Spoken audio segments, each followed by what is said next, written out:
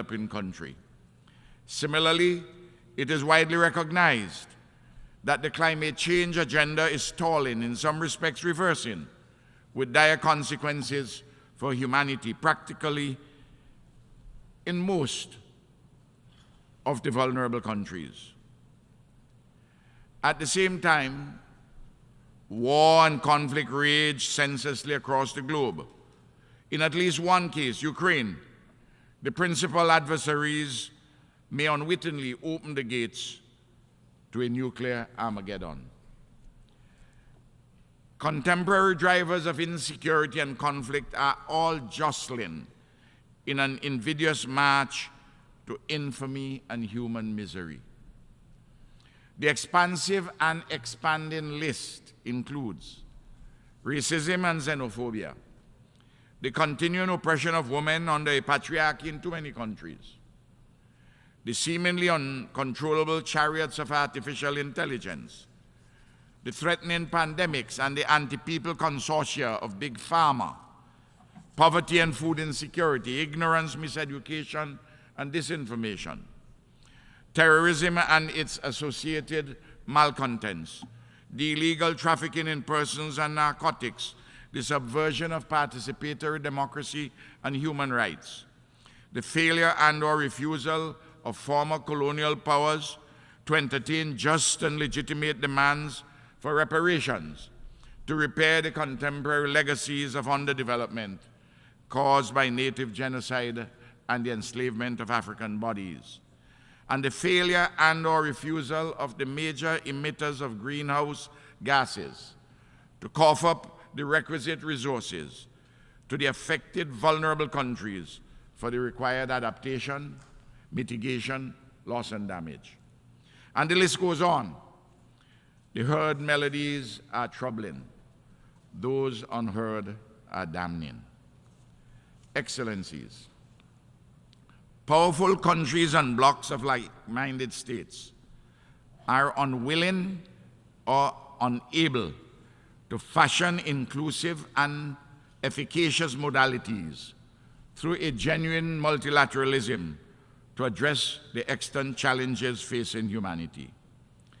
They reflect actions in quest of a continuing imperium or an emergent hegemony are dressed up as self-serving calls for a new world order, all sauce and gall, but of little or no substance, difficult to swallow. From the rough trenches of the periphery, St. Vincent and the Grenadines poses yet again, in response, three haunting questions. What's new? Which world? And who gives the orders? In this context, the urgency of genuine reform of the United Nations Security Council is to be embraced after decades of futile bickering and foot-dragging.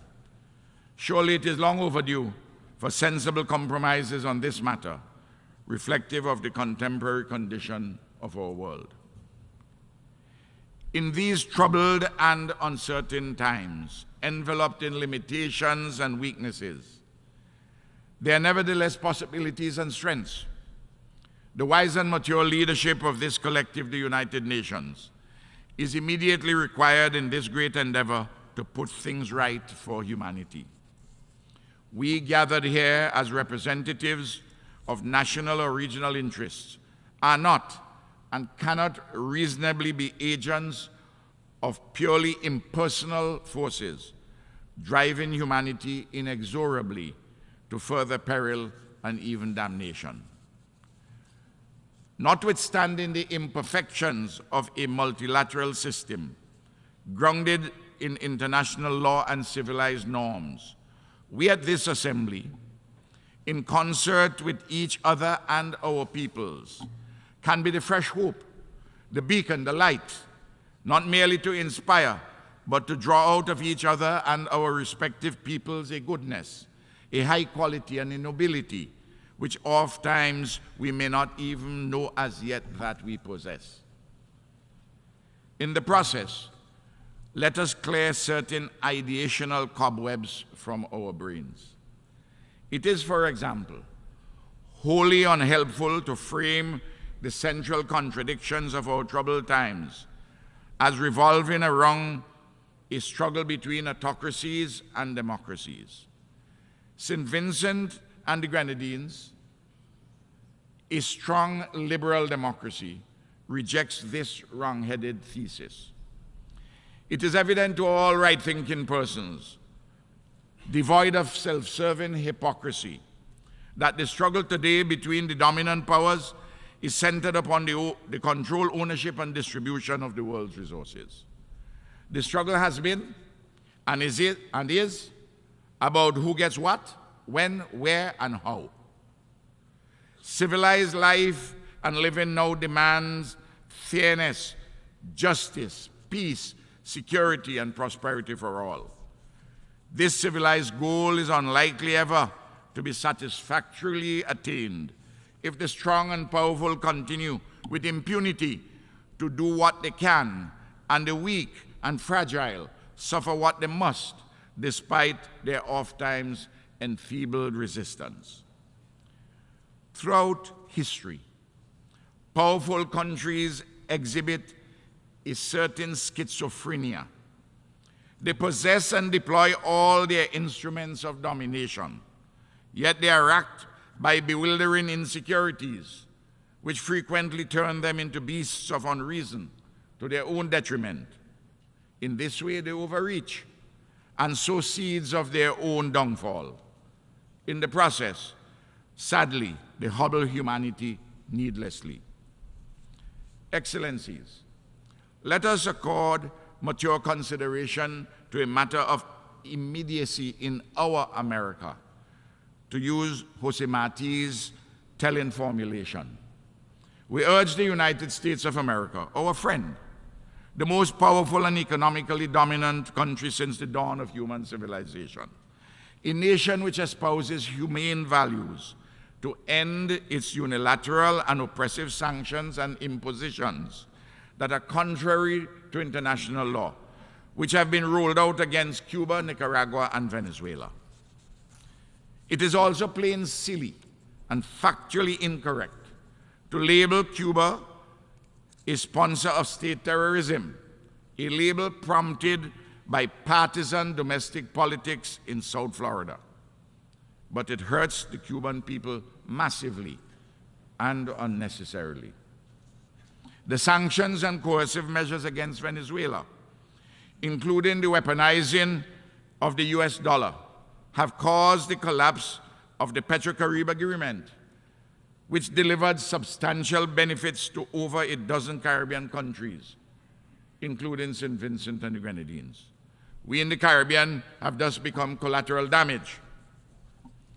At the same time, Your Excellencies, it is long overdue for the Republic of China, Taiwan to be brought in from the diplomatic cold. The magnificent Chinese civilization, through the fever of history, has delivered to the contemporary world in practical terms more than one recognizable national political expression institutionally.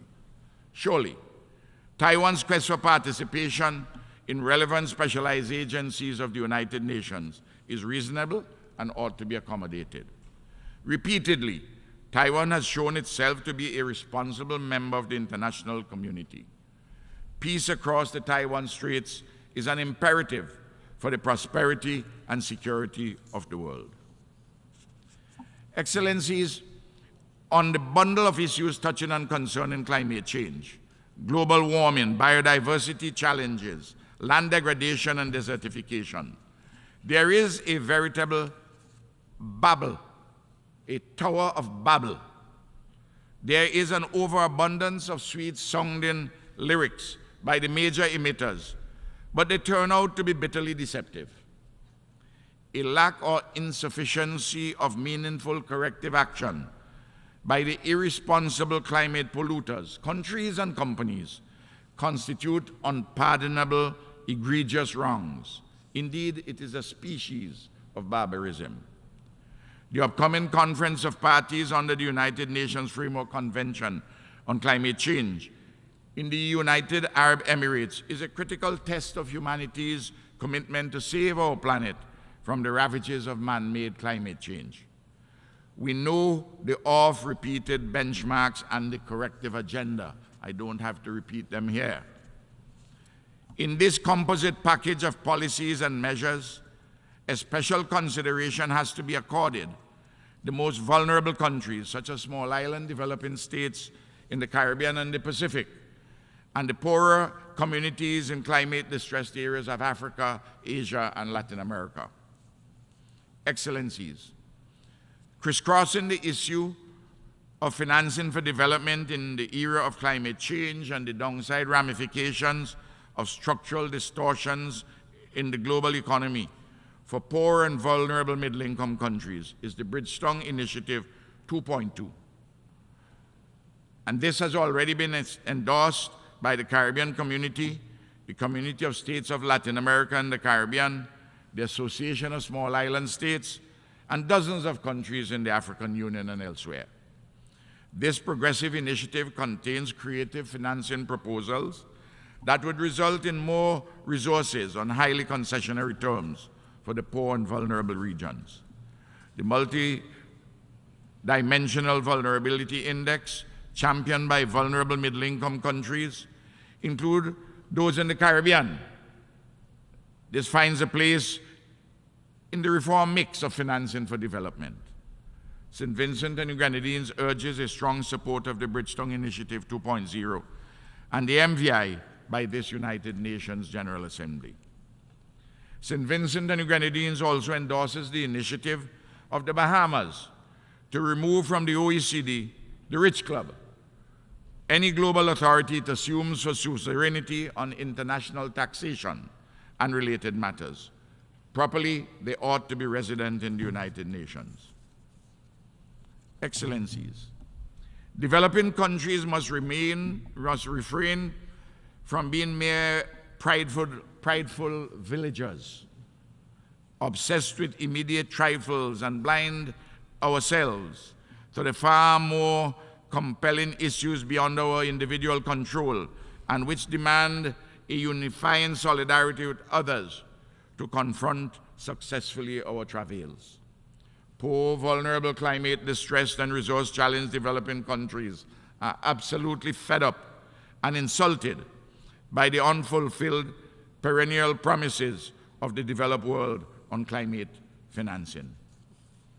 Excellencies, in September 2015, at our United Nations, all nations signed on to the 17 Sustainable Development Goals targeted for achievement by 2030. Earlier this week, the bundle of issues centered on the SDGs were accorded a special consideration, and admirably, a refreshing of them has been canvassed. But the critical issue of a sufficiency of financing for development, including climate financing and reparations, remains the proverbial elephant in the room to be effectively harnessed to serve the deserving. Here again, agreed commitments entered into must be translated into real actions.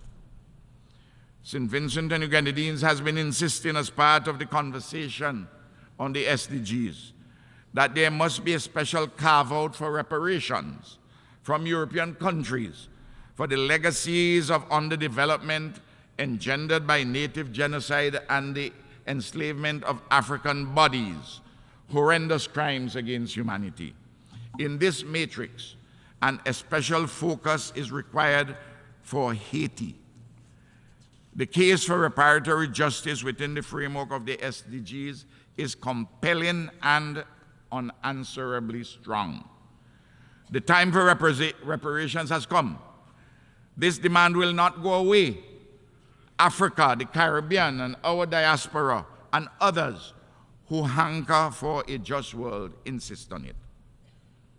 Excellencies, in our Caribbean community, one of our member states, Haiti, continues to be confronted by multiple existential challenges of immediacy, lodged in the political, security, social, humanitarian, and environmental domains.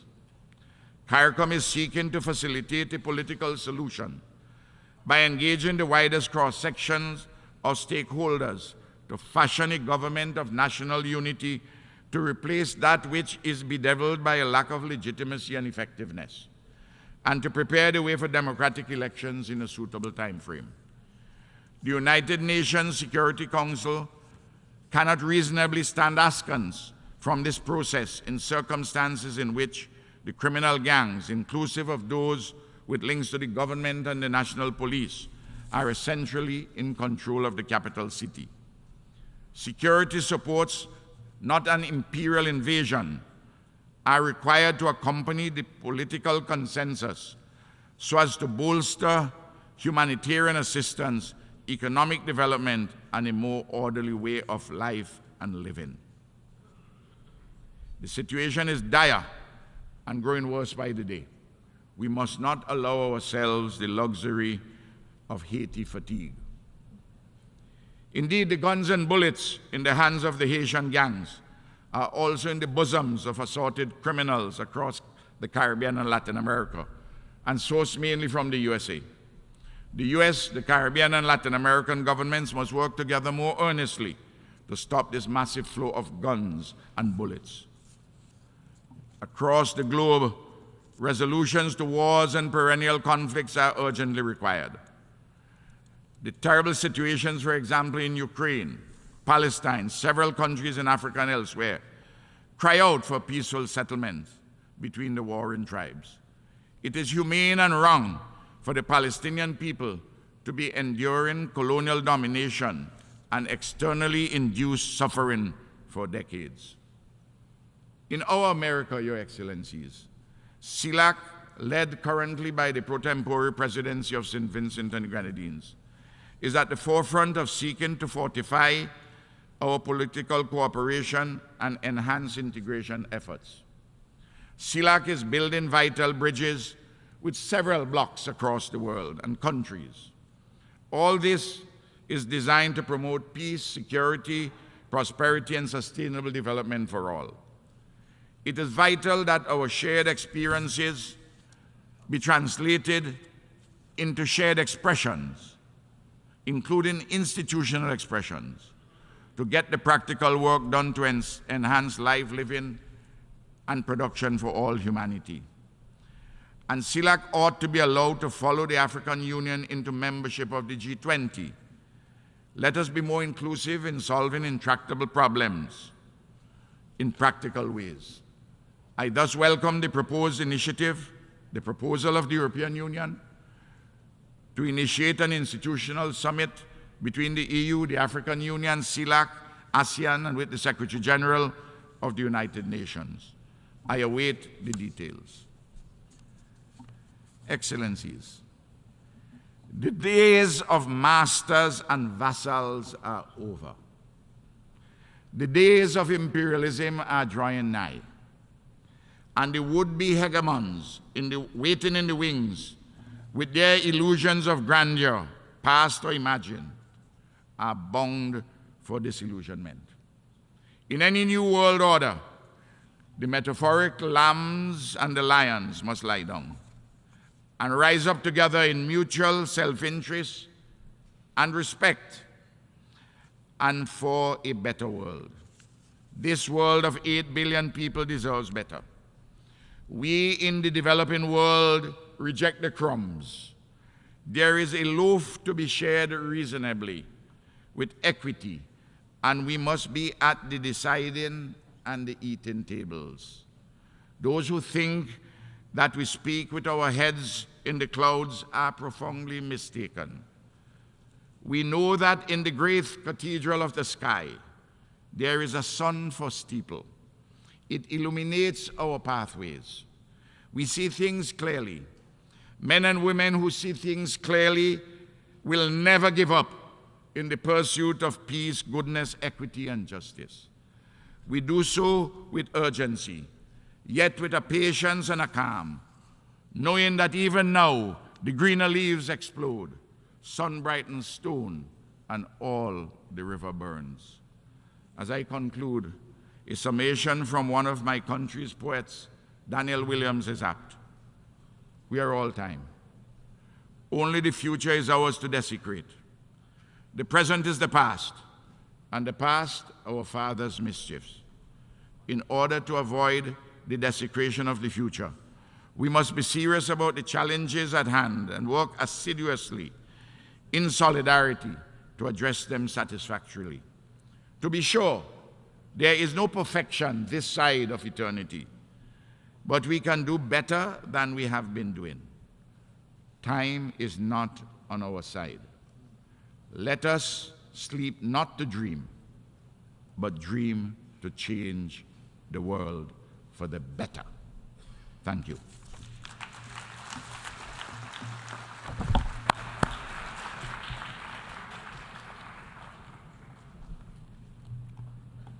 On behalf of the Assembly, I wish to thank the Prime Minister and Minister of National Security, Legal Affairs and Information of St. Vincent and the Grenadines for the statement made, and I request protocol to escort His Excellency. The Assembly will hear an address by Her Excellency Fiamē Naomi Mata Afa, the Prime Minister and Minister of Foreign Affairs and Trade of the independent state of Samoa. I request protocol to escort Her Excellency. I have great pleasure in welcoming Her Excellency Fiamē Naomi Mata Afa, Prime Minister and Minister of Foreign Affairs and Trade of the independent state of Samoa. I invite Her Excellency to address the Assembly.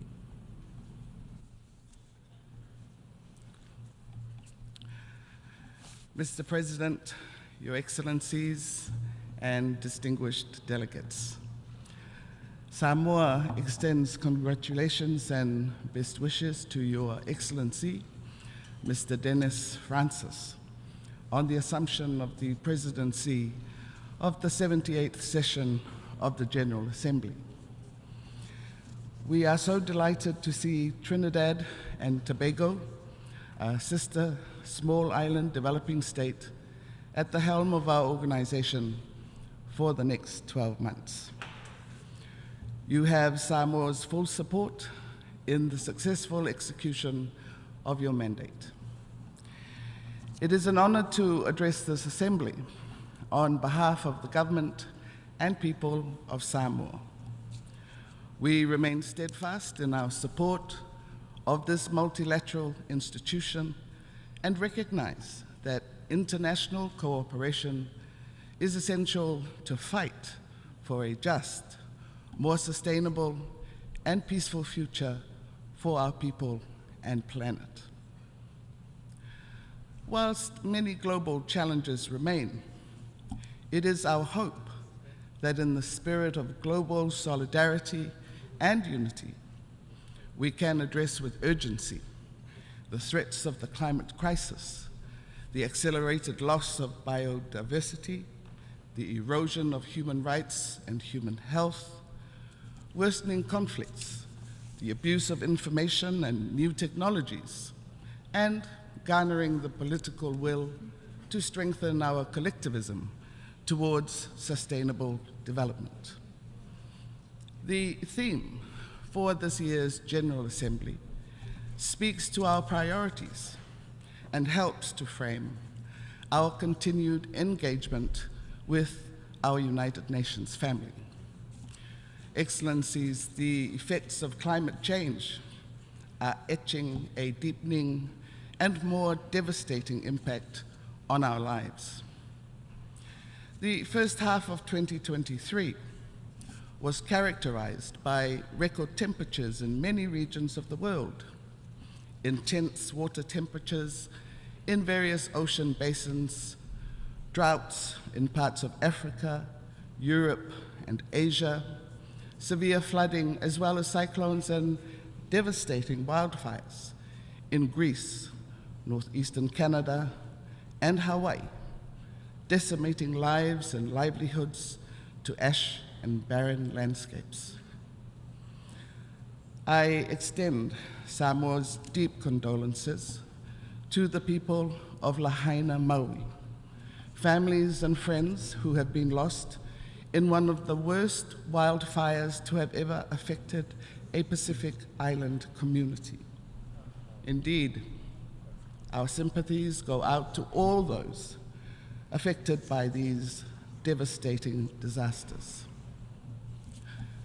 But our sympathies will only take us so far, and we will continually face these ever-worsening disasters if we continue to deny addressing their root causes. Scientists have warned of imminent and more frequent and many more extreme weather events, resulting in more lives lost and costlier, less resilient infrastructure. Excellencies, June of 2023 is remembered for the warmest ever recorded global average temperatures, up by more than 1.2 Celsius compared to pre-industrial levels. Efforts to reduce global emissions, such as investing in clean and affordable energy, moving towards green, resilient economies, tackling deforestation, reducing the reliance on fossil fuels and protecting nature must be everyone's priority for the sake of humanity. Targeted solutions must be complemented by ensuring climate finance for frontline countries and utilizing the best available science and technology. Our expectations for the upcoming COP28 in UAE include crystallized commitments to bring about our envisioned reality. In particular, we wish to highlight the importance of operationalizing the Loss and Damage Fund as quickly as possible. For all AOSIS members, maintaining global temperatures below the 1.5 degrees Celsius is a point of no return. Crossing this threshold spells the end of many of our island societies. We view the climate crisis as an intersecting one, causing damage to the wider environment, such as the biodiversity that forms the web of life we depend on for our livelihoods and economic growth. More than 1 billion people rely on forests for their livelihoods, and land and the ocean absorb more than half of all carbon emissions. The climate problem is worsening as the world's natural carbon sinks, such as our oceans and rainforests, cease to spawn life. Samoa, as a core member of the SIDS Coalition for Nature, joins the crescendo of voices for the better protection of our biodiversity. Excellencies, the ocean is a vital resource for food and livelihoods, and hence requires responsible stewardship that is integral in maintaining our Pacific identity, as the ocean is in us and we are the ocean. The healthy ocean will help in our fight against climate change. As the Blue Pacific continent, we must ensure that our oceans can still provide for us as we sustainably manage our marine resources, ecosystems, and biodiversity. We urge our member states to assist in combating illegal, unreported, and unregulated fishing in our region, which deprives our small island developing states of much needed revenue in a time of increased fiscal stress.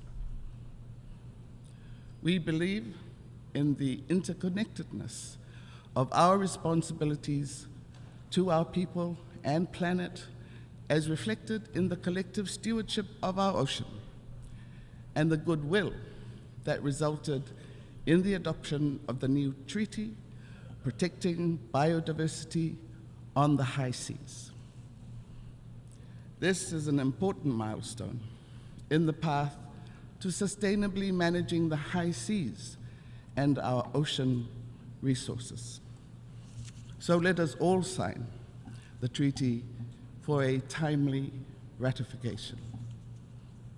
Similarly, we are engaged in the ongoing negotiations on a treaty to end plastic pollution.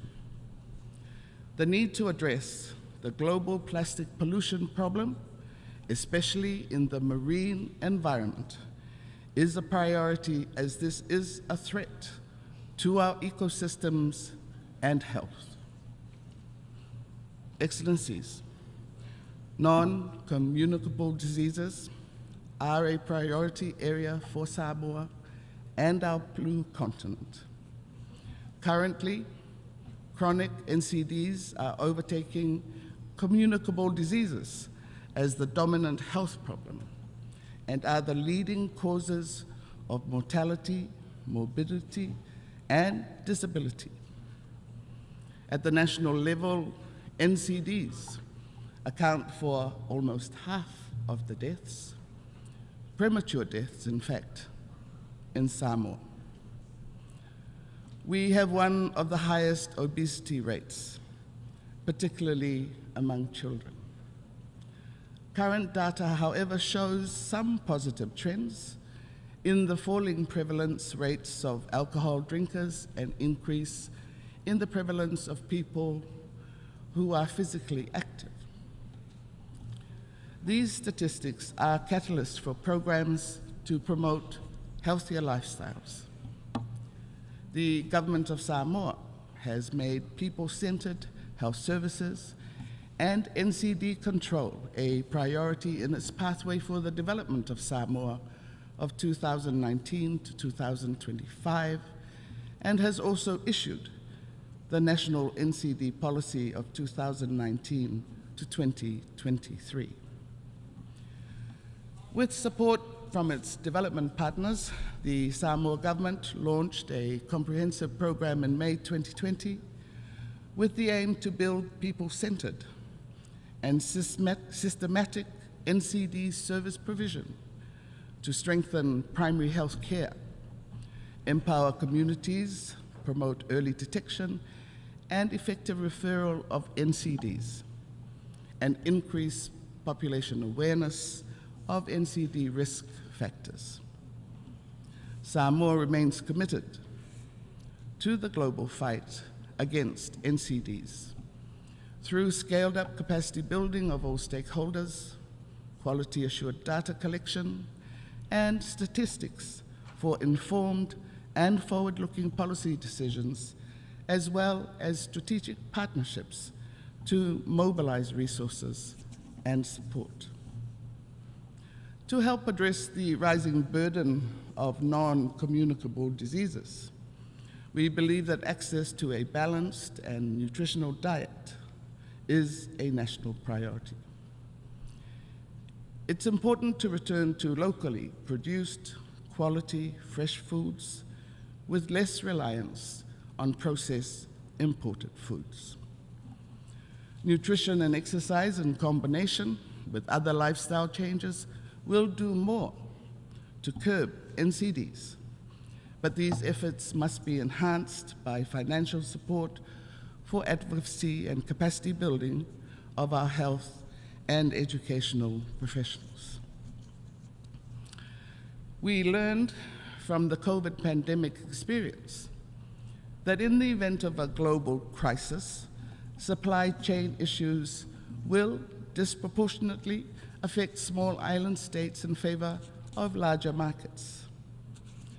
We targeted measures to enable self-reliance in terms of food production and responsible consumption, and the promotion of local food systems. In this area, we relied on our support from our partner agencies, such as the FAO, particularly in the promotion of transformative food systems. Excellencies, small island developing states, or SIDS, face a unique set of vulnerabilities which impede their ability to achieve sustainable development. Most SIDS, including Samoa, face high indebtedness, which is compounded every time there is rebuilding after a natural disaster. We know that natural disasters will increase in frequency and severity as long as climate change remains unaddressed. A multidimensional vulnerability index, therefore, will allow for the inclusion of more than just income-based criteria to assess eligibility for concessional finance. We are appreciative of the fact that the MVI is a tool that aims to create a richer lens on vulnerability, and as SIDS, we look forward to early endorsement and implementation of the MVI. Excellencies, we believe that there are a great many opportunities which arise from an increasingly digitized world, especially in connecting our people in remote areas. We need to take better care of our citizens from the very real threats from cyber fraud and cyber attacks.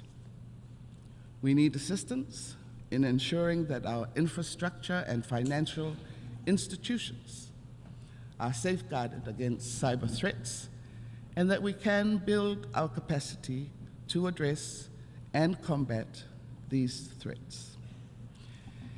In this regard, we are mindful of the ongoing work of the open-ended working group on security of and in the use of information and communications technologies, 2021 to 2025, which will report to the Assembly in 2025. Excellencies, we remain concerned that the war in Ukraine is still ongoing with no resolution in sight. We hope for a future of a world peace, free from conflict, high-tech cyber and electronic crimes, social media abuse and online child sexual exploitation, and threats of terrorism in any form. For a small island developing nation like Samoa, we rely on the collective responsibility of the global community to achieve this through international cooperation, compliance with international law, diplomacy, and with the UN Charter as our guide. Excellencies, we live in a highly contested region that is attracting intensified geostrategic interest. For small island countries in the Pacific like Samoa, security is more than geostrategic power. An expanded definition of security for the region reflects our desire to nuance our priorities and the demand for climate resilient and environmentally conscious infrastructure, rather than simply viewing them through a lens of strategic competition. In this way, we can ensure living in peace. As a small nation with no military force, we continue to highlight the importance of multilateral platforms and the UN in conflict resolution and governance. We believe in the rule of law, and we hope that respect for this principle guides us through the types of conflicts we see today. International cooperation is needed now more than ever. Building resilience at the national level can only take us so far. Samoa is confident that despite all the challenges, even existential threats for some of us, there is still hope if there is unity amongst our UN family. We have a moral obligation to change our world for the better and leave hope for our future generations. In closing, let me reaffirm Samoa's commitment to the United Nations and our conviction that it remains the foremost forum to address all issues that transcend national boundaries. We reiterate our call to the United Nations through its multiplicity of agencies to better understand our unique cultures, respect our diversity, and embrace our differences to help build a future we want through mutual and sustainable partnerships. Mr. President and Your Excellencies, I wish you all a successful 78th session of the United Nations Assembly, and I thank you again for this opportunity to address the Assembly.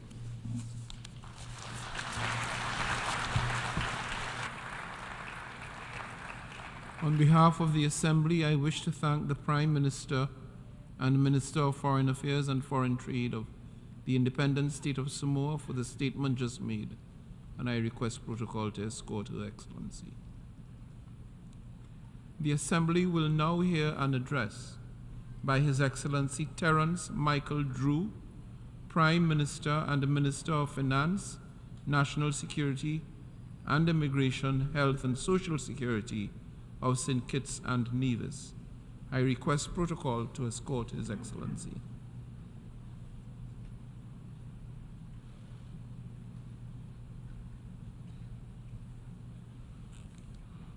I have great pleasure in welcoming His Excellency Terrance Michael Drew, Prime Minister and Minister of Finance, National Security and Immigration, Health and Social Security of St. Kitts and Nevis.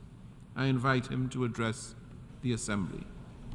Mr. President, Mr. Secretary General, Excellencies, distinguished delegates.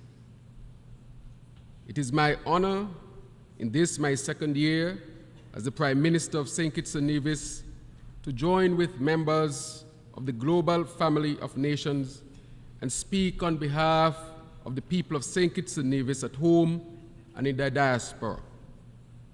I must first extend, however, condolences to people across the world who in a summer of scorching heat, the hottest in recorded human history, suffered every disaster known to humanity: fires, floods, droughts, earthquakes, hurricanes, tornadoes, and with them untold personal, social, and economic tragedies. I especially extend the heartfelt pain of the people of St. Kitts and Nevis at the recent disasters in Libya and Morocco. We in St. Kitts and Nevis are suffering the worst drought of our history, resulting in severe water shortage. Of course, we have not escaped.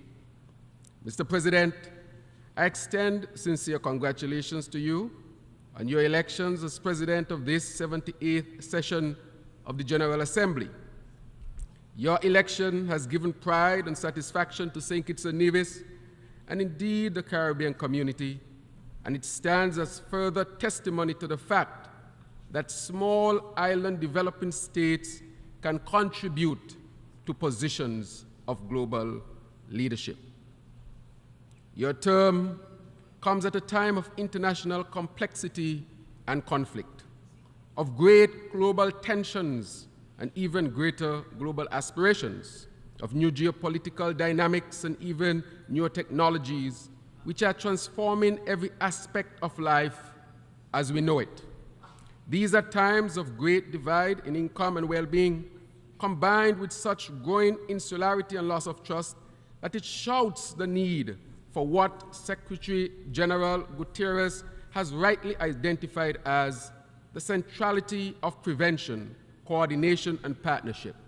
St. Kitts and Nevis shares the view that this must be a period of prevention of the greatest downslide, socially, economically, environmentally, and of security for the people of the world. Mr. President, there exists an alarming lack of trust the world over. Lack of trust in state and global organizations, lack of trust in traditional media, and what some regard as its management and manipulation of information, and, Mr. President, a lack of trust in the political class. In a world of distrust, the United Nations and its member states must show a sense of caring, inclusion, respect for the dignity of all to ensure we, the peoples, is a statement of unity and a clarion call for the word common to be truly reflected in how we view global commons and how we together achieve the agenda of the common good. If we are to rebuild trust and reignite global solidarity, leaders, particularly those in wealthier countries, must mean what they say and say what they mean. Developing countries are groaning on the way of burgeoning challenges, not of their own making. And I would dare say, some of it were inherited as a result of colonialization and transatlantic slave trade. Millions of Africans were taken from their homelands and transported across the Atlantic in the hulls of ships to be enslaved on plantations. This was the largest forced migration in human history, and it resulted in great wealth for some at the expense of the lives and dehumanization of African peoples. It must be noted that compensation was paid to plantation owners, while the survivors of this crime against humanity were left in suffering and were hindered in their socio-economic development. Thus, it is past time for reparatory justice. I therefore encourage all to work together constructively as partners in the pursuit of and respect for justice. For as Martin Luther King said, the arc of the moral universe is long, but it bends towards justice. The climate challenge must continue to be highlighted. The industrial behemoth countries and companies push SIDS and others to the front lines of climate change. They accept little responsibility for financing the adaptation and mitigation measures necessary for the survival of developing countries, which suffer the consequences of the lifestyles and industries of others. Consequently, countries like mine, which are unable to access concessionary funding, are forced to fix the climate crisis by obtaining loans at exorbitant rates from the very countries where the problem originated. Our carbon footprint as a country is very small, yet we face the existential threat of climate change. This is unjust. We therefore call for climate justice. Mr. President, Your Excellencies, there's an urgent need for the international community to address the gaps and shortfalls of the current international financial architecture, with a view to strengthening support for SIDS, in particular through a multilateral sovereign debt mechanism, meaningful reform of the governance of the international financial institutions, and enhanced access to financial resources. I congratulate the World Bank on recent steps in the right direction.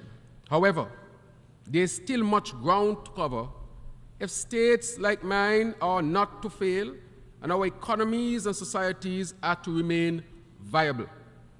I commend the Bridgetown initiative of my sister, Prime Minister Mia Mottley, as having the potential to effect the kind of changes that are essential to ensure equitable growth and sustainable development. Mr. President, I see as an outcome to addressing the issue of access to capital the development of a relevant and effective MVI, Multidimensional Vulnerability Index. I would like to caution, however, that to be effective, debt must be part of the metrics used for assessment and ranking of countries. Further, the risk and cost of wipeout environmental events, those which in a single event or series of events literally wipe out 5% of GDP or more, as well as the capacity to recover from such events, are all important metrics if the MVI is to work.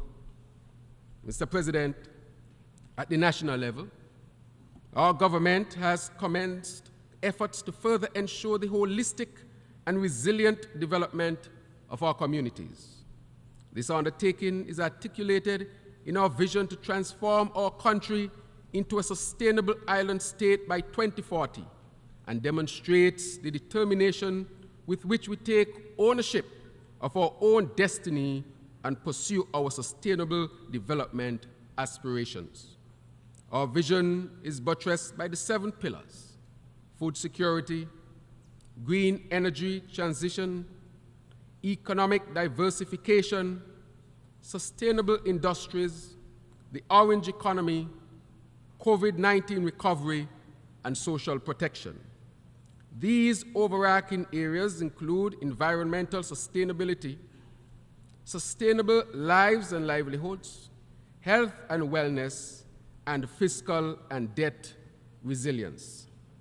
To this end, we have made strides towards geothermal energy production and utilized loans from the CDB for this national development project, along with collaboration with groups such as the Atlantic Council and the PAC 30 initiative.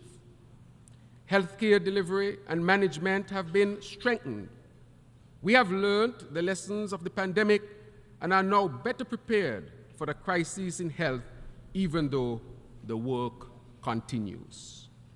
We are also building more transparent and participatory governance structures, as demonstrated by the passing into law the Integrity in Public Life and Good Governance legislations. We have also developed programs for the most vulnerable and marginalized, specifically women, youth, the elderly, the disabled, and the Rastafari community. We want to ensure that St. Kitts and Nevis leaves no one behind.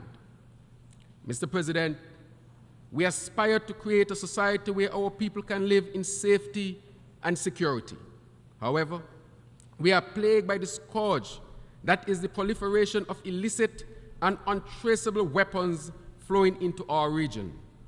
States that manufacture these weapons must take greater responsibility to combat the illegal flows that can threaten our national and regional security and can have devastating socio-economic consequences. We cannot win this fight against the guns on our own. International cooperation is necessary if we are to ensure the protection of our societies and our people. To this end, we thank the United States for increasing its collaboration with the region, with my own country, to deal with the illicit transshipment of guns and to buttress our overall national security apparatus. We must continue to work together to ensure continued success in this regard.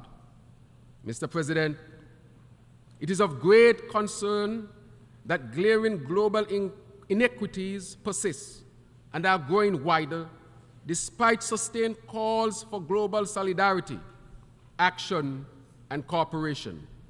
For example, Venezuela has been placed in a precarious situation as a result of the application of sanctions, and its people continue to bear the brunt of these unilateral measures. We therefore strongly urge constructive dialogue between the governments of the Republic of Venezuela and the United States to relieve the hardships these impositions have caused the Venezuelan people. Further, it ought to be noted that while others benefit from access to Venezuela's natural resources its Caribbean neighbors are denied as a result of these sanctions. Mr. President, continuing with inequities and the need for respect for sovereign states, Cuba, which has been a generous global partner, is caught in the clutches of an unjust and continuing economic, commercial, and financial embargo, which has caused suffering on a people who do not deserve it.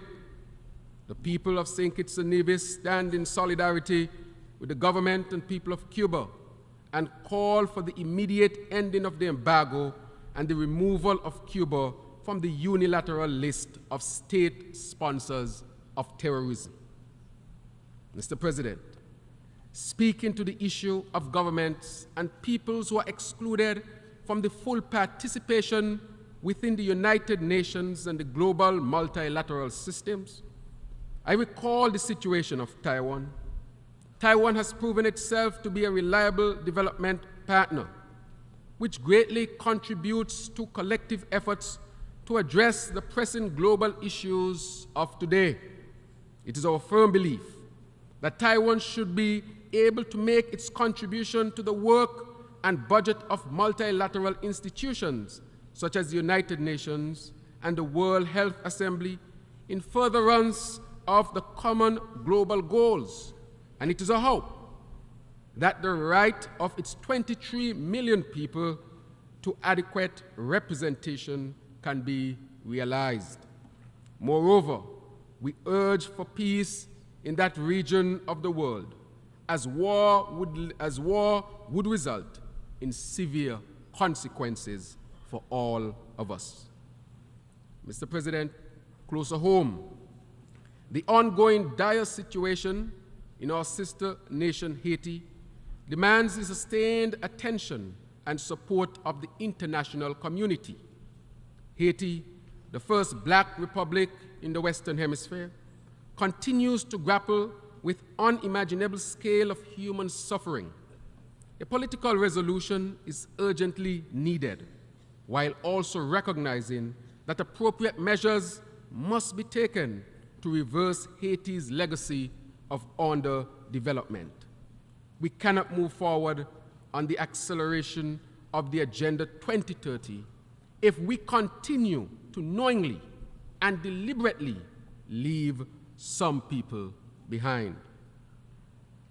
Mr. President, we are living in a world in flux, where new emerging poles and spheres of influence are challenging the existing so-called rules-based order.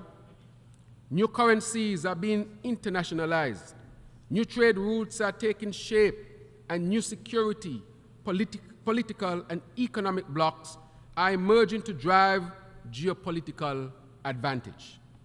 The voice of the Global South is growing bolder, with increasingly louder rumblings among powerful blocs calling for change.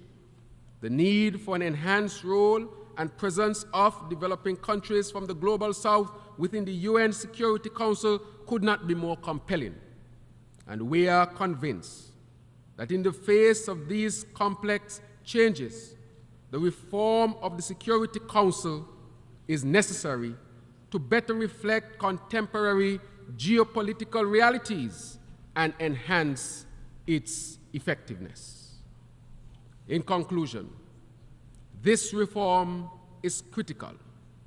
Let us consider a reset. On the heels of the 40th anniversary of independence of my country, the 40th anniversary, we declare that there should be a reset. We can consider it here, for it gives us the opportunity to establish an improved path to what we seek to achieve as an assembly. For today, at a time that is as challenging as it is exciting, we stand at the juncture of what is and what could be. We know what is. We understand what could be. Ours is a challenge to ensure peace, prosperity, progress and sustainability for all. St. Kitts and Nevis accepts the challenge and remains a ready and willing partner in our collective quest for a better world that we all deserve, Mr. President. Thank you very much.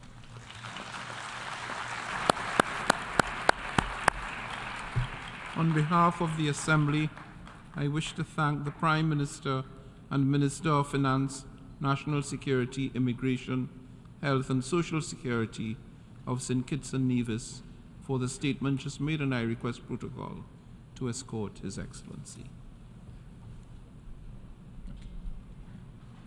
Okay.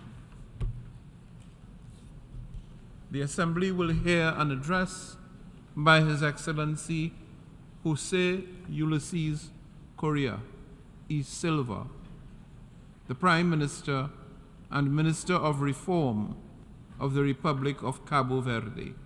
I request protocol to escort His Excellency. I have great pleasure in welcoming His Excellency José Ulisses Correia y Silva, Prime Minister and Minister of Reform of the Republic of Cabo Verde, and I invite him to address the Assembly. Senhora Presidente, gostaria de saudá-lo em nome do povo de Cabo Verde.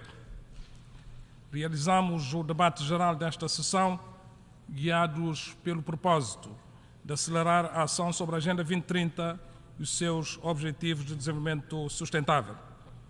O tema do debate geral deve, de facto, mobilizar as nações em direção à paz, à prosperidade, ao progresso e à sustentabilidade para todos. Excelências, o mundo tem vivido momentos intensos de crises. Assistimos ao recrudescer do populismo e do extremismo e de ataques à democracia. Assistimos a sucessivos golpes de Estado em países africanos. Nestes tempos difíceis, por causa da guerra na Ucrânia, Cabo Verde está do lado dos valores e dos princípios da liberdade e do respeito pela soberania e pela integridade territorial dos povos e dos países. Condenamos a invasão da Rússia à Ucrânia em nome desses princípios e valores. Nestes tempos difíceis de instabilidade e sucessivos golpes de Estado em países africanos, Cabo Verde está do lado dos princípios e dos valores da democracia liberal constitucional. Em nome desses princípios, condenamos o recurso a golpes de Estado como forma de acesso ao poder. Pesquisa recente do Afrobarómetro mostra que 2/3 dos africanos preferem a democracia a qualquer outra forma de governo, mas apenas 38% manifestam satisfação com o modo como a democracia funciona nos seus países. Se, por um lado, existe um descaso entre os cidadãos e o poder político quanto ao funcionamento da democracia, por outro lado, existe oportunidade. A preferência dos cidadãos pela democracia é oportunidade para mais e melhor democracia, boa governança, mais empoderamento dos cidadãos, combate à corrupção, transparência fiscal e financeira e políticas baseadas em resultados que, de uma forma generalizada, tocam a vida das pessoas, criem confiança e esperança. Sistemas eleitorais e judiciais credíveis e confiáveis. Liberdade de imprensa, promotora do pluralismo. Instituições fortes são fundamentais para a confiança dos atores políticos e dos cidadãos nas regras do jogo democrático. Previnem crises graves e conflitos extremados e reforçam a democracia. São questões de natureza política que merecem ser assumidas e debatidas com sentido de prioridade pelos líderes políticos, para que a estabilidade e a confiança sejam fatores promotores da paz, do progresso, da prosperidade e da sustentabilidade. Com espírito de colaboração e resolução, Cabo Verde está comprometido a trabalhar ao lado de todos os Estados-membros das Nações Unidas para abordar a insegurança na região africana e no resto do mundo. Juntos, as Nações Unidas, podemos transformar este desafio em uma oportunidade para construir um mundo mais seguro, onde a paz, a estabilidade e a prosperidade sejam acessíveis a todos os povos. O mundo está cada vez mais interligado. A pandemia da Covid-19 demonstrou, com intensidade e com gravidade, que ninguém fica seguro quando a insegurança se alastra e não reconhece fronteiras. A parceria entre as nações é a chave para superar as ameaças à segurança mundial. E estamos a falar de segurança na sua abordagem global e alargada. Segurança sanitária, segurança climática e ambiental face às pandemias e às mudanças climáticas, segurança alimentar e segurança face às profundas desigualdades no acesso a bens básicos como a água, a eletricidade, o saneamento domiciliares. Segurança face ao tráfico de drogas, ao terrorismo, à pirataria marítima, ao tráfico de pessoas e ao cibercrime. O potencial pandémico de qualquer destes fatores de segurança é enorme e conhecido. É somente por meio da colaboração estreita, da parceria e da solidariedade que podemos criar um ambiente de segurança global duradouro.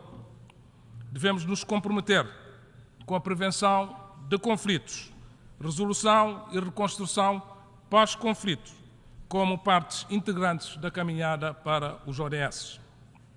Senhor Presidente, aumentaram os desafios para o alcance dos ODS. O contexto global difícil não deve ser motivo para descontinuar ou enfraquecer os compromissos para a Agenda 2030. Pelo contrário, deve ser motivo para acelerar as reformas, os investimentos, os financiamentos, as parcerias e a solidariedade internacional. Deve ser motivo para implementar reformas na arquitetura financeira internacional, motivo para operacionalizar instrumentos de financiamento climático e ambiental, motivo para aumentar substancialmente os direitos especiais de saque com simplificação das regras para a sua emissão e atribuição, motivo para aliviar a dívida dos países menos desenvolvidos. Deve ser motivo para uma representação justa e relevante dos países africanos no Conselho das Nações, nomeadamente ao nível do Conselho da Segurança, das Nações Unidas e das instituições financeiras internacionais como o Banco Mundial e o Fundo Monetário Internacional.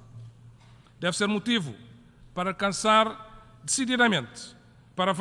decididamente com o Índice de Vulnerabilidade Multidimensional e a sua aplicação pela comunidade internacional como critério de acesso a financiamentos de baixo custo e de longo prazo por parte dos CIDs e como critério para maior volume de financiamento. O desenvolvimento é uma jornada longa e exigente. Nessa caminhada, o contexto externo em que inserem os países é importante e condicionante. As parcerias para o desenvolvimento e, particularmente, as condições de financiamento são importantes. Mas existe uma condição determinante. O desenvolvimento só se alcança com forte comprometimento endógeno de cada país. Governos, cidadãos, empresas e organizações da sociedade civil. Um forte comprometimento com a criação de ambientes políticos, institucionais, económicos e sociais que estimulem os cidadãos, as empresas e as organizações da sociedade civil a investirem as suas energias, as suas competências e os seus recursos em prol do desenvolvimento pessoal, organizacional e coletivo. Um forte compromisso com a boa governança política, económica, social e ambiental. Pessoas, instituições e confiança são as chaves do sucesso. Em Cabo Verde é nisto que acreditamos.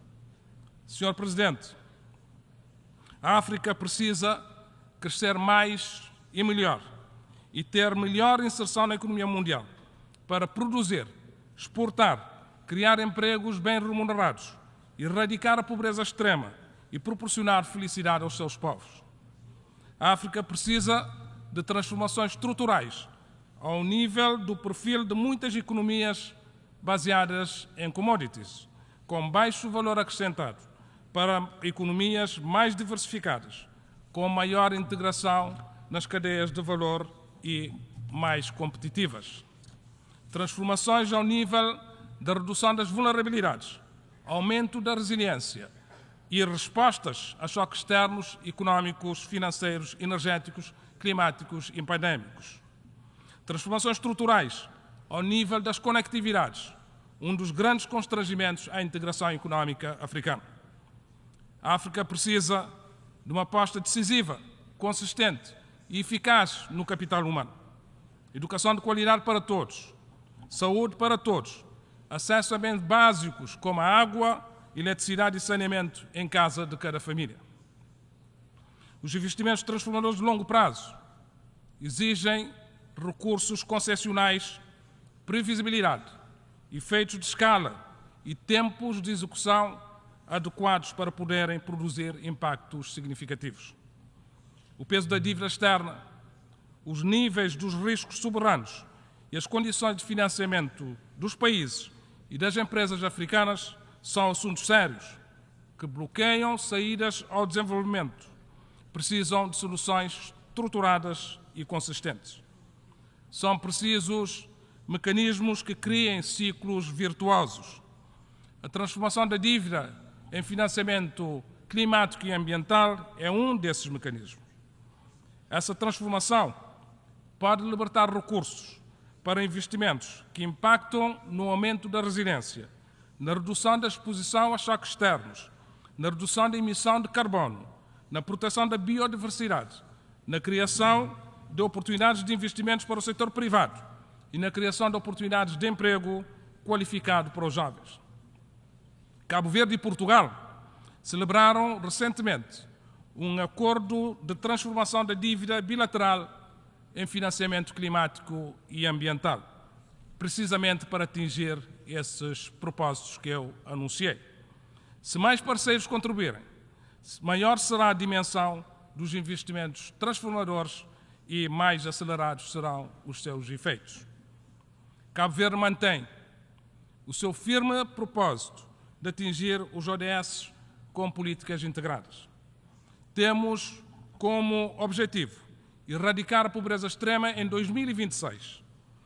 Não vamos deixar ninguém para trás na educação. Estamos a acelerar a transição energética. Estamos a investir para reduzir a dependência de fontes de água subterrâneas para a agricultura. Queremos transformar Cabo Verde numa nação digital e diversificar a economia. Nós abraçamos a Agenda 2030 das Nações Unidas como nosso roteiro para o progresso. O nosso segundo plano de desenvolvimento sustentável está orientado para esse compromisso. Reafirmamos o nosso firme empenho na materialização dos compromissos que acabamos de acordar na Cimeira dos ODS, vital para a década da ação. Somos interpelados a delinear ações inteligentes, visando a paz e a segurança internacionais, e assim acelerar a prosperidade, o progresso e a sustentabilidade para todos, para todas as pessoas, sem deixar ninguém para trás. Muito obrigado pela vossa atenção. God bless.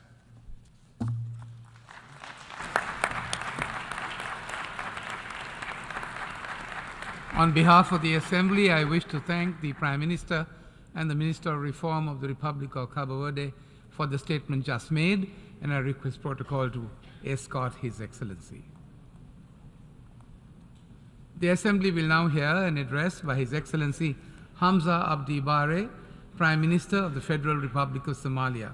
I request protocol to escort His Excellency.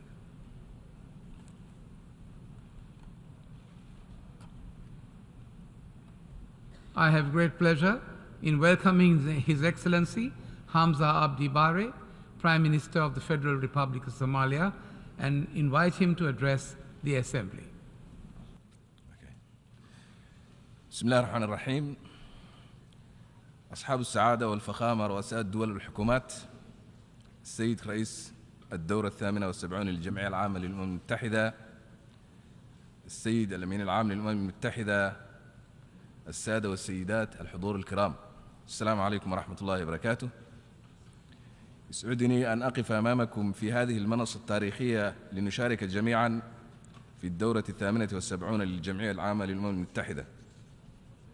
سيدي الرئيس، اسمح لي أن أعبر عن تهانينا الصادقة لسعادتكم ولدولة ترينيداد وتوباغو بمناسبة انتخابكم رئيسا للدورة 78 للجمعية العامة للأمم المتحدة، مؤكدا لكم استعداد الصومال الكامل للتعاون معكم أثناء قيامكم بالمسؤوليات الموكلة إليكم.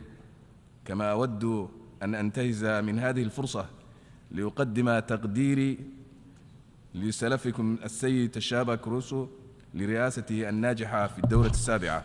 سيدي الرئيس، انطلاقا من موضوع هذه الجلسة المتمثل بإعادة بناء الثقة وتفعيل التضامن العالمي لتسريع العمل على الأجندة 2030 وأهدافها التنموية المستدامة، أستذكر المثل الصومالي القائل أقوني أريكمه الرئيس، والذي يعني المعرفة نادرا ما تسبق البصر. الصومال بلد من الله به شعبا صامدا ذي إمكانات كبيرة غابرة غير قابلة للحصر. نرى بشكل لا لبس فيه التناقضات الواضحة بين التقدم الواعد الموجود على الأرض من جهة والحقائق القاسية للتحديات التي نواجهها من جهة أخرى. من أجل هذا أقف اليوم أمامكم كشاهد على العواقب الوخيمة الناتجة عن التقاعس عن العمل، لإدراك ما يعنيه هذا التقاعس للناس الأبرياء العاديين عندما تظل أهداف التنمية المستدامة دون تحقيق. وبينما نحن في منتصف هذه المرحلة، مرحلة تنفيذ أهداف التنمية المستدامة، يتعين علينا أن نكون قادرين على إضفاء طابع التجدد والتعجيل على أعمالنا، حيث انتهى وقت الرضا عن الذات، إذ أن الأجيال الصاعدة تتطلع منا كقادة ودول ومؤسسات تعزيز الجهود من أجل الوصول إلى الحلول المبتكرة لمشاكلنا وأزماتنا، ومن ثم إقامة شراكات فعالة لتحويل الوعود إلى سياسات والتزامات وإلى إجراءات ملموسة. ويجب علينا أن نمارس بشكل كامل التزامنا الأخلاقي لعدم ترك أحد ليتخلف عن الركب. وهذه هي أفضل طريقة يمكننا من خلالها ضمان حصول الجميع السلام والازدهار والتقدم والتنمية المستدامة. سيدي الرئيس، لقد أظهر حاجة جائحة كوفيد-19 هشاشة عالمنا المترابط، ولكنها أيضا أبرزت قوة التضامن والتعاون التي ترشدنا خلال الأوقات العصيبة. لقد كشفت هذه التجربة المؤلمة عن فجوات في القدرة على تعبئة الموارد وفي آليات التأهب والاستجابة للوقاية من الأوبئة، وعليه وبناء على ما يتطلبه من تقديم استجابة عادلة وعاجلة لحالات الطوارئ العالمية من القيادة، يجب علينا أن نتبع نهجا يضم المجتمع بأكمله. ولهذا السبب نوصي ببناء منصات لتنسيق السياسات على المستويين العالمي والإقليمي، وتجميع الموارد والخبرات لتعزيز النظام الوقاية من الأوبئة والتأهب، علما بأنه يجب على هذه المنصات تبني نهجا يحقق المساواة وأهداف التنمية المستدامة كمبادئ أساسية لتعزيز قدراتنا الجماعية على اكتشاف مثل هذه الصدمات والاستجابة لها والتعافي عنها وتعزيز التضامن العالمي. فكما أظهر التباين والتفاوت في تعبئة الموارد خلال فترة الجائحة، فإن الحاجة إلى إعادة هيكلة النظام المالي العالمي لم تكن أكثر إلحاحاً من أي وقت مضى، إذ أننا نعيش في عالم واحد مترابط يتقاسم سكانه تطلعاتهم وتحدياتهم بالشكل المماثل. ولهذا فإننا في حاجة ماسة إلى تبني نظام مالي قادر على تغيير هذه الحقائق الملموسة والمؤلمة. فلقد حان الوقت لتجاوز الهياكل التي عفى عليها الزمن وتصحيح المظالم التاريخية من أجل صياغة نظام مالي يتماشى مع قيم الرخاء المشترك والتقدم الجماعي. السيد الرئيس، السادة والسيدات الكرام، لا يمكننا زرع بذور الاستقرار والتقدم إلا في الأراضي التي تغذيها مبادئ الشورى والشمولية. واليوم يواجه عالمنا تحديات غير مسبوقة، حيث أن معدلات العنف آخذة في الارتفاع بشكل خطير، والتقنيات الجديدة مثل الذكاء الاصطناعي تخلق لنا جميعا دون استثناء مخاطر جديدة مروعة، إذ أن الازدياد الملحوظ في النزاعات المسلحة والانقلابات العسكرية خاصة في القارة الأفريقية مبعث قلق خطير، لما لهذه الصراعات من تأثير مدمر على حياة المدنيين، ولما تؤديه من انتشار النزوح والفقر على نطاق واسع. وهي الأمور كلها لا يزال الصومال يكافح من أجل التعافي منها. وفي ضوء الأحداث العالمية الأخيرة والتي تعيد إلى ذاكرتنا بماضينا الأليم، فإننا ندعو إلى وقف فوري وشامل للعنف والدمار، كما ندعو إلى الالتزام بالمبادئ الديمقراطية وحماية النظم الدستورية الضامنة للحريات المدنية. سيد الرئيس، في عصر يتسم بتزايد الكراهية والعنف، فإن الصومال ومن منطلق مبادئ الدين الإسلامي الحنيف وبتقاليده وتراثه يقف كمدافع ثابت عن مبدأ التسامح بين أصحاب الديانات وتعزيز التفاهم المتبادل بينهم. إننا ندين بشكل صريح لا لبس فيه التمييز العنصري والاضطهاد الذي يستهدف المجتمعات الإسلامية في كثير من أرجاء العالم، ونؤمن إيمانا راسخا بأنه لا يمكننا شق طريقنا نحو عالم متناغم إلا من خلال احتضان التنوع والقضاء على التحيز.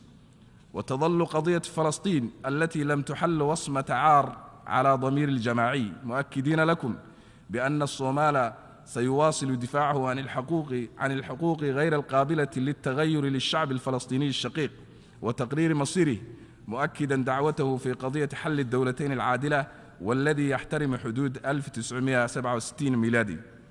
إن تضامننا مع فلسطين هو شهادة على التزامنا الثابت بالعدالة وحماية حقوق الإنسان.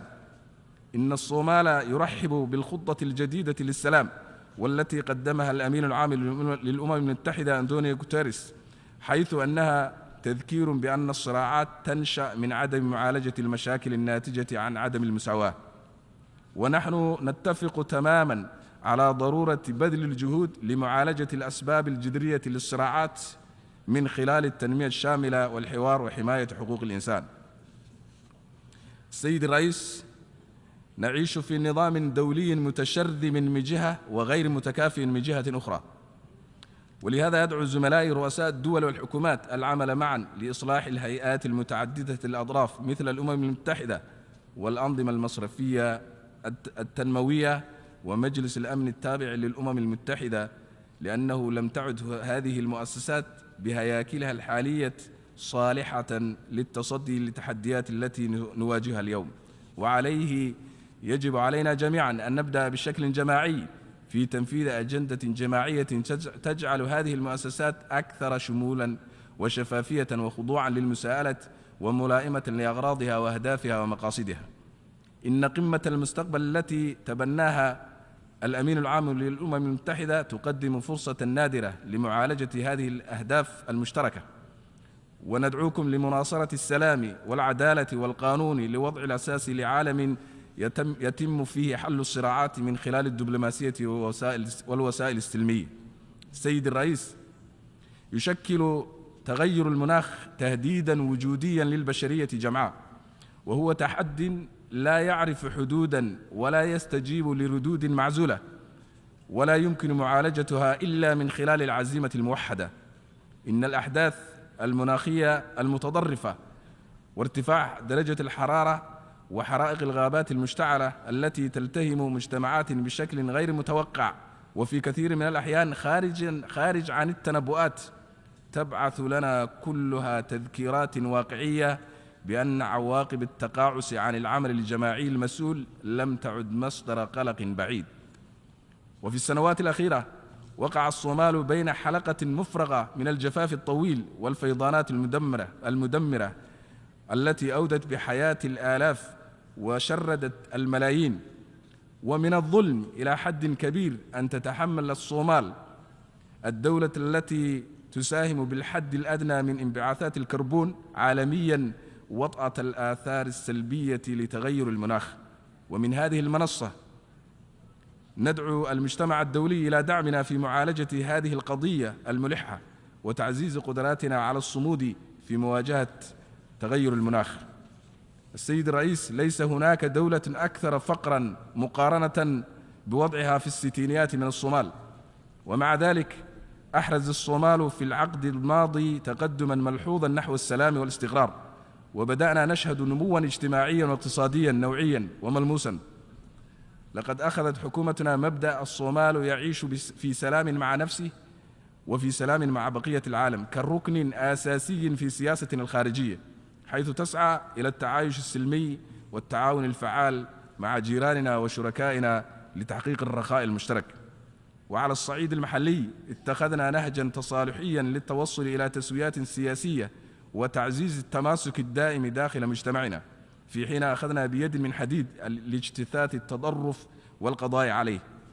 وقد شهدت حملتنا الأخيرة ضد الإرهاب نقلة نوعية ضد الإرهابيين عسكرياً ومالياً وإيديولوجياً، ونجحت في تطهير أكثر من 45% من المناطق التي كانت تحتلها في السابق جماعة الشباب الإرهابية في أقل من عام واحد. سيد الرئيس، لقد أثبتت مساعينا خلال العام الماضي بأنه مع الالتزام والتصميم والتعاون الفعال مع الشركاء والمجتمعات المحلية لن يكون لدى الإرهابيين حجر يختبئون تحته. ولهذا ندعو إلى ضرورة استخدام نهج مماثل للقضاء على الإرهاب الدولي، كما يجب علينا ضمان الاندماج الفعال للمجتمعات المحلية وحماية حقوقها من خلال توفير العدالة النافذة وسيادة القانون. وهنا أود أن أغتنم هذه الفرصة للإشادة بشجاعة وتضحيات البعثة الاتحاد الأفريقي الانتقالية في الصومال، كما نشكر البلدان المساهمة بقوات وجميع شركائنا وحلفائنا على دعمهم الأخوي. وتلتزم الصومال بالتنفيذ الكامل لخطة الانتقال الأمني وتولي المسؤوليات الأمنية الكاملة بعد خروج الكامل للقوات الأفريقية أتمس بحلول 2024. وفي هذا السياق أود أن أكرر نداء الصومال من أجل الرفع الكامل وغير المشروط لحظر الأسلحة الذي فرضه مجلس الأمن التابع للأمم المتحدة في عام 1992، وهو الحظر الأطول زمناً والأكثر توسعاً وشمولاً لأنواع الأسلحة على الإطلاق في العالم، علماً بأن الصومال اليوم لديه أنظمة إدارية أكثر قوة للتحكم في حيازة الأسلحة النارية واستخدامها وتخزينها.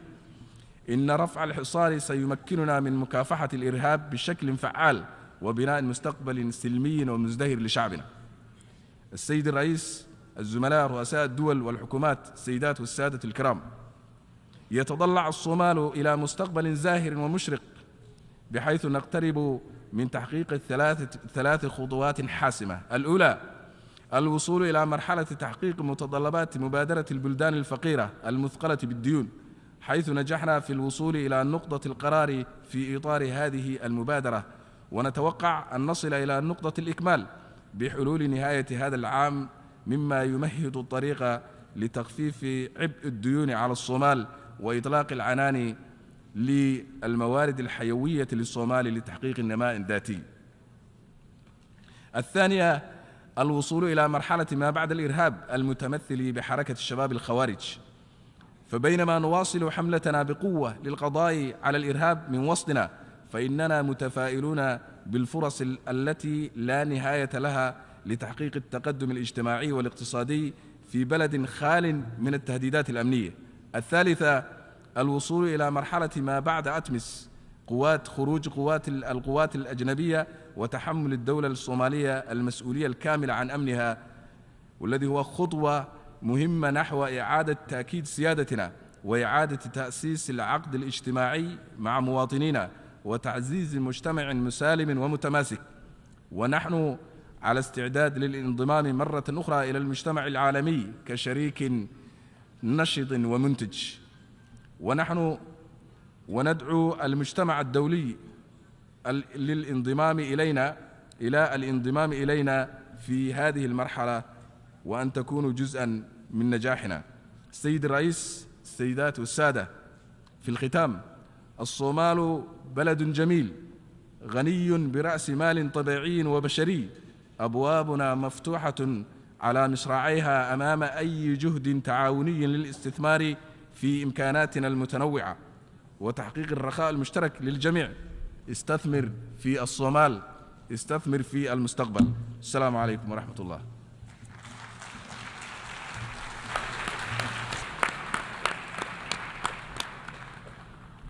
On behalf of the Assembly, I wish to thank the Prime Minister of the Federal Republic of Somalia for the statement just made, and I request protocol to escort His Excellency.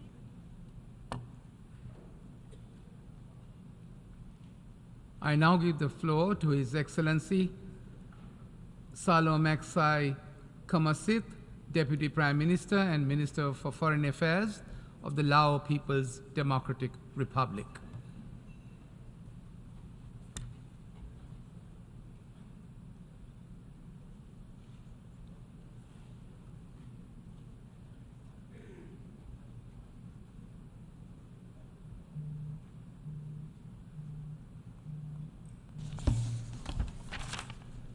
I have great pleasure in welcoming Mr. President. At the outset, I would like to extend my profound congratulations to His Excellency Dennis Francis on his election as President of the 78th session of the United Nations General Assembly, and I wish him a very successful presidency. Today, the international community is facing a multiple crisis at a level we had never experienced before. Following the negative impacts of COVID-19 pandemic, the major challenges facing developing countries varies from an increasing extreme poverty, external debt, and unjust international financial architecture to extreme natural calamities, external debt, unjust international financial architecture to extreme natural calamities as seen in many parts of the world, especially the recent natural disasters that occurred in Morocco and Libya. I join other speakers in expressing our sympathy and condolences to the people of Morocco and Libya. This has already been compounded by regional tensions and unilateral measures as a result of geopolitical rivalry. All this has not only hampered the hard-earned development progress during the last decades, but also threatened the survival of humankind. At this critical juncture, the most appropriate solutions are needed in order to address such challenges. It requires unified and collective actions that are guided by the principles enshrined in the United Nations Charter, and we must firmly uphold multilateralism in tackling them. To save our world from another catastrophe, our shared wisdom and united political determination are more critical than ever. This must be done by putting aside any unilateral interests and resolutely avoiding greater confrontation and division among the UN member states. To this end, the United Nations must be reformed in a way that it can effectively fulfill its mandate. We need the UN that is more relevant and effective in the rapidly changing geopolitical landscape and be able to address the challenges threatening international peace, security, and sustainable development. We believe that we are now better equipped to tackle global challenges, which include, among others, scientific, technological advancement, innovation. Yet, without common design, shared responsibilities, and collective action, the most vulnerable people in the world will continue to be left behind. Mr. President, resolving global conflict and disputes by peaceful means is the only viable way to ensure long-lasting peace and coexistence.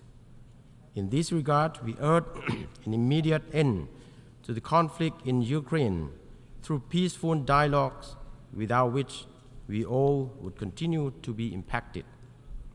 We also demand a peaceful solution to the Middle East problem. The Lao PDR calls for all parties concerned to resume dialogue and restore mutual trust for solving the long overdue Palestinian issue through the establishment of two sovereign states coexisting peaceful in line with the relevant UN resolution. Like many others, the Lao PDR believes that unilateralism, particularly unilateral cohesive measures, not only contravenes the principle of the UN Charter and international law, but also severely cause negative consequences to innocent people, hinder international development of many developing countries.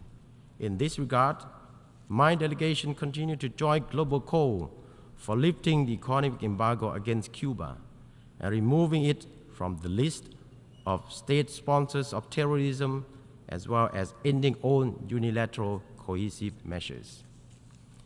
Mr. President, approaching the midpoint of implementation of 2030 Agenda for Sustainable Development, many countries are still lagging behind. Therefore, we must further strengthen and scale up our collective efforts, which include harnessing scientific and technological achievements to accelerate sustainable development and unleash new impetus for innovation-driven growth.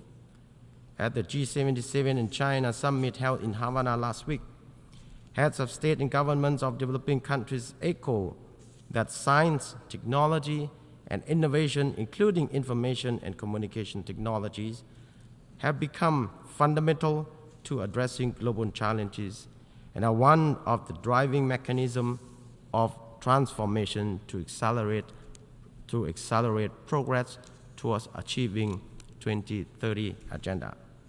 In this context, global governance system based on science, technology, and innovation is essential to identify problems and find effective solutions for sustainable economic development, environment conservation, poverty reduction, and addressing inequality.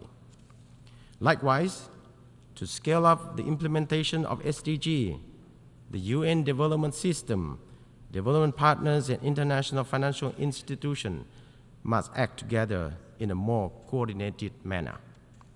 The UN development system at all levels must also play an essential role in resource mobilization and coordination, including supporting countries in special situations, namely LDCs, LLDCs, and SEEDs, to address their specific challenges.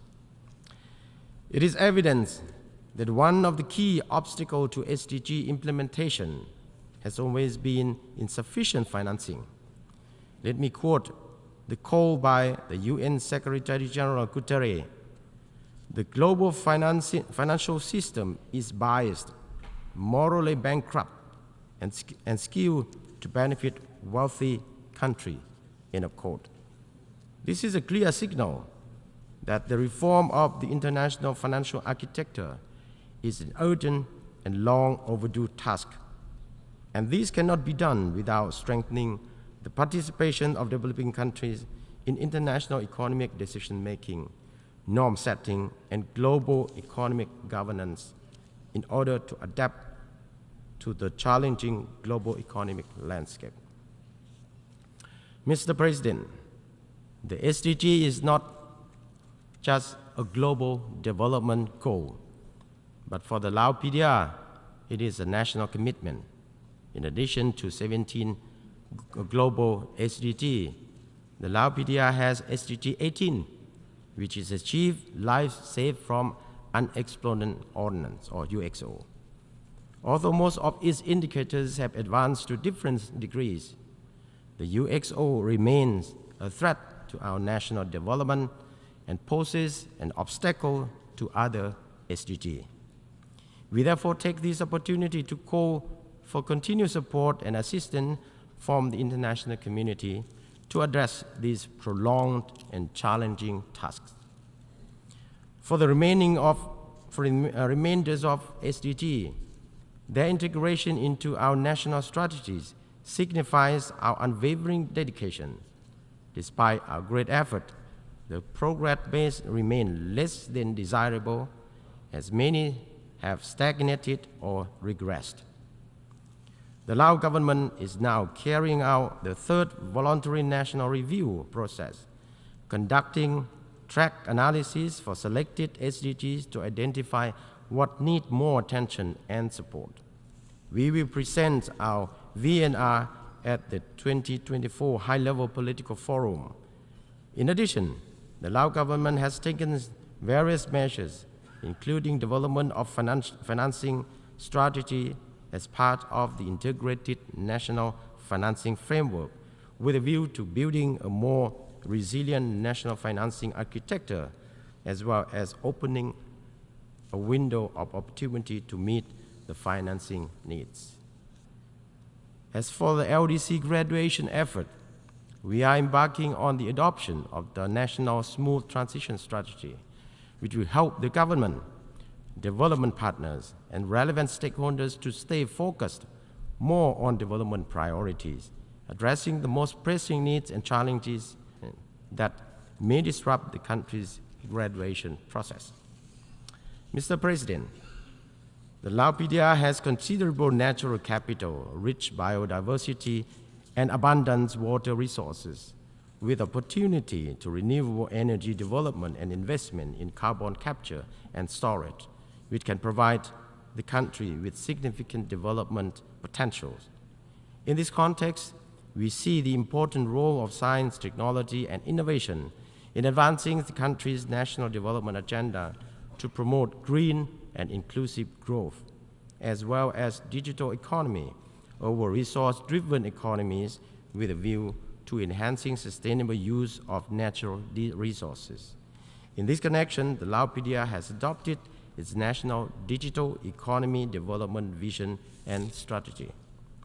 Although the Lao PDR is among the countries who contribute the least to global emission, like others, we are the victim of climate change. Nevertheless, we are strongly committed ourselves to the international climate obligations. The Lao government has already adopted national strategy for climate change, but to ensure its full and effective implementation, it requires sufficient financial resources as well as technical assistance, that means, and access to climate finance and other funding resources, which would greatly support developing countries.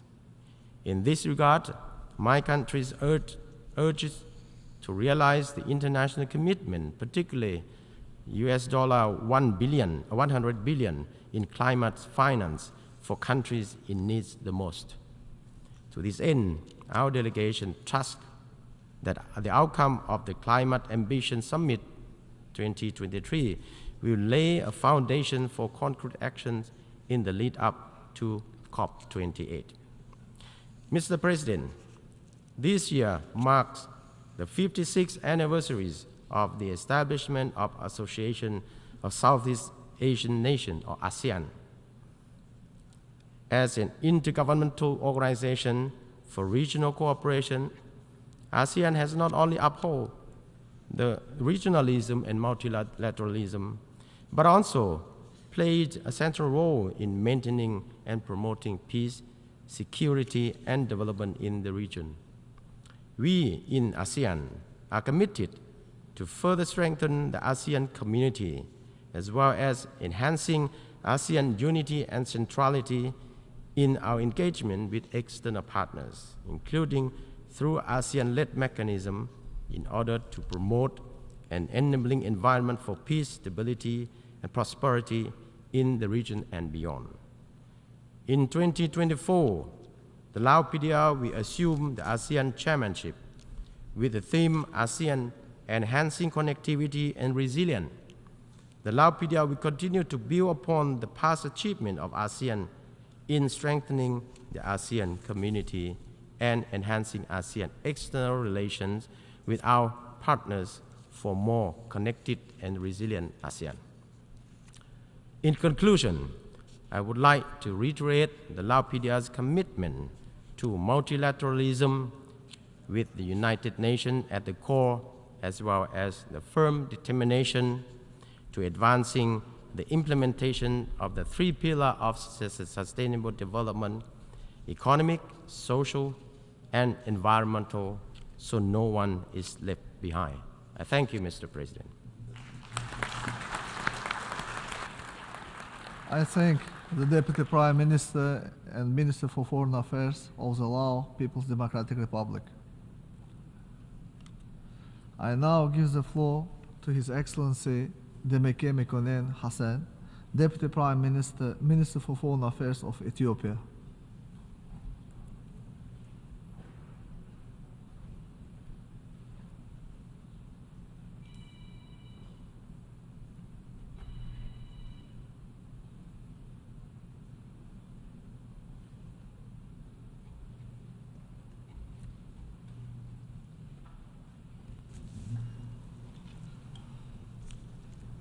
ክቡር ፕሬዝዳንት፣ ክቡራን የሀገራት መሪዎች፣ ክቡር የተባበሩት መንግስታት ድርጅት ዋና ጸሐፊ፣ የተከበራችሁ የጉባኤው ተሳታፊዎች፣ ክቡራትና ክቡራን፣ ከሁሉ አስቀድሜ በዚህ ታላቅ ጉባኤ ፊት ቆሜ ሀገሬን በመወከል ንግግር በማድረጌ ደስታ ይሰማኛል። ክቡርነቶ የተባበሩት መንግስታት ድርጅት ጠቅላላ ጉባኤ ፕሬዝዳንት ሆኖ በመመረጦ እንኳን ደስ አለዎት በማለት መልካም ምኞቴን ለመግለጽ እወዳለሁ። የተረከቡትን ኃላፊነት በመወጣት ሂደት የኢትዮጵያ ሙሉ ድጋፍ እንደማይለየዎትም አረጋግጣለሁ። Mr. President, we are gathering at a time when the world is faced with a multitude of challenges. In such times, we must ask ourselves, do we have the necessary political will to choose the global partnership over geopolitical competition? Are we prepared to work together towards a promising age of shared prosperity? Are we also committed to working together to serve our planet and to meet the aspiration of over 8 billion people? The uncomfortable truth is that we are increasingly witnessing policy choices that escalate tensions, threatening the peace and stability of the world. Poverty and hunger are rising. The progress towards achieving the Sustainable Development Goals of track, pushing the objective of eliminating extreme poverty by 2030 even further behind. The global inflation and the rise in cost of living are undermining development gains, further worsening the challenges of the most vulnerable communities. Investment in human capital and skills development remain critical for developing countries. Climate change continues to cause devastating impacts across the globe. Africa and other climate vulnerable regions are enduring disproportionate adverse effects. The target of mobilizing $100 billion by 2030 to support mitigation and adaptation efforts of developing countries has not been achieved The upcoming COP28 climate change conference to be held in the United Arab Emirates should thus be seized as an opportune moment to take bold actions. The threat of nuclear weapons is another source of grave concern for humanity. The international community needs to prioritize dialogue to de-escalate tensions and prevent the threat of nuclear weapons. We should also ensure that new technologies such as artificial intelligence are used responsibly in a manner that benefits humanity. The global community can address these challenges through meaningful cooperation. The letter and spirit of the United Nations Charter demands that we come together to tackle this challenge with the highest sense of urgency and partnership. Ethiopia calls on all member states to recommit the Charter of the United Nations. Maintaining the status quo will not advance our shared interest of ensuring peace and prosperity. We should collectively work for an inclusive multilateral system to renew our global solidarity. Mr. President, a new global collective security system that respects the sovereignty of member states and prevents conflict is vital. As a long-time champion and active participant in the UN-mandated peacekeeping operations across the globe, Ethiopia underscores that reforming the UN Security Council is not a choice, but absolute necessity. We need a reformed and representative Security Council that is fit for purpose.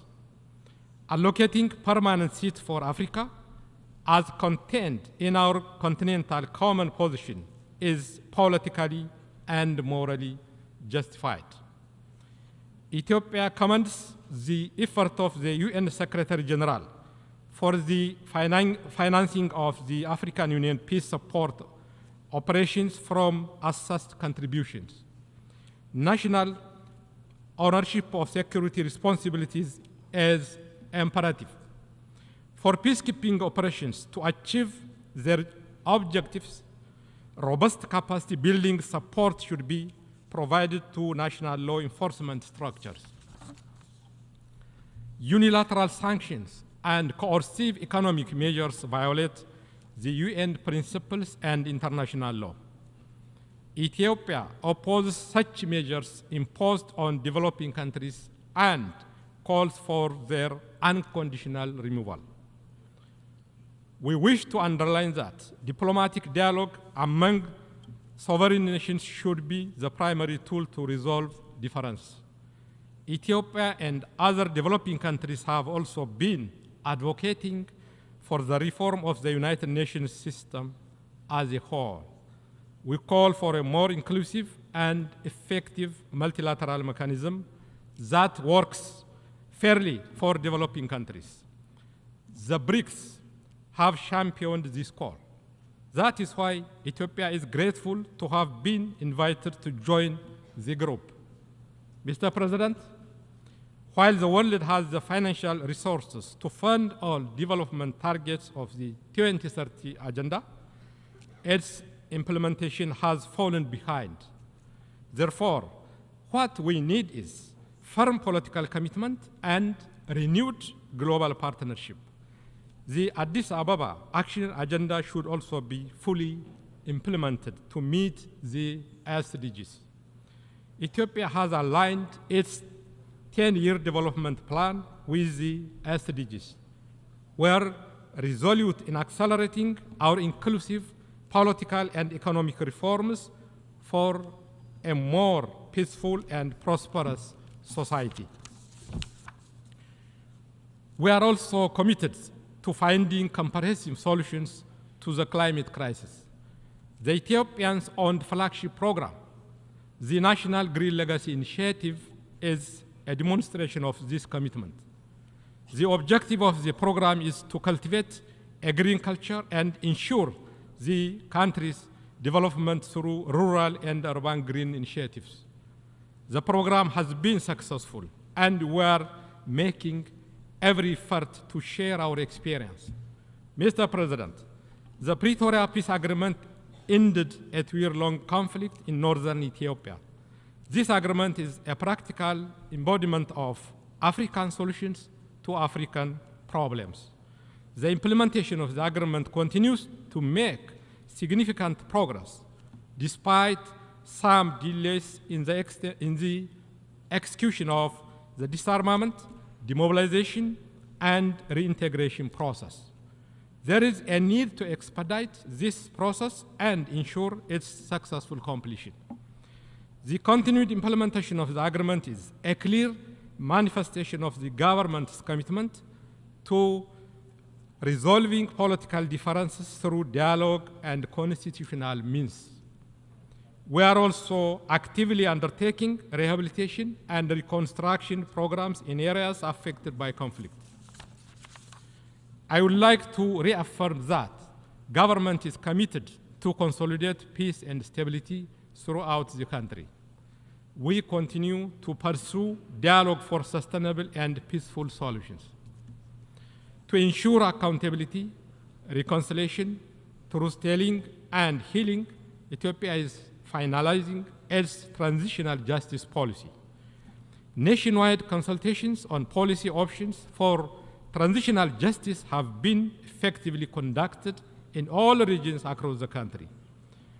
Through the National Dialogue Commission, Ethiopia has also embarked on inclusive dialogue to address past and present societal concerns. We are confident that this would contribute to realizing a prosperous future for all citizens. Mr. President, conflict-induced crises in the Horn of Africa require a regional approach with the support of the international community. We express our solidarity with the brotherly nations of the Republic of Sudan, which is facing difficult times. We are confident that Sudan will find a way to resolve the conflict peacefully and re-establish order.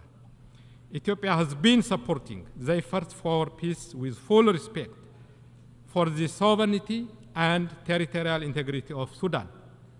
It is important to make sure that all peace initiatives are coordinated. Ethiopia continues to honor its responsibility by promoting regional integration to advance peace, stability, economic cooperation, and people-to-people ties. We are working to materialize the development potential of our region. Ethiopia is determined to cooperate with its neighbors to expand trade, investment, and regional integration through infrastructure development, efficient logistics, and connectivity. Any bottleneck that would constrain shared prosperity of the region needs to be addressed in a concerted approach. Fostering closer partnership is critical to create access to seamless connectivity. Cultivating mutual trust and friendship is the right choice for regional cooperation and interdependence. Regional cooperation positively impacts the lives of people, especially when complemented by well-developed infrastructure projects. The Grand Ethiopian Renaissance Dam is one such project that meets the legitimate development aspirations of Ethiopians and the region at large. Ethiopia welcomes the resumption of the trilateral talks with Egypt and Sudan. We remain committed to a negotiated win-win outcome facilitated by the African Union. Mr. President, Africa is a continent of hope with immense potential for prosperity. The continent has already been implementing its transformative and ambitious Agenda 2063. However, unleashing Africa's potential requires mobilizing domestic and external financial resources. The international financial architecture should be reformed with a special consideration for Africa's needs and priorities. A fast-tracked resolution of Africa's debt crisis and the provision of additional development finance should be top on our agenda. Ethiopia advocates for an inclusive international order that recognizes the contribution of all countries. The very survival of humanity, the safety of our planet, the peace and security of the world is at stake. Therefore, hope, justice, and equality for all should indeed define the fundamental agenda of this assembly. Beyond the rhetoric, this august body has a responsibility to promote global consensus and translate ideas proposed in this very hall into concrete actions. As I conclude, I would like to emphasize we are at a critical juncture where humanity must come together with a unity of purpose for peace and prosperity, with full awareness that our time to serve is limited. Each of us gathered here today should reflect on the legacy we wish to leave behind for future generations. I thank you. አመሰግናለሁ።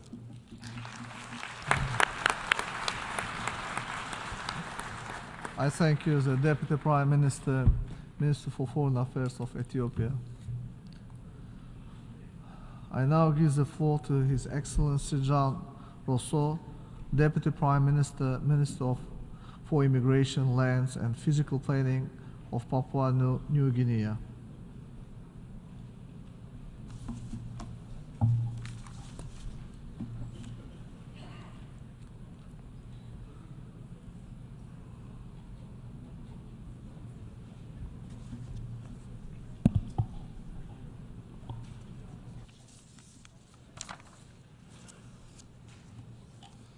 His Excellency Mr. Denis Francis, President of the General Assembly, His Excellency Mr. Antonio Guterres, Secretary General of the United Nations, distinguished heads of state and government, Excellencies, ladies and gentlemen.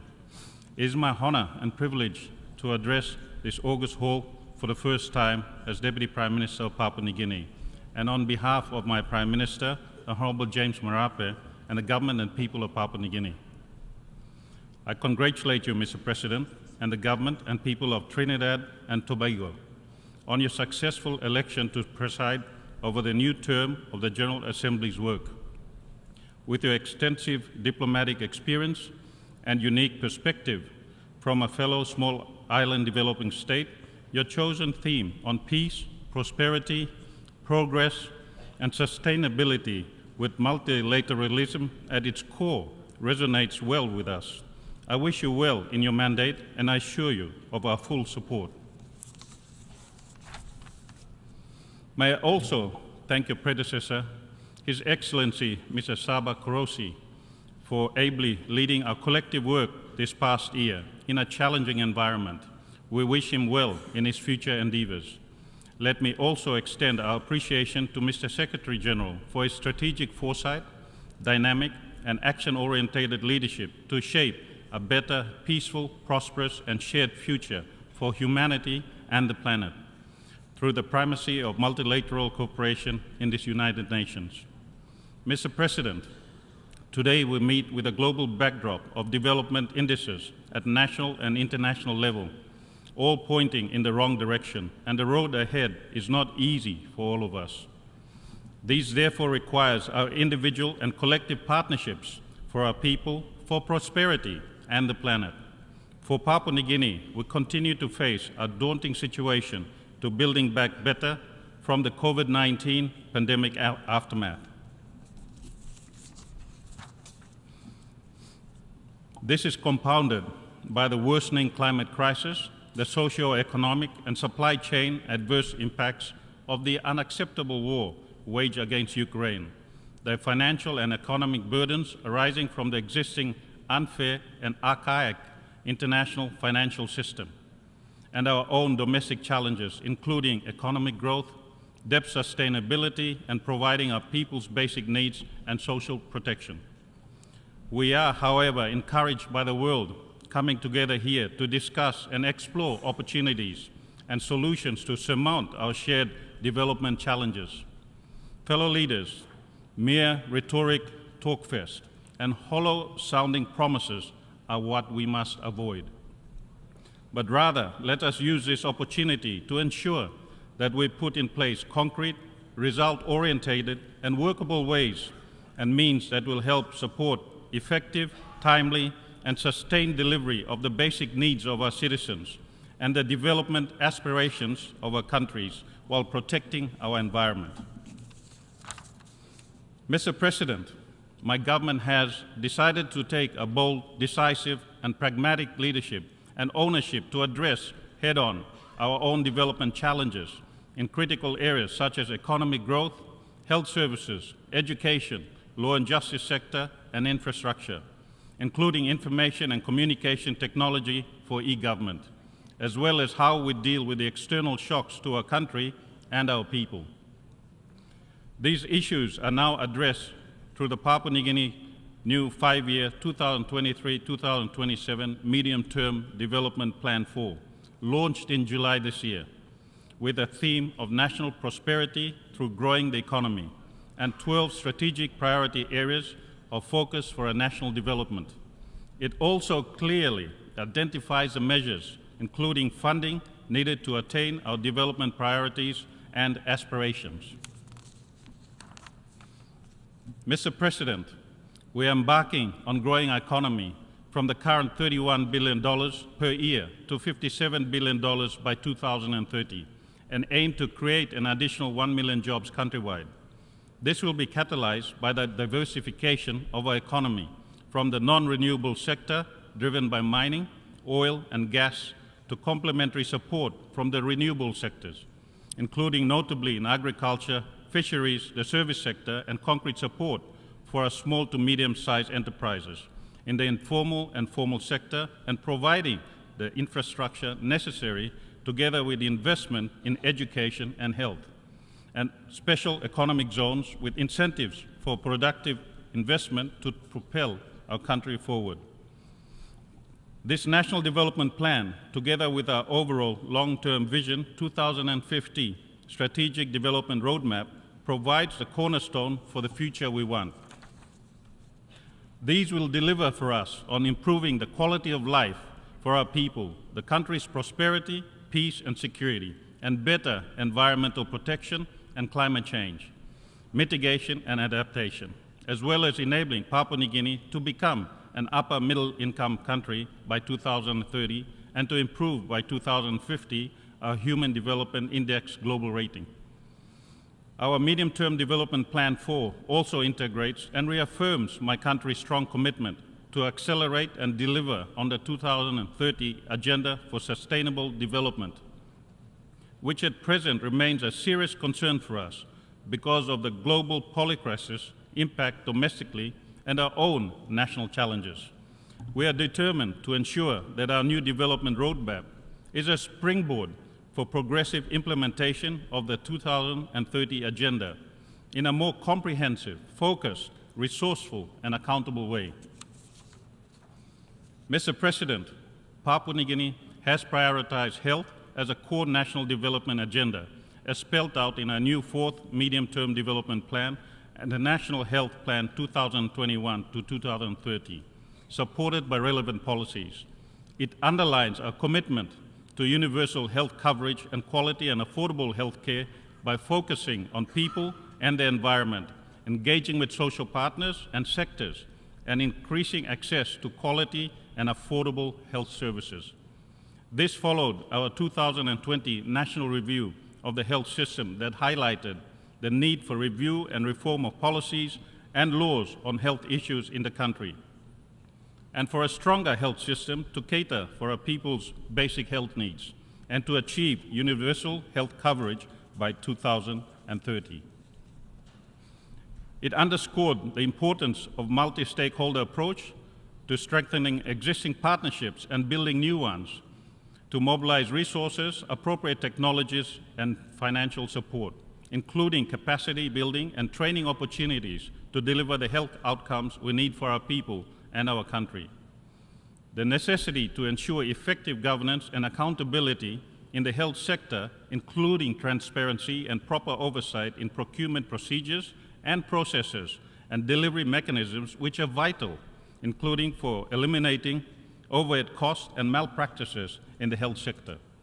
For us, major health challenges remain in the prevention and control of communicable diseases and non-communicable diseases, and on reproductive, maternal, newborn, and child health.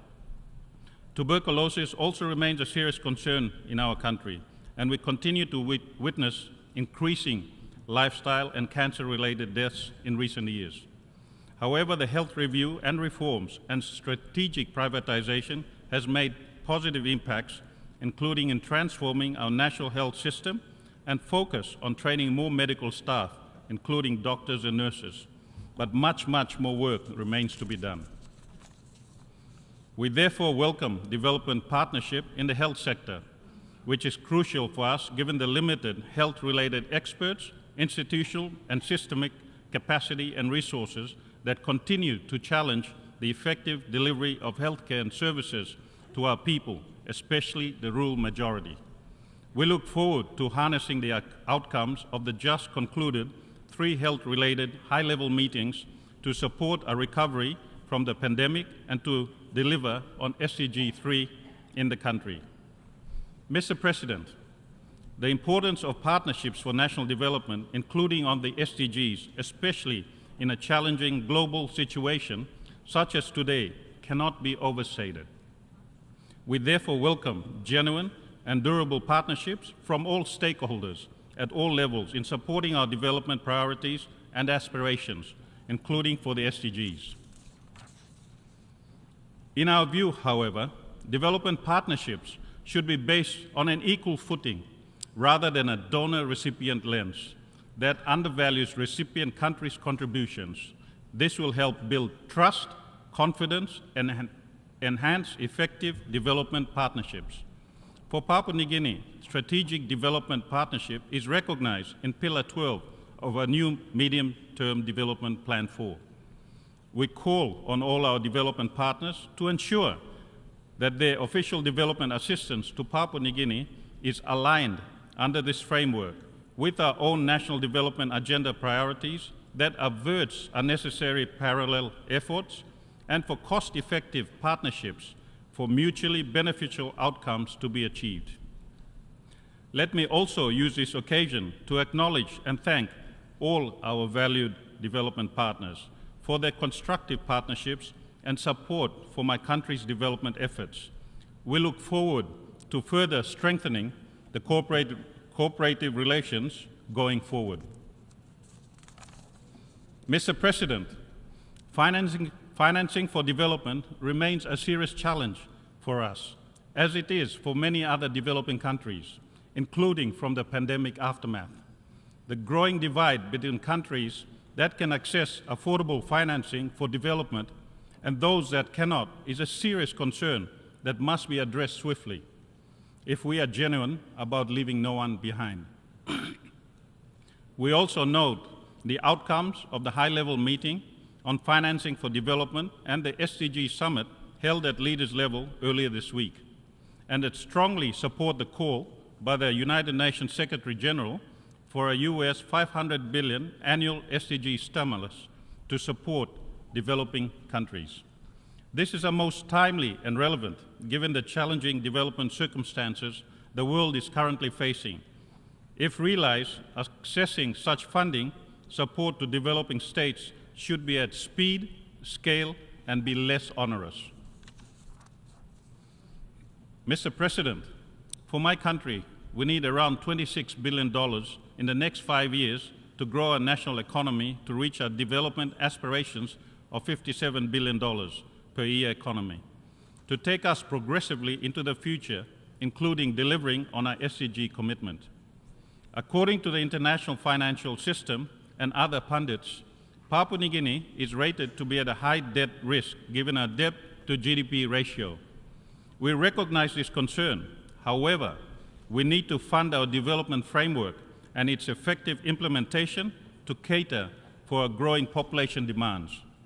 We are taking leadership and ownership of our domestic resource mobilization, including financing our development priorities through measures such as tax reforms and enhanced internal revenue collection, strengthening governance laws and policies to tide illicit financial flows, addressing systemic issues on foreign exchange, reviewing and revising our domestic laws and policies to ensure that our natural resources development in the extractive industry is on fair, just, and equitable terms, incentivizing public service partnership and supporting SMSEs in the formal and informal sectors. This has enabled us to provide a core funding for development, which is complemented by a small fraction of external financial support from our development partners. We are also working with the IMF and other bilateral development partners to move from a deficit budget to a more balanced one to cushion the impact of debt servicing on the delivery of our development needs. Mr. President, we must ensure that the financial resources needed to progress our national development agenda, including for the SDGs, are accessible, affordable, and delivered on a sustained basis that is predictable for countries to access. We also welcome development financing partnerships through debt for nature swaps as an important tool to address our debt issues while conserving our natural ecosystems. We cannot afford to sacrifice our people's development needs by merely conserving our natural resources without appropriate incentives to cater for their needs. Let me also underscore that it is not enough to demand countries to fix their domestic systems to support their development financing. It is also crucial that we must effectively and urgently address the existing shortcomings of the international financial system that continue to be a bane to the financing for development needs of developing countries like my own. We therefore join other countries and the Secretary General to call for the urgent and comprehensive reform of the international financial architecture to address the economic and financial challenges facing developing nations, especially small island developing states just like mine.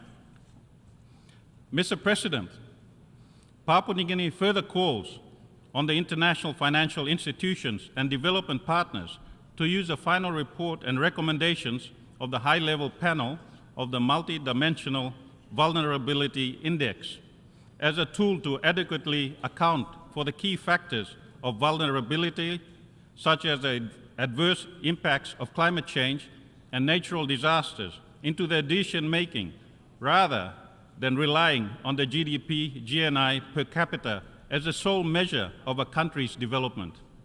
We also strongly support the Bridgetown Initiative as a part of the reform of the global financial system to improve the response to the climate crisis and the particular development challenges, including access to affordable financing and debt relief. Mr. President, an ongoing concern for my country in the context of financing for development is the unintended consequences arising from anti-money laundering laws from the international perspective. As a small economy that is primarily rural and cash-based, anti-money laundering laws impede development growth in my country.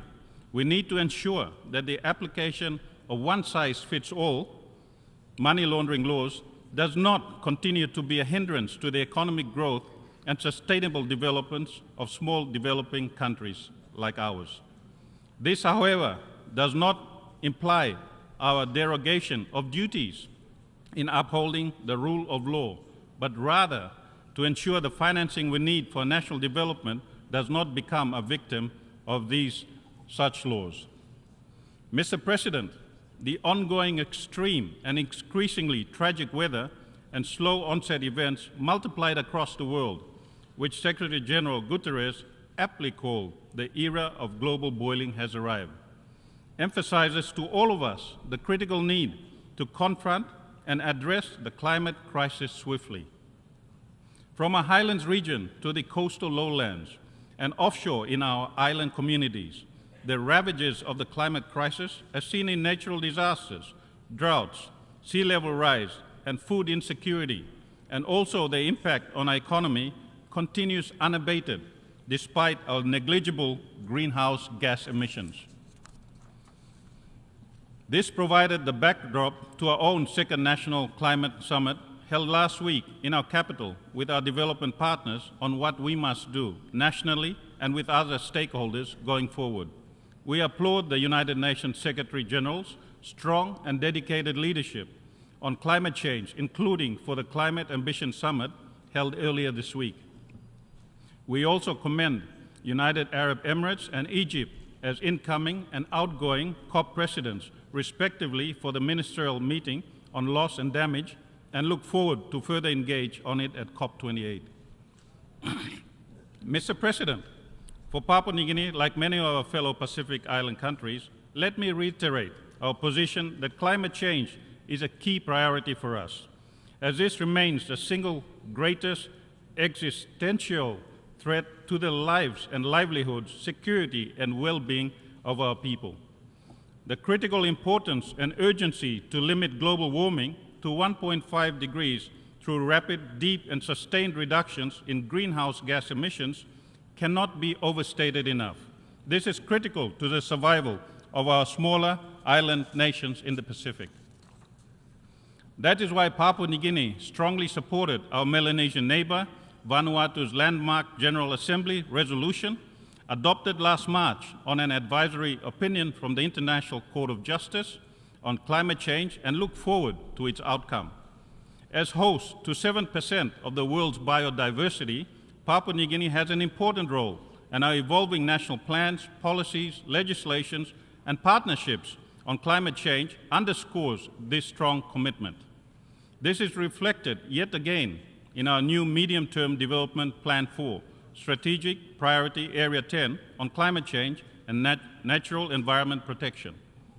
Mr. President, Papua New Guinea is indeed pleased to note that we have made much national progress on the climate change front, which we take pride in, given our efforts so far as implementing our targets under the nationally determined contributions.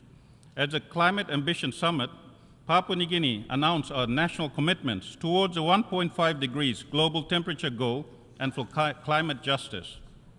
In brief, these included, inter alia, our milestone achievement in June 2022 of our 2050 net zero target, the completion and launching earlier in the year our 2022-2030 National Adaptation Plan on climate resilient agriculture, infrastructure and transport and health sector responsiveness to climate sensitive diseases, and the political commitments to use our marine and terrestrial natural resources to address climate change, including for just transition to renewable energy.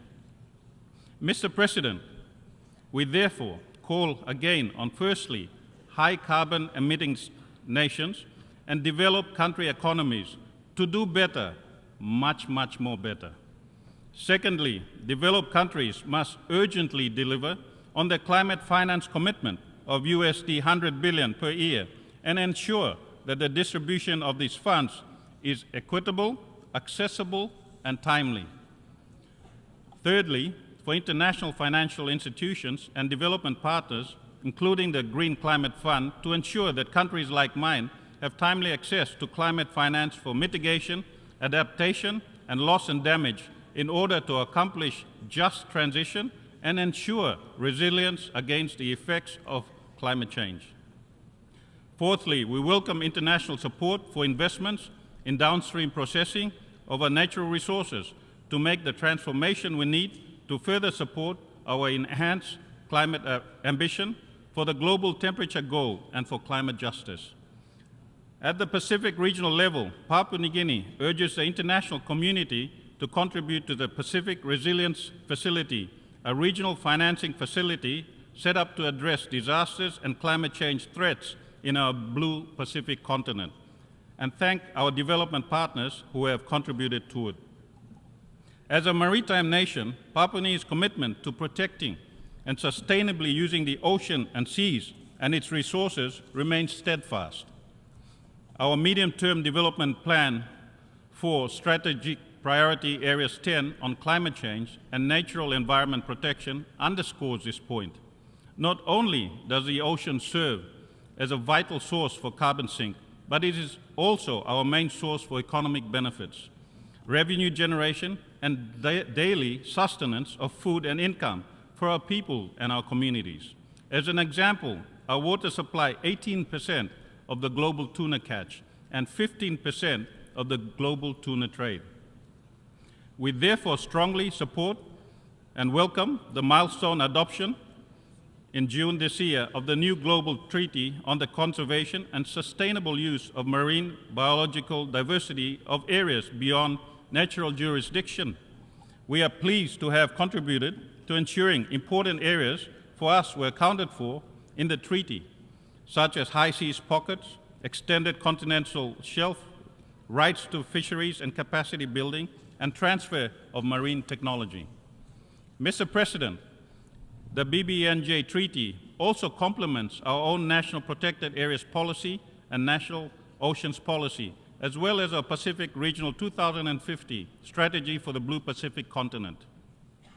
We thank Singapore for their strategic and able leadership as President of the process and commend also the international community rallying to support the BBNJ Treaty. Successfully after nearly 2 decades of intensive negotiations. We look forward to the treaty's early implementation. We are therefore encouraged and impressed by the high number of countries that signed the BBNJ Treaty 4 days ago at the UN Treaty event. We commend and congratulate those countries. Papua New Guinea will sign the new BBNJ Treaty once our own domestic procedural and legal processes are completed. Mr. President, Papua New Guinea also supports the convening of the next UN conference on SDG 14 on ocean and seas, led by France and Costa Rica. We are also supportive of the global efforts for a new binding global instrument on plastic pollution to further protect our marine ecosystem, and will do our part to see this to a successful conclusion and eventual implementation. Also, as an integral part of our stewardship of the ocean and seas, my government hosted the biennial 8 Pacific Tuna Forum 16 days ago, supported by our fellow Pacific countries, including our regional and sub-regional organizations, the private sector, and academia, where the current status of the tuna industry in our region and its sustainability was discussed. Papua New Guinea, like many other small island developing states, is increasingly concerned with the rising sea levels related to climate change that is threatening the lives and livelihoods of not just our coastal communities and the country's land territories and consequent economic and other losses, but more fundamentally, the human rights of our people affected by sea level rising. Existing international law does not address this serious concern. We welcome the ongoing important work of the International Law Commission on this issue, and we are committed to contributing further to it. In view of this, Papua New Guinea, together with our fellow Pacific Island Forum members, are progressing efforts for another landmark forum leaders' declaration on statehood and protection of persons in the face of climate change-related sea level rise. We look forward to its adoption later this year by our forum leaders. We call on our development partners to work closely with us in equal partnership in further strengthening the protection and sustainable use of the oceans and the seas. Mr. President, at a time of challenging global and national circumstances, given the evolving multiple crises, the protection and promotion of human rights, particularly for women and girls and those in vulnerable situations, must remain central for the international community. For Papua New Guinea, we have a strong commitment to this important issue. This is aptly demonstrated most recently by our Medium-Term Development Plan 4, under Strategic Priority Area 11 on population, youth, and women's empowerment. These entails increasing the gender parity index for females in education, employment, and business, combating incidences of gender-based violence, and to quadruple the number of women in leadership. These priority activities will require an investment of about $50 million to deliver the much-needed results by 2027. We are also continuing to work through our bipartisan parliamentary committee on gender-based violence, led by 7 members of parliament with the welcome and valued support and partnership of the European Union and the UN system, particularly UN Women, UNFPA, and UNDP, under the Spotlight Initiative, which was launched in March 2020. This addresses evidence-based approach to unequal power relations between men and women, with focus on gender equality and women's empowerment. We have made good progress in areas including reforms in laws and policies and justice, health and community sector services, policing, medical and socio-psychological services, accessing legal support services, and shelters for gender-based violence survivors. However, much more work remains to be done, and we are committed to doing our bit and part going forward. We are also working with the UN Human Rights Treaty bodies on our outstanding report on the Convention on the Elimination of Discrimination Against Women. We thank our valued development partners in these efforts and also welcome others to join us to strengthening human rights in general and more specifically for our women and girls. Mr. President, the urgency and the need for a new agenda for peace, as called by the UN Secretary General in his Our Common Agenda, is timely, and its importance for the peace and security of the world cannot be overstated. Papua New Guinea strongly supports the Secretary General's call. This has given the sobering and increasingly worrisome disrespect for international law, including the UN Charter by certain states, the geopolitical tensions and divide, simmering and unresolved conflicts, associated human rights violations, escalating nuclear weapons threats, and mistrust between and within countries. Without peace and security, our development aspirations under the 2030 Agenda and our respective development frameworks will be that much more difficult to achieve. This is a recipe for catastrophic outcomes that none of us would want. Mr. President, never again must we repeat the horrors of the 2 world wars. We are seriously concerned about moves by certain countries for the use of nuclear weapons. Such threats are unacceptable and therefore condemned in the strongest possible terms. It is incumbent on all of us to rally together in peaceful dialogue as common humanity under the banner of the United Nations to responsibly address all these issues.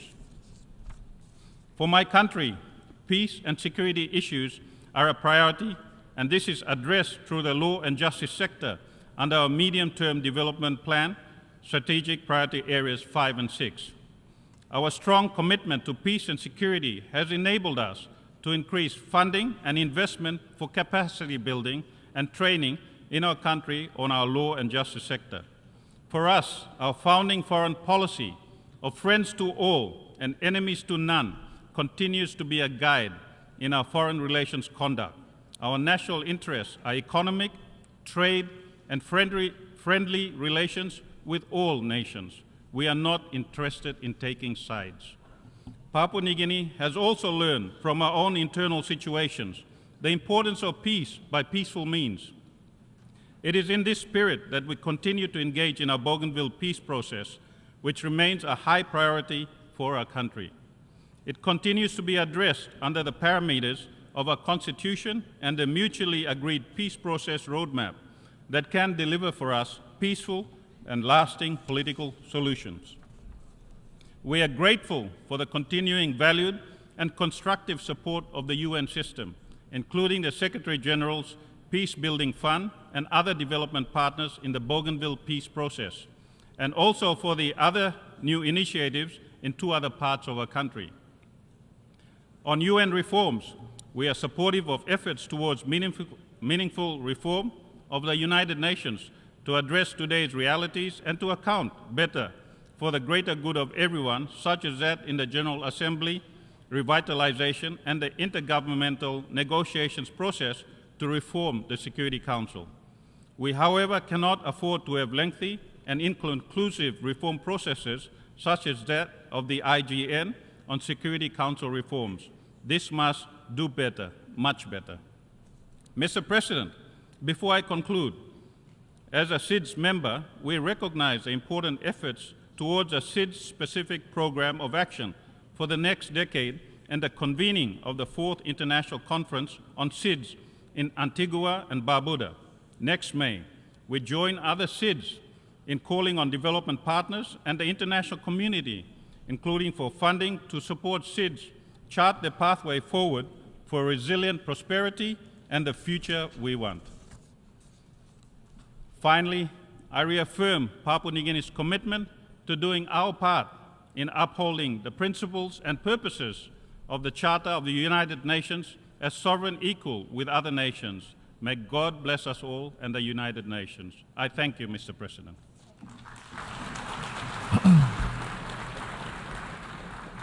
I thank you, the Deputy Prime Minister, Minister for Immigration, Lands and Physical Planning of Papua New Guinea. I now give the floor to His Excellency Jahun Bayramov, Minister for Foreign Affairs of Azerbaijan.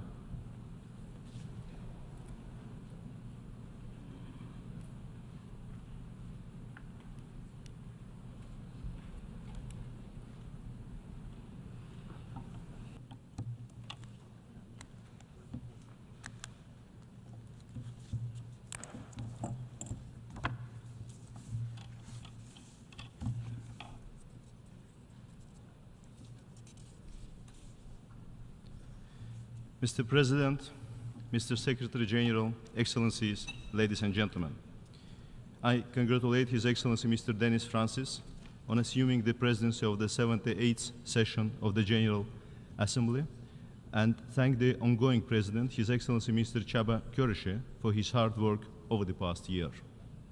Ladies and gentlemen, the world continues to face a multitude of challenges that transcend boundaries. From exacerbating climate change trends to rooted poverty, rising tensions, and ravaging pandemics, these challenges plague us all, regardless of our background or location, and require bold and concerted actions. The current state of international politics is becoming increasingly fragmented, leading to division and erosion of multilateralism.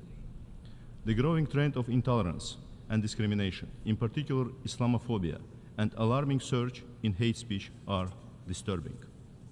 To curb this challenge, with centuries-long tradition of diversity and multiculturalism, Azerbaijan firmly believes in fostering dialogue, mutual understanding and respect among different cultures and religions. The government of Azerbaijan has consistently promoted intercultural and interfaith dialogue through significant global initiatives such as the Baku Process and Peace for Culture. Amidst the growing challenges, it is paramount that the United Nations continue to galvanize international solidarity and cooperation. The UN has a mandate to ensure that every nation has an equal voice and is treated on the same footing. The UN Charter principles and purposes are binding worldwide and must be applied consistently, not selectively. Azerbaijan advocates for a reinvigorated and reformed multilateral system with the UN as at its core, underpinned by strict adherence to and non-selective application of the norms and principles of international law.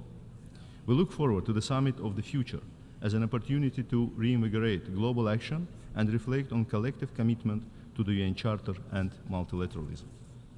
Excellencies, in its national capacity and as the chair of the non-aligned movement, Azerbaijan continues contributing to peace, security, and global sustainable development agenda, and spares no effort to promote international solidarity and multilateralism. Since the outbreak of the COVID-19 pandemic, Azerbaijan has been at the forefront, putting forward several global initiatives to fight this challenge. The lingering effects of the pandemic create a pressing need to redouble our efforts for global cooperation and solidarity, anchored in high-level political engagement and collaboration involving all vital stakeholders. International cooperation and political engagement require involvement of different stakeholders, including women and youth. Azerbaijan made this a key focus point of its NAM chairmanship through the foundation of the NAM Youth Organization with a permanent secretariat in Baku under the Shusha Accord and initiation of the establishment of the NAM Women Platform. Azerbaijan also spearheaded the foundation of the NAM parliamentary network. We must strengthen joint effort in tackling the pandemic's consequences and consolidate efforts for global recovery from COVID-19. In light of this, the President of Azerbaijan initiated establishing a UN high-level panel on post-pandemic global recovery. In March 2023, we hosted the NAM Contact Group Summit in response to COVID-19, where the President of Azerbaijan, in his capacity as the NAM chair, declared 2 global calls to support the post-pandemic recovery of Africa and small island developing states. Azerbaijan announced allocation to each of these calls as the first donor. Since 2020, Azerbaijan provided humanitarian, economic, and technical assistance worth of $300 million to over 130 nations. Ladies and gentlemen, as we approach the midterm of the 2030 Agenda for Sustainable Development, many parts of the world struggle to achieve our shared vision of future. It is imperative that we concertedly confront these challenges. Since their adoption, Azerbaijan has been a passionate supporter of promoting and implementing the SDGs universally. We have been pursuing transformational changes in remodeling our economy, focusing on sustainability, inclusive growth, social justice, and clean energy. Azerbaijan's GDP has tripled in less than 2-decade span. Poverty went down from 49% to 5%. The external public debt is expected to be some 10% of the GDP for 2023, one of the lowest globally. The clean environment and green growth became one of the 5 priority areas of our new national development strategy. Azerbaijan voluntarily pledged to reduce greenhouse gas emissions by up to 40% by 2050 and established a green energy zone in its Karabakh and eastern Zangezur regions. Azerbaijan's roles in global energy security has further expanded from traditional crude oil supplier into a reliable natural gas provider. With the completion of the Southern Gas Corridor, the biggest infrastructure project in Europe, Azerbaijan is now the natural gas supplier of 5 more European countries, in a time when European energy security faces unprecedented challenges. Currently 7 countries receive natural gas from Azerbaijan, and in the near future this will increase to 10 European countries. The projected increase in renewable electricity production will allow Azerbaijan to become an exporter of green electricity to European countries through the landmark trans-regional Black Sea submarine cable project that Azerbaijan embarks on with partner countries. Azerbaijan is also a key player in the development of trans-regional connectivity projects. In 2022, we have increased the transit flow by 70% through boosting investments in transportation infrastructure and widening cooperation with our regional partners. Mr. President, despite unprecedented suffering, deprivation, and devastation that the people of Azerbaijan were subjected to due to the 30-year-long military occupation, Azerbaijan initiated normalization agenda and offered peace to Armenia based on equal and reciprocal respect for legitimate interests of both sides through mutual recognition of and respect for each other's sovereignty, territorial integrity, and inviolability of borders. Over the past few months, thanks to concerted efforts of international partners, negotiations have intensified and yielded limited but promising results. Yet, what we observe is replication by Armenia of the past pattern to imitate talks, backtrack from previously undertaken commitments at the last minute and commit political, military, and other provocations at every negotiation stage to evade taking concrete decisions. As such, the efforts for durable peace between Azerbaijan and Armenia have again become hostage to Armenia's policy of revanchism. For almost 3 years, since November 2020, more than 10,000 strong armed formations equipped with heavy offensive weaponry were sustained by Armenia in the sovereign soil of Azerbaijan, including by abusing the Lachen Road in an attempt to fuel separatism. In this period, while being engaged in negotiations, we have been consistently drawing the attention of all international actors involved into the normalization process and the wider international community to the serious threat stemming from the non-fulfillment of Armenia's commitment and urging for peaceful solution. While our legitimate and fact-based concerns were acknowledged behind the closed doors, It failed to be translated into real steps and targeted public messages to persuade Armenia to honor its commitments. Consequently, Armenia felt emboldened and once again fell into the illusion that it would be better off by opting for status quo based on illegal military presence and line of contact logic in the sovereign territory of Azerbaijan. Armenia further embarked on igniting tension through a global campaign of manipulation and disinformation, targeting the sovereignty and territorial integrity of Azerbaijan and blatantly interfering with internal affairs. For months now, Armenia mobilized all available resources for a manipulation campaign based on fabricated allegations of blockade, humanitarian crisis, or ethnic cleansing. For this purpose, Armenia recklessly politicized and essentially abstracted the delivery of goods to the Karabakh region of Azerbaijan for its agenda of separatism and blocked consistent efforts of several international actors to find legitimate and practical solutions through dialogue.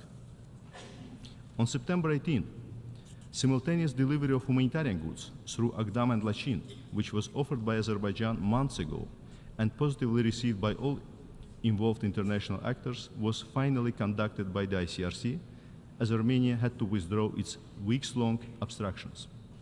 Azerbaijan, like wider international community, welcomed this development, hoping that it would finally lead to the escalation on the ground and pave the way for restoring the focusing on pressing issues pertinent to interstate normalization. Yet Armenia failed to meet these expectations for yet another time and resorted to military provocation in an attempt to continue its blame game against Azerbaijan. Thus, one day later, mine planting by Armenian sabotage group led to tragic deaths of 6 Azerbaijani citizens, 2 civilians and 4 police officers in 2 separate mine explosions. Other 6 police officers were seriously injured. In response, Azerbaijan launched local counter-terror measures to neutralize illegal armed formations, to preserve its sovereignty and territorial integrity, and to protect the safety and security of its residents. These measures were limited and proportionate, exclusively aimed at neutralizing legitimate military targets by using high-precision ammunition in full compliance with norms of humanitarian law. All measures were taken to avoid collateral damage.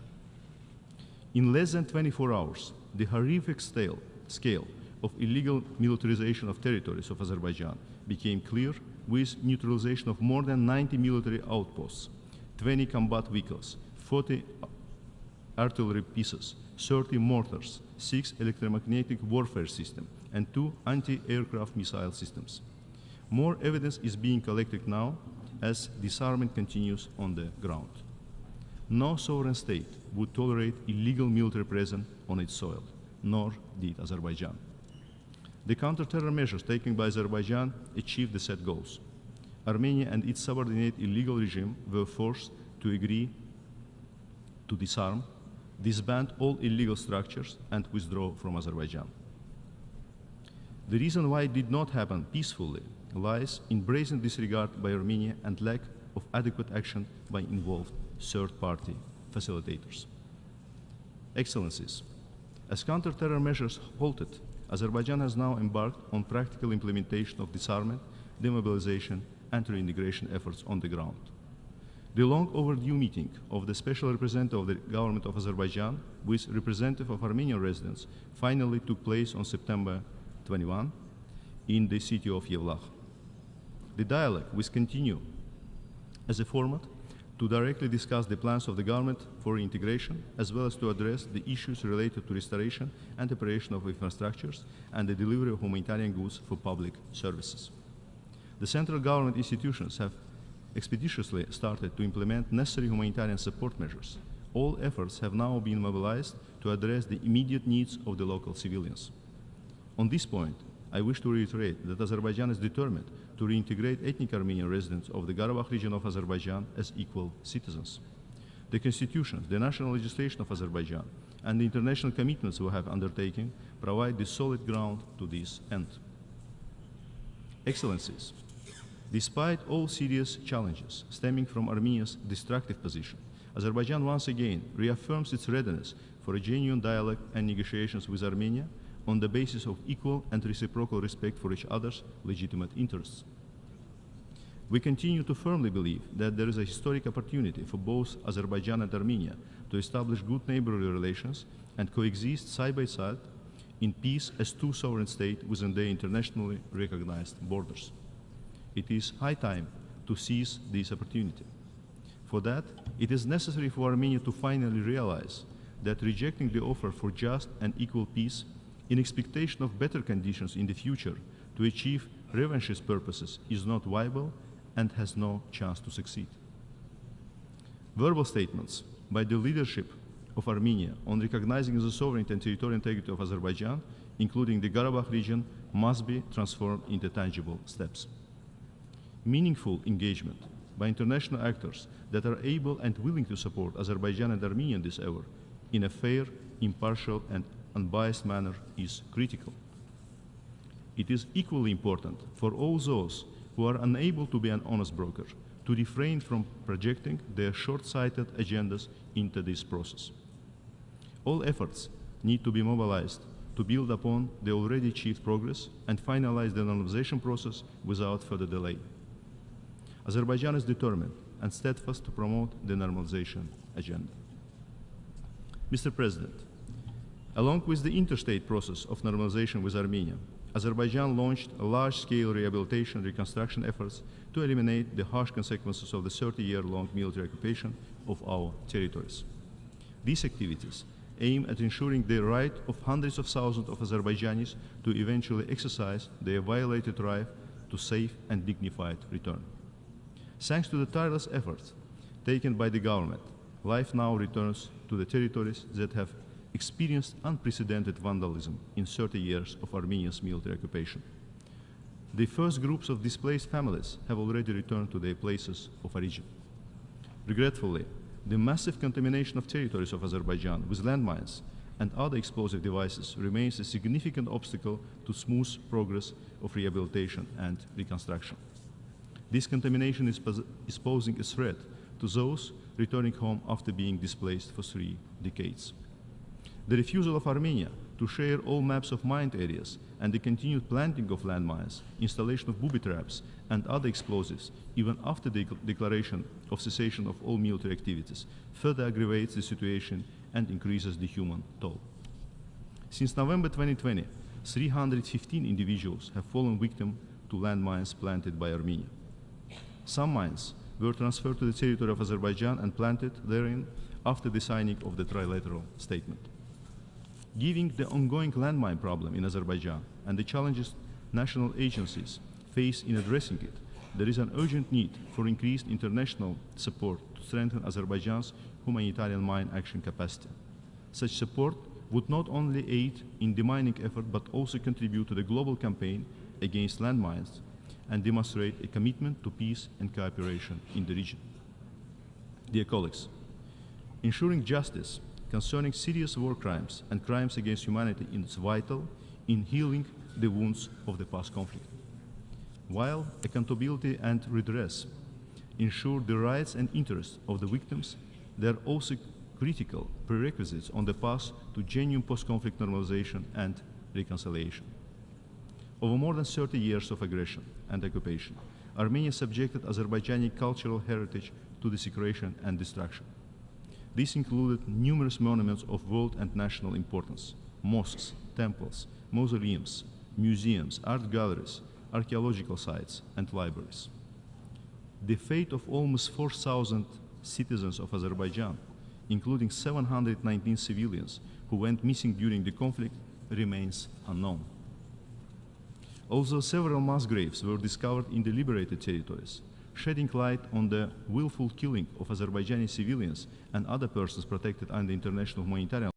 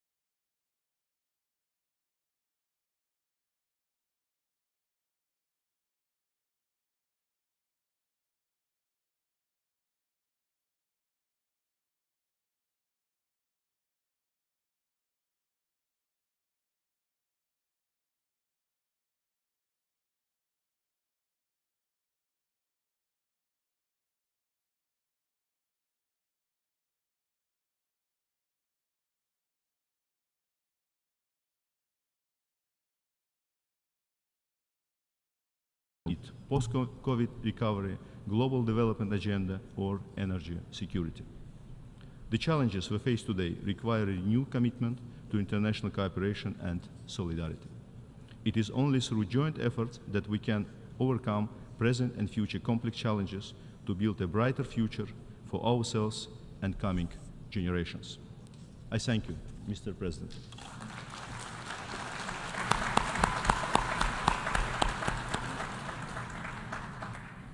I thank the Minister of Foreign Affairs of Azerbaijan.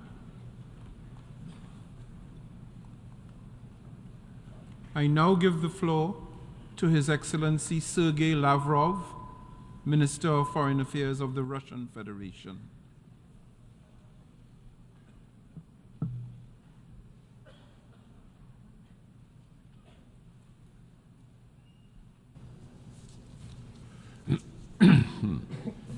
Уважаемый господин председатель, уважаемые дамы и господа, в речах многих выступавших до меня ораторов уже прозвучала мысль о том, что наша общая планета переживает необратимые перемены. На глазах рождается новый мировой порядок. Контуры будущего созидаются в борьбе между мировым большинством, выступающим за более справедливое распределение глобальных благ и цивилизационное многообразие, и между теми немногими, кто применяет неоколониальные методы подчинения, чтобы удержать свое ускользающее доминирование. Своего рода визитной карточкой коллективного Запада давно стало неприятие принципа равноправия и тотальная недоговороспособность. Привыкшие смотреть на остальной мир свысока, американцы и европейцы сплошь и рядом дают обещания, берут на себя обязательства, в том числе письменные и юридически обязывающие. А затем их попросту не выполняют. Как отметил президент Путин, Запад является собой самую настоящую империю лжи. Россия, как и многие другие страны, знает об этом не понаслышке. В 1945 году, когда мы с Вашингтоном и Лондоном вместе добивали врага на фронтах Второй мировой войны, наши союзники по антигитлеровской коалиции уже готовили планы военной операции под названием «Немыслимая» против Советского Союза. А спустя 4 года, в 1949-м, американцы разработали операцию «Дропшот» по нанесению массированных ядерных ударов по СССР. Эти безумные замыслы так и остались на бумаге. Советский Союз создал свое оружие возмездия, хотя понадобился Карибский кризис 1962 года с балансированием на грани ядерной войны, чтобы идеи ее развязывания и иллюзия победы в ней перестали быть основой военного планирования Соединенных Штатов. В момент окончания Холодной войны Советский Союз сыграл определяющую роль в объединении Германии и согласовании параметров новой архитектуры безопасности в Европе. При этом советскому, а затем российскому руководству были даны конкретные политические заверения относительно нерасширения военного блока НАТО на восток. Соответствующие записи переговоров есть и в наших, и в западных архивах. Они в свободном доступе. Но эти заверения западных лидеров оказались обманом, они и не собирались их выполнять. При этом их никогда не смущало, что, приближая НАТО к границам России, они грубо нарушали и взятые на высшем уровне впоследствии официальные обязательства по линии ОБСЕ, обязательство не укреплять собственную безопасность за счет безопасности других и не допускать военно-политического доминирования в Европе какой-либо страны, группы стран или организаций. В 2021 году были высокомерно отвергнуты наши предложения заключить договоры о взаимных гарантиях безопасности в Европе без изменения внеблокового статуса Украины. Запад продолжал планомерно осуществлять милитаризацию русофобского киевского режима, который был приведен к власти в результате кровавого госпереворота и использовался для подготовки развязывания гибридной войны против нашей страны. Беспрецедентной со времени окончания Холодной войны стала серия недавних совместных учений США и их европейских союзников по НАТО, в том числе с отработкой сценариев применения ядерного оружия по территории Российской Федерации. Продекларирована задача нанести России стратегическое поражение, и эта одержимость окончательно застила глаза безответственным политикам, которые испытывают чувство собственной безнаказанности, одновременно утратив элементарное чувство самосохранения. Ведомые Вашингтоном страны НАТО не только наращивают и модернизируют свои наступательные потенциалы, но и пытаются перенести вооруженные противостояния в космическое и информационное пространство. Новым опасным проявлением натовского экспансионизма стали попытки распространить зону ответственности блока на все восточное полушарие под лукавым лозунгом неделимости безопасности Евроатлантики и Индо-Тихоокеанского региона. Под эту задачу Вашингтон создает подконтрольные себе военно-политические мини-альянсы вроде АУКУС, тройки США, Япония, Республика Корея, четверки Токио, Сеул, Канберра, Веллингтон, подтягивая участников этих структур к практической кооперации с НАТО, которая внедряет свою инфраструктуру на Тихоокеанском театре. Нескрываемая направленность таких усилий против России и Китая на развал сложившейся вокруг АСЕАН инклюзивной региональной архитектуры порождает риски возникновения нового взрывоопасного очага геополитической напряженности в дополнение к уже до предела разогретому европейскому.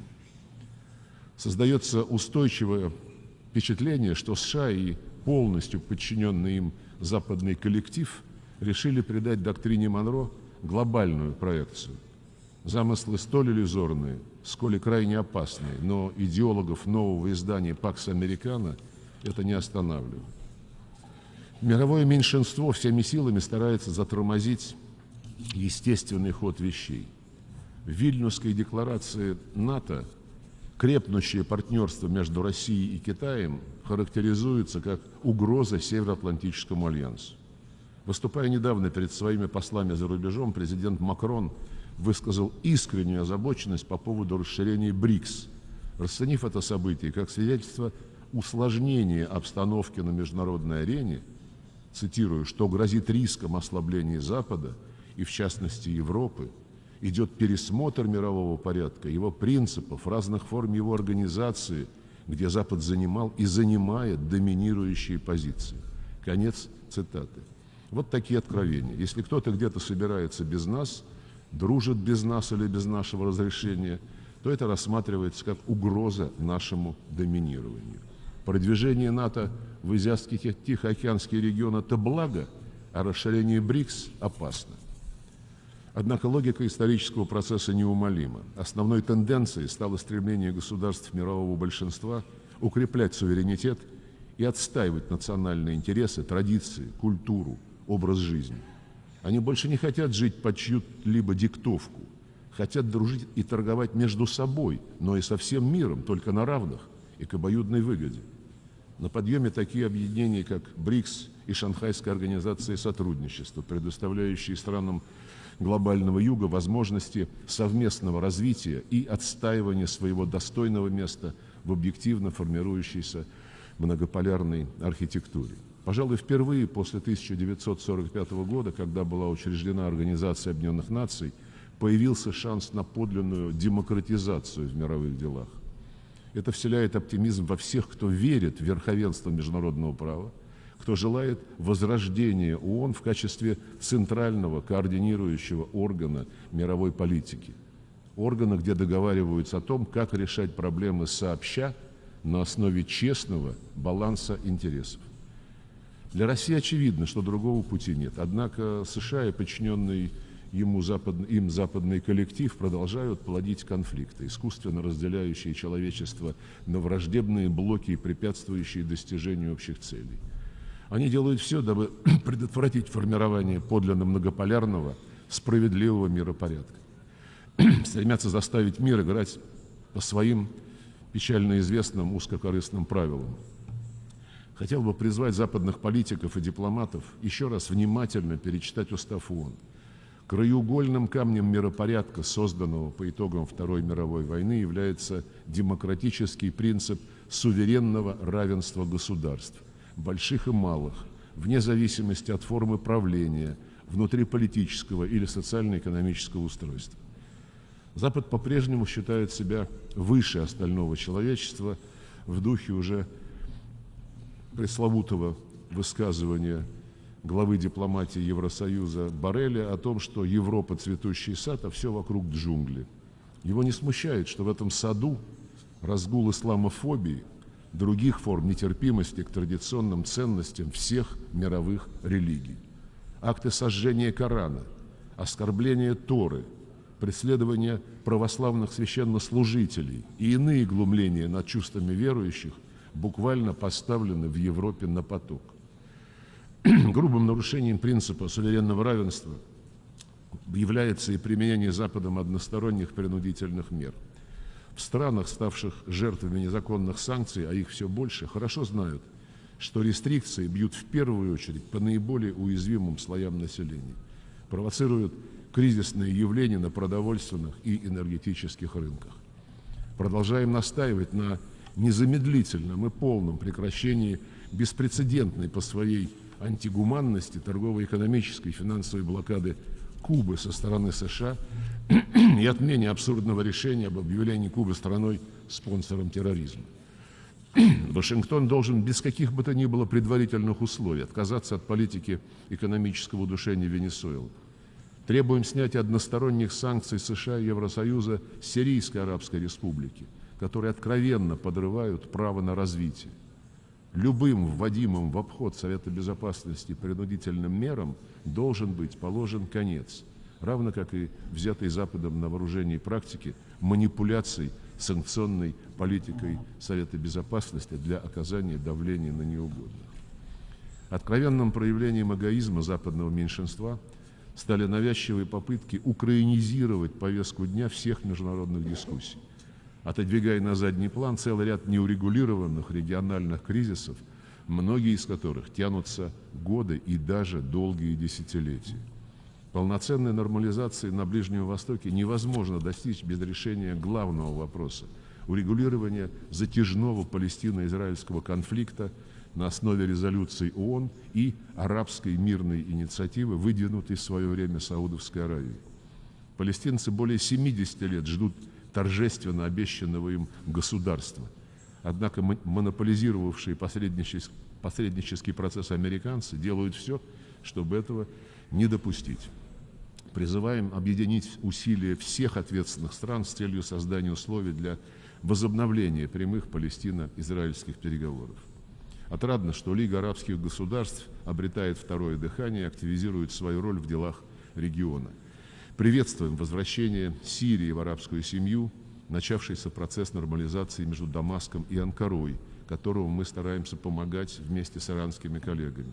Эти позитивные сдвиги подкрепляют усилия астанинского формата по продвижению сирийского регулирования на основе резолюции Совета Безопасности 2254 и восстановления суверенитета Сирийской Арабской Республики.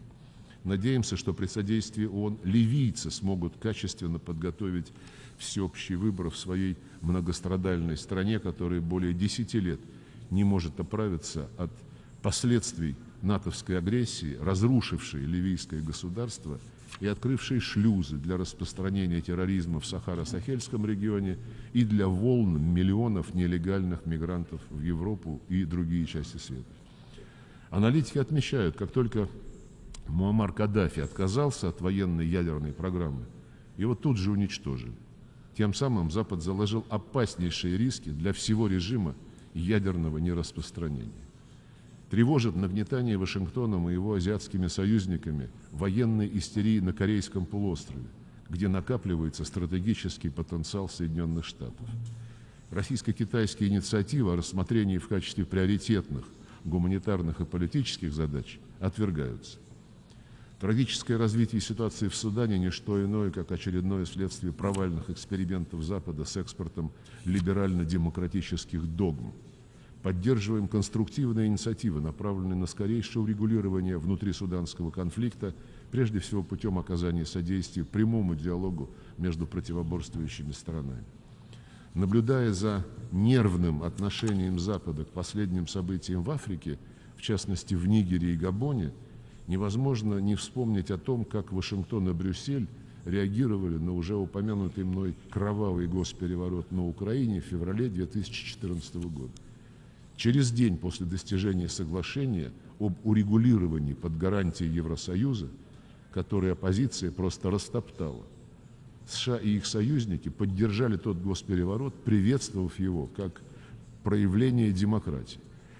Не может не вызывать беспокойства продолжающаяся деградация обстановки в сербском крае Косово.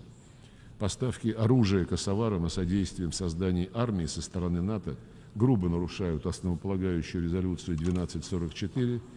Весь мир видит, как на Балканах повторяется печальная история Минских соглашений по Украине, которые, напомню, предусматривали специальный статус республик Донбасса и которые Киев открыто саботировал при поддержке Запада.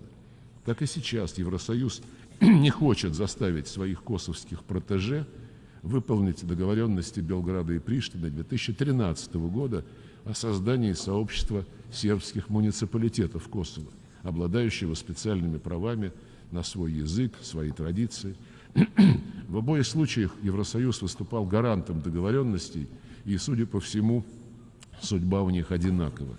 Каков спонсор, таков и результат. Сейчас Брюссель навязывает свои посреднические услуги Азербайджану и Армении, привнося вместе с Вашингтоном дестабилизацию на Южный Кавказ. Теперь, когда руководители Еревана и Баку урегулировали между собой вопрос взаимного признания суверенитета двух стран, пришла пора для мирной жизни, для ее налаживания, укрепления доверия. Российский миротворческий контингент будет всячески этому способствовать. Говоря о решениях международного сообщества, которые остаются на бумаге, призываем завершить, наконец, процесс деколонизации в соответствии с резолюциями Генеральной Ассамблеи, добиться прекращения колониальных и неоколониальных практик. Яркой иллюстрацией тех правил, по которым Запад хочет заставить жить весь мир, является судьба взятых им еще в 2009 году обязательств предоставлять развивающимся странам ежегодно по $100 миллиардов на финансирование программ в области адаптации к изменению климата. Сравните судьбу этих невыполненных обещаний с теми суммами, которые США, НАТО и Евросоюз потратили на поддержку российского режима в Киеве. По оценкам, до $170 миллиардов за последние 1,5 года.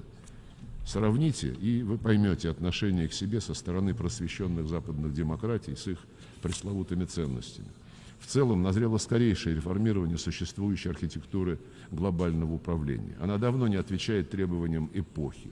США и их союзники должны отказаться от искусственного сдерживания перераспределения голосующих квот в МВФ и Всемирном банке, признав реальный экономический и финансовый вес стран глобального юга. Следует также незамедлительно разблокировать работу органа по урегулированию споров Всемирной торговой организации. Все более востребованным становится и расширение Совета Безопасности, исключительно через устранение недопредставленности в его составе стран мирового большинства Азии, Африки и Латинской Америки. Важно, чтобы новые члены Совета Безопасности, как постоянные, так и непостоянные, пользовались авторитетом и в своих регионах, и в таких организациях глобального охвата, как Движение неприсоединения, Группа 77, Организация исламского сотрудничества. Пора рассмотреть и более справедливые методы формирования секретариата ООН. Действующие долгие годы критерии не отражают реальный вес государств в мировых делах и искусственно обеспечивают запредельное доминирование граждан стран НАТО и Евросоюза. Эти диспропорции еще более углубляются в силу системы постоянных контрактов, которые привязывают их обладателей к позиции стран-хозяек штаб-квартир международных организаций, подавляющее большинство которых расположены в столицах, проводящих политику Запада. Подкрепить реформу ООН призвано объединение нового типа, где нет ведущих и ведомых, учителей и учеников, а все вопросы решаются на основе консенсуса и баланса интересов. Это прежде всего БРИКС, существенно нарастивший свой авторитет по итогам саммита в Йоханнесбурге и обретший поистине глобальное влияние. На региональном уровне налицо ренессанс таких организаций, как Африканский союз, СЕЛАК, Лига арабских государств, Совет сотрудничества арабских государств Залива и другие структуры. В Евразии набирает обороты гармонизация интеграционных процессов в рамках Шанхайской организации сотрудничества, АСЕАН, Организации договора коллективной безопасности, Евразийского экономического союза, СНГ, китайского проекта «Пояса и пути». Происходит естественное формирование большого евразийского партнерства, открытого для участия всех, без исключения объединений и стран нашего общего континента. Позитивным тенденциям, к сожалению, противоречат все более агрессивные попытки Запада сохранить господство в мировой политике, экономике и финансах. В общих интересах избежать фрагментации мира на изолированные торговые блоки и макрорегионы. Но если США и их союзники не хотят договариваться о придании процессам глобализации справедливого, равноправного характера, то остальным придется делать выводы и думать о шагах, которые помогут не ставить перспективы своего социально-экономического, технологического развития в зависимость от неоколониальных инстинктов бывших метрополий. Основная проблема именно в Западе, ведь развивающиеся страны готовы договариваться, в том числе и на площадке группы 20, как показал недавний саммит объединений в Индии. Главный вывод по его итогам: двадцатку можно и нужно избавить от политизации, дать ей возможность заниматься тем, ради чего она создавалась, вырабатывать общеприемлемые меры управления мировой экономикой и финансами. Возможности для диалога и договоренности есть. Важно не упустить момент. Все эти тенденции должен в полной мере учитывать в своей работе и секретариат ООН, уставная миссия которого — служение поиску согласия всех государств-членов под крышей ООН, а не где-то на стороне. ООН была основана по итогам Второй мировой войны, и любые попытки ревизии этих итогов подрывают основу Всемирной организации.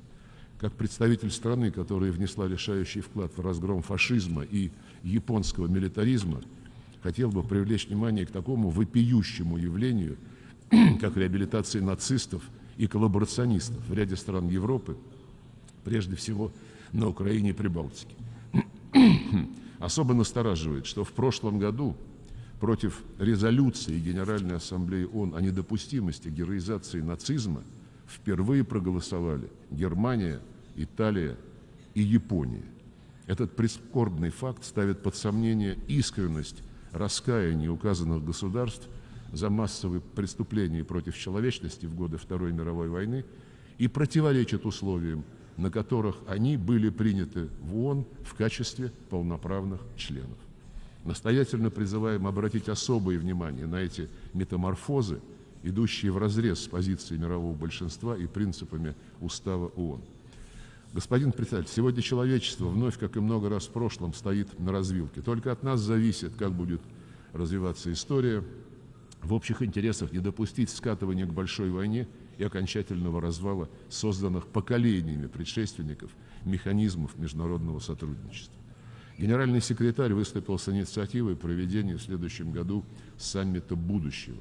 Успех этого начинания может быть обеспечен исключительно через формирование справедливого, честного баланса интересов всех стран-членов при соблюдении межправительственного характера нашей организации. На своей встрече 21 сентября члены группы друзей в защиту Устава ООН договорились активно способствовать достижению такого результата. Как сказал Антонио Гутерреш на пресс-конференции накануне нынешней сессии, я цитирую: «Если мы хотим мира и процветания, основанных на равенстве и солидарности, то на лидерах лежит особая ответственность за достижение компромисса при проектировании нашего общего будущего ради общего блага». Конец цитаты. Хороший ответ тем, кто пытается делить мир на демократии и автократии и диктовать всем только свои неоколониальные правила. Благодарю за внимание. I thank the Minister of Foreign Affairs of the Russian Federation. I now give the floor to Her Excellency Retno Lestari Prisansari Madusi, Minister of Foreign Affairs of Indonesia.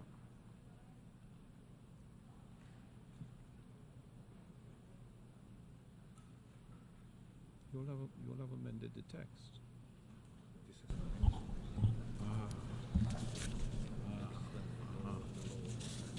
Yeah.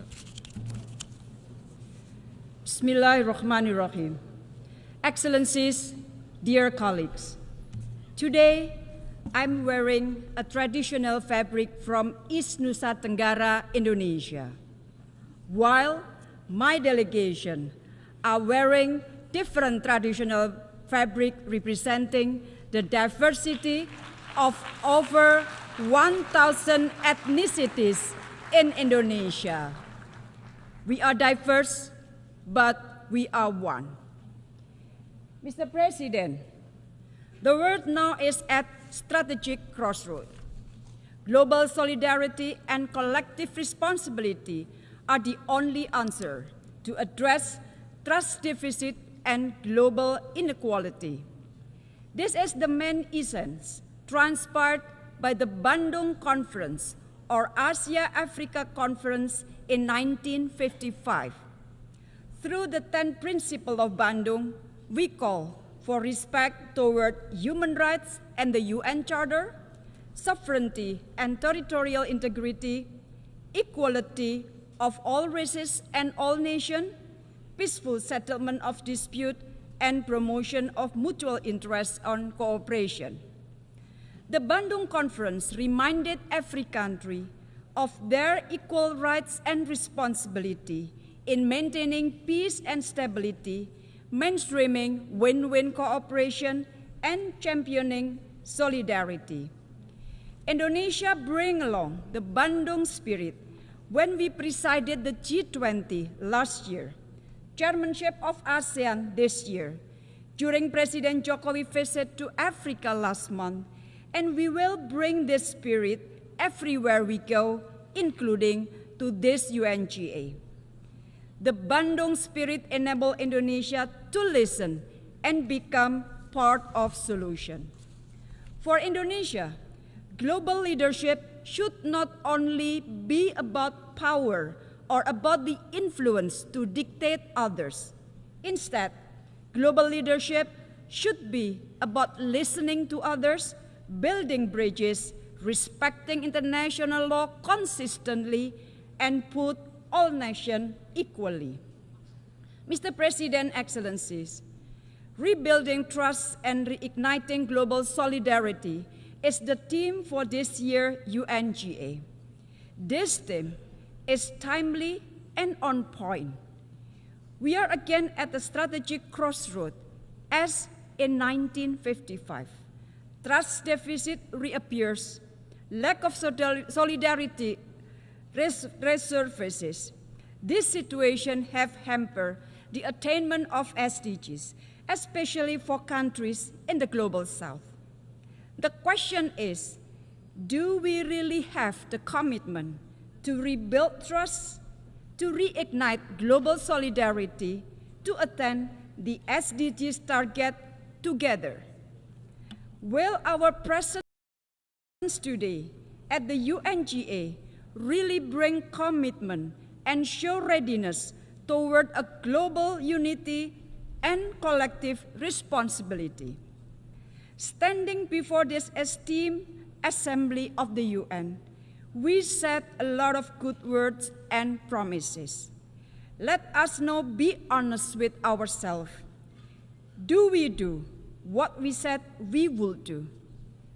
If all of us are committed to do what we said and say what we do, I'm sure the current world situation will not be like what we see right now, where trust deficit is running deep, where differences are soaring high and sharp, where wars and conflict are tearing us apart. The problem is that we do differently than what we said. We say differently about what we did. We do not walk the talk. Mr. President, Excellencies, against this backdrop, I would like to share some thought on how we can rebuild trust and reignite global solidarity in line with what we envision through the Bandung spirit. First, forging collective global leadership. The fate of the world cannot be defined by the mighty few. A peaceful, stable, and prosperous world is a collective right and responsibility of all countries, big and small, north and south, developed and developing. We all must do our part and work together toward this common goal. And this can only be achieved if all of us adhere to the same rules of the game. We must uphold respect for international law, particularly fundamental principle of sovereignty and territorial integrity.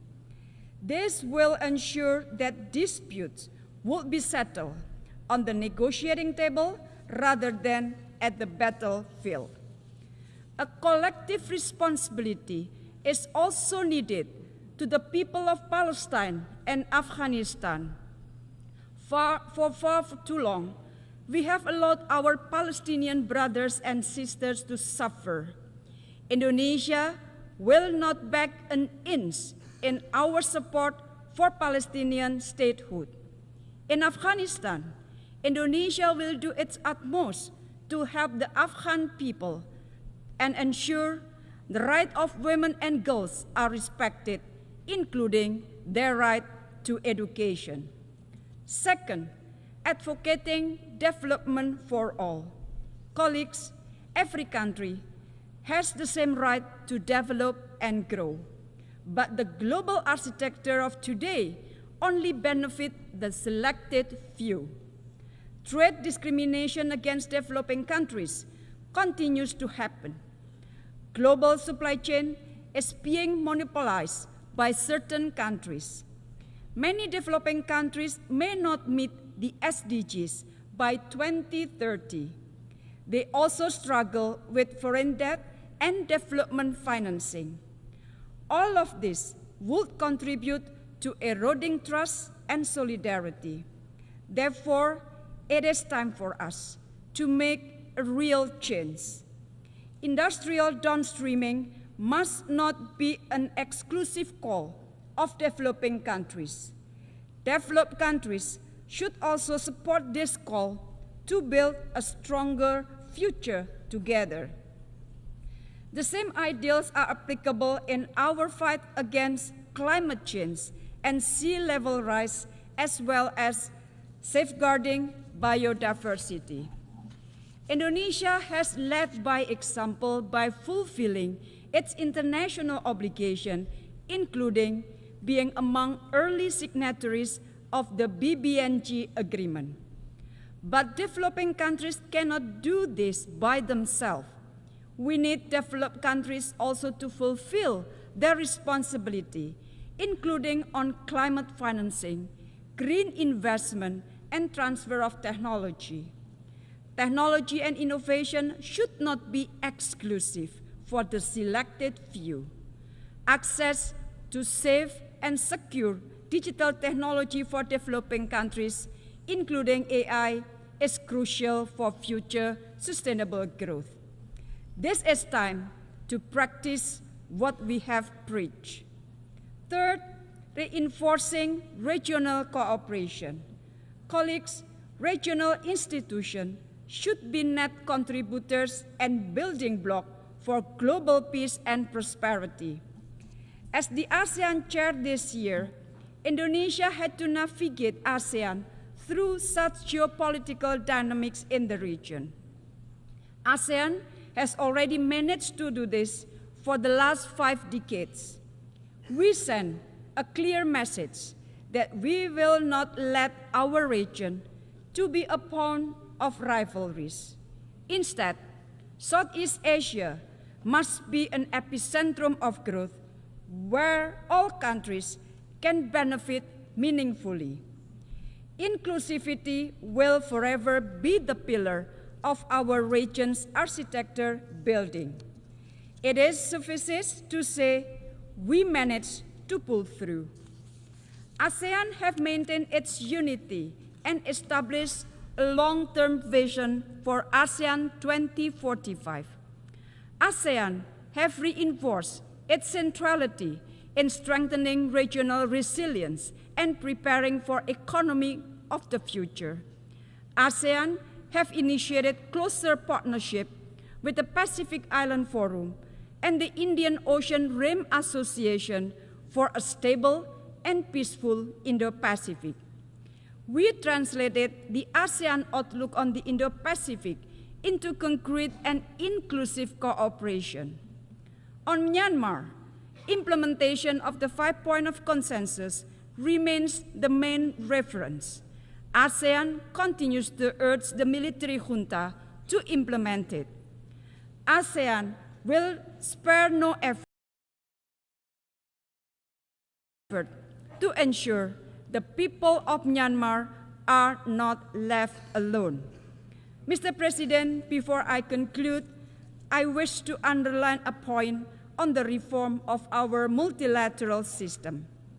Many proposals have been produced throughout the years, but we are still far from getting anywhere. The best time for action may have already passed, but the second best time is now. Let us translate our commitment into action.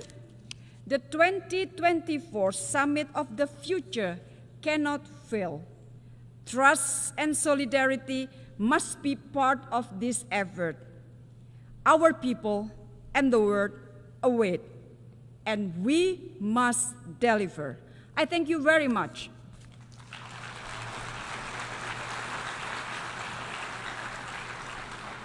I thank the Minister of Foreign Affairs of Indonesia. I now give the floor to Her Excellency Alicia Bárcena Ibarra, Minister of Foreign Affairs of Mexico.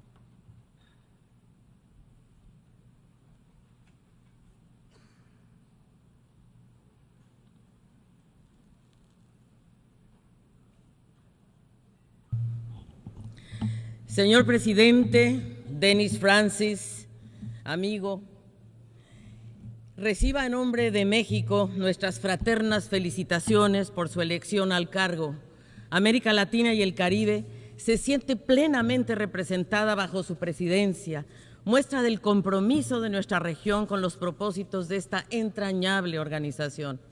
Señor Presidente, jefes de Estado, colegas, ministras, ministros, excelencias, hoy Naciones Unidas tiene ante sí un reto de enormes proporciones para cumplir con la esencia de su mandato, preservar a la humanidad del flagelo de la guerra, promover y proteger todos los derechos humanos, asegurar la vigencia del derecho internacional y promover el bienestar de las personas con sostenibilidad ambiental. Me emociona profundamente regresar a esta sede de la Organización de las Naciones Unidas, a la que serví con orgullo por décadas, en esta ocasión representando al gobierno de mi país, México. ¡Qué honor! Un país que vive hoy un proceso de profundas y progresistas transformaciones. Me honra reportar su voz y representar a México en el mundo. Reciban un saludo del presidente Andrés Manuel López Obrador. Nuestros pueblos enfrentan serias amenazas a la paz y a la seguridad internacional. Tenemos más de 50 conflictos armados y la proliferación de armas nucleares, el agravamiento de la multiplicidad de crisis desde humanitarias hasta climáticas, la migración forzada de millones de personas, el incremento más alto de la desigualdad y la pobreza con 165 millones de pobres en 3 años. El desafío de la salud, el riesgo de nuevas pandemias en un contexto, por cierto, de crecientes cuestionamientos sobre la pertinencia del multilateralismo y sus instituciones.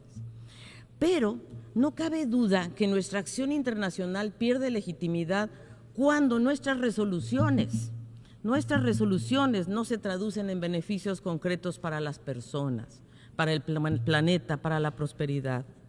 La Agenda 2030 requiere de una acción urgente para rescatarla. De acuerdo con las palabras del secretario general Antonio Guterres, la pandemia inhibió el avance hacia el cumplimiento de los objetivos de desarrollo sostenible.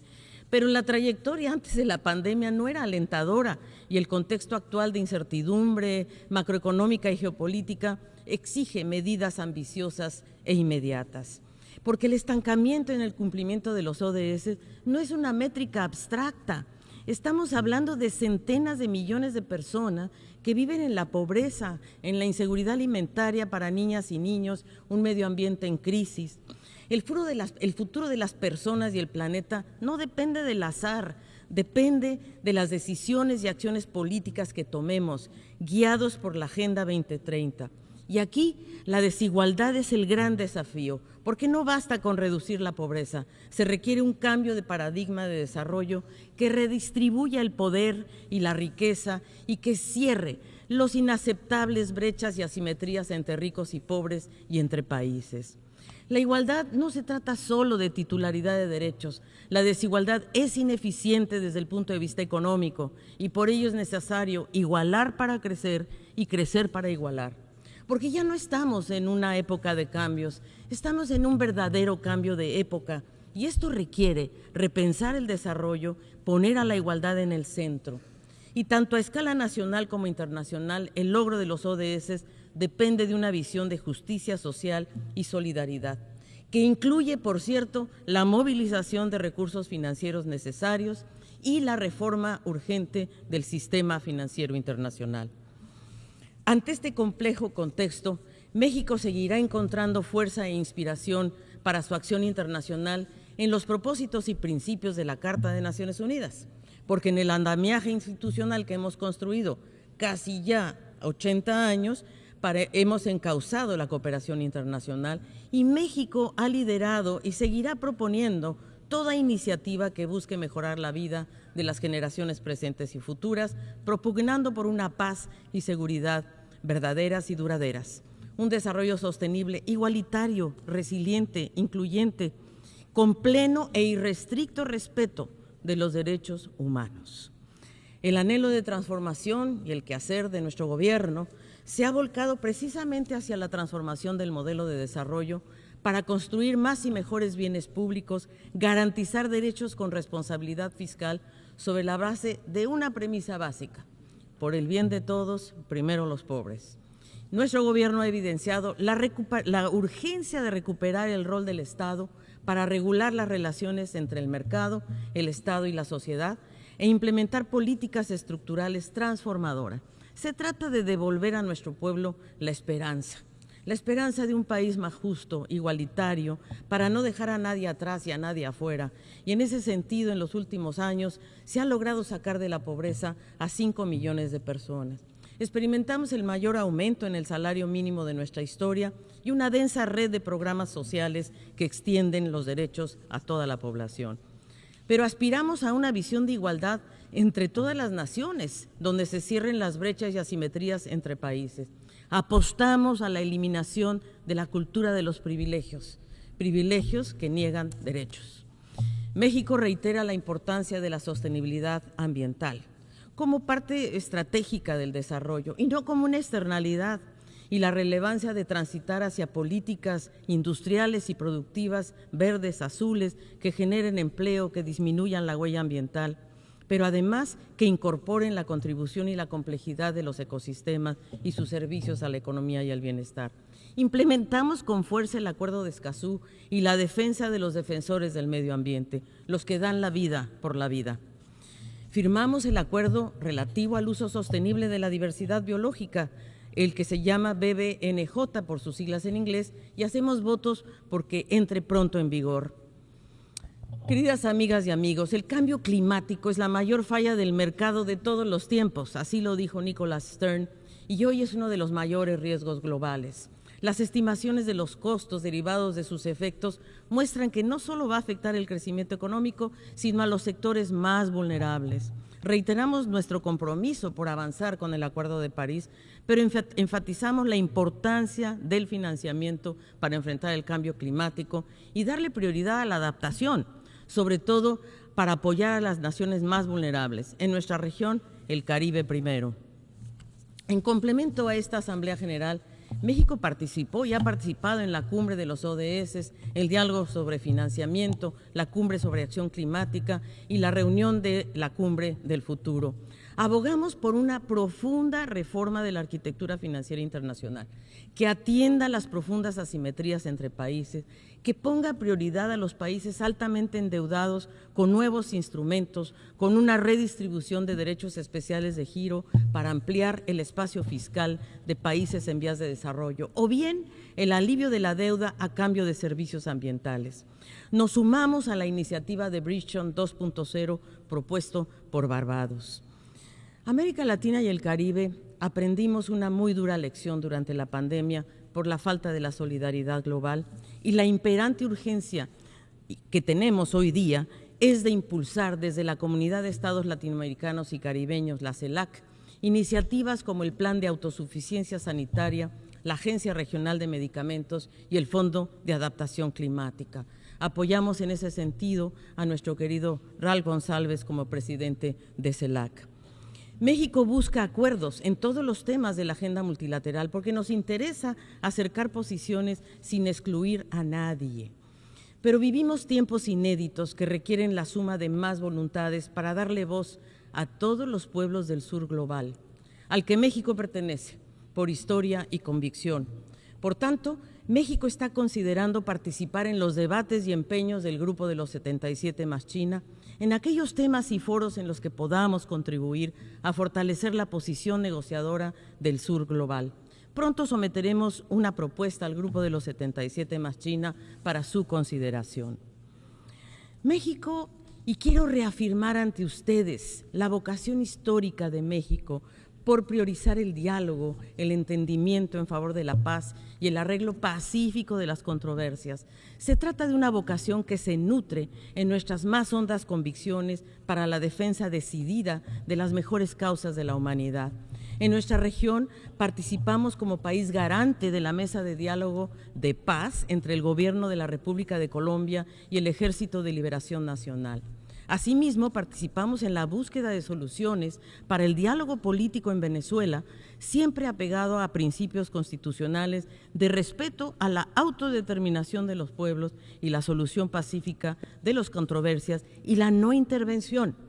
México es anfitrión de las negociaciones entre el gobierno venezolano y la Plataforma Unitaria de Venezuela, facilitadas por Noruega. Respaldamos la implementación de los acuerdos firmados en noviembre de 2022 en la Ciudad de México y mantenemos las puertas abiertas para reanudar este proceso y alcanzar una solución en beneficio de todo el pueblo venezolano. En relación con el conflicto entre Ucrania y Rusia, nuestra postura es inequívoca. Condenamos la invasión de Rusia a Ucrania, que es violatoria de la Carta de las Naciones Unidas y del derecho internacional, y por el indecible sufrimiento de millones de personas, especialmente niños y niñas. Reconocemos que todo Estado soberano tiene derecho a contar con los medios para recuperar su integridad territorial, pero es igualmente cierto que la carrera armamentista nos aleja cada día más de una solución pacífica. Tenemos que dejar de hablar de guerra y empezar a hablar de paz. México continuará su lucha en favor del desarme y la no proliferación de armas nucleares, como lo acredita el Tratado de Tlatelolco y el Tratado de Prohibición de las Armas Nucleares, esenciales para prevenir y erradicar catastróficas consecuencias humanitarias.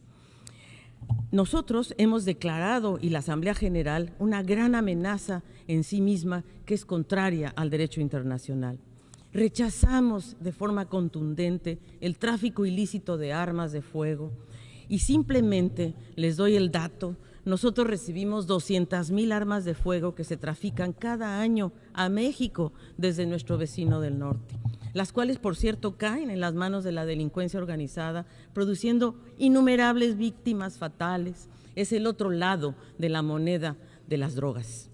México asume de buena fe sus compromisos en relación a combatir el tráfico de drogas, pero todo esfuerzo será limitado si los países de fabricación y de origen de armas traficadas no asumen su responsabilidad ante este flagelo. Necesitamos medidas enérgicas para disminuir la amplia disponibilidad de armas de fuego. Las empresas y fabricantes y distribuidoras deben asumir su responsabilidad y adoptar medidas diligentes para evitar que estas armas sean desviadas al mercado ilícito. En nuestra región, en América Latina, y el Caribe, estamos devastados por la situación de Haití, un país que se encuentra ahogado en la violencia de bandas de delincuentes que prosperan en gran medida debido precisamente al tráfico ilícito de armas, a pesar de las sanciones establecidas por el Consejo de Seguridad en una resolución que facilitó México y que esperamos que muy pronto el Consejo de Seguridad apruebe la resolución para que la comunidad internacional actúe decisivamente y apoye a este país a recuperar su estabilidad. Aprovechamos entonces esta tribuna también para refrendar el compromiso de México con la solución de dos estados, Israel y Palestina, viviendo al lado en paz y con fronteras seguras. Y a reconocer el derecho del pueblo de Israel, pero no a expensas del pueblo palestino. Pongamos fin a situaciones aberrantes como el continuo embargo económico que sufre Cuba, totalmente injustificado, contrario al derecho internacional y ajeno a valores y a la convivencia pacífica que prevalece entre los pueblos de América Latina y el Caribe. Demandamos que Cuba deje de ser considerada como un país que auspicia o alienta el terrorismo. Hace 64 años, esta Asamblea General fue presidida por uno de los mejores diplomáticos mexicanos, Luis Padilla Nervo, y dijo, y cito, «La victoria no se decidirá en los campos de batalla, sino en las conciencias de los hombres y mujeres debido al carácter de esta lucha. Las mejores armas de las democracias son los principios morales, el escrupuloso respeto de los tratados y el principio de que las dificultades y controversias de los países no se deben resolver por las armas, sino mediante la negociación». México aspira a ser un actor que promueve la paz por el derecho y haremos todo lo que esté a nuestro alcance para apoyar los esfuerzos genuinos de diálogos entre las partes en conflicto y para conducir, por cierto, a la solución pacífica, porque la política exterior de México se basa en la renuncia de la guerra como instrumento de política internacional. Y como bien dijo nuestro célebre diplomático Genaro Estrada, así lo dijo, la política exterior se basa en la renuncia de la guerra. Y por eso en el hall de la entrada, aquí cuando ustedes entran a esta asamblea, se encontrarán una losa de obsidiana, que es una piedra sagrada que los aztecas llamaban Itzli, convencidos de que su origen era la huella de los rayos al golpear las rocas de los volcanes, la síntesis de lo celestial y lo terrestre. Y esta pieza incluye una placa grabada que define el cimiento de nuestra diplomacia. La pronunció hace 156 años el primer presidente indígena de América Latina, Benito Juárez. Y él dijo, entre los individuos como entre las naciones, el respeto al derecho ajeno es la paz. Con esta visión humanista, México encara el gran reto de la movilidad humana. Nos ha puesto la geografía ineludiblemente en un lugar muy complicado, pero México tiene una brújula muy clara, humanizar la migración, porque la migración debe de ser una opción y no una obligación, porque cuando una persona migra debe de hacerlo de manera segura, ordenada y regular, porque el fenómeno migratorio sin precedentes concierne a toda la comunidad internacional, a todos en su conjunto. Por eso México insiste en la urgencia de atender las causas estructurales y profundas de la migración. Reafirmamos la importancia de apoyar a las comunidades de origen y sumar voluntades y recursos para lograrlo. Se requiere el apoyo y la contribución de todos los países y especialmente de aquellos países receptores que se benefician del trabajo y las aportaciones de las personas migrantes. Aquí en Estados Unidos, por ejemplo, nuestros migrantes aportan más de 500,000 millones de dólares en impuestos. Es fundamental entonces evolucionar hacia modelos de gestión migratoria que ofrezcan espacios de inserción laboral y financiera seguras y formales, que faciliten la integración en las sociedades de acogida, modelos que protejan los derechos humanos de las personas migrantes en todo el ciclo de la migración. Porque como bien lo señaló el secretario general, a 75 años de la adopción de la Declaración Universal de los Derechos Humanos, es momento de ponerle fin a la persecución y demonización de los migrantes. No aceptamos, por cierto, y conectado a ello, que se ponga en duda el carácter progresivo de los estándares internacionales en materia de igualdad de género ni el respeto a la diversidad sexual, que nos ha costado tanto edificar. Abogamos por avances en igualdad de género, evitar retrocesos con acciones contundentes e innovadoras. Nada sobre nosotras sin nosotras. México fue el primer país del sur en proclamar una política exterior feminista porque estamos empeñados en que las estructuras cambien, aquellas que impiden el adelanto de las mujeres y el pleno goce de sus derechos y de sus autonomías. Ello implica la promoción de la participación sustantiva de las mujeres en la toma de decisiones y la transversalización de la perspectiva de género en todos los espacios, foros, organismos y acuerdos internacionales. Porque cada vez que rompemos el techo de cristal, logramos un avance civilizatorio. El tema de esta 78ª Asamblea General es pertinente y preciso. Reconstruir la confianza, reactivar la solidaridad mundial, y este debe ser el eje de nuestros esfuerzos. El majestuoso espacio en el que nos encontramos reunidos no debe hacernos olvidar la crisis de confianza que enfrentan las instituciones internacionales y en especial las Naciones Unidas. Nuestras deliberaciones deben reflejarse en resultados concretos y eso es importantísimo porque debemos incorporar a las ciudadanas y ciudadanos que representamos como sujetos activos. Y debemos estar muy atentos porque el multilateralismo no puede perderse y no puede perder su rumbo en la polarización y las rivalidades geopolíticas. Si las Naciones Unidas no cumplen con su mandato de paz y desarrollo, alimentaremos la insatisfacción y el desconcierto y sufrirán las instituciones internacionales que hemos construido. Apostamos por un multilateralismo cercano a la gente, oportuno y eficaz, comprometido con la provisión de bienes públicos globales. Apostamos por lo colectivo, por lo de todos. El multilateralismo es una herramienta para el desarrollo y la labor de las Naciones Unidas debe crear una paz justa, ampliar libertades, construir igualdad, profundizar la democracia. En definitiva, crear esperanza. El compromiso político es clave para transitar a un nuevo multilateralismo que nos permita reestructurar las relaciones de poder económico y social internacional, donde los temas de desarrollo generen espacio frente al énfasis excesivo y exclusivo de un neoliberalismo mercantilista. Aspiramos que esta misma visión prevalezca entre las naciones para lograr un mundo más justo, donde se reduzcan precisamente las asimetrías. Proponemos un multilateralismo más cercano a las necesidades de la gente, congruente con los principios y propósitos de Naciones Unidas, contundente, oportuno y eficaz. Porque, amigas y amigos, los desafíos que encaramos son enormes. Sobre la mesa está ni más ni menos que la incertidumbre sobre nuestra sobrevivencia. No hay tiempo para modestias graduales, que a veces solo son coartadas para mantener el status quo. El actual modelo de desarrollo global es insostenible. La promesa de un progreso inevitable e ilimitado se ha topado con el muro inconmovible de la naturaleza. El 2030 está a la vuelta de la esquina y los mínimos esenciales que convenimos en el 2015 están frustrados. Por eso debemos contagiarnos de rebeldía y sentido de urgencia. Es en esta generación y en sus líderes sobre quien recae la responsabilidad irrenunciable de atajar el desastre que la ciencia nos ha descrito. Y no será con pequeños pasos que lo lograremos, no será con la parca timidez que intenta discreta no incomodar la estructura de poder que nos ha llevado a este punto. Será con saltos audaces y valientes, será con el coraje de decir y hacer de un mundo igualitario y justo, donde los derechos no sean mercancías, ni la naturaleza víctima inevitable de nuestros patrones de producción y consumo.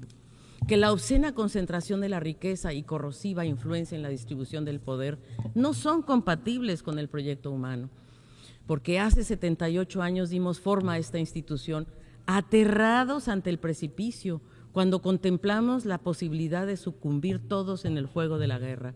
Hoy el precipicio se acerca, intimidante y real, y acaso más feroz. Por eso nuestros esfuerzos han de estar a la altura. Amigas y amigos, a mediados del siglo XX, esta organización ensayaba sus primeros pasos. Las huellas devastadoras de la última guerra mundial se mantenían muy frescas y un joven diplomático mexicano borroneaba los párrafos del ensayo fundamental sobre los rasgos de identidad de mi patria.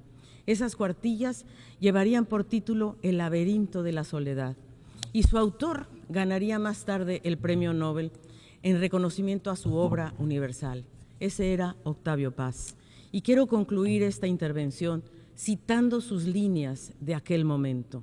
Y él decía: todo ha pasado como no debería haber pasado, decimos para consolarnos, pero somos nosotros los equivocados, no la historia. Tenemos que aprender a mirar cara a cara la realidad, inventar si es preciso palabras nuevas e ideas nuevas para estas nuevas y extrañas realidades que nos han salido al paso.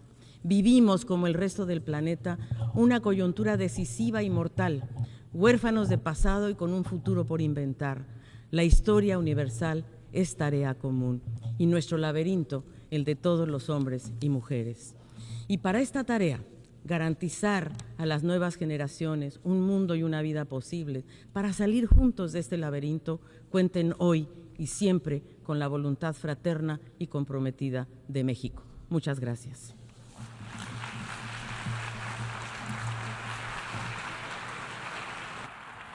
I thank the Minister of Foreign Affairs of Mexico.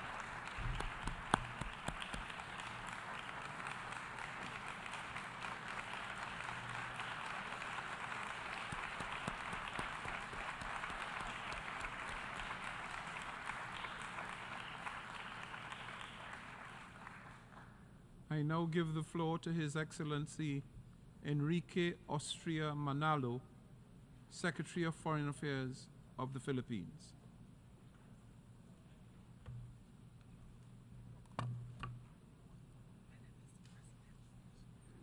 I thank the Secretary. Thank you. Mr. President, Mr. Secretary General, Excellencies, and colleagues, it is an honor to address you today on behalf of President Ferdinand R. Marcos Jr. and reaffirm the Philippines' solidarity with the United Nations. As a founding member of the UN, our commitment to multilateralism with the UN Charter as its bedrock is unwavering. The UN has bound our nations in common purpose to uplift our shared humanity.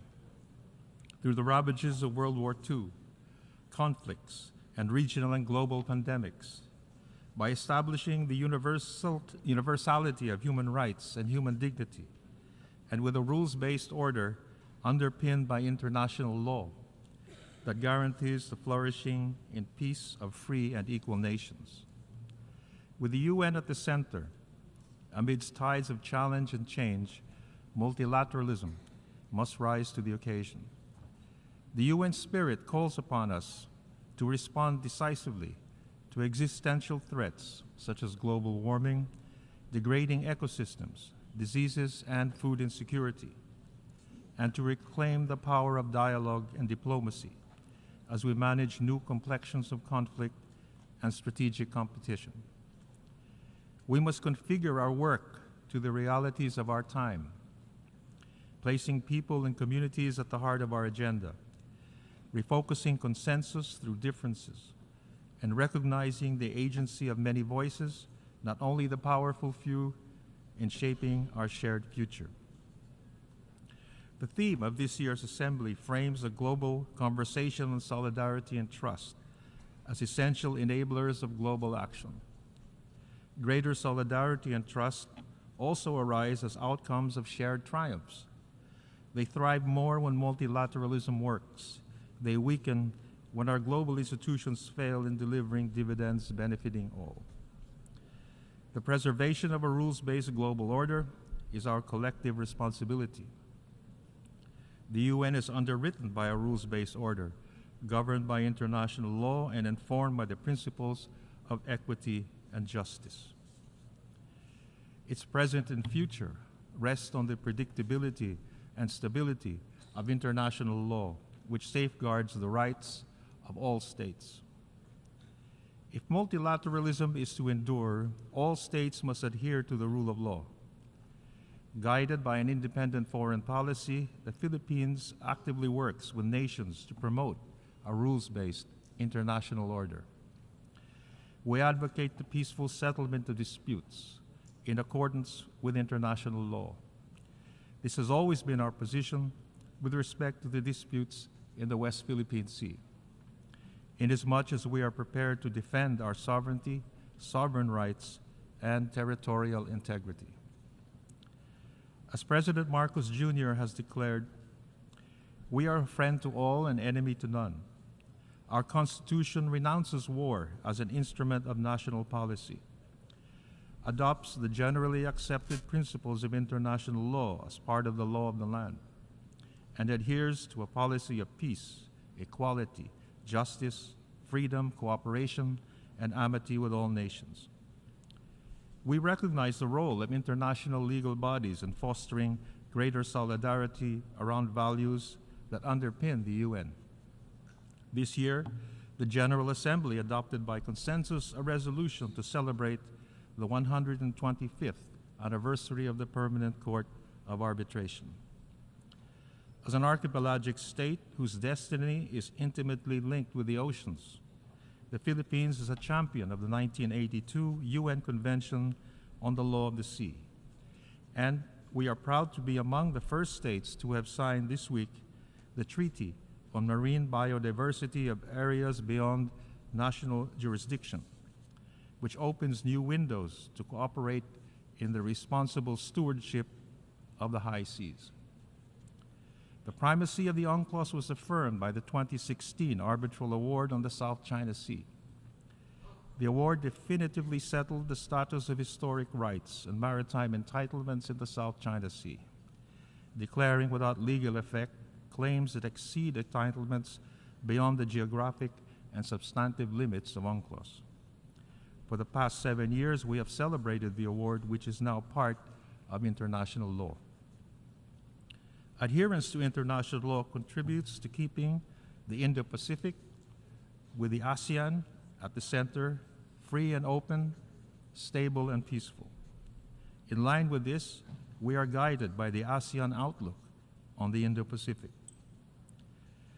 Excellencies, Mr. President, during the Cold War, the Philippines shepherded the 1982 Manila Declaration on the peaceful settlement of international disputes, convinced that our world should not descend again into large-scale conflict when the possibility of nuclear catastrophe loomed. Humanity remains in a state of danger from too many destructive and disruptive weapons now in existence. With thousands of nuclear warheads still present and the Fissile Material Cutoff Treaty unrealized, heightened arms races and new ways of warfare, including in the cyber and space domains, have transformed the strategic landscape of the 21st century. All the more, the rule of law must reign. President Marcos Jr. at this assembly last year called for rules and norms for the responsible use of emerging technologies.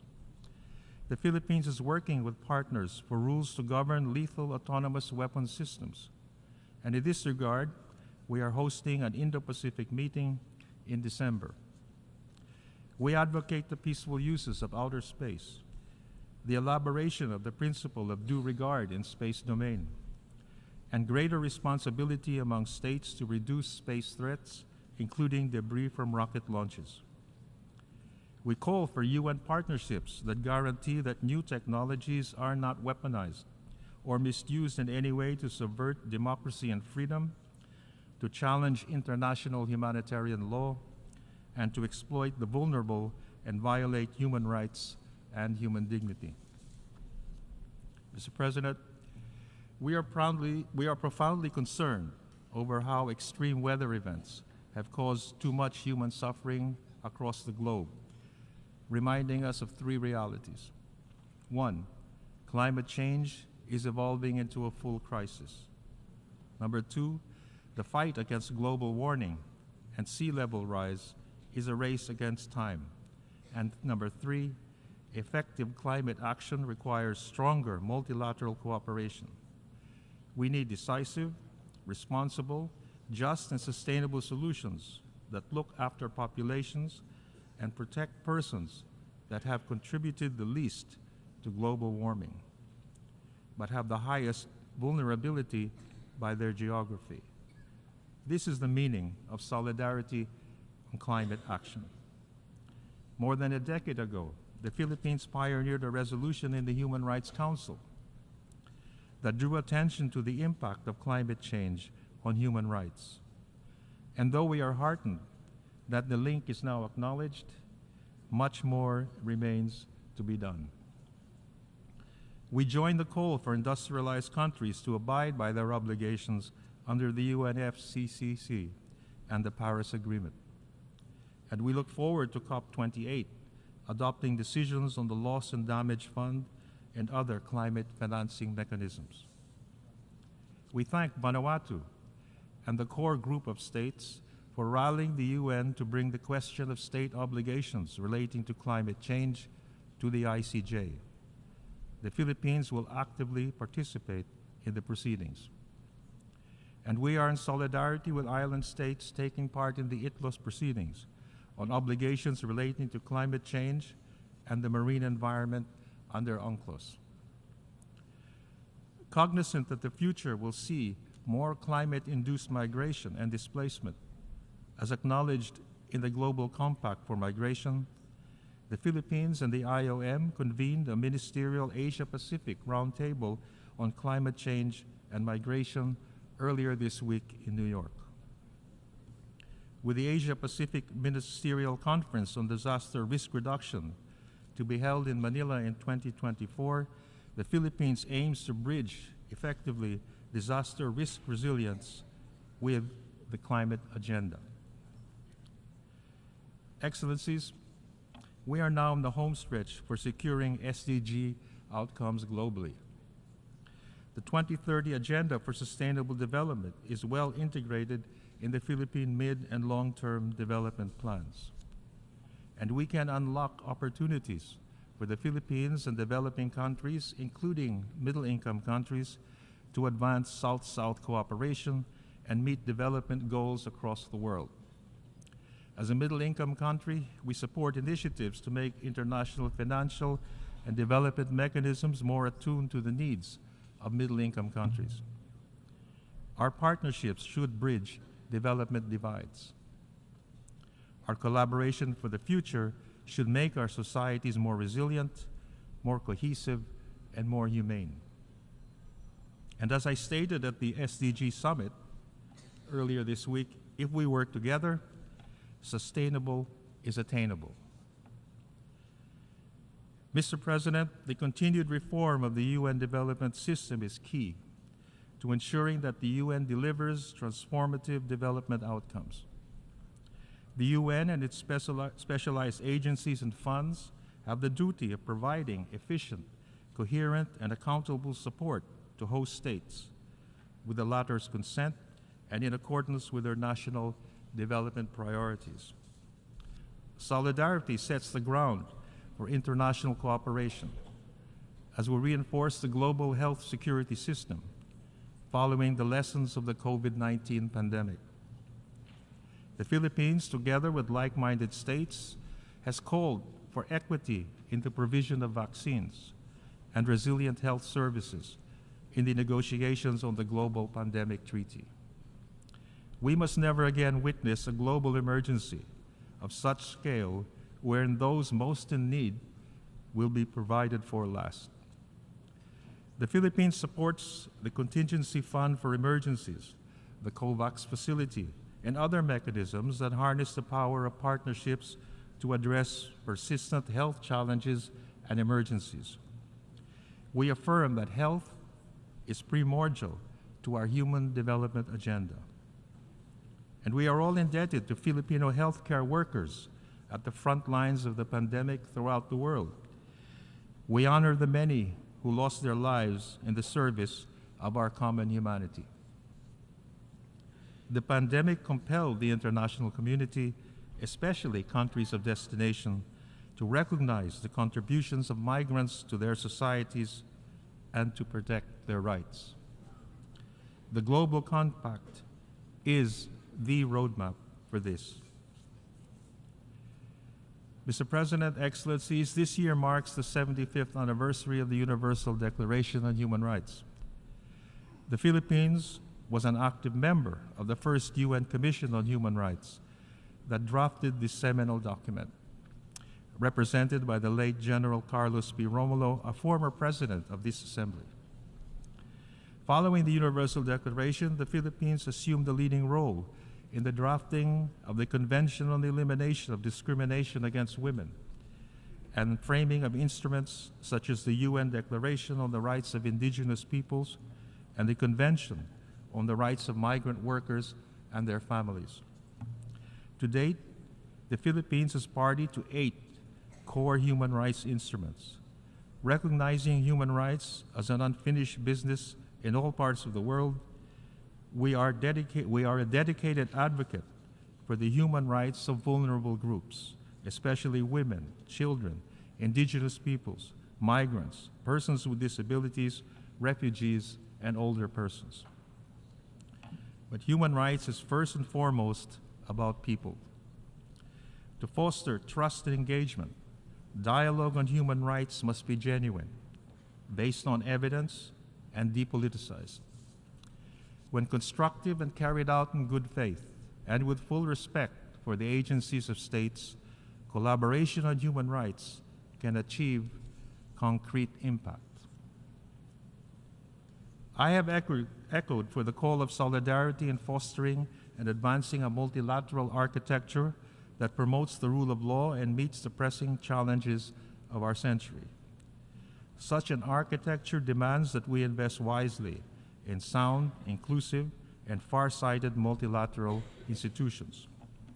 The Philippines supports multilateral institutions that adhere to the highest standards of good governance, equity, inclusivity, transparency, and accountability. We will work in concert with other nations for a 21st century multilateralism that includes and works for the benefit of all. The Philippines has served as a pathfinder for consensus on issues such as climate change and human rights, and on security cooperation. We will carry on as a bridge builder. In keeping with our tradition as a peacemaker, we will sustain our contributions to UN peacekeeping operations and continue implementing UN Security Council resolutions on counterterrorism and peace building, among others. The Bangsamoro Autonomous Region in Muslim Mindanao manifests the vision of the Philippines for people-focused peace building. The Philippine candidature for a non-permanent seat on the UN Security Council for the term 2027 to 2028 manifests our strong desire to offer the best of the Philippine diplomatic tradition, and we count on the support of all UN member states in this regard. Mr. President, Excellencies, fully living up to the purposes and principles of the UN Charter and the aspirations of the Universal Declaration on Human Rights are unfinished projects, and their realization is in our hands. That is our challenge. Through solidarity, we can foster a constructive multilateralism that embraces this challenge with courage and perseveres in hope and common purpose. I thank you.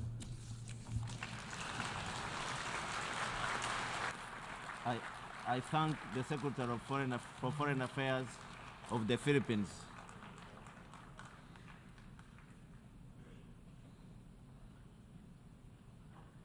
I now give the floor to Her Excellency Nainai Mahuta, Minister of Foreign Affairs and Local Government of New Zealand.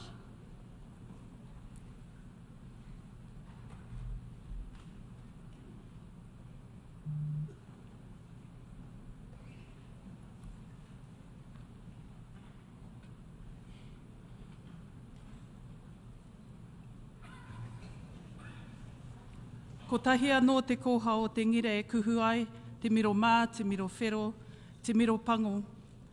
Kia mau ki te ture, te whakapono, ko te mea nui, kia mau ki te aroha.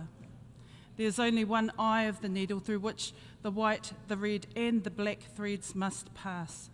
Hold fast to the law, faith, and above all else, love. These opening words taken from my ancestor remind me that no matter where we are from around the world, we are bound by a shared spirit of humanity.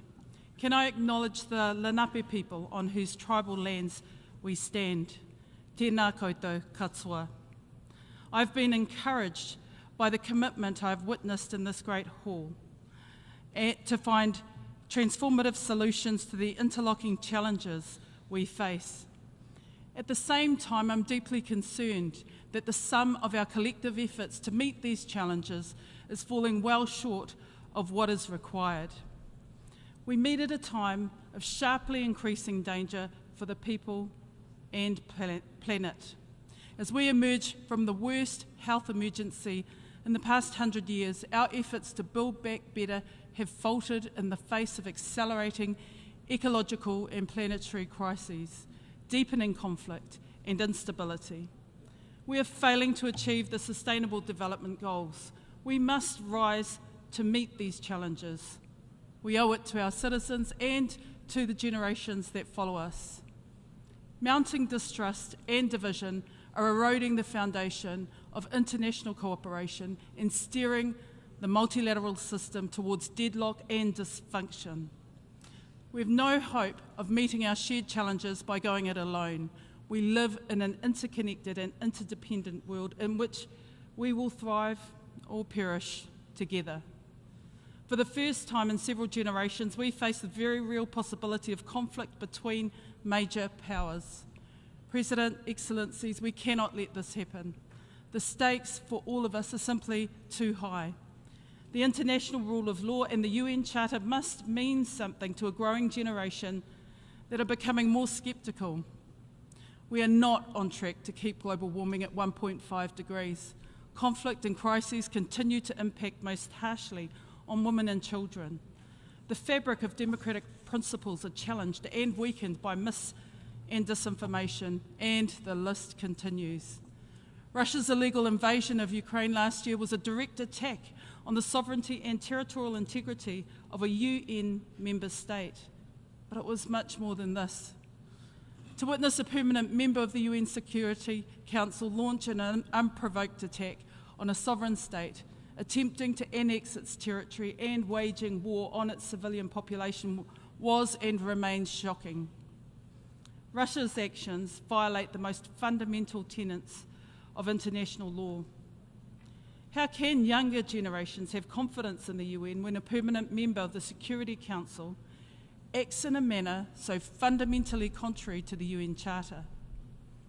The consequences of Russia's ongoing war of aggression are stark. The suffering of Ukrainians is immense. Ukraine's neighbours are bearing a heavy burden, and sadly, we are seeing children being weaponised in this unjust war. This is wrong in every way. Aotearoa New Zealand strongly supports efforts to hold Russia to account in both the International Court of Justice and the International Criminal Court. This war has highlighted geostrategic tensions and heightened nuclear risks. Nuclear weapons must never be used. We must be unequivocal in our determination to reduce nuclear threats and do so immediately. The dangers of nuclear weapons and their toxic legacy, which are visible in our own Blue Pacific region, have been with us for decades.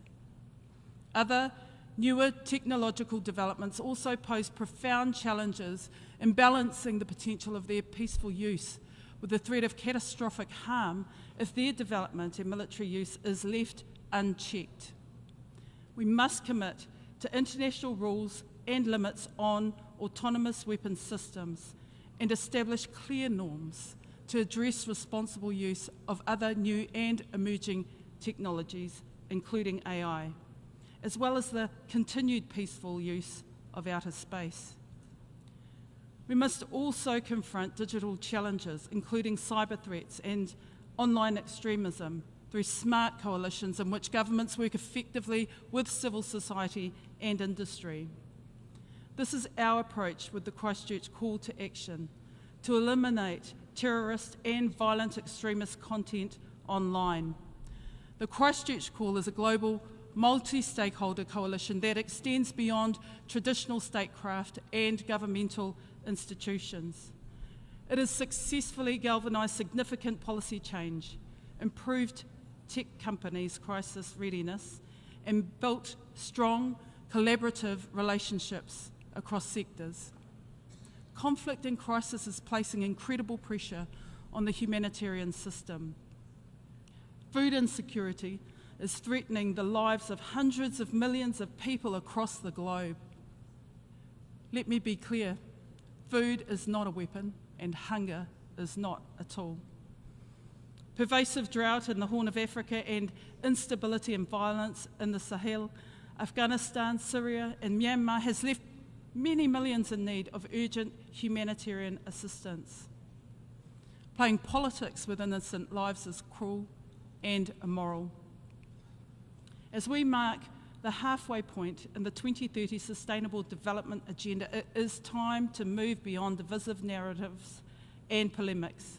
Now is the time to act, to achieve meaningful progress against the Sustainable Development Goals. The call to action is urgent. Last December, we celebrated the 75th anniversary of the Universal Declaration of Human Rights. We reaffirmed our unwavering commitment to speak out against violations of human rights wherever they occur. There is no hierarchy when it comes to human rights abuses. We need to resist attempts to undermine or hollow out existing commitments. Aotearoa New Zealand will continue to fiercely protect the rights of women and girls. President, New Zealand has long and deep connections to the Pacific through language, our peoples, our oceans, history, culture, politics, and shared interests. We also have a strong connection to the wider Indo-Pacific region. We are concerned that the order that has underpinned prosperity and security in our region for most of the past 7 decades is increasingly fraying. We do not believe that recent events witnessed in other parts of the world need to become the inevitable trajectory of our Blue Pacific region. Diplomacy is our strongest tool. Peace and stability is our goal. Our regional architecture must be inclusive and provide space for all those who wish to contribute positively to our region. And those who engage in our region must understand Pacific values and norms. We're committed to promoting the centrality of the Pacific Islands Forum, addressing regional challenges, and through the 2050 Blue Pacific Strategy, that is our roadmap. International partners are encouraged to listen, engage, and contribute to the sustainable development of our Pacific region in a manner that puts priorities of the Pacific first and recognises the independence of those for whom the region is home. The message to partners of the Pacific is commitment with consistency. Recent global shocks have reminded us that building resilient communities and societies requires a broad and holistic approach to development. Strengthening resilience requires us to value progress across all dimensions of well-being. Social, economic, and environmental development are interlinked and interdependent. We must urgently achieve reform that contributes to intergenerational well-being of developing states. And we acknowledge the UN Secretary-General's call to find systemic solutions to the shortcomings of international financial architecture. International financial institutions need to evolve to better serve the demands of the current era. We are encouraged to see growing recognition of broader measures of development that go beyond gross national income. Tools such as the development of multidimensional vulnerability index offer opportunities to respond to the realities of those who are most vulnerable to external shocks, such as small island developing states. Sustainable development will only be achieved if the international community delivers on its commitments to those who are experiencing the violent realities of climate change. Climate change is the greatest existential threat facing the planet, our planet. A stable climate is essential to a stable future. New Zealand is committed to playing its part in global efforts to combat the triple planetary crisis of climate change, pollution, and biodiversity loss. No country is immune to the impacts of climate change, which are real and happening now. The countries of the Pacific are on the front line and are already experiencing irreversible loss and damage. The Intergovernmental Panel on Climate Change has sent a very clear message that the world is not on track to meet the goals of the Paris Agreement. With the first global stocktake of the Paris Agreement, COP28 later this year, is an opportunity for course correction. Limiting warming to 1.5 degrees is vital to achieve our shared development goals. Every increment of a degree and every tonne of emissions matters. We have a narrow and rapidly closing window to secure a sustainable and livable future for all of us and our children. We call on all countries, especially major emitters, to align their actions with limiting the temperature increase to 1.5 degrees, and this means committing to a global phase-out of fossil fuels. Aotearoa New Zealand is taking ambitious action to support the transition to low emissions economies, to climate resilient agriculture, and to sustainable trade policies. Domestically, we are transitioning to a low emissions and climate resilient future and working to meet our 1.5 degrees aligned nationally determined contribution. We have committed to reducing our emissions by 50% below 2005 levels by 2030. Our first emissions reduction plan sets out the actions we will take to achieve our first emissions budgets on a pathway to our 2050 target. We're investing in Pacific resilience, mobilising climate finance, and supporting Pacific partners to prepare and respond to climate-driven events. At least half of our $1.3 billion quadrupled climate finance commitment will go to the Pacific. At COP27, we stood with the Pacific on the priority issue of loss and damage.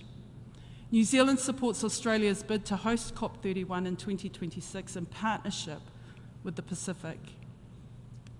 We were delighted with the consensus adoption of the UNGA resolution requesting an advisory opinion from the International Court of Justice on the obligations of states with respect to climate change, and we acknowledge Vanuatu's leadership. New Zealand was a proud member of the core group that drove this initiative. It was an example of effective cross-regional multilateral diplomacy.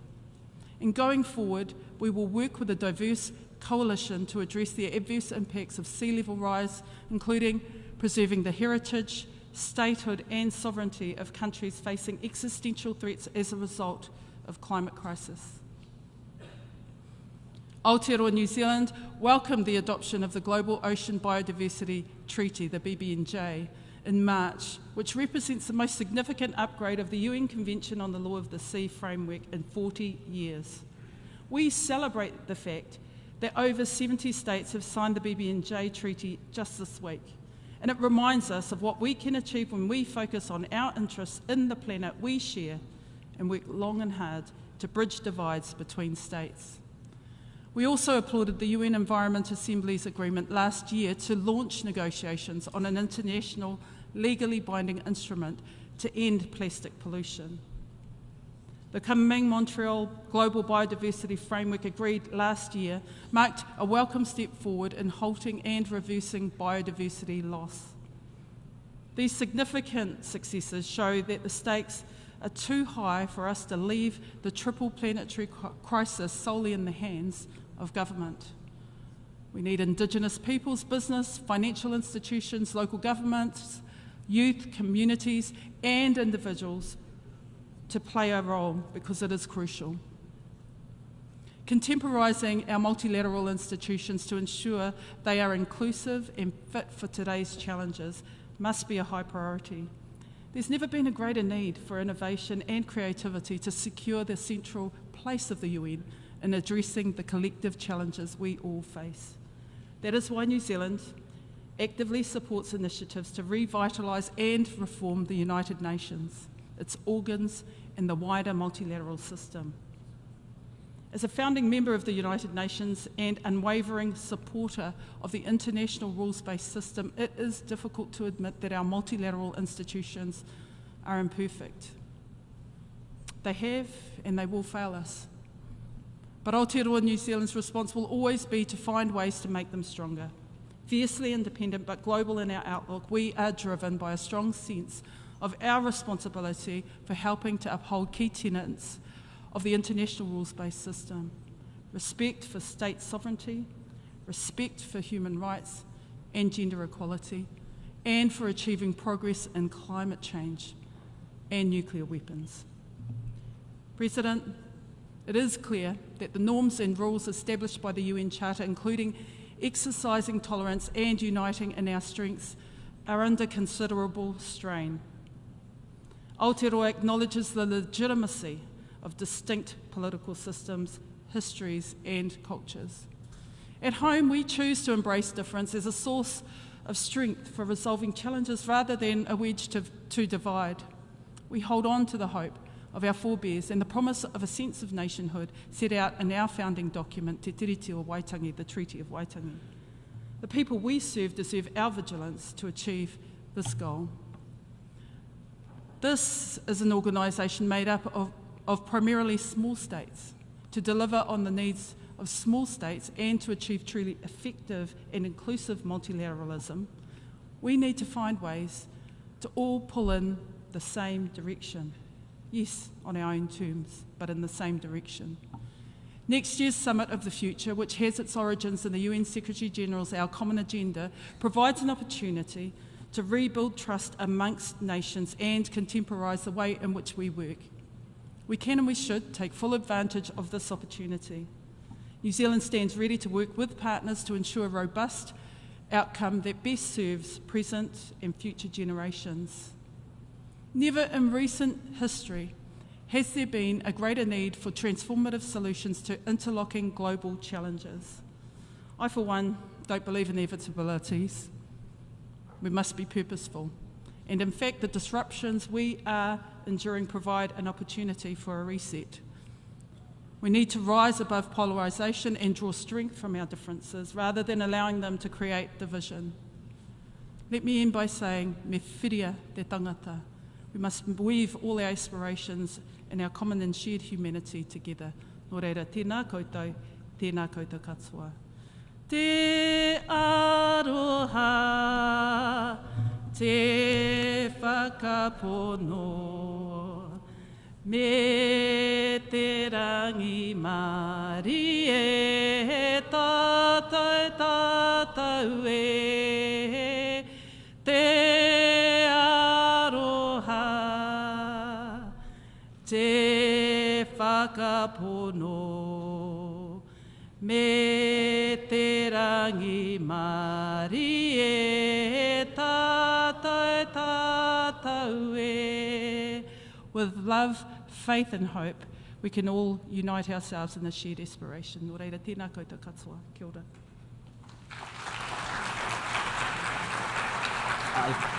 I thank the Minister for Foreign Affairs and Local Government of New Zealand.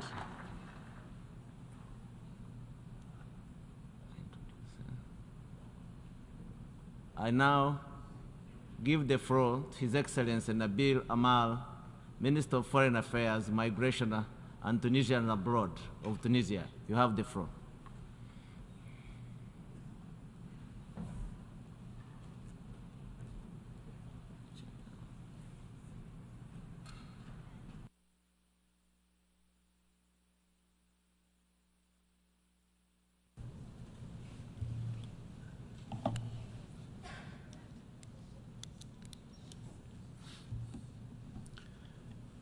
السيد الرئيس،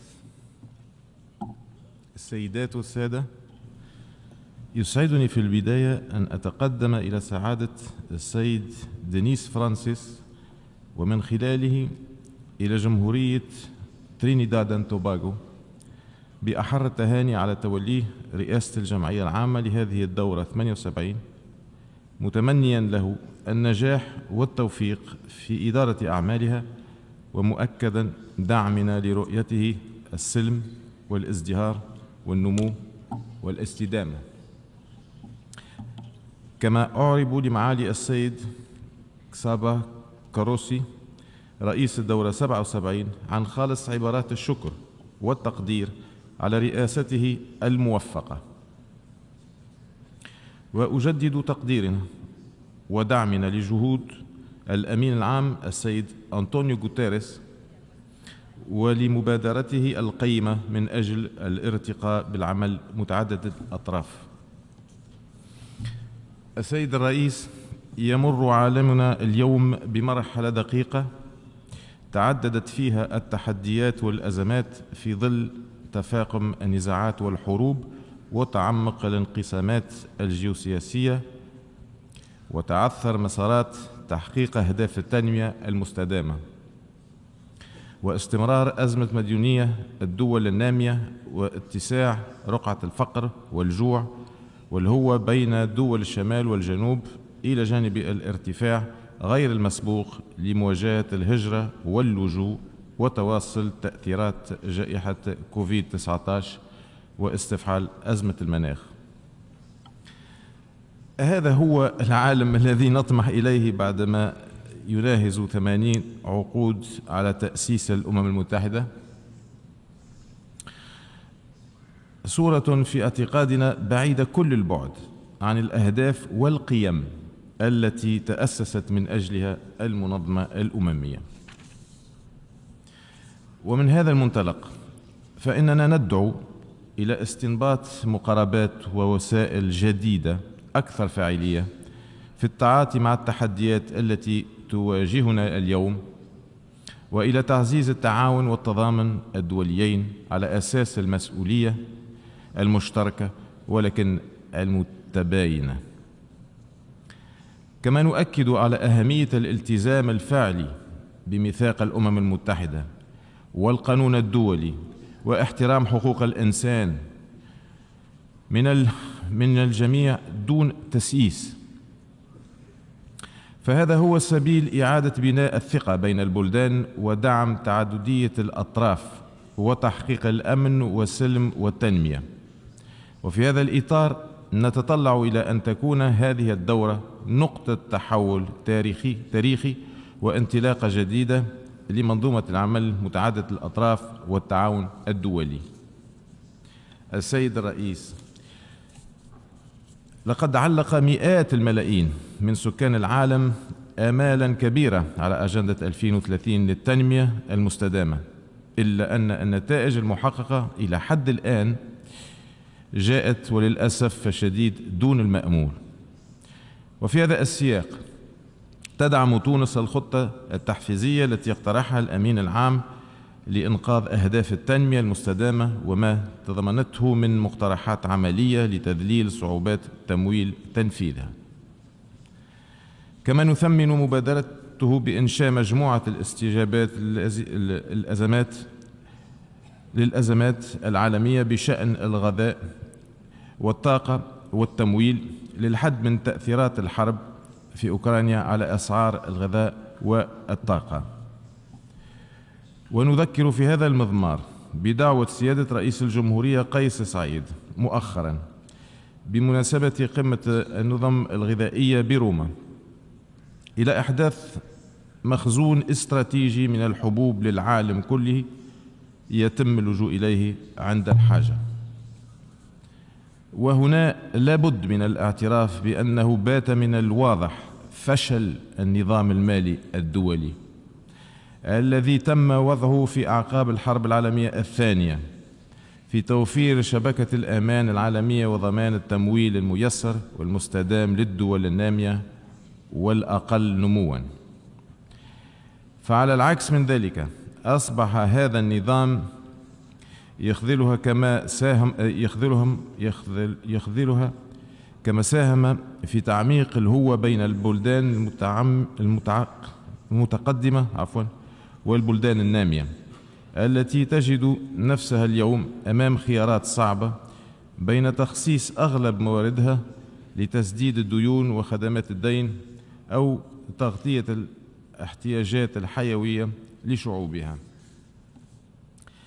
لذلك ندعو اليوم إلى إدخال إصلاحات جوهرية على المنظومة المالية الدولية وتغيير الحوكمة الاقتصادية العالمية، باعتبار ذلك أولوية قصوى لتجاوز الاختلالات والفوارق الراهنة والتأسيس لنظام ناجع يستثمر في التنمية المستدامة والأجيال القادمة. كما ندعو إلى التعاطي المسؤول والجدي لتيسير استعادة الأموال المنهوبة بالخارج لفائدة شعوب الدول المتضررة، بما يعزز تعويلها على مواردها الذاتية، وإلى بحث سبل منع مثل هذه التجاوزات مستقبلا. السيد الرئيس، إن ما يشهده العالم اليوم من توسع لتداعيات تغير المناخ وتدهور للنظام الإيكولوجي وتفاقم الكوارث الطبيعية يحتم علينا جميعا ترتيب مجابهة هذه التحديات ضمن أعلى سلم الأولويات، وذلك على الرغم من عدم تسبب العديد من دولنا فيما آلت إليه وضعية الكوكب.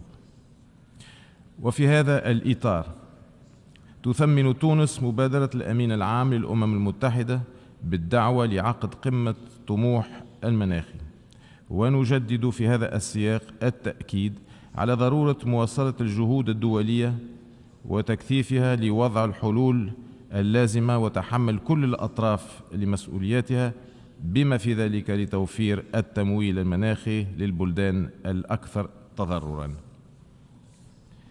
سيد الرئيس، تفاقمت ظاهرة الهجرة غير النظامية في منطقة انتمائنا الجغرافي بسبب ضعف مستويات التنمية في العديد من دول قارتنا الإفريقية وطول أمد النزاعات وآثار التغيرات المناخية، فضلا عن استغلال الشبكات الإجرامية لهشاشة وضعيات آلاف الأشخاص وبحثهم عن فرص حياة أفضل للمتاجرة بهم، سواء في دول جنوب البحر الأبيض المتوسط أو شماله أو في دول جنوب الصحراء. وإذ نؤكد على ضرورة اعتماد مقاربة شاملة لمعالجة مسألة الهجرة غير النظامية تقوم على القضاء على أسبابها العميقة لا على معالجة نتائجها، فإننا نشدد مجددا على تحمل كافة الأطراف من بلدان المصدر والعبور والمقصد والمنظمات الإقليمية والدولية لمسؤولياتها في ذلك. وندعو في هذا السياق إلى استكمال مسار المؤتمر الدولي حول التنمية والهجرة الذي انطلق من روما بمبادرة تونسية إيطالية. لقد دأبت تونس على التعاطي مع مسألة الهجرة غير النظامية بما يتوفر لديها من إمكانيات بكل مسؤولية، انطلاقا من تمسكها الثابت بمنظومة حقوق الإنسان واحترامها لالتزاماتها الدولية. ونؤكد في المقابل أن تونس لن تقبل بالتوطين المبطن للمهاجرين غير النظاميين، كما أننا ندين كل استغلال سياسي أو إعلامي لا مسؤول لمعاناة ضحايا الهجرة غير النظامية خدمة لأجندات سياسية. السيد الرئيس، لم تكن تونس بمعزل عما شاهده العالم ويشهده من تحديات طالت تأثيراتها الأوضاع الاقتصادية والاجتماعية والمعيشية، ونحن عازمون رغم الصعوبات الظرفية على تجاوز هذه التأثيرات وتعزيز قدراتنا على الصمود والاستدامة بالتعاون مع أشقائنا وأصدقائنا وشركائنا، مع الحفاظ على مبادئ وثوابت سياساتنا واستقلال قرارنا الوطني. كما أننا ماضون بكل ثبات في مسار الإصلاح وتكريس الحوكمة الرشيدة ومكافحة الفساد من أجل تصحيح وتعزيز تجربتنا الديمقراطية وأداء مؤسسات الدولة، ووضع حد للتعاطي السياسي اللامسؤول لما يزيد عن عقد من الزمن، وذلك استجابة لتطلعات الشعب التونسي التي عبر عنها صراحة في 25 جويلية 2021، وهو متمسك بها إلى حين استكمال هذا المسار الإصلاحي رغم كل الصعوبات وكل الضغوطات. ونحن حريصون أيضا على رفع قدرتنا على مواجهة التحديات القائمة على غرار تداعيات الأوضاع الإقليمية والدولية ونقص التمويل وتأثيرات التغيرات المناخية ومخلفات جائحة كورونا كوفيد-19 التي كانت بلادنا بالمناسبة سباقة بمبادرة رئاسية إلى الدعوة لتفعيل التضامن الدولي في مواجهتها عبر اعتماد قرار مجلس الأمن 2532 سنة 2020 بالاشتراك مع فرنسا.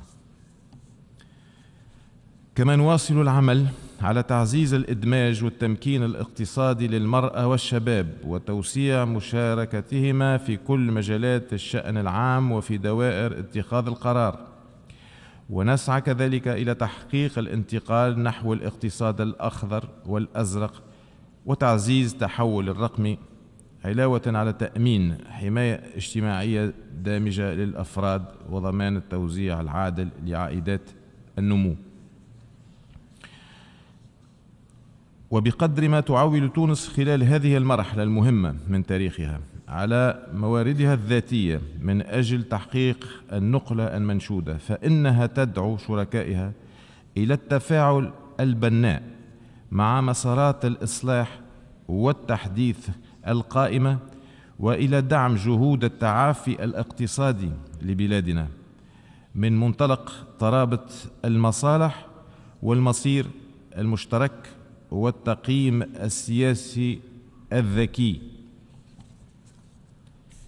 السيد الرئيس، تؤكد تونس على ضرورة مواصلة الإصلاح والمضي قدما في مسارات إعادة التنشيط الجارية صلب المنظمة الأممية. وفي هذا الإطار انخرطت تونس بفاعلية في مسارات تنفيذ تقرير الأمين العام خطتنا المشتركة، وهي تتطلع إلى أن تكون قمة المستقبل مناسبة لتجديد التزام الجميع بالمبادئ المشتركة من أجل بناء مستقبل آمن ومستدام للبشرية جمعاء، وهو ما يقتضي وفق رؤيتنا إرساء نظام عالمي جديد أكثر توازنا، لا ترتيب التفاضل فيه للدول، لأنه كلما غاب العدل إلا وزاد الفقر واندلعت الحروب وتفاقم الإرهاب، كما يستوجب نظرة جديدة وشاملة لمفهوم الأمن والسلام تركز على الأسباب العميقة لعدم الاستقرار ونزاعات العنف والحروب. السيد الرئيس، إن استمرار المظلمة التاريخية والمعاناة المسلطة على الشعب الفلسطيني منذ أكثر من 7 عقود من الاحتلال بكل ما رافقها من اضطهاد وتنكيل أمر غير مقبول بكل المقاييس القانونية والأخلاقية والإنسانية، كما هو الشأن بالنسبة إلى الصمت المجموعة الدولية على إمعان سلطات الاحتلال في الاستهتار بقرارات الشرعية الدولية ومبادئ القانون الدولي، وإصرار سلطات الاحتلال على التمادي في سياساتها العدوانية ومخططاتها الاستيطانية. لذلك ندعو مجددا مجلس الأمن والمجموعة الدولية ككل إلى تحمل مسؤولياتها لحمل سلطات الاحتلال على احترام قرارات الشرعية الدولية لتحقيق تسوية سلمية عادلة وشاملة على أساس المرجعيات الدولية المتفق عليها، تنهي الاحتلال وتضع حدا لمعاناة الشعب الفلسطيني، وتمكنه من استرداد حقوقه المشروعة وتجسيم دولته المستقلة ذات السيادة والمتصلة جغرافيا على حدود 4 جوان 1967 وعاصمتها القدس الشريف. كما ندعو إلى تمكين دولة فلسطين من العضوية الكاملة في الأمم المتحدة. وفي محيطنا المباشر نجدد تأكيد التزامنا الثابت بمواصلة تقديم كل الدعم للأشقاء الليبيين ومساعدتهم على التوصل إلى تجاوز الخلافات وتحقيق تسوية سياسية عن طريق حوار ليبي بمساعدة الأمم المتحدة تعزز الوحدة الوطنية وتحفظ سيادة ليبيا واستقلالها. كما نؤكد رفضنا للخيارات العسكرية ولكل أشكال التدخل الخارجي في الشؤون الداخلية لليبيا، المباشر منها وغير المباشر. وندعو في نفس السياق إلى تضافر الجهود الأممية والدولية لإيجاد حلول سياسية للأوضاع في كل من سوريا واليمن تنهي معاناة شعبيهما الشقيقين وتعيد إليهما الأمن والسلم وتحفظ سيادتهما واستقلالهما ووحدتهما الترابية. كما تدعو تونس إلى وقف التصعيد في السودان الشقيق والاحتكام إلى الحوار لتجاوز الأزمة.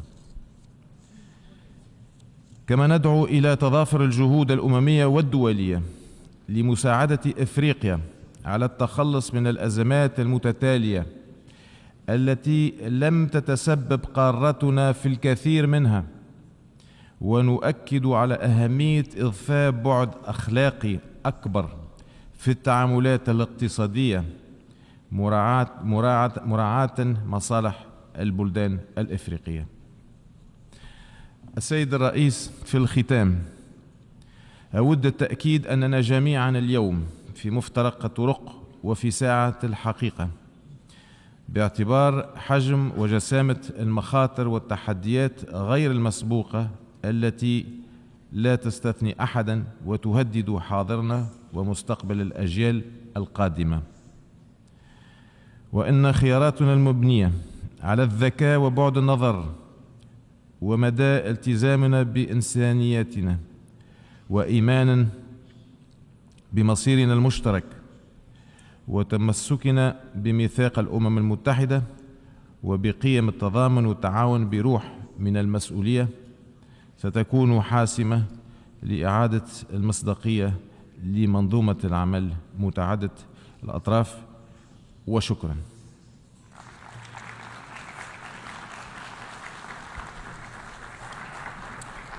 I thank the Minister for Foreign Affairs, Migration and Tunisians Abroad of Tunisia.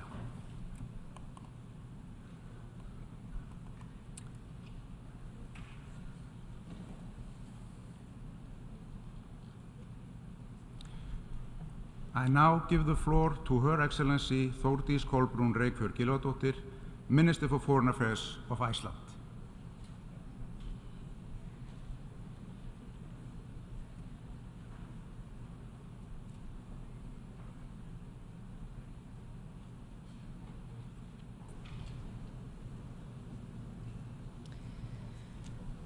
Mr. President, Jörundur Valtýsson, Excellencies. First, I would like to thank all those whose daily work is dedicated to the United Nations and its ideals. All across the globe, people work in the name of the United Nations, wearing the colors and emblems of this organization, giving their effort in the pursuit of making our world a better place. Thank you. Thank you also to those who are responsible for keeping the buildings and offices clean and ready for business.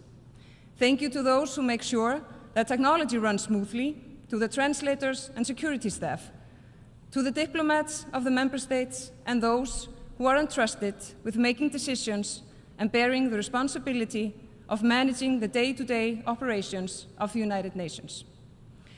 In a large organization, each individual must do their part, and every task, no matter how mundane, is done in the name of our common cause and deserves to be done well.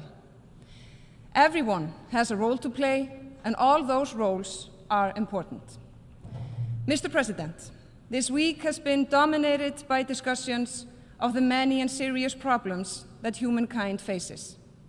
Most of these pressing problems do not respect national borders. We are now, more than ever in the history of humankind, in a state of mutual reliance and dependence.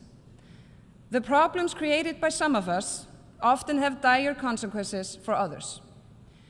A disruption in production in one part of the world impacts the well-being of people in another. Hateful rhetoric that is used for political gain in one country can spread with the speed of light across borders and poison public discourse in another. But there are other and more uplifting parts of this reality. Solutions that are discovered in any distant region of the world can be transported and utilized across the globe in an instant. New ideas in culture, in science, and in political thought don't respect any national boundaries. Being interconnected also means that people are aware of each other's humanity. But sadly, at the same time, when we need it the most, multilateralism is in serious crisis.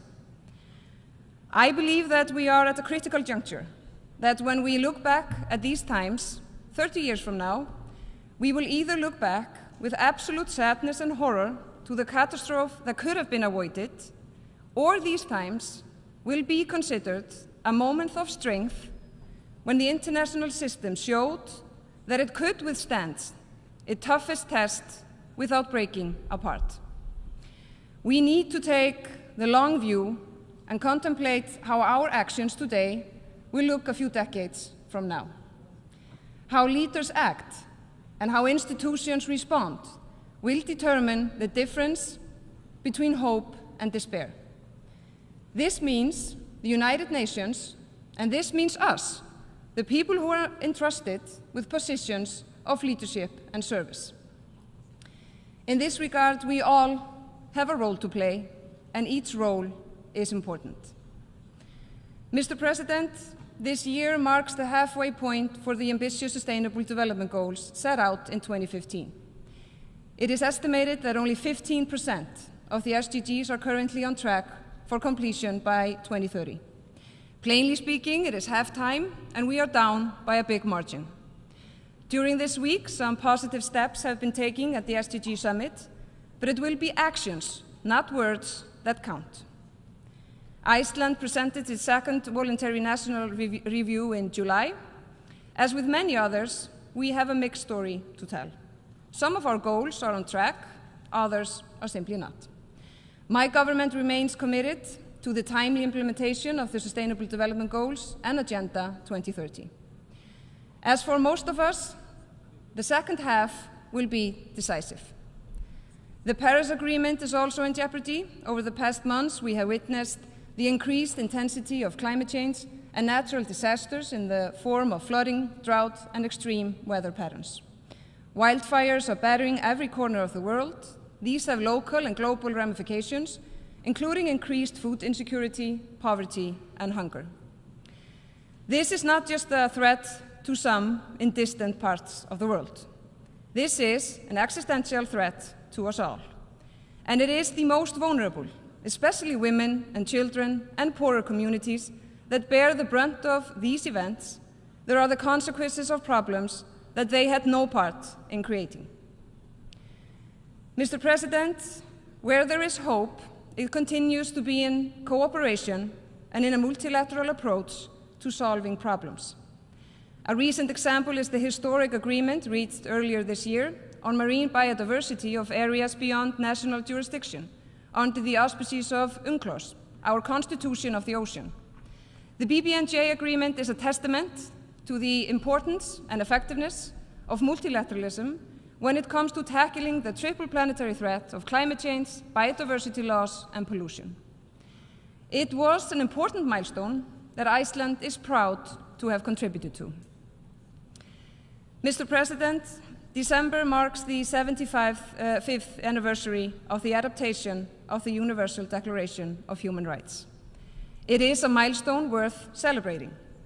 The world has long since learned that when the rights of people are denied in one state, there is a real danger that the effect will be felt by others. Just as domestic violence is a societal problem, not a family matter, brutal treatment of citizens in one state of the UN is a matter that concerns us all. Earlier this month, Iceland formally presented its candidature to the United Nations Human Rights Council for the term 2025 till 27. Human rights are a key pillar of Iceland's foreign and development policy, based on the conviction that all human rights are universal, indivisible, interrelated, interdependent, and mutually reinforcing. Our candidature is endorsed by the other Nordic countries. Member states in the Human Rights Council do not have to be perfect. None of us are. We can all do better, and we should all aim to do better. Mr. President, we are seeing a serious degradation of human rights in many member states. Women and girls in Afghanistan can't go to school. Their basic freedoms are taken from them, and they live under cruel and violent suppression. I salute the bravery of the women within Afghanistan and outside who continue to bring the attention of the world to the horrors perpetrated by the Taliban. In Iran, the authorities continue to deny women freedom and punish those who dissent. We should all listen to the voices of people who put themselves in danger by openly fighting for human rights. We are seeing degradation in the rights of LGBTI+ communities in many places. Of all the things that people choose to worry about, I simply can never understand why people should not be allowed the freedom to love and be loved for who they are. Mr. President, the shocking treatment of women by many countries and the blatant inequalities in even more countries are not only a terrible, sad, and unfair situation for the women of those countries, because quite frankly, it simply does not make any sense. I come from a country that is considered to have a very strong record when it comes to gender equality. And Iceland is fortunate enough to be a society that has developed from being among the poorest in Europe to one of the most prosperous since we became an independent republic almost 80 years ago. The fact of our equality and the fact of our prosperity are strongly linked.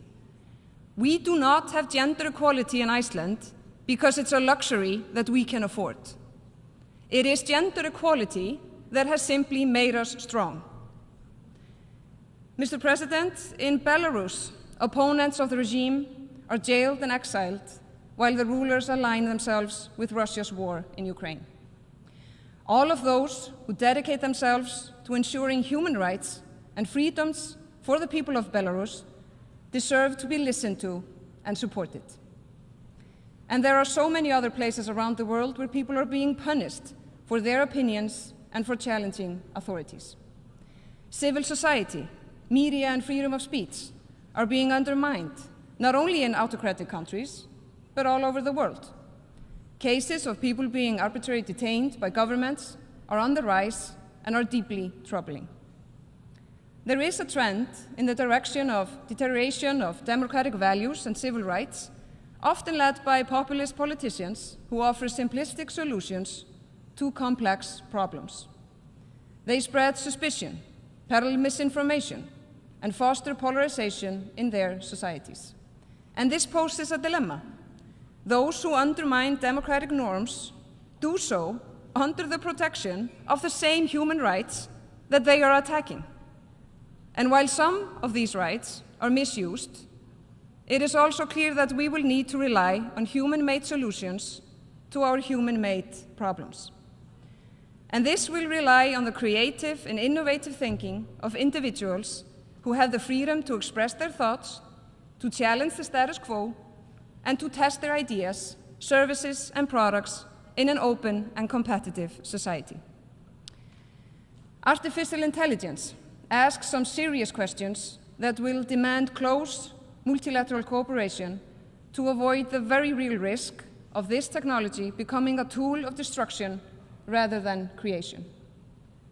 And we must also bear in mind that the promise of human rights and freedom applies to individuals, but does not necessarily extend to state-sponsored propaganda or artificially generated misinformation that is intended to sow discord and disunity.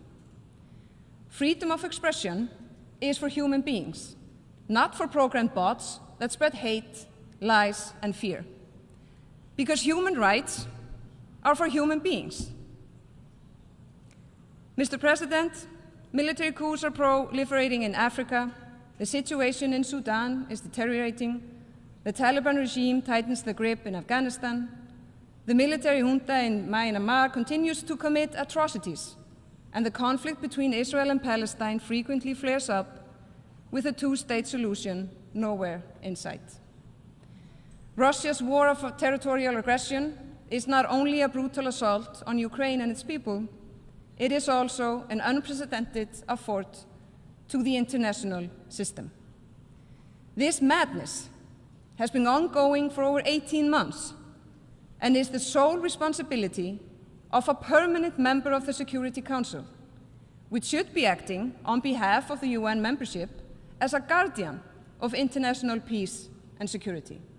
But instead, the Russian Federation chooses to viciously attack a neighboring country in complete violation of the UN Charter and international law. Iceland is proud to have been at the helm when the Council of Europe decided last May to establish a register for damage incurred by the Russian invasion in Ukraine. This is an important step in seeking reparation after the war and holding perpetrators to account. Every country of the world and humankind as a whole stands to lose if the international community allows wars of neo-colonial conquest by large powers against its neighbors. There are many gray zones in world affairs, but this is not one of them. Russia is the aggressor and must be stopped. Ukraine is rightly defending its land and by extension our international system. And Ukraine must be supported. Mr. President, mankind does not only create problems. We also create solutions, and some of these solutions border on being miraculous. In fact, this very organization and the system of international and multilateral cooperation, of which is both the pinnacle and foundation, is an example of man-made solution to man-made problems. But maintaining relevance and importance throughout many decades is not an easy task. It falls to the organization itself, but more crucially, to its member states, to avoid the pitfalls that put in jeopardy all organizations as they age, that they can take on a life of their own, increasingly independent from their original aims. We will need to be creative, innovative, and willing to look critically at how things are done, with the aim of finding ever better ways of serving the states and the people of the world. We need reforms to the United Nations Security Council that reflect a much changed and evolved world since the institution was set up. And we need more high-level dialogue that is open and unscripted, where the people responsible for making important decisions can engage with each other, exchange views. Sometimes it is difficult to talk to people that you don't agree with, but I have never found it to be harmful. The people of this organization, and us, people who hold positions of leadership in member states, are all human beings that benefit from being in the company of other human beings. The United Nations must be modern and change with times.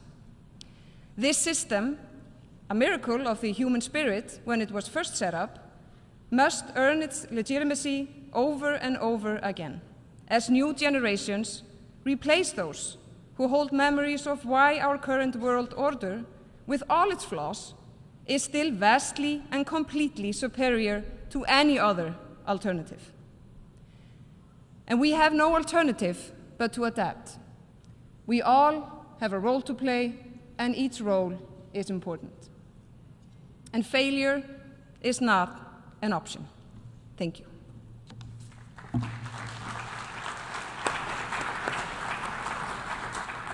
I thank the Minister for Foreign Affairs of Iceland.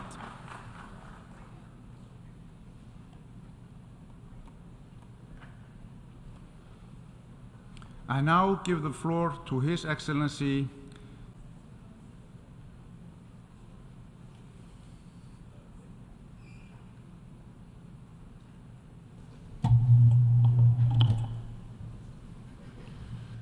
بسم الله الرحمن الرحيم. السيد الرئيس، السيدات والسادة رؤساء الوفود، يشرفني أن أتوجه إليكم باسم جمهورية مصر العربية حاملا صوتها ورؤيتها، ممثلا لدولة عريقة لها إسهاماتها الحضارية على مر التاريخ، وتطلع بدور رئيسي في تعزيز السلم والاستقرار في محيطها الإقليمي وعلى الساحة الدولية. لقد كانت مصر في طليعة الدول التي انضمت إلى منظمة الأمم المتحدة، فساهمت في صياغة الأهداف والمبادئ التي أنشئت المنظمة من أجل تحقيقها، وظلت طيلة العقود الماضية تعمل وفقا لها في التزام كامل لتعزيز السلم والأمن الدوليين وتحقيق التنمية المستدامة.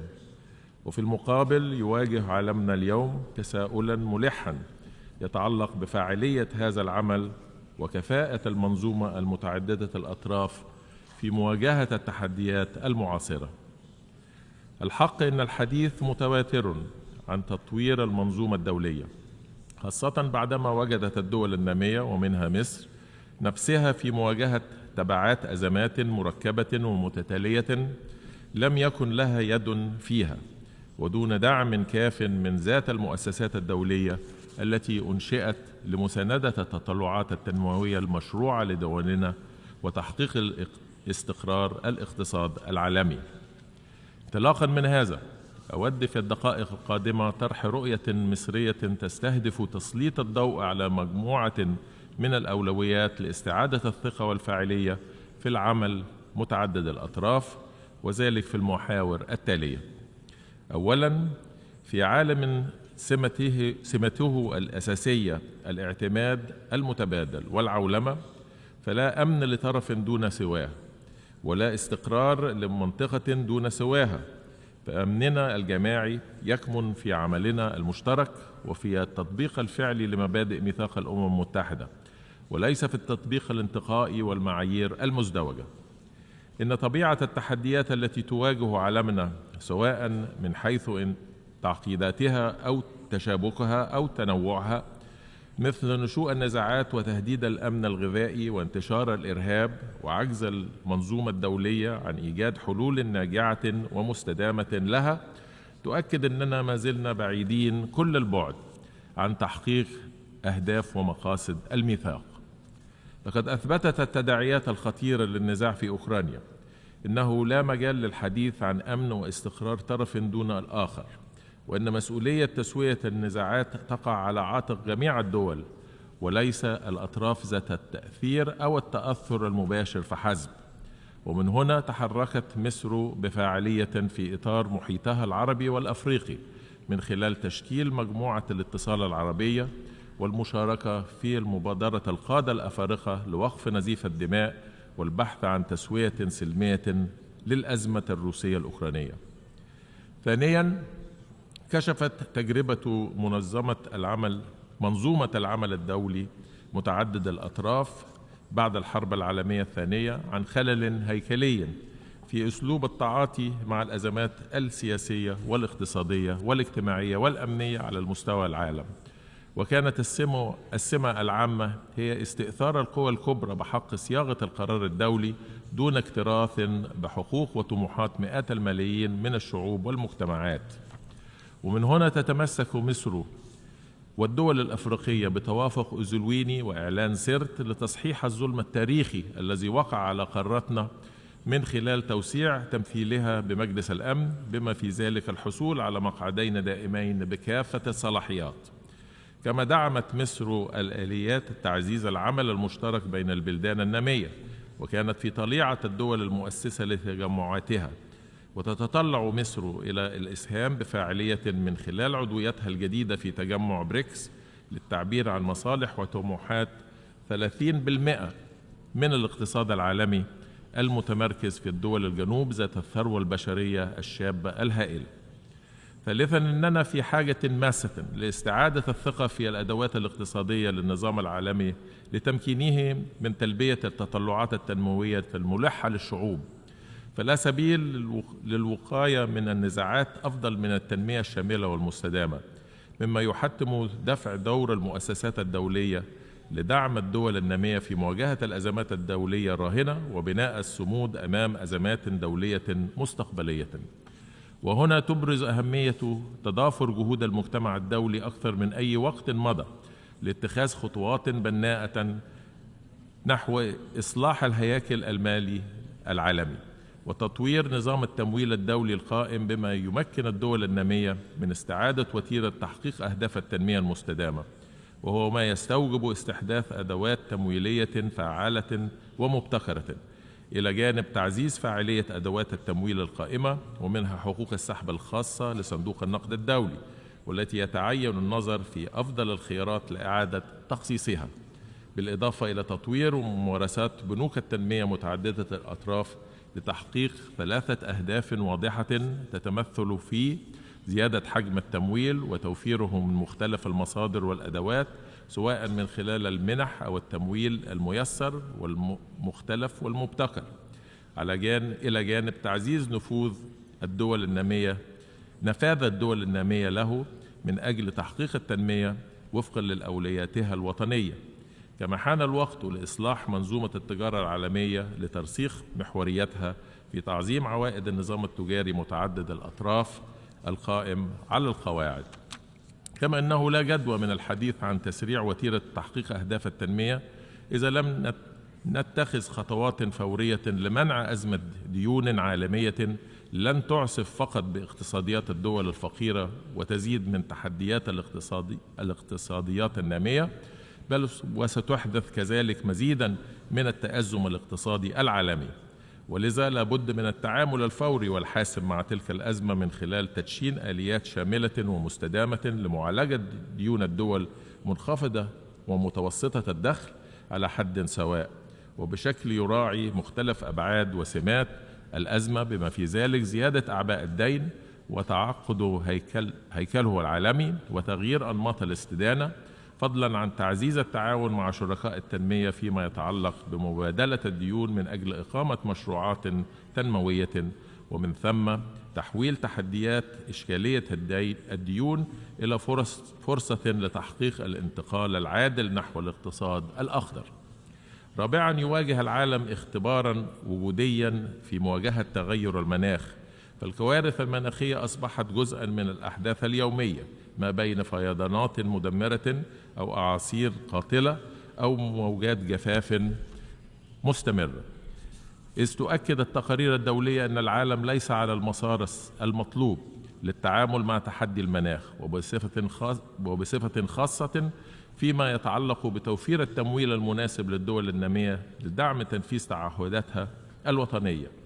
وفي هذا الصدد، وفي إطار اقتناع مصر بأهمية التحول من مجرد إعداد الخطط والاستراتيجيات إلى التركيز على التنفيذ، نجحنا في شرم الشيخ في كوب 27 في حشد التوافق الدولي لتحقيق العدالة المناخية والتوصل إلى قرارات متوازنة تؤسس على المبادئ والمسؤوليات المتفق عليها في الاتفاقية الإطارية واتفاقية باريس، وحققنا كمجتمع دولي تقدما تاريخيا من خلال التوافق على ترتيبات تمويل الدول النامية لمواجهة الخسائر والأضرار المرتبطة بتغير المناخ، وأطلقنا مسار التحول العادل للنموذج التنموي، ودفعنا بضرورة التوسع في الطاقات المتجددة في مزيج الطاقة.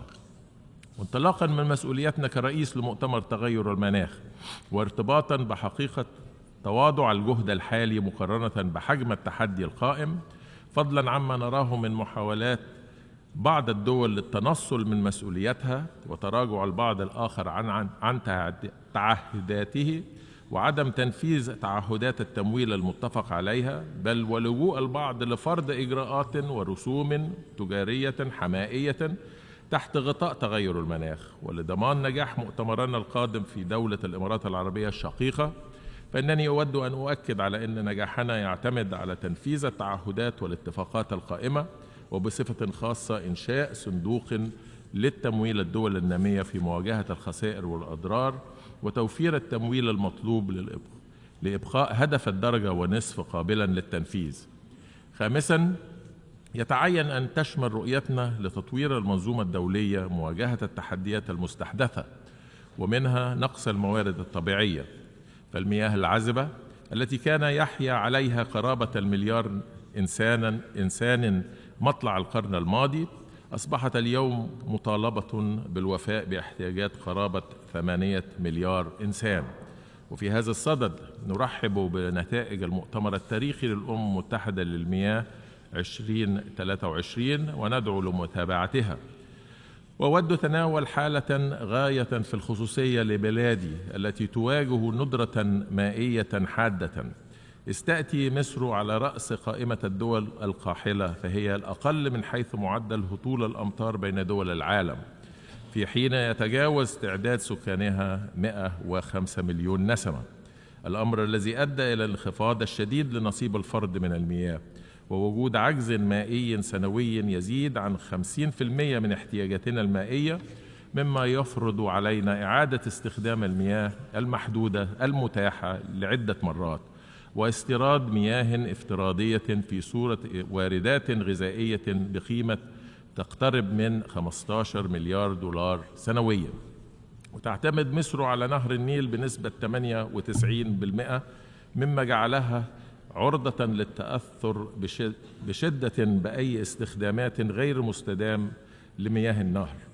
ومن هنا يأتي موقفنا الراسخ والمستند إلى قواعد القانون الدولي برفض أي إجراءات إحادية في إدارة الموارد المائية العابرة للحدود، والتي يعد أحد أمثلتها سد النهضة الإثيوبي الذي بدأ إنشاؤه دون تشاور أو دراسة وافية سابقة أو لاحقة للآثار على الدول المشاطئة، بل وتمادت إثيوبيا بالاستمرار في ملئه وتشغيله بشكل إحادي في خرق صريح لقواعد القانون الدولي واتفاق إعلان المبادئ 2015 والبيان الرئاسي لمجلس الأمن الصادر في عام 2021. وعلى الرغم من استمرار الممارسات الإحادية للأشقاء في إثيوبيا، تحرص مصر على استمرار الانخراط بجدية في عمليات التفاوض الجارية، والتي امتدت لما يزيد عن عقد كامل للوصول إلى اتفاق ملزم بشأن قواعد الملء والتشغيل بما يحفظ الحقوق والمصالح المشتركة. وما زلنا ننتظر أن يقابل التفاعل المصري المخلص بعزم وسعي صادق من إثيوبيا للتوصل لاتفاق يراعي مصالح مصر والسودان وإثيوبيا، وليس هناك مجال للاعتقاد الخاطئ بإمكانية فرض الأمر الواقع عندما يتصل الأمر بحياة ما يزيد عن 100 مليون مصري. سادساً، إحدى ركائز تطوير المنظومة الدولية قدرتها على تعزيز حقوق الإنسان بأبعاده السياسية والاقتصادية والاجتماعية والثقافية، بمنع عن التسييس والازدواجية، ومحاولة فرض مفاهيم لا تحترم الخصوصيات الثقافية والاجتماعية. وأنني أتساءل بأي حق أو سند أخلاقي يعتقد البعض بسمو منظومته القيمية عن غيرها. إننا نحذر من إشكاليات التعامل مع ملف العنصرية وكراهية الأجانب وظاهرة الإسلاموفوبيا وتبعاتها من مواجهات العنف والكراهية المتزايدة تجاه المجتمعات المسلمة، وأبرزها مؤخرا حوادث حرق القرآن الكريم، بما يمثل تضييقا للحق في حرية الدين والمعتقد، إذ ينبغي وضع التشريعات والسياسات والبرامج التي تحول دون تكرار مثل تلك الوقائع. ونشيد هنا بمبادرة الدنمارك الأخيرة في هذا الاتجاه. وإيمانا منا بالمبادئ الراسخ ومسؤولية الدولة ومؤسساتها ومجتمعاتها في النهوض بمنظومة حقوق الإنسان فيها، فقد حققت مصر على الصعيد الوطني خطوات كبيرة لتعزيز حقوق مواطنيها، وأبرزها إطلاق الاستراتيجية الوطنية لحقوق الإنسان، واستراتيجية تمكين المرأة المصرية، واستراتيجية مكافحة العنف ضد المرأة. وكذلك قامت مصر بجهود حثيثة في مجال تمكين الشباب ومراعاة أولويات ذوي الاحتياجات الخاصة، كما تولي مصر الأولوية اللازمة لتعزيز مبدأ المواطنة ومكافحة التمييز وحماية الحريات الدينية. سابعا، لقد أنشئت الأمم المتحدة لتجنب ويلات الصراع وإقامة منظومة قائمة على مبادئ سامية، وبالرغم من ذلك تعرض العالم خلال 78 عاما الماضية حروب وصراعات أودت بحياة الملايين من الأبرياء، إلا أن ذلك لا يجب أن يدفعنا نحو الطعن في تلك المبادئ، وإنما يجب أن نعترف بوجود قصور في تطبيقها وانتهاج سياسات متناقضة معها. وإيمانا منا بهذه المبادئ سعت مصر على مدار نصف قرن لتكون ركيزة الاستقرار ومنارة للأمن والتنمية، فهي أول من صنع السلام بالشرق الأوسط. ونتابع حاليا بقلق تردي الأوضاع بالأراضي الفلسطينية نتيجة ممارسات قوات الاحتلال، بما يهدد جهود احتواء الموقف عقب اجتماع العقبة وشرم الشيخ الأخيرين. وتؤكد مصر موقفها الداعم للحقوق المشروعة للشعب الفلسطيني وإنشاء دولته المستقلة على خطوط 4 يونيو 1967 وعاصمتها القدس الشرقية وفقا لمقررات الشرعية الدولية. وتناشد كل القوى المحبة للسلام أن تقتنص الفرص المتاحة لإنقاذ حل الدولتين وتحقيق السلام العادل والشامل.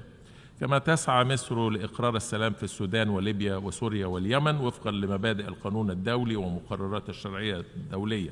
وتدعم مصر جهود مكافحة الإرهاب في قارتها الأفريقية من خلال تطبيق مقاربة شاملة وفقا لاستراتيجية الأمم المتحدة لمكافحة الإرهاب. ونعتزم تكثيف هذا الجهد خلال رئاستنا المشتركة للمنتدى العالمي لمكافحة الإرهاب. ولقد اطلقت القاهرة مسار قمة دول جوار السودان بهدف تنسيق جهود الدول الأكثر تأثرا بالصراع لتسوية الأزمة وتكثيف تداعياتها الإنسانية، والعمل من أجل وقف إطلاق نار مستدام في ظل الاحترام الكامل لسيادة السودان والحفاظ على مؤسسات الدولة. وتستمر آلية دول جوار السودان في متابعة جهودها ووضع تصور الحل سياسي مستدام. وتدعم مصر الحل السياسي الليبي وفقا لمبادئ الملكية الوطنية، مع أهمية تجاوز المرحلة الانتقالية عن طريق عقد الانتخابات الرئاسية والبرلمانية بالتزامن في أقرب وقت. كما تؤكد مصر على حتمية الانسحاب الفوري وغير المشروط لكافة القوات الأجنبية والمقاتلين الأجانب والمرتزقة من ليبيا في مدى زمني محدد. وتجدد مصر رفضها القاطع لتجاوز الدور التشريعي لمجلس النواب الليبي وتحفظها على أي طروحات بديلة تهدف إلى إلغاء دور المشرع الليبي واستبداله بأجسام أخرى، وتمسكها بولاية السلطة التشريعية بمقتضى الإعلان الدستوري والاتفاق السياسي الليبي السخيرات 2015 في قيادة الحوار الليبي الرامي إلى إنهاء المرحلة الانتقالية في البلاد.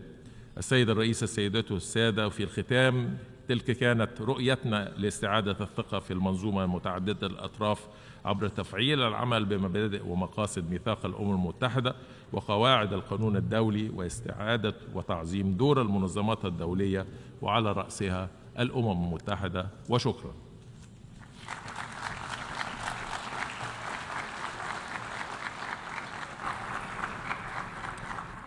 I thank the Minister for Foreign Affairs of Egypt. Excellencies, we have heard the last speaker in the general debate for this meeting. The 13th plenary meeting to continue with the general debate will begin at 3 p.m. The meeting is adjourned.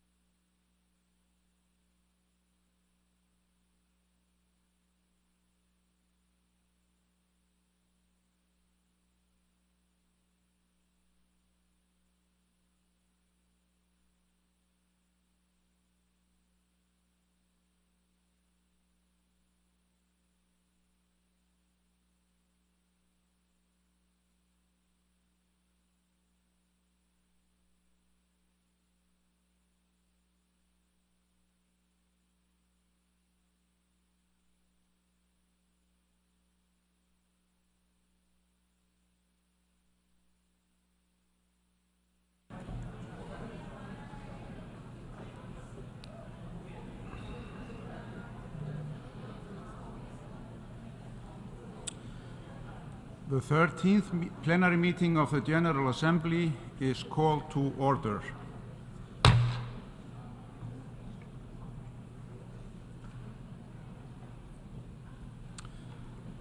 The Assembly will now continue its consideration of Agenda Item 8, entitled General Debate.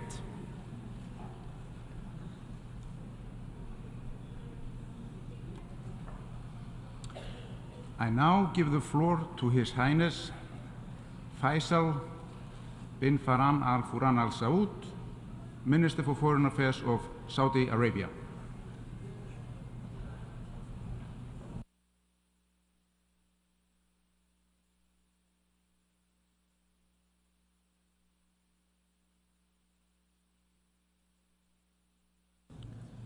بسم الله الرحمن الرحيم. معالي رئيس الجمعية العامة، معالي الأمين العام للأمم المتحدة، السيدات والسادة، السلام عليكم ورحمة الله وبركاته. أود في البداية أن أهنئ معالي السيد دينيس فرانسيس لانتخابه رئيساً للدورة 78 للجمعية العامة للأمم المتحدة، متمنياً له التوفيق في أداء مهامه. ونشكر معالي السيد تشابا كوريشي على جهوده المتميزة والمبذولة خلال رئاسة الدورة السابقة. وفي هذه المناسبة أشيد بجهود معالي الأمين العام للأمم المتحدة لرفع كفاءة عمل مؤسسات الأمم المتحدة بما يحقق أهدافها ومقاصد ميثاقها. سيد الرئيس، تؤكد المملكة العربية السعودية على ضرورة الالتزام الدول بميثاق الأمم المتحدة ومبادئ الشرعية الدولية، وتطلعها نحو مستقبل أفضل للبشرية على أساس الاحترام المتبادل لسيادة الدول واستقلالها وقيمها، وعدم التدخل في شؤونها الداخلية، وحل الخلافات بالطرق السلمية، وعدم اللجوء للقوة أو التهديد بها. إن رؤية المملكة 2030 تهدف إلى تعزيز الجهود في البناء والتطوير بما يلبي تطلعات أجيالنا المقبلة، ويسهم في تمكين المرأة والشباب، وينمي قدرات الإبداع والابتكار، ويرسخ قيم الانفتاح والحوار والتسامح والتعايش. وتولي المملكة ملف حقوق الإنسان أهمية بالغة، حيث تضمنت أنظمتها نصوص صريحة تهدف إلى تعزيز وحماية تلك الحقوق. وتهدف المملكة من خلال النهج التنموي لصنع نهضة شاملة ومستدامة محورها وهدف الإنسان الذي سيقود عجلة تنمية الحاضر ويصنع تنمية المستقبل بالمعرفة. وفي هذا الصدد أصدرت المملكة العديد من التشريعات والتعديلات على الأنظمة واللوائح التنفيذية، وتم توفير الممكنات التي تعزز للكرامة للمواطن والمقيم للعمل على تحقيق أقصى المنافع لهما وصون حياتهما وحفظ سبل العيش الكريم وتهيئة الحماية والرعاية الاجتماعية لهما. سيد الرئيس، تؤكد المملكة العربية السعودية على أن أمن منطقة الشرق الأوسط يتطلب الإسراع في إيجاد حل عادل وشامل للقضية الفلسطينية يبنى على أساس قرارات الشرعية الدولية ومبادرة السلام العربية، بما يكفل حق الشعب الفلسطيني في إقامة دولته المستقلة على حدود عام 1967 وعاصمتها القدس الشرقية. وتجدد المملكة رفضها وإدانتها لجميع الإجراءات الإحادية التي تعد مخالفة وانتهاكا صارخا للقوانين الدولية، وتسهم في تقويض جهود السلام الإقليمية والدولية وتعرقل مسارات الحلول السياسية. سيد الرئيس، تحرص المملكة على دعم كافة الجهود الهادفة إلى ترسيخ الأمن والاستقرار والتركيز على التنمية الشاملة وإتاحة المجال للحوار والتهدئة وتخفيف التوترات، وحث دول المنطقة على تجنب التصعيد والتركيز على تبادل المصالح والمنافع بما يحقق آمال وتطلعات شعوب المنطقة. وقد عملت المملكة على ترسيخ مبدأ العمل الجماعي في سبيل بناء مستقبل أفضل للمنطقة والعالم من خلال استضافتها لعدد من القمم الإقليمية المشتركة في إطار مجلس التعاون لدول الخليج العربية وجامعة الدول العربية بمشاركة الدول كافة بما فيها الجمهورية العربية السورية، إيمانا منها بأن حل الأزمة في سوريا سيسهم في استقرار المنطقة والعالم.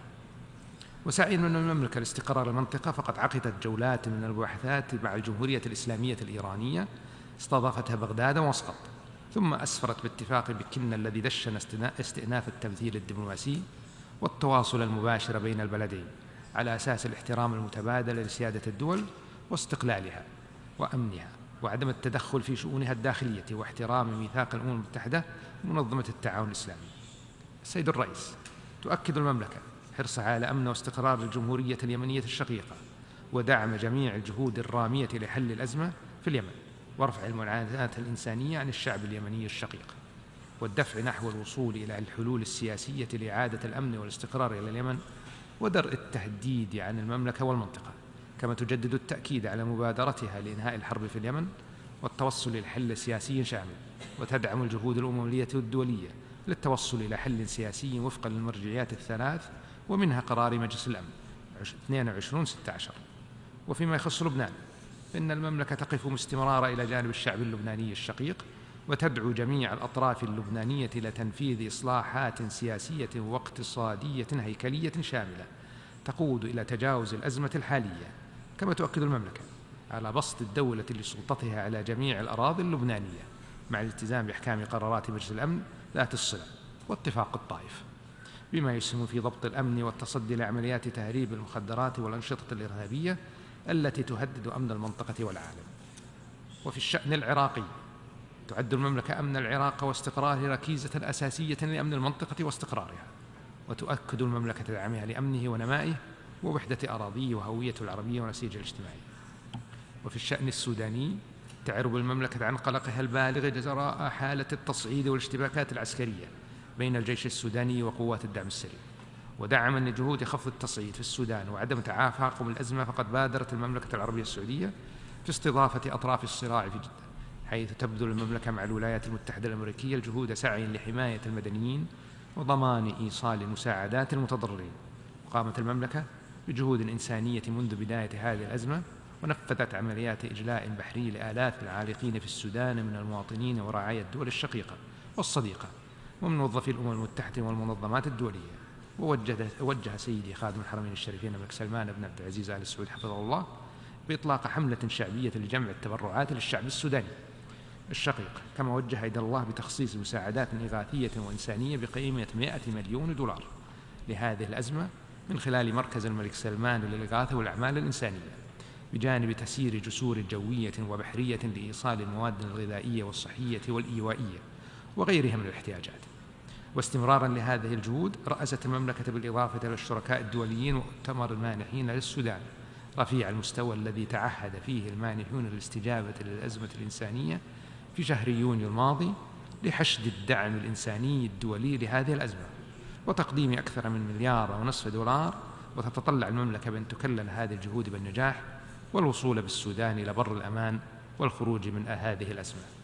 وتؤكد المملكة على أهمية تحقيق الأمن والاستقرار في ليبيا وضمان سيادتها واستقلالها ووحدة أراضيها ووقف التدخل في شؤونها الداخلية، وتدعم وقف إطلاق النار الكامل في ليبيا والدعوة الليبية إلى المغادرة التامة لكافة القوات الأجنبية والمقاتلين والمرتزقة من الأراضي الليبية دون إبطاء، وفقا للقرار مجلس الأمن رقم 2570 الصادر عام 2021. كما تؤكد المملكة على أهمية أمن واستقرار أفغانستان وألا تكون ملاذا للتنظيمات الإرهابية، واحترام للحقوق الأساسية للشعب الأفغاني بما في ذلك حق المرأة في التعليم والعمل. وتحث على تكثيف الجهود الإقليمية والدولية لتقديم المساعدات الإنسانية والاقتصادية للتخفيف من معاناة الشعب الأفغاني الشقيق. وفيما يخص الأزمة الروسية الأوكرانية تجدد المملكة دعوتها لإنهاء الأزمة والحد من آثارها وانعكاساتها السلبية على الأمن واستقرار العالم. وتؤكد المملكة ضرورة بذل كل جهد ممكن في سبيل إنهاء الأزمة وحل الخلافات سلميا واحترام مبادئ القانون الدولي والسعي لحفظ أمن ومصالح الجميع.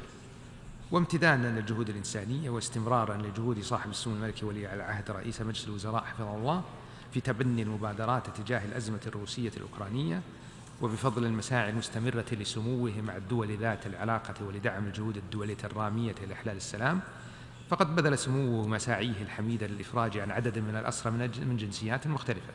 كما وجهت الدعوة لأوكرانيا لحضور القمة العربية بدورتها 32 التي عقدت في جدة. كما استضافت المملكة في أوائل شهر أغسطس الماضي اجتماعا مستشاري الأمن الوطني ممثلين لما يزيد عن 40 دولة ومنظمة دولية. وتؤكد المملكة على استعدادها للاستمرار في بذل جهود الوساطة بين طرفي الأزمة. سيد الرئيس، تؤكد المملكة على أهمية الجهود التي تحقق غايات إزالة الأسلحة النووية والتي تبدأ بإدراك ضرورة تنفيذ المجتمع الدولي بأكمله التزاماته تجاه المعاهدات والأطر القانونية الموجودة بهدف الوصول إلى عالم خال من السلاح النووي لا سيما في منطقة الشرق الأوسط. كما تجدد المملكة تأكيد عالمية حفظ وصون الأمن والسلم الدوليين، وتبذل مساعيها الحميدة لحل النزاعات الدولية والإقليمية وفق المبادئ والأعراف الدولية. وفي هذا الشأن تؤكد بلادي بأن استتباب الأمن والاستقرار في أي منطقة لا يتحقق إلا من خلال التعاون والتشاور بين الدول والسعي نحو تحقيق التنمية والتقدم وتجنب السباق لامتلاك هذا السلاح المدمر للبشرية. إن المملكة العربية السعودية وانطلاقا من حرصها الدائم على تحقيق أهداف وغايات الأمم المتحدة بحفظ الأمن والسلم الدوليين تجدد دعوتها لإصلاح مجلس الأمن للاطلاع بدوره ليكون أكثر عدالة في تمثيل واقعنا اليوم، وأكثر فاعلية في مواكبة تحولات وتطورات المجتمع الدولي، وأكثر كفاءة في معالجة تحدياتنا المشتركة. السيد الرئيس، حقق مجتمعنا الدولي نجاحات متتالية في مواجهة الإرهاب والتطرف، وعلينا مواصلة العمل الحثيث للتصدي والقضاء على هذه الآفة التي لا تمت بصلة لأي عرق أو دين أو معتقد سليم. ونؤكد على أهمية وقوف المجتمع الدولي بحزم أمام دعم ورعاية الإرهاب والتطرف، وعلى ضرورة عدم التساهل ونبذ ورفض جميع أشكال المساس بالمقدسات وترويج أفكار الكراهية والإسلاموفوبيا تحت أي حجة كانت، وتكرار حوادث حرق نسخ من القرآن الكريم، وتحذر من خطورة هذه الأعمال التي تقوض الاحترام المتبادل والوئام بين الشعوب، وتتعارض مع الجهود الدولية لنشر قيم التسامح والاعتدال ونبذ التطرف وانتهاج الوسطية وترسيخ ثقافة السلام العالمي. وتشيد بلادي بالقرار الصادر عن الاجتماع الاستثنائي لوزراء خارجية منظمة التعاون الإسلامي لبحث مسألة تكرار حوادث تدنيس وحرق نسخ من القرآن الكريم. كما تشيد بتبني مجلس حقوق الإنسان القرار المعنون مكافحة الكراهية الدينية التي تشكل تحريضا على التمييز أو العداء أو العنف، وتدعو لضرورة تعزيز الحوار والتفاهم والتعاون بين الثقافات والحضارات من أجل السلام والوئام في العالم، مع ضرورة الالتزام بصكوك وقوانين حقوق الإنسان الدولية ذات الصلة. السيد الرئيس، يعد استقرار أسواق الطاقة العالمية ركيزة مهمة للاقتصاد العالمي ونموه، وحرصت المملكة العربية السعودية على الحفاظ على استقرار أسواق البترول العالمية وموثوقيتها واستدامتها وأمنها وتلبية احتياجات المستهلكين لضمان اقتصاد عالمي سليم يعود بالنفع على المنتجين والمستهلكين.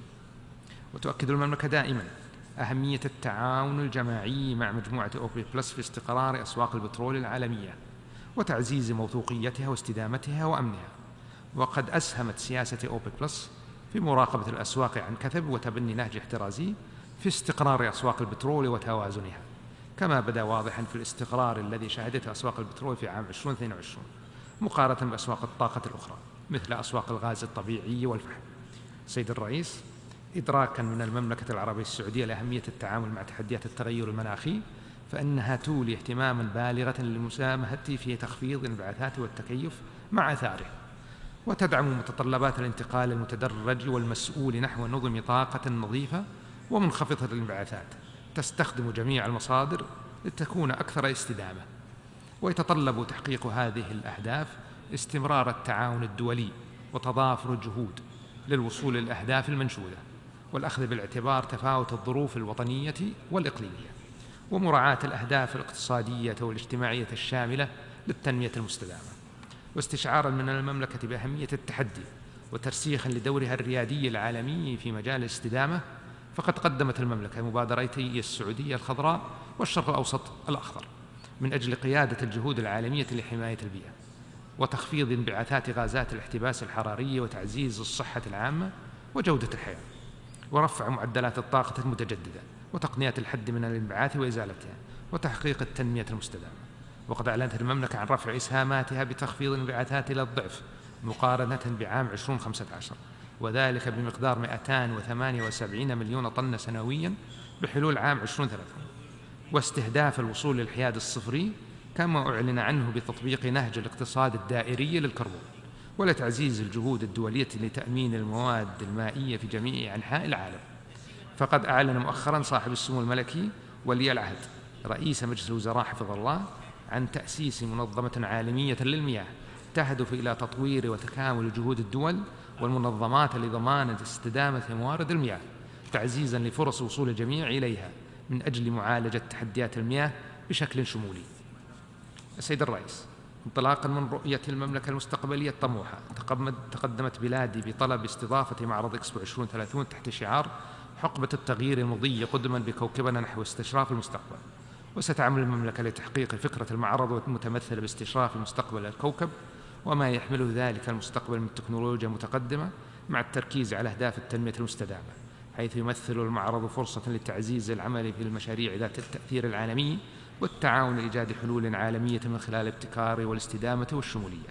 وكل ذلك يأتي في صميم معرض إكسبو 2030 في الرياض الذي سيظهر للعالم بإذن الله التزام المملكة القوي والمستمر تجاه البلدان النامية.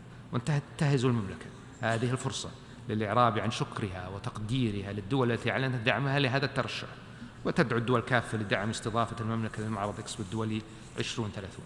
السيد الرئيس، وفي الختام نتطلع إلى أن تسهم جهودنا في إيصال رسالاتنا وقيمنا ومبادئنا للعالم في جو تسود الشراكة والاحترام لبناء مستقبل أفضل للبشرية جمعاء. والسلام عليكم ورحمة الله وبركاته.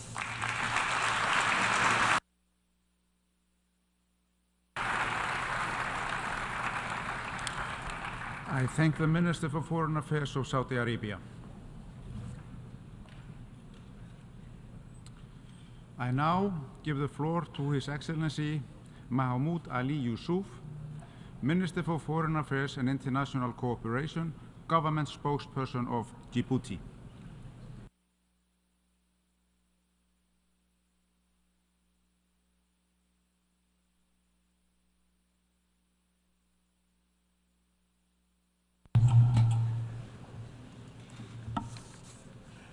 Bismillah ar-Rahman ar-Rahim.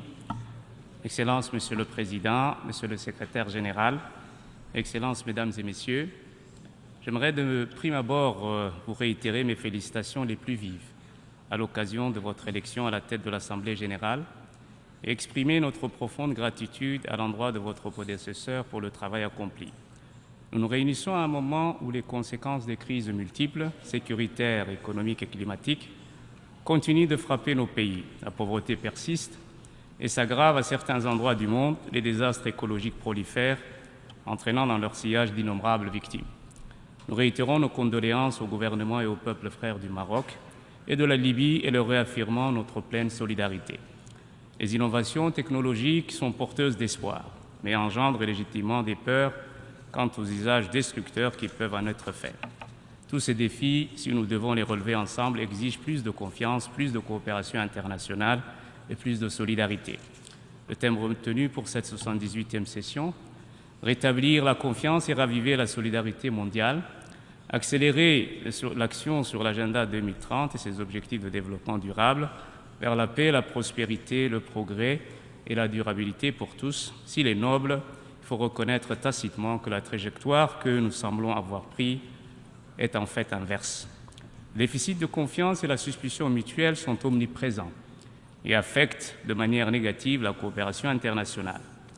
Au multipartisme inclusif et intégré que le secrétaire général a appelé de ses vœux, s'oppose une logique des clubs et des groupes, ce qu'un analyste a appelé le mini-latéral. Cette érosion de la confiance n'est pas soudaine. C'est le résultat d'une lente détérioration, d'une part, à la résistance implacable au changement des institutions mondiales, née à la fin de la Seconde Guerre mondiale, d'une inégalité qui se creuse et se fossilise, ainsi que la compétition géopolitique accrue de ces dernières années. Elle n'est cependant pas, de notre point de vue, irréversible. Il est donc impératif que nous investissions massivement dans les efforts multilatéraux pour renforcer la confiance et la solidarité entre les États. Au cœur de cet effort se situent pour nous les Nations Unies. Ensemble, imaginons un système multilatéral qui tienne compte des réalités géopolitiques du moment, y compris la prolifération de ces groupes, non dans un schéma de compétition institutionnelle, mais de complémentarité renforcée, de coordination étroite, où tous, sans réserve ni hésitation, s'engagent à renouer des liens de solidarité forts et indissolubles. Nous devons réapprendre à nous faire confiance.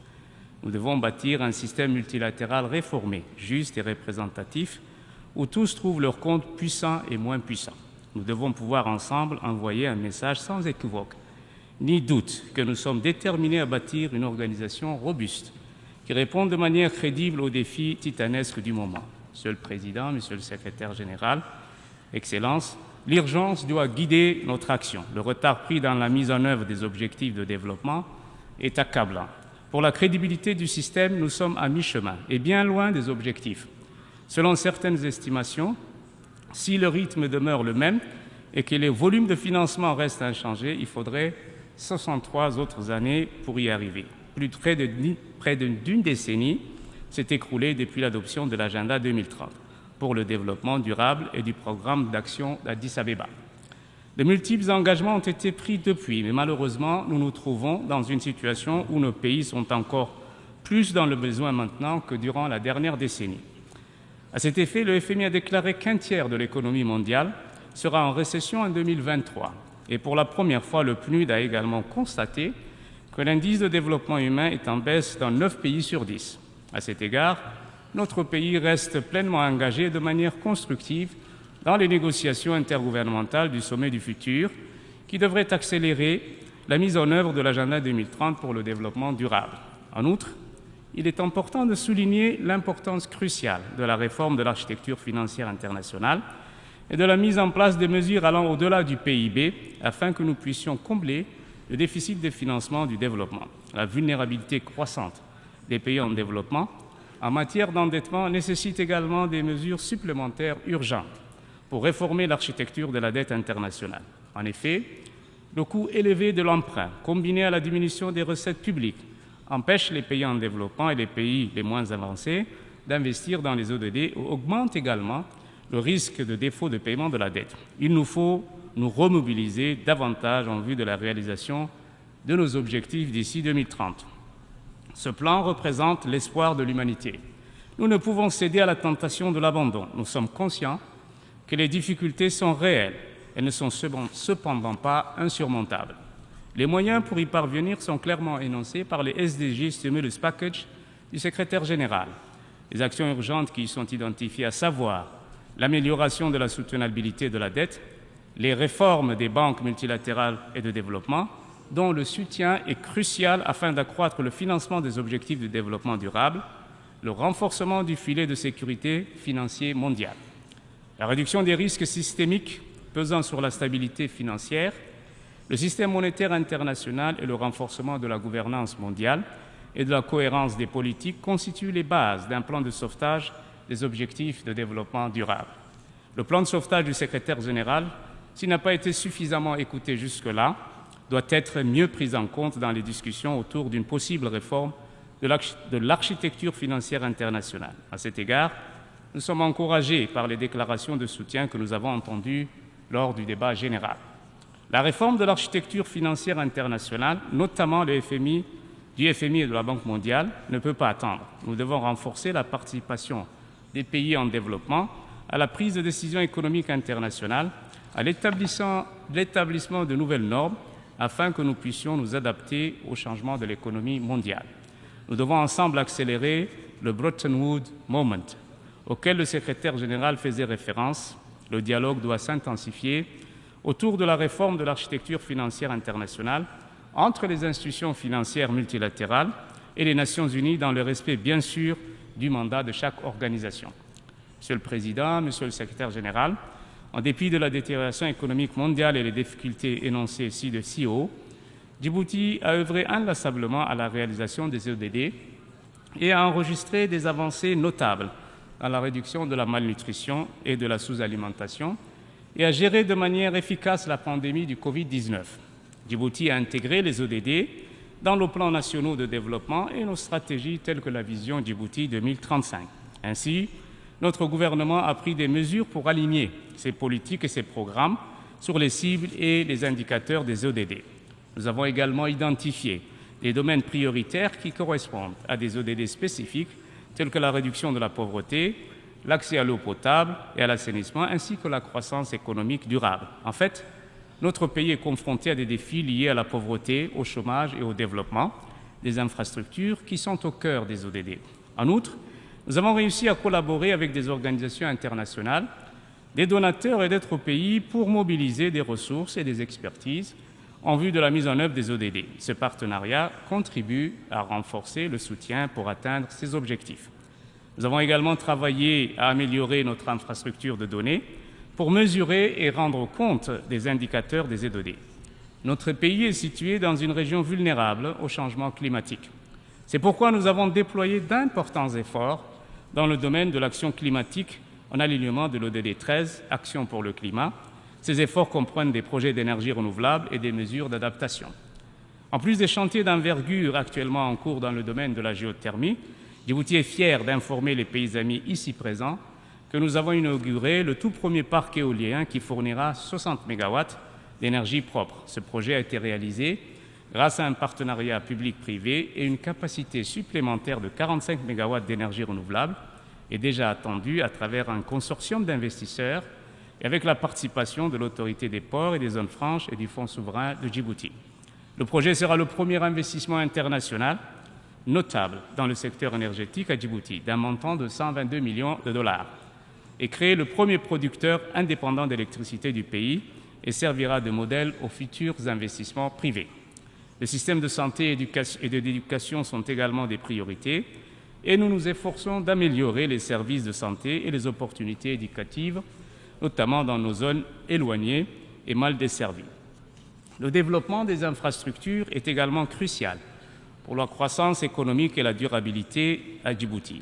Et notre pays investit dans les infrastructures de transport et de logistique pour renforcer la connectivité régionale et le commerce en vue de devenir un hub logistique international et régional.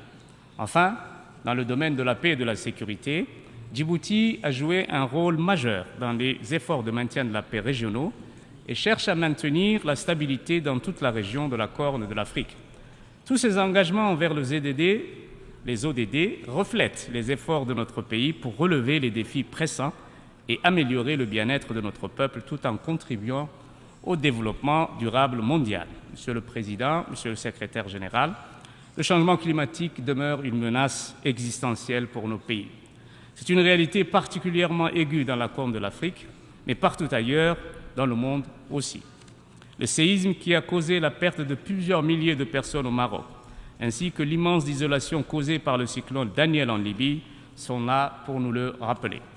D'où l'urgence d'honorer les engagements pris dans l'accord de Paris, et si rien n'est fait, l'impact négatif du changement climatique continuera à entraîner des perturbations importantes, y compris la multiplication des événements météorologiques extrêmes, la raréfaction des ressources, l'élévation du niveau de la mer et l'augmentation des personnes déplacées, l'aggravation de la faim et de la pauvreté.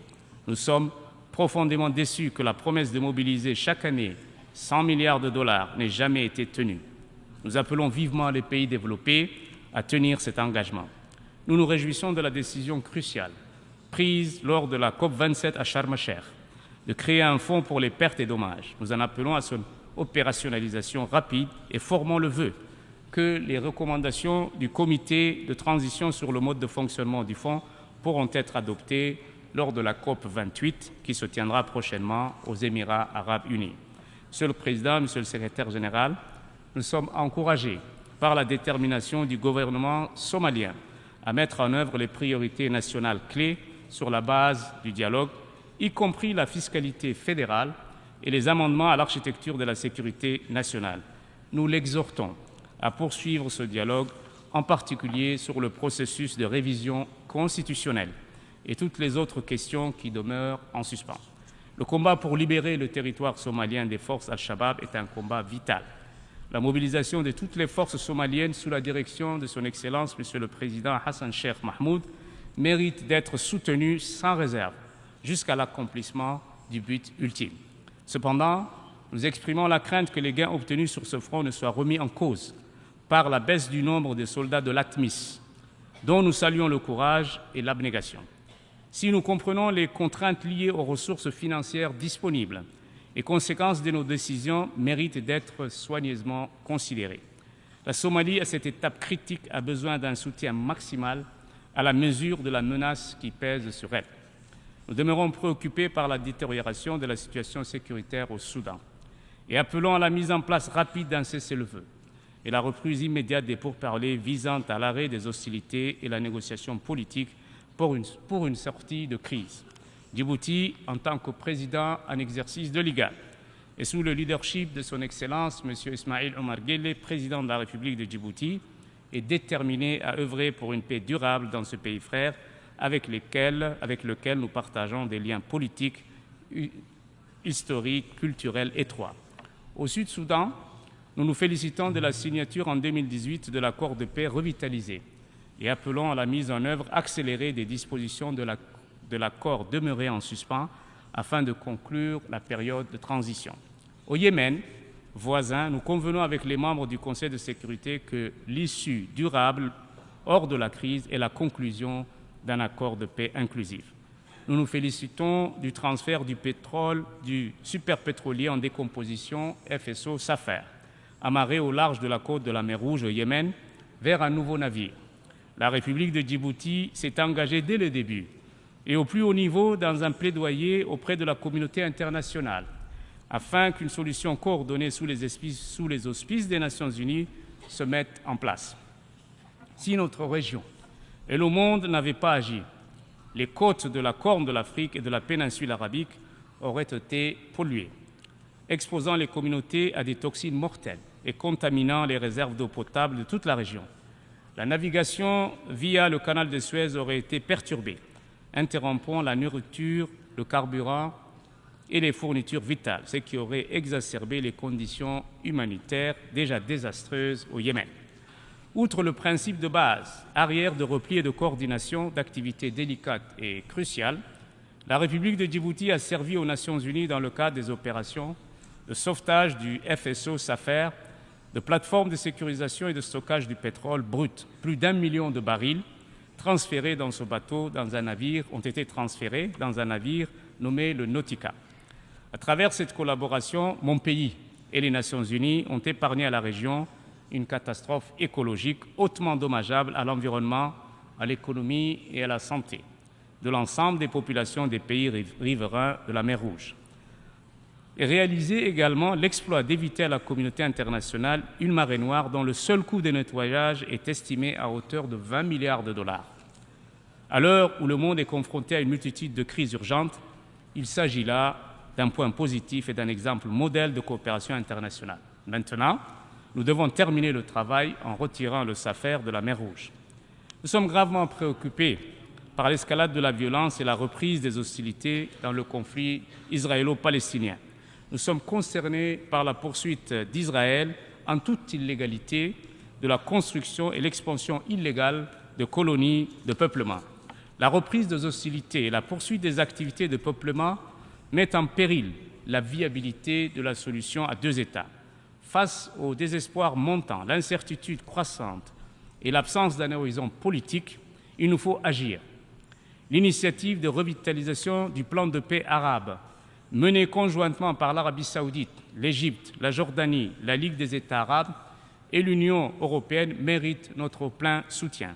Monsieur le Président, Monsieur le Secrétaire général, nous l'avons dit à plusieurs reprises depuis cette tribune, nous le répétons encore aujourd'hui, nous sommes épris de paix, nous demeurons entièrement disponibles à achever le processus de normalisation avec l'Érythrée, trouver un règlement durable et pacifique aux différents frontaliers qui continuent à nous opposer, ainsi que les autres questions en suspens.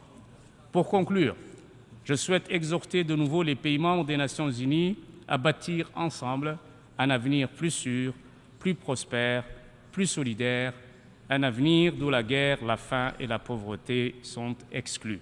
Je vous remercie.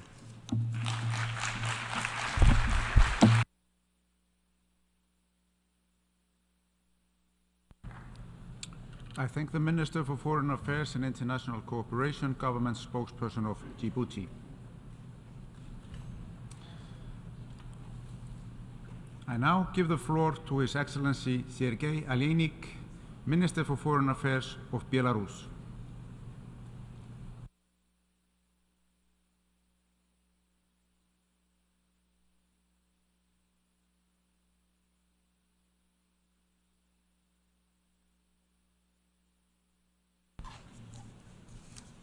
Господин председатель, эта высокая трибуна десятилетиями служила важной цели, направленной на проведение дискуссий о том, как сделать жизнь на планете безопаснее и лучше. К сожалению, в последние десятилетия эта дискуссия не воплощалась в конкретные позитивные действия. Как следствие, ситуация в глобальной политике лишь ухудшается. Эта тенденция негативно отражается и на всех других сферах международных отношений. А какова роль Организации Объединенных Наций в этих процессах? Быть лишь трибуной для дискуссий? Многие видят именно в этом ее роль. Поэтому неудивительно, что в адрес организации часто звучат обвинения за бездействие и неспособность остановить нарастающий глобальный хаос, остановить трехмерный кризис в области безопасности, продовольствия, энергетики, который уже охватил весь мир. Подобные обвинения, конечно же, не совсем справедливы и корректны. ООН – это все мы. Организация может сделать ровно столько, сколько ей позволят ее государства-члены. С одной стороны, это правильная логика, с другой стороны, это логика опасного детерминизма. Она подразумевает, что ООН является заложником каких-то внешних сил и сможет эффективно выполнять свой мандат лишь когда произойдут позитивные изменения во внешней среде. Не кажется ли вам, что нечто подобное мы уже когда-то слышали? Такое же отношение было и к Лиге наций накануне Второй мировой войны. Всего столетия назад на берегу Женевского озера также много дискутировали об угрозах того времени. Однако дискуссия не возымела эффекта, и мир неумолимо скатывался в бездну. А Лига наций ушла в забвение из-за своей бесполезности. Организацию Объединенных Наций может постигнуть такая же участь, если она останется пассивным наблюдателем. Убеждены в том, что подавляющее большинство государств-членов не желают такого исхода. Если так, то ООН должна не ждать, а действовать. Организация должна работать на результат, который спровоцирует позитивные изменения во внешних факторах, обеспечит мир, стабильность и устойчивое развитие на всей планете. Это очень сложная задача в нынешних условиях ядовитой глобальной политики. Однако, если мы, как государства-члены или здравомыслящее глобальное большинство, поможем нашей организации, то эта задача будет под силу ООН. Известный американский дипломат Джордж Кеннон в контексте оценки отношений Советской России с Западом столетия назад утверждал, цитирую, «Определенная степень конфликта и антагонизма присутствует в любых международных отношениях. Поэтому некоторая мера компромисса необходима повсюду, если политические общества хотят жить вместе на одной планете». Конец цитаты. Давайте руководствоваться этим мудрым советом. И несмотря на высокую степень антагонизма в современной международной системе, искать компромисс и согласие повсюду. И давайте действовать в рамках ООН. Мы видим несколько ключевых шагов. Во-первых, необходимо прекратить политику остракизма в ООН. Эта практика противоречит самой сути организации. Ведь по уставу все ее члены равны. Давайте уважительно и равноправно относиться друг к другу. Никто не должен опускаться до оскорблений и неуважительной лексики, например, использования слова «режим» в отношении законных властей государств-членов. Аналогичным образом определенные страны должны отказаться от своих попыток ограничивать возможности для участия в работе ООН для любых других ее членов. Такое поведение является прямым нарушением Устава ООН.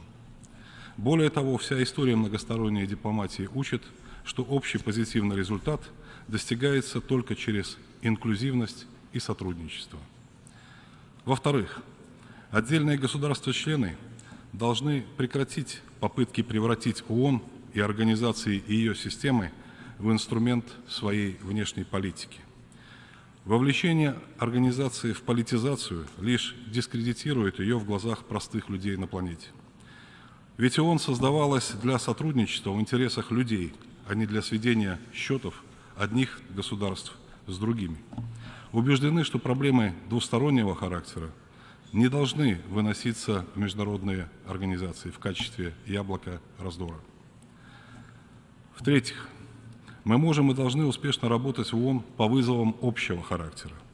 При этом давайте подходить к их решению по логике от простого к сложному. К последнему блоку, безусловно, относятся темы безопасности.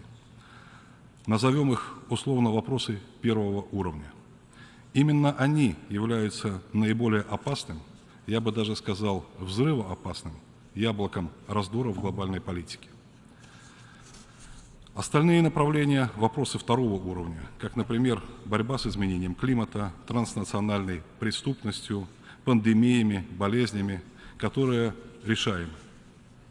Все страны мира одинаково страдают от их последствий. Все в равной степени заинтересованы в эффективных ответах таким вызовам. Так давайте активизируем работу в этом направлении. Результатов ждут обычные люди на нашей планете. Приведу весьма показательный пример того, как можно успешно работать сообща даже в условиях острых политических разногласий. На состоявшейся 32-й сессии комиссии ООН по предупреждению преступности в Вене в мае месяце Беларусь инициировала проект резолюции по теме борьбы с торговлей людьми в цепочках поставок. Первоначально страны Запада по политическим мотивам негативно восприняли нашу инициативу. Однако все же, включившись в переговорный процесс, они поняли важность инициативы и стали работать на позитивный результат. Резолюция была принята консенсусом, и все заинтересованные стороны приступили к ее реализации. Давайте применять этот подход и ко всем другим проблемным вопросам второго уровня. В частности, мы ожидаем такой же конструктивной работы на этой сессии по двухгодичной резолюции Беларуси под названием «Укрепление координации усилий в борьбе с торговлей людьми». Однако, где здравый смысл всем нам особенно необходим, так это в нахождении пути разрешения глобального продовольственного кризиса.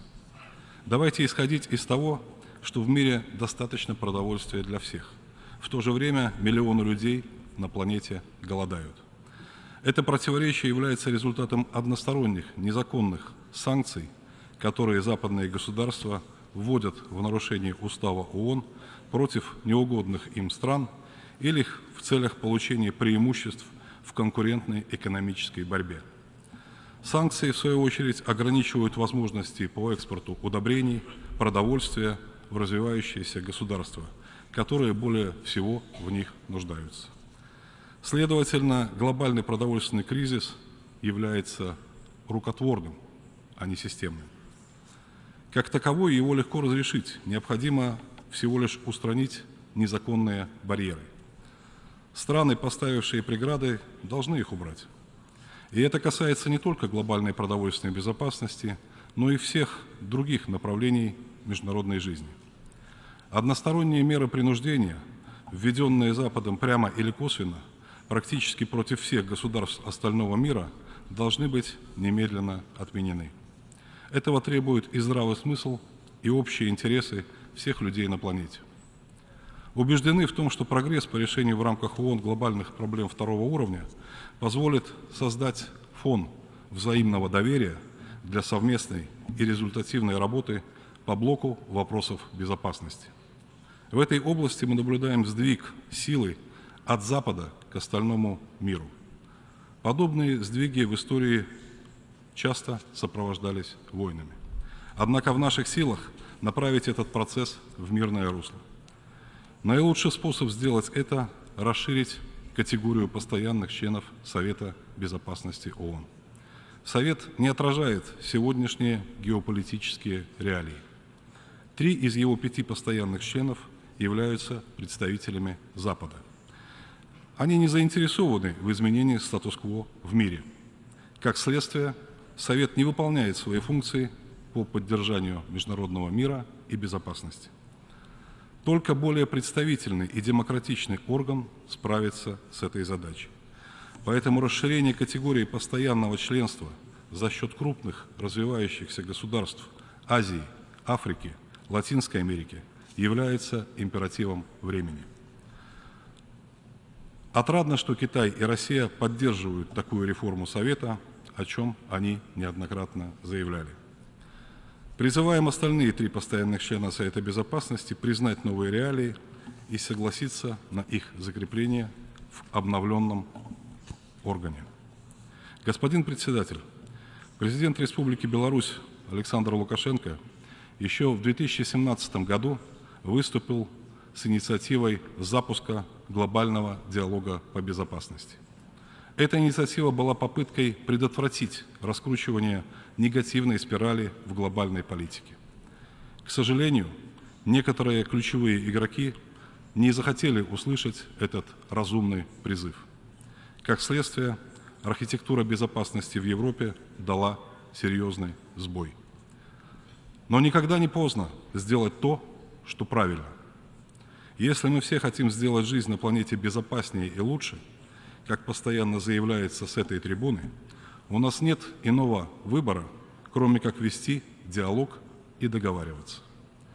Глава белорусского государства неизменно подчеркивает важность организации такого диалога в духе Сан-Франциско. Действительно, конференция в Сан-Франциско дала жизнь нашей организации и надежду всему миру на лучшее будущее. Такая же надежда нужна нам всем и сегодня.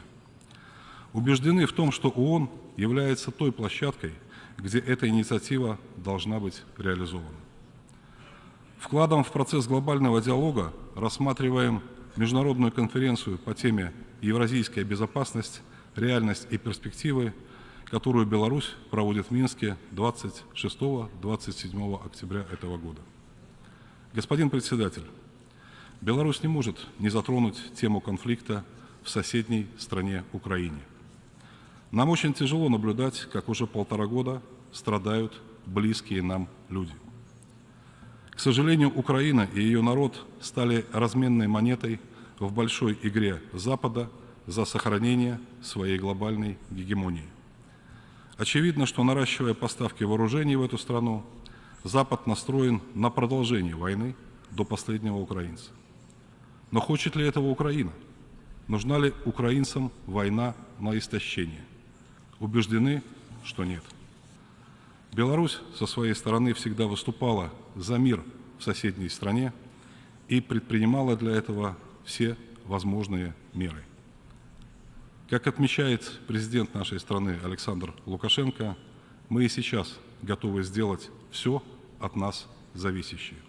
Благодарю вас.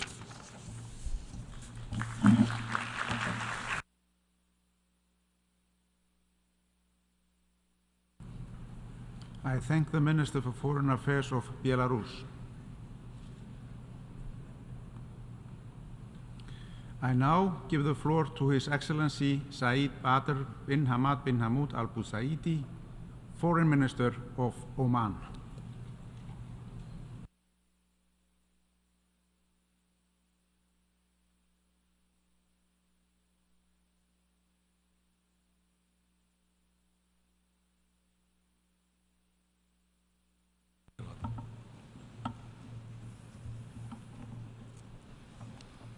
بسم الله الرحمن الرحيم. معالي الرئيس دينيس فرانسيس، بداية نود أن نخصكم ولبلدكم الصديق ترينيداد وتوباجو بالتهنئة الحارة على انتخابكم رئيساً للدورة 78 للجمعية العامة للأمم المتحدة. كما نود أن نسجل تقديرنا الكبير لجهود رئيس الدورة السابقة من المجر الصديقة على حسن الإدارة والتدبير. لا يفوتنا أيضاً أن نتوجه بالتحية والاحترام لمعالي الأمين العام للأمم المتحدة أنطونيو جوتيرش لجهوده الخيرة في سبيل ترسيخ وتحقيق المبادئ والأهداف التي ينص عليها ميثاق الأمم المتحدة وقيم العدالة والسلام في ربوع العالم، ودعمه لأهداف التنمية المستدامة والتعاون الدولي الفعال لمكافحة التحديات المشتركة لعالمنا، مؤكدين تعاون سلطنة عمان الثابت مع المجتمع الدولي في هذا الشأن. الحضور الكريم، إن الحوار مبدأ ثابت ومنهج قوي في السياسة الخارجية لسلطنة عمان، لما لذلك من تأثير فعال لتحقيق المصالحة والوفاق والسلام بين سائر الأطراف المتنازعة وسائر الأمم. ونود هنا أن نغتنم الفرصة للتأكيد على التزام سلطنة عمان الراسخ بمشاركة الأسرة الدولية في سعيها لبلوغ نظام عالمي سلمي قوامه العدل والإنصاف واحترام ميثاق الأمم المتحدة والقانون الدولي وسيادة الدول وعدم التدخل في شؤونها الخارجية. ووفقاً لذلك فإن بلادي تناشد المجتمع الدولي على التمسك بمنظومة الأمم المتحدة في معالجة النزاعات وتسوية الصراعات وانتهاج الحوار سبيلاً للتوصل إلى الحلول السلمية لها والتفاوض على بناء عالم تسوده الحياة الكريمة ويعمه الرخاء والاستقرار والأمن والسلام. معالي الرئيس، تربطنا بالأمم المتحدة وبسائر الأمم وحدة المبادئ والأهداف، والتي تتحقق بها غاياتنا وتسمو فضائلنا، وإننا سنبقى بعون الله داعمين للحق والقضايا العادلة. إن القضية الفلسطينية تأتي في مقدمة القضايا التي طال عليها الزمن، بل نال منها الظلم لأكثر من 70 سنة، والشعب الفلسطيني يقف صامد في وجه الاحتلال الإسرائيلي الغاشم والحصار والتنكيل وانتهاج القانون الدولي وقرارات مجلس الأمن.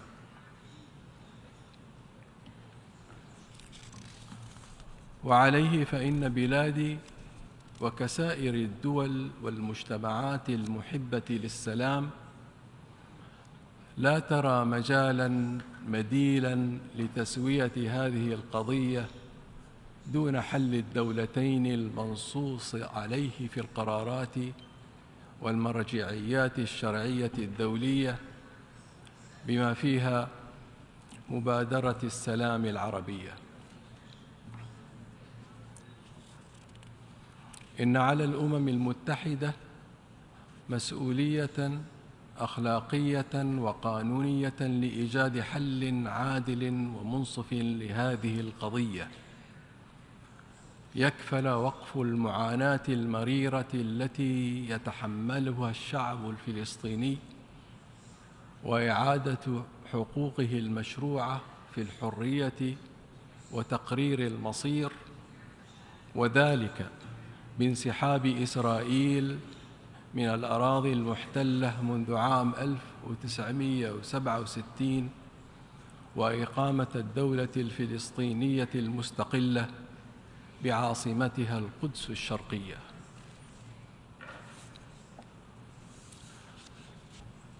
معالي الرئيس، إن التداعيات المحيطة بالأزمة الروسية الأوكرانية والتصعيد الأمني والعسكري لها، فضلاً عن الآثار الإنسانية المؤلمة، تشكل تهديداً بالغاً للسلم العالمي وانسياب سلاسل إمدادات الطاقة والغذاء، كما تشكل تحدياً خطيراً للتعاون الدولي والنظام العالمي القائم على احترام القانون وميثاق الأمم المتحدة. لذا تدعو بلادي إلى الاحتكام إلى الحوار والمفاوضات السلمية على قاعدة لا ضرر ولا ضرار، واحترام سيادة الدول وسياسة حسن الجوار وإزالة مكامن ومسببات هذه الأزمة. معالي الرئيس، تعمل سلطنة عمان على تنفيذ العديد من الخطط والبرامج الهادفة إلى التكيف مع تغير المناخ والحد من آثاره، كما تعمل على تحفيز الاستثمار في مشاريع الطاقة المتجددة وفق استراتيجية الحياد الصفري الكربوني 2050، وتتجه بلادي للمشاركة الفعالة في الدورة القادمة لمؤتمر الأطراف لاتفاقية الأمم المتحدة الإطارية حول تغيير المناخ COP 28، والذي سيعقد في شهر نوفمبر المقبل بإمارة دبي بدولة الإمارات العربية المتحدة.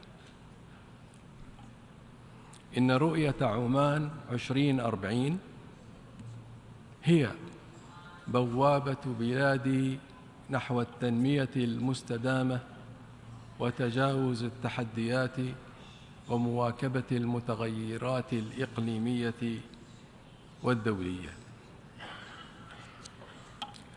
معالي الرئيس،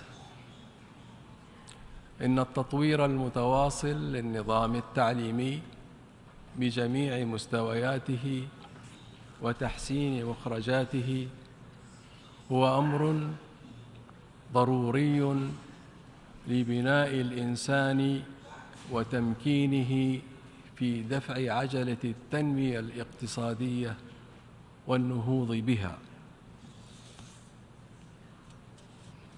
إن جائحة كوفيد-19 كانت درساً لجميع الدول والمجتمعات لمراجعة آليات التأهب والاستجابة للطوارئ الصحية وتعزيز قدراتها. ولعل أهم الدروس المستقاة أهمية الاستعداد المبكر في التعامل مع مخاطر ومهددات الصحة العامة، فضلاً عن الاستثمار في البحث العلمي والتطوير التكنولوجي. وقد نظمت بلادي مؤتمراً وزارياً عالمياً يهدف إلى وضع الحلول لمقاومة الميكروبات للمضادات وتسريع وتيرة التعاون على المستويات الوطنية والإقليمية والدولية للحد من نمو هذا الخطر على الصحة العامة وعلى المقومات الاقتصادية للدول. لذا ندعو الجميع إلى تشجيع الشراكة في البحث والابتكار والتصنيع للتوصل إلى بدائل وقائية وعلاجية للحد من آثار الأوبئة ومنع انتشارها.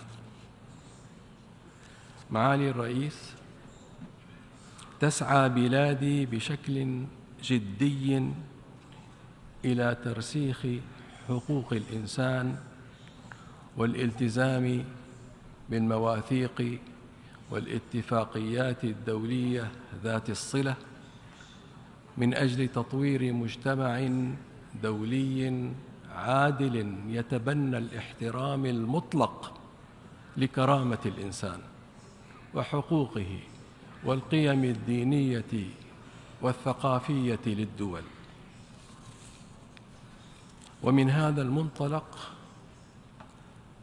فإن بلادي ترفض وتستنكر كافة الأعمال التحريضية الداعية إلى العنف والكراهية والتمييز على أساس الدين أو العرق، وتدعو المجتمع الدولي إلى إيجاد تشريع واضح وصريح يجرم هذه الأعمال التي تهدد السلم والاستقرار الاجتماعيين، بل تهدد الأمن الوطني للدول والمجتمعات.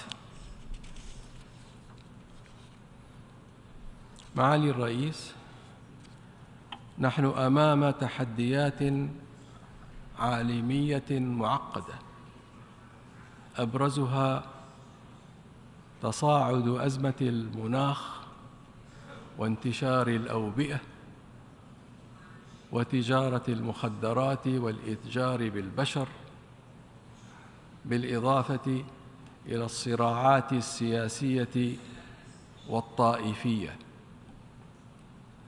ولذا فإننا نناشد الأسرة الدولية بالتمسك بحزم بمبادئ الحق والعدالة وتطبيق قواعد القانون الدولي دون ازدواجية في المعايير، حتى يسود الأمن والاطمئنان بين البشر وتنتشر الثقة بين الدول وتنمو الشراكات بين الشعوب وتزدهر.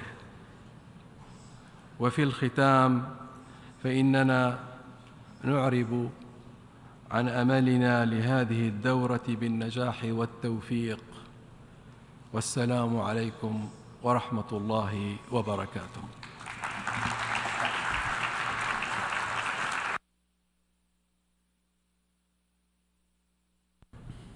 I thank the Foreign Minister of Oman.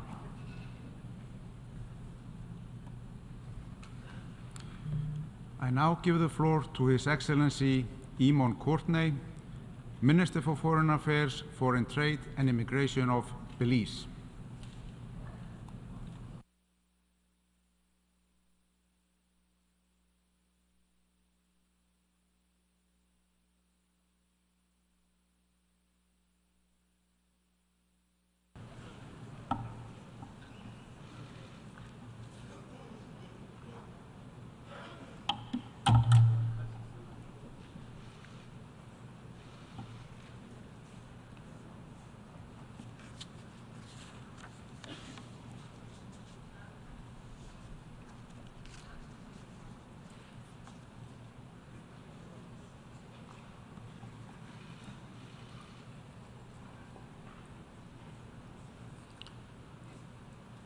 Mr. President, it is with immense pride that Belize offers its heartiest congratulations to the President of this General Assembly. He is a CARICOM national who was unanimously elected to preside over the 78th session of this General Assembly. The theme for our general debate, Rebuilding Trust and Reigniting Global Solidarity, is timely.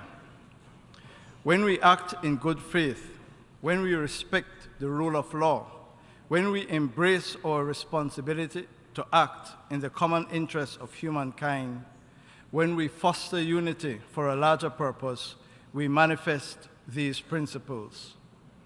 Trust and solidarity are foundational to multilateralism. Regrettably, sir, trust and solidarity are in diminishing supply at a time when the capacity of planet Earth to sustain human life is in grave peril. Mr. President, the 0.7% ODA GNI target, first agreed in 1970, has never been met. By one estimate, this failure has resulted in $6.5 trillion in undelivered aid to developing countries. At COP15, developed countries committed to mobilize $100 billion per year by 2020 for climate action. That commitment has yet to be met. Consequently, US $381.6 billion in public finance, climate finance has been foregone.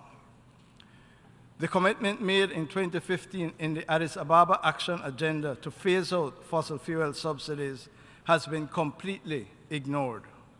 According to the IMF, fossil fuel subsidies surged to a record $7 trillion last year. Despite their strident calls for respecting human rights, the global north remains outside the Convention on the Rights of Migrant Workers. Deaths and inhumane treatment of migrants at the southern borders of the Western world continue with impunity. The hoarding of COVID-19 vaccines by developed countries and their continuing refusal to waive intellectual property rights for COVID-19 vaccines cause prolonged suffering in the developing world, with some countries still below global vaccine targets. Mr. President, mistrust is widespread. Solemn promises are routinely broken. Narrow nationalism and insularity have displaced global solidarity.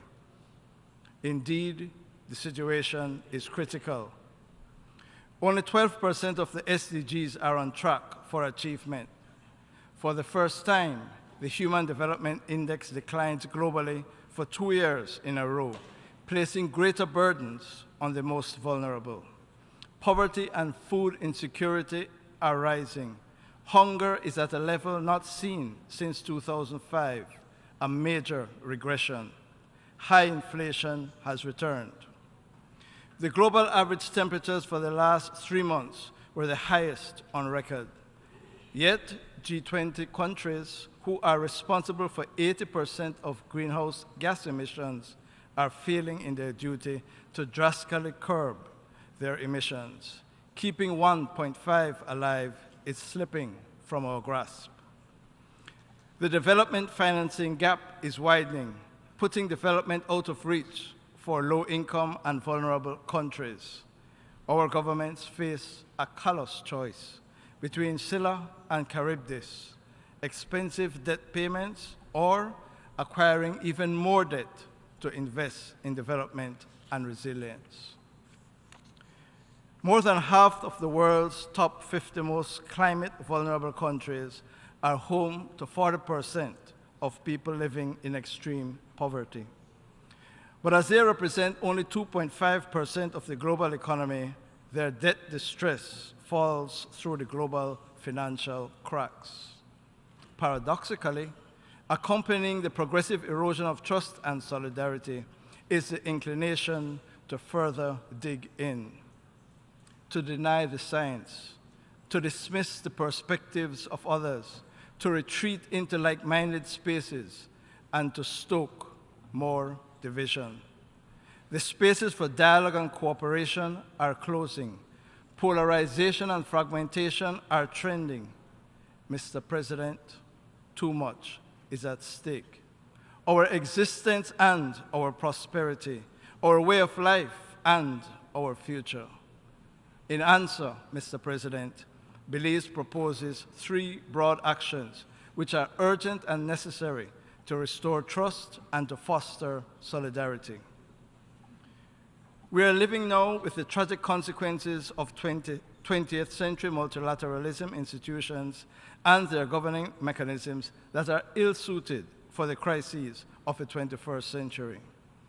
Urgent reform of the international financial architecture is imperative. The objectives and policies of international financial institutions must be better aligned with our climate and development goals. The eligibility criteria, which currently excludes some vulnerable countries from access to development finance, must be reformed to take account of vulnerabilities. The governance of IFIs must be broadened to include the voices of developing countries. Decisions for us cannot be made without us. The upcoming annual meetings in Marrakesh, the realization of the MDB vision emanating from the Paris Summit, the Bridgestone Initiative, and the prototype multidimensional vulnerability index are all real reforms that would reinvigorate genuine trust in the international financial system. We must all seize the day. Events of the last decades have shown how ineffective the United Nations Security Council is and the dangerous vacuum which arises therefrom. Threats to international peace and security demand an effective council, one that is inclusive with equitable representation that reflects today's global dynamics. Mr. President, the inability of the Council to act in the face of the illegal Russian invasion and the illegal Russian war against Ukraine exemplifies the Council's impotence. Reform of the current Council is urgent, and Belize calls for the commencement of text-based negotiations in this session. Unmet commitments, insufficient to meet growing needs, have contributed to the huge financing gap we face today, to the stalling of climate and development agendas, and to the deepening of current crises. By course correcting immediately, we can begin to restore the trust and solidarity and get us on track to achieve the Paris goals and the SDGs. Mr. President, in truth, regrettably, we are all on the road to climate perdition. All of us, no one is exempt. The global stocktake to be concluded at COP28 is the unmissable opportunity to agree solutions to address the perilous gaps in implementation, accelerate climate action, and ramp up ambition. The just concluded SDG Summit revealed the dire reality we face. The refusal of developed countries to so far raise the ambition on the means of implementation is disappointing. This must change. The Fourth International Conference on Financing for Development is an important opportunity to forge a new financing pact for sustainable development. And while the implementation of SDGs occurs at the local level and governments bear primary responsibility for national development, we should be clear. Achieving SDGs is a shared responsibility of all countries. The SDGs are a bulwark against conflict and insecurity, the pull of migration and social instability. Mr. President, trust and solidarity can only thrive where there is justice. The terrible injustice and poison legacy of native genocide, slavery, and the transatlantic slave trade cannot continue to be ignored or to be the subject only of academic discussions. Descendants of slaves continue to struggle with persistent racial discrimination, marginalization, and generational trauma. The consequences of slavery for our countries manifest today through underdevelopment, poverty, and structural inequities. CARICOM has put forward a 10-point plan which addresses the core of reparatory justice as we see it.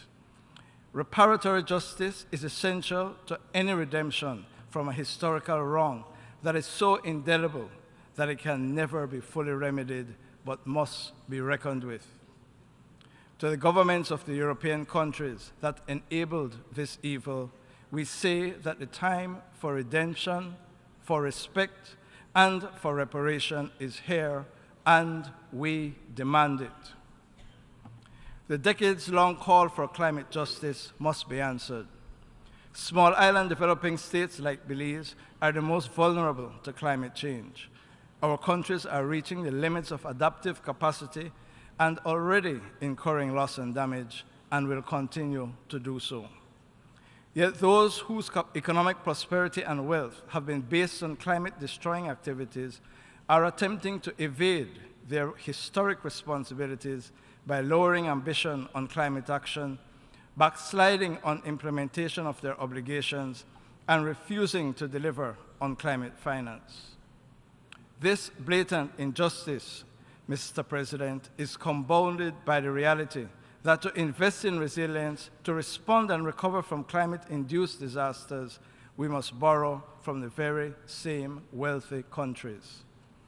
Developed countries must urgently double adaptation financing and better align that financing to our growing needs.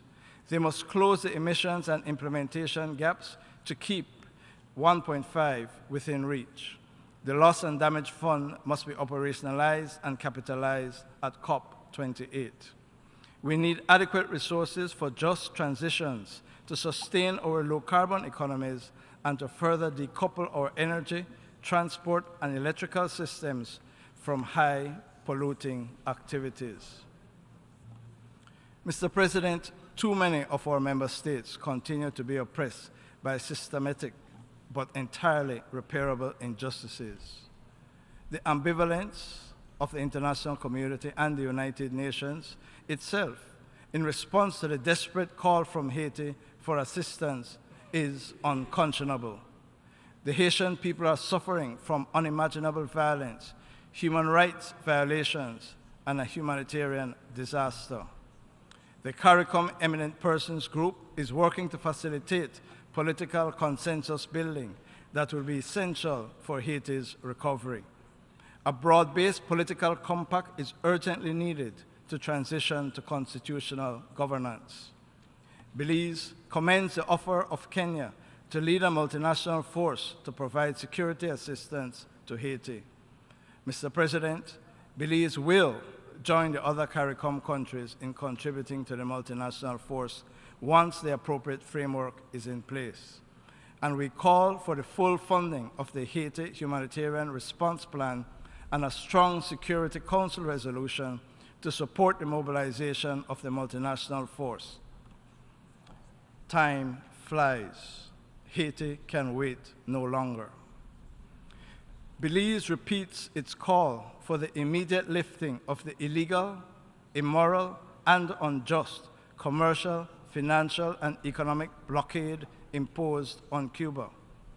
The designation of Cuba as a state sponsor of terrorism by the United States of America is evil and pernicious.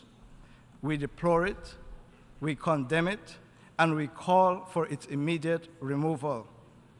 In the post-Cold War dispensation, the American policy has no other objective but to cruelly punish ordinary Cubans and stifle their sustainable development aspirations. Indeed, the increasing imposition of unilateral coercive measures against Venezuela and other developing countries is both illegal and a significant obstacle to development. Mr. President, for more than half a century, the international community and the United Nations have failed to deliver a peaceful and secure state for the Palestinian people. Consequently, the people of Palestine continue to suffer the indignities and illegal occupation and Israeli apartheid. I reiterate Belize's full support for the realization of an independent Palestinian state within its 1967 borders with all attendant rights, including the recognition of East Jerusalem as its capital and the right of return. The continued exclusion of Taiwan from the international community is inconsistent with the realities of today's world. Taiwan is a vibrant democratic country with the willingness and capacity to contribute to addressing global challenges. Belize calls for Taiwan's full inclusion in the international system. Regrettably, Russia's war against Ukraine continues with devastating effects, especially on civilians. We condemn the attempts to redraw international borders by force. Mr. President, this war must end. The price is too high. It is time for peace. The international community must urgently right the wrongs unceasingly and unnecessarily perpetrated against these countries. Doing so would serve immeasurably toward rebuilding trust and solidarity among our community of nations. Mr. President, as Belize and Guatemala continue to pursue the peaceful, just, and final resolution of Guatemala's claim to Belizean territory before the International Court of Justice, illegal incursions by Guatemalans continue.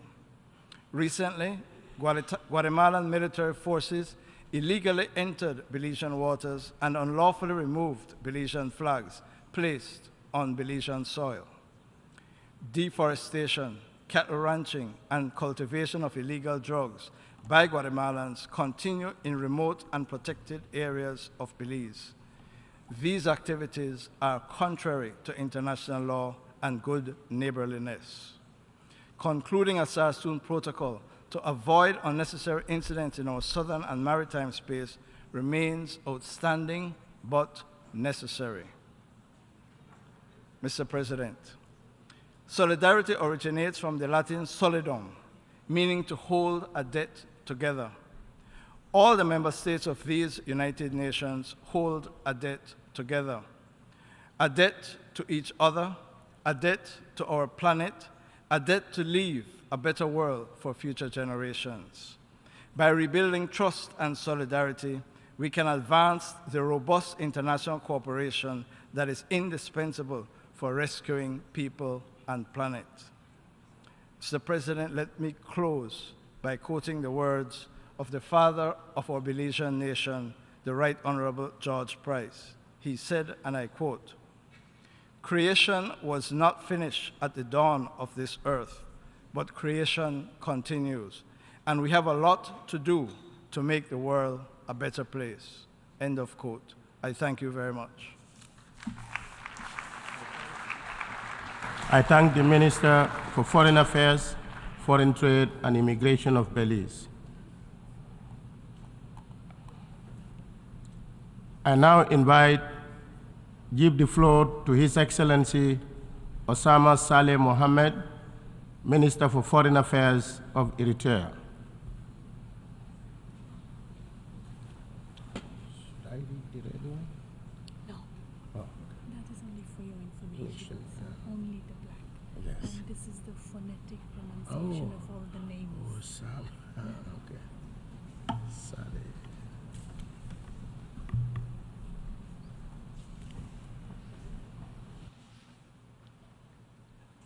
Your Excellency, President of the United Nations General Assembly, Your Excellencies, Heads of State and Government, delegates, ladies and gentlemen.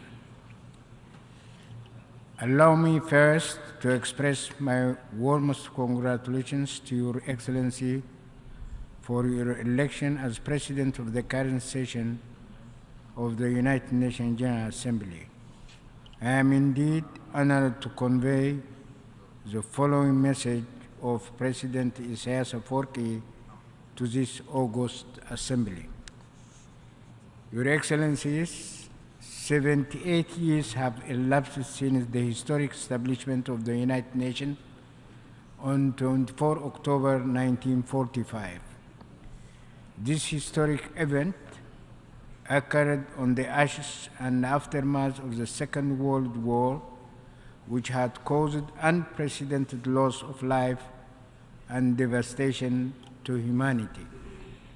Unfortunately, the poignant lessons drawn from this ferocious war did not usher in an era of enduring peace rooted on legality, justice, and sustainable equilibrium in global terms. The Cold War that lasted for the subsequent 45 years incubated a spiral of incessant conflicts and instability in many parts of the world, which all its detrimental consequences to enduring and inclusive prosperity. More ominously, the futile attempts to impose a unipolar world order in the last 30 years or so, and in particular, the crisis spawned in these times aimed at reviving defunct alliances and military blocs, are increasingly pushing our global community into the precipice of a much more perilous catastrophe. Within this calamitous global reality, the African continent has been and remains marginalized, compelled as it is to shoulder the brunt of these destructive policies. In this perspective, it must be recognized that the resistance movements unfolding in Africa, manifested in different variants, are expressions and continuation of the struggle against colonialism. They are defiant reactions to modern slavery, unremitting plunder and domination. They are another dimension that is often glossed over is the fact that Al-Qaeda, Daesh, Al-Shabaab, as well as other offshoots and franchise terrorist groups are criminal enterprises propped up and funded by the same forces of domination for political ends. They are ruthlessly instrumentalized to foment crisis and provide plausible pretexts for military intervention. Excellencies, I have dwelt at some length on the legacy of the acts of destabilization unleashed by the forces of hegemony, because my country too has not been spared from its fallouts within the overall global context. I am not referring to the distant past or the 1950s, in which Eritrea's inalienable right to decolonization was sacrificed on the altar of geostrategic interests of these powers.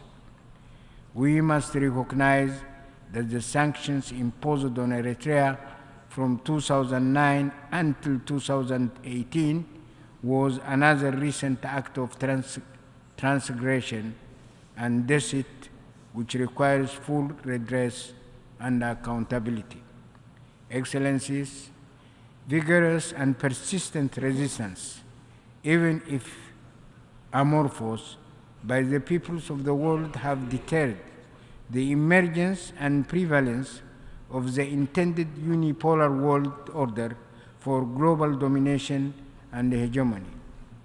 The vibrant trend, the invigorated resistances that are mushrooming in different parts of the world indicate that we are on the cusp or threshold of a new reality, a historical crossroads that will augur a new world order. Obviously, this will not transpire tomorrow.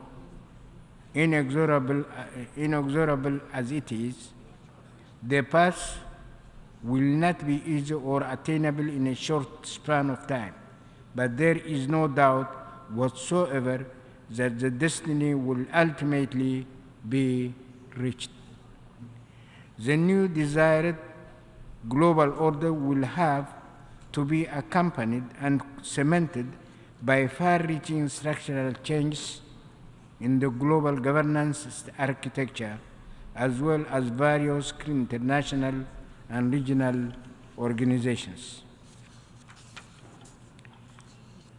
unavoidable pitfall in this indispensable collective effort would be a tendency for cosmetic and nominal measures that will only engender false hope and apathy on the peoples and countries of the world who seek and aspire for genuine changes for enduring peace, stability, and prosperity.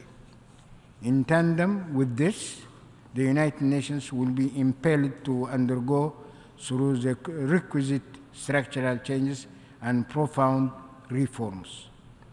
The desired changes will hopefully be commensurate to the aspirations for justice and the rule of law, the respect for national independence and sovereignty, the advent of a new epoch of genuine partnership and shared prosperity. As the principal international platform, the United Nations must indeed be elevated in terms of structure and mandate to a cherished umbrella organization that can fulfill its historic mandate with efficacy and potency. In this perspective, the much vaunted reform of the United Nations Security Council should not be perceived as nominal tampering that is merely limited to increasing the number and geographical representation of new members. The architecture of the veto power and other institutional distortions that incapacitate the United Nations Security Council from exercising its responsibilities on the basis of international law with impartiality and objectivity must be examined with the historical track record as a guiding template. As Your Excellencies will agree with me, political horse trading and the misuse of United Nations Security Council membership to advance narrow national interests are not compatible with the solemn responsibility that they are entrusted with, and that are extremely stipulated in the United Nations Charter. The criterion of membership should not be confined to and determined by mere political and economic clout, population size, etc. Membership in the United Nations Security Council must reflect the wide spectrum of member states in the United Nations. In this spirit, we hope that the deliberations of the United Nations General Assembly this year and in the period ahead will examine these and other associated complex parameters in all their dimensions and depths. I thank you. Thank the Minister for Foreign Affairs of Eritrea.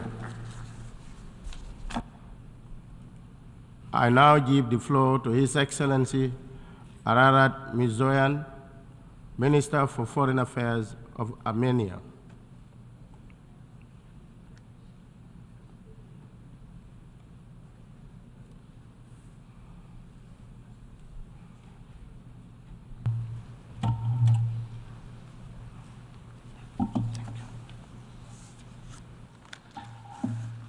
Honorable Mr. President, Excellencies, ladies and gentlemen, first of all, let me congratulate Mr. Denis Francis on assuming the presidency of the 78th session of the United Nations General Assembly. I will not be the first and definitely not the last speaker in this august body who will identify global threats for democracies, challenges for security, violations of the principles and purposes of the UN Charter, including non-use of force and peaceful resolution of conflicts as a main source of instability and tension in the world. The devastating developments of the past years, which disrupted the security architecture in the world and especially in Europe, have significantly damaged multilateralism. If a couple of years ago we were contemplating the decline of multilateralism, today we see erosion of that very tenet and its foundations, such as international law, human rights, and cooperative security. This is not just a theoretical interference, but the reality with which the Armenian people in the South Caucasus are coping for the last 3 years. The repetitive aggression of Azerbaijan against the sovereign territory of the Republic of Armenia and military attacks against the people of Nagorno-Karabakh significantly disrupts peace and stability in our region, massively violates human rights and humanitarian law, representing existential threat for Armenians. My government, having a sincere belief and aspiration to establish peace and stability in our region, has made significant and duly recorded efforts to this end. Alas, we do not have a partner for peace, but a country who openly declares that might has right and constantly uses force to disrupt the peace process. Literally a year ago, from this very stage, the Prime Minister of Armenia presented the fact of aggression and occupation of the Republic of Armenia's sovereign territories by neighboring Azerbaijan. Since then, the situation has deteriorated even more, and today I have to present yet another very recent act of large-scale offensive, this time against the indigenous people of Nagorno-Karabakh, in blatant violation of the international law and trilateral statement of November 9, 2020. It happened this week, and the timing was not accidental. It shows open disregard and defiance of Azerbaijan against the international community who gathered here in New York. The message is clear. You all can talk about peace, and we can go to war, and you will not be able to change anything. The 120,000 people whose sole aspiration is to live and create in peace and dignity in their ancestral homeland, and who have already been suffering under the 9-month blockade and siege by Azerbaijan, were subjected to military attack by tens of thousands of troops. In the course of this inhumane attack, the whole territory of Nagorno-Karabakh, Stepanakert, and other towns and settlements came under intense and indiscriminate shelling with heavy weaponry, such as rockets, artillery, combat UAVs, aviation, including prohibited cluster munition. This atrocious large-scale offensive, which claimed hundreds of lives, including of women and children, was cynically defined as a local counter-terrorist operation. According to the recent information, there are confirmed cases of more than 200 killed and 400 wounded, including among civilian population, women and children, also accepted by the Azerbaijani Ministry of Foreign Affairs. The fate of hundreds of people is uncertain. As I speak today, 30% of the population of Nagorno-Karabakh is displaced. The entire population of Nagorno-Karabakh remains without any means of subsistence, as just limited humanitarian assistance has been able to enter into Nagorno-Karabakh. There is no food, no medicine, no shelter, no place to go, separated from their families, terrorized and scared for their lives. Ladies and gentlemen, the policies and actions of Azerbaijan for the last 9 months evidently demonstrate the pre-planned and well-orchestrated nature of this mass atrocity. On December 12, 2022, Azerbaijan blocked the Lach corridor, the only road, the lifeline connecting Nagorno-Karabakh, Armenia, and the outer world, in blatant violation of its obligations under the international humanitarian law and the trilateral statement of November 9, 2020. The blockade was further consolidated by the installation of an illegal checkpoint since April 23, as well as with the complete cessation of any movement, even for humanitarian aid, through the corridor since June 15. The 9-month-long blockade of Nagorno-Karabakh caused a severe shortage of food, medical supplies, fuel, and other essential goods, almost depleting the resources necessary for the survival of the population. The blockade was accompanied by deliberate disruption of electricity and natural gas supplies, further exacerbating the situation into a full-fledged humanitarian crisis.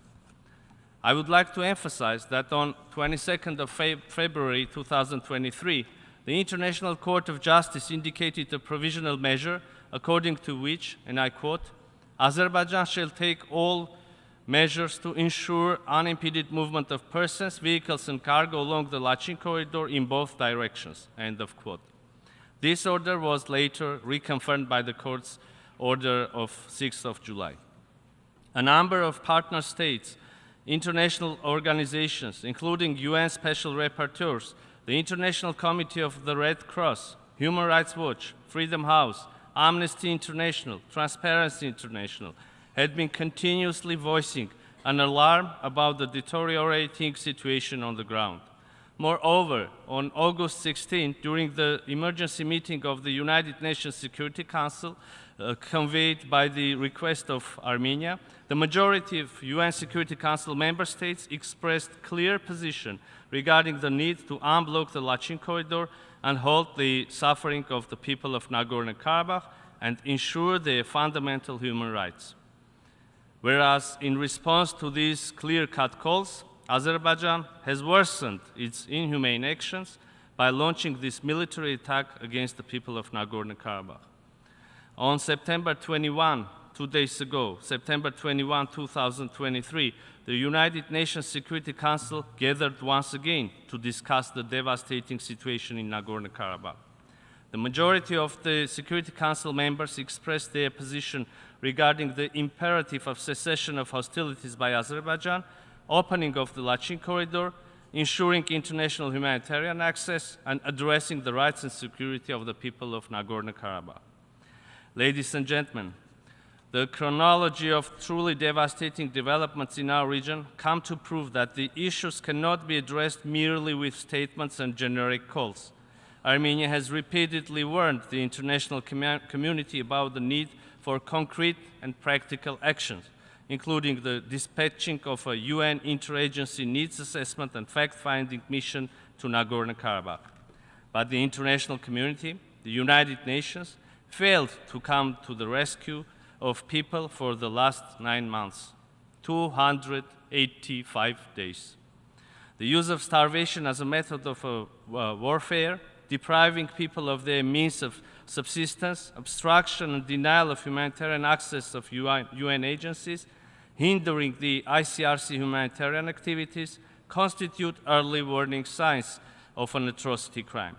A number of international human rights organizations, lawyers, genocide scholars, reputable independent experts, including the former ICC prosecutor and the former special advisor of the UN Secretary General on the prevention of genocide, have already characterized the situation on the ground in Nagorno-Karabakh as a risk of genocide.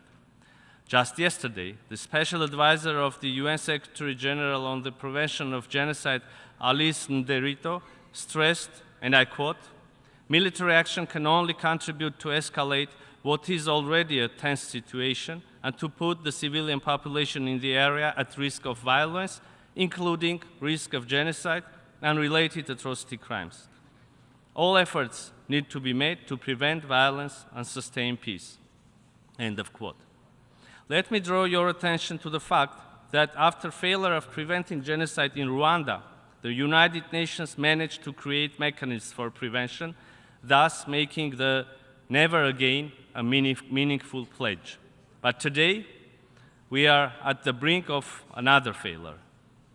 The people of Nagorno-Karabakh, trapped in this inhumane blockade and hostilities inflicted by Azerbaijan, and under the threat of their very existence, still hope that prevention will not remain a feature of language, but will become a line of actions.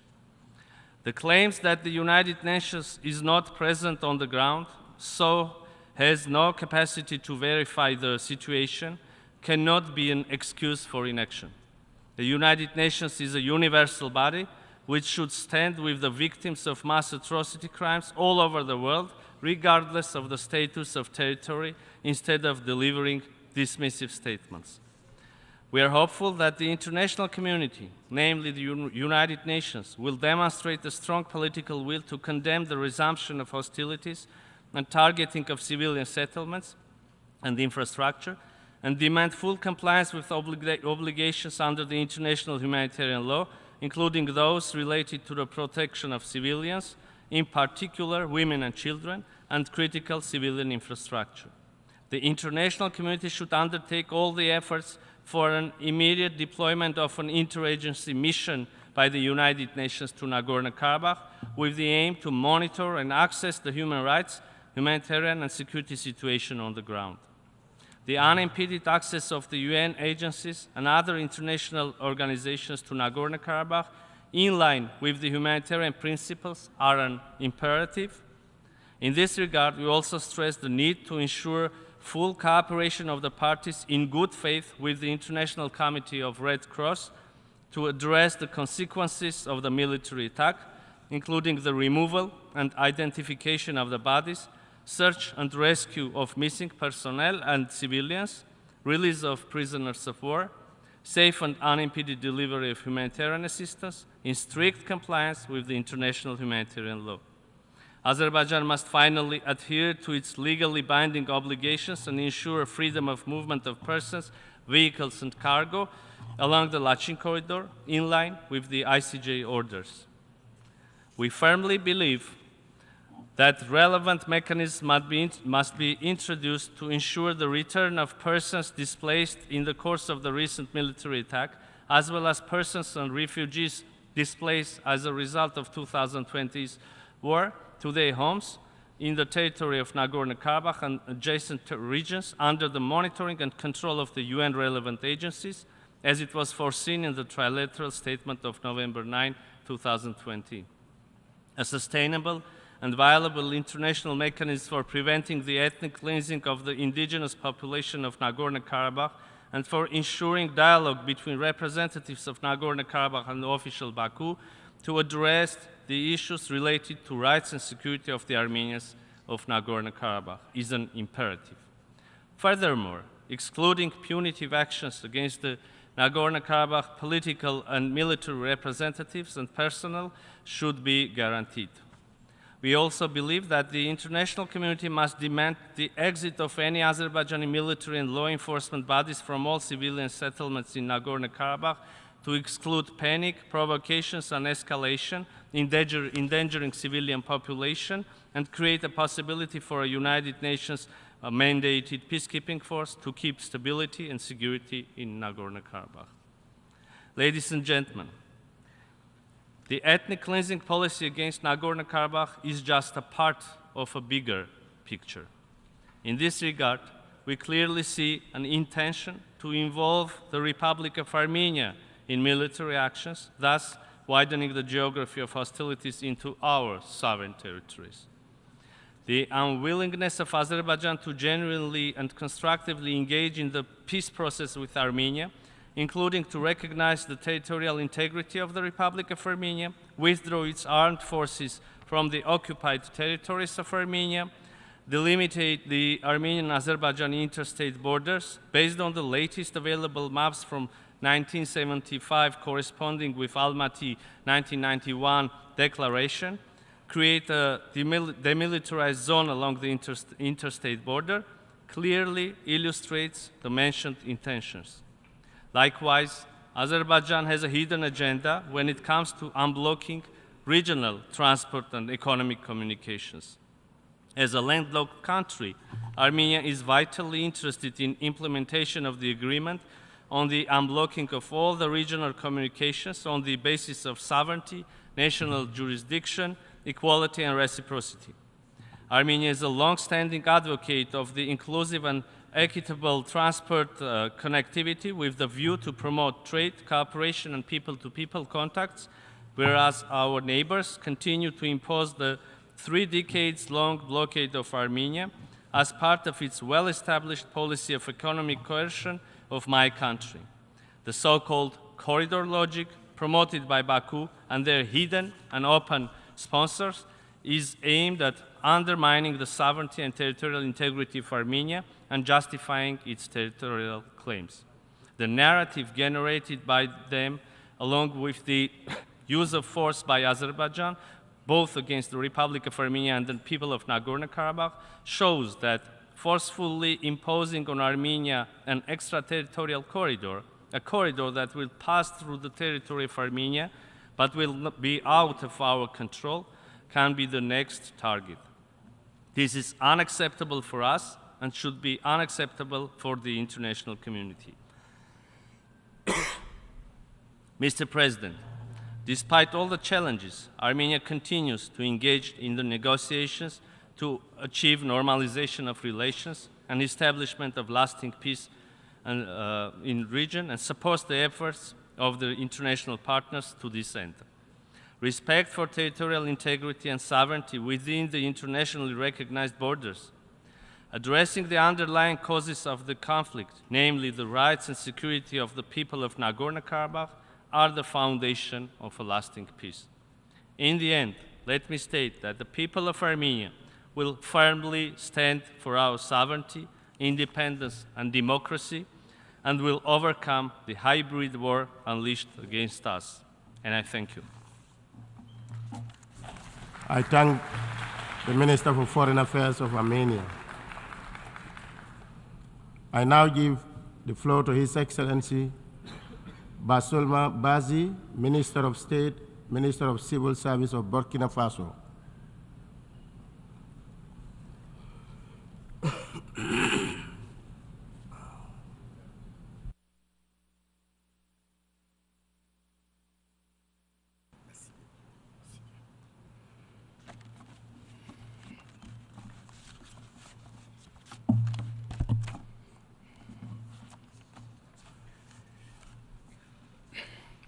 Excellences, Monsieur le Président de la 78e session de l'Assemblée générale des Nations unies, Excellences, Monsieur le Secrétaire général de l'Organisation des Nations unies, distinguées personnalités, au nom de son Excellence le capitaine Ibrahim Traoré, président de la transition, chef de l'État, recevez les salutations fraternelles du peuple et du gouvernement du Burkina Faso.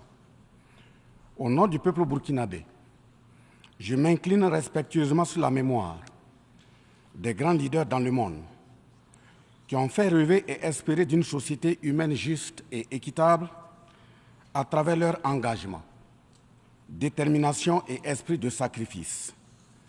Je cite notamment Fidel Castro de Cuba, Patrice Émeric Lumumba du Congo, Modibo Keïta du Mali, Ruben Unyobé et Félix Moumié du Cameroun, Sylvanus Olympio du Togo, Che Guevara de l'Argentine, Martin Luther King et Malcolm X des États-Unis d'Amérique, Nelson Mandela de l'Afrique du Sud, Jomo Kenyatta du Kenya, Amical Cabral de la Guinée-Bissau et des îles Cap-Vert, Marianne Ngwabi du Congo-Brazzaville, le capitaine Noël Isidore Thomas Sankara du Burkina Faso, etc.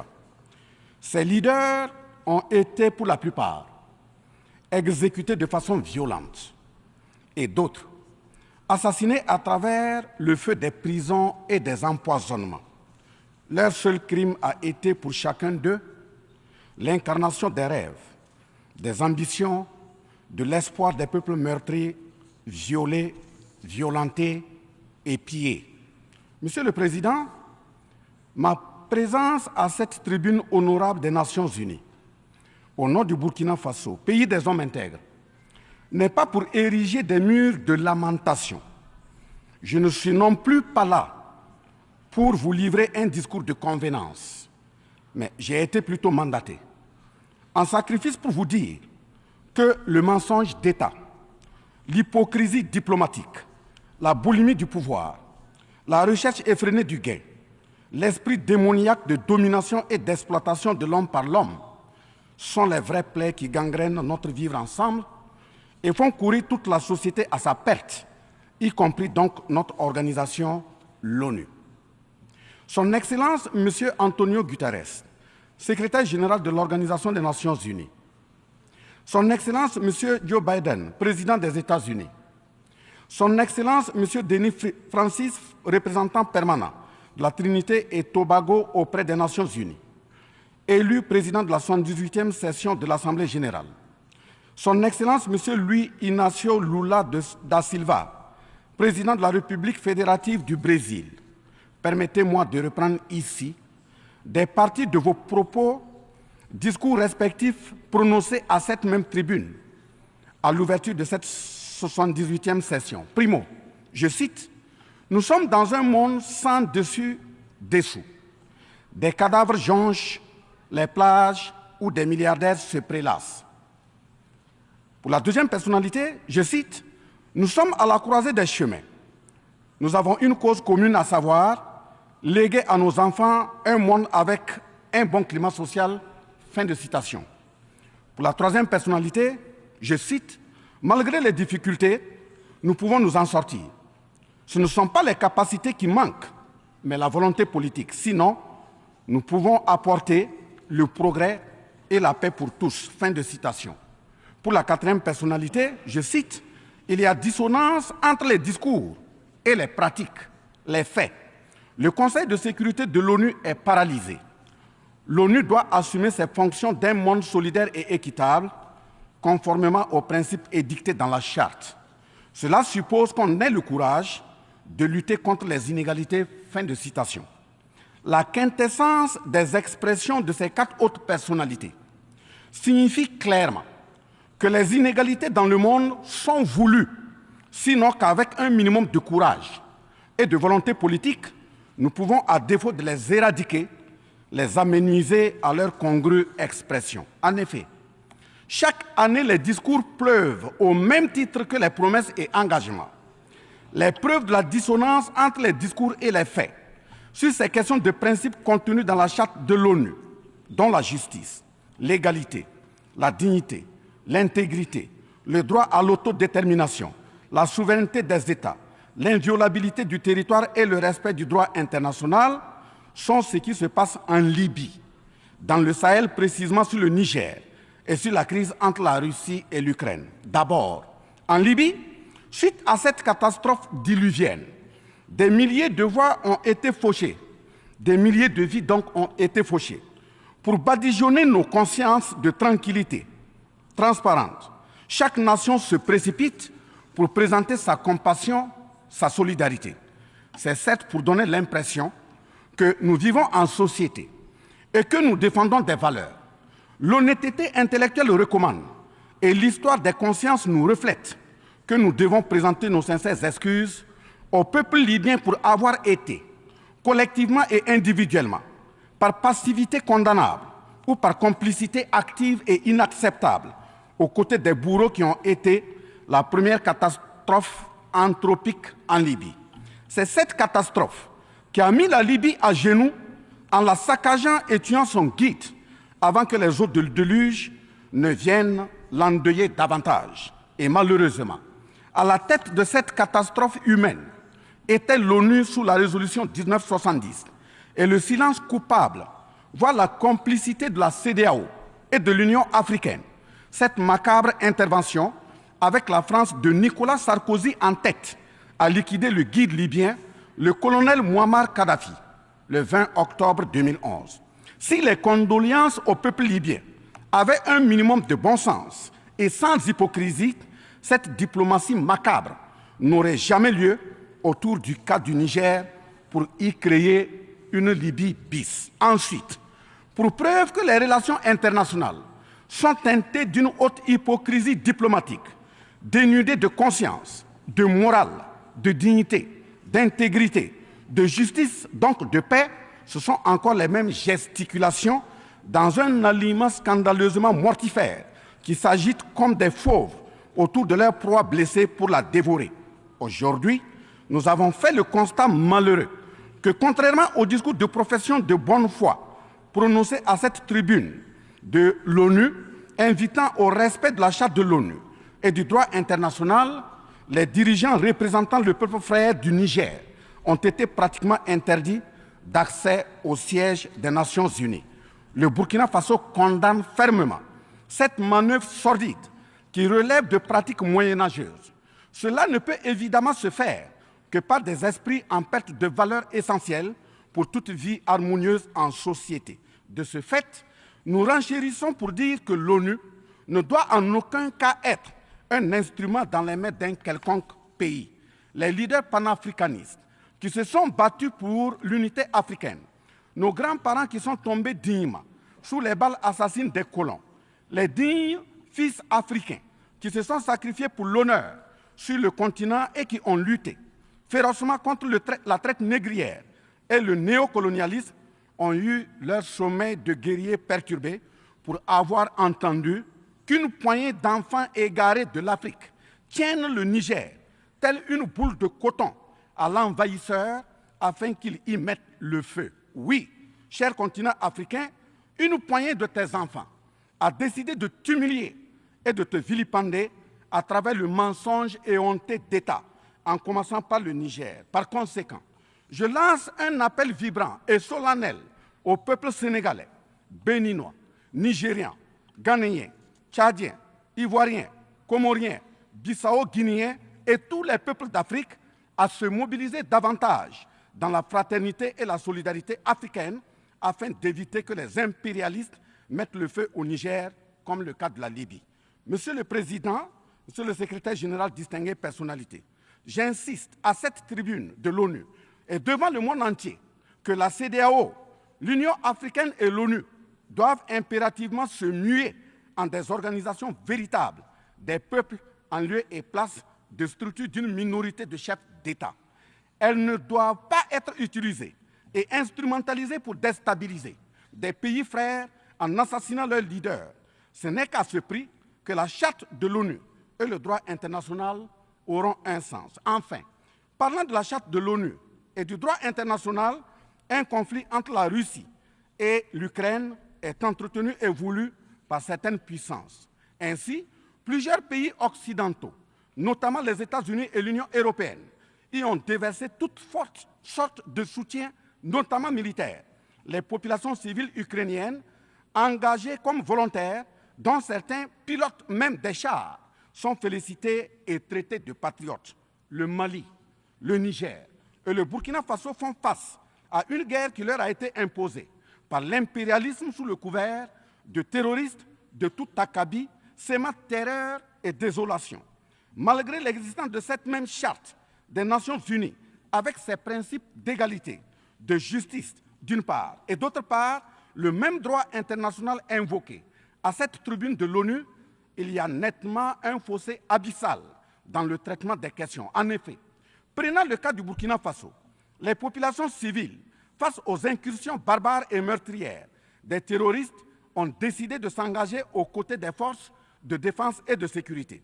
Ces populations ainsi engagées, formées et encadrées par les FDS, sont appelées des volontaires pour la défense de la patrie. Ainsi, au Burkina Faso, nous avons 58 000 VDP, dont 42 000 VDP communaux et 16 000 VDP nationaux, qui combattent sur tous les fronts aux côtés des forces de défense et de sécurité, formées, encadrées, orientées par elles.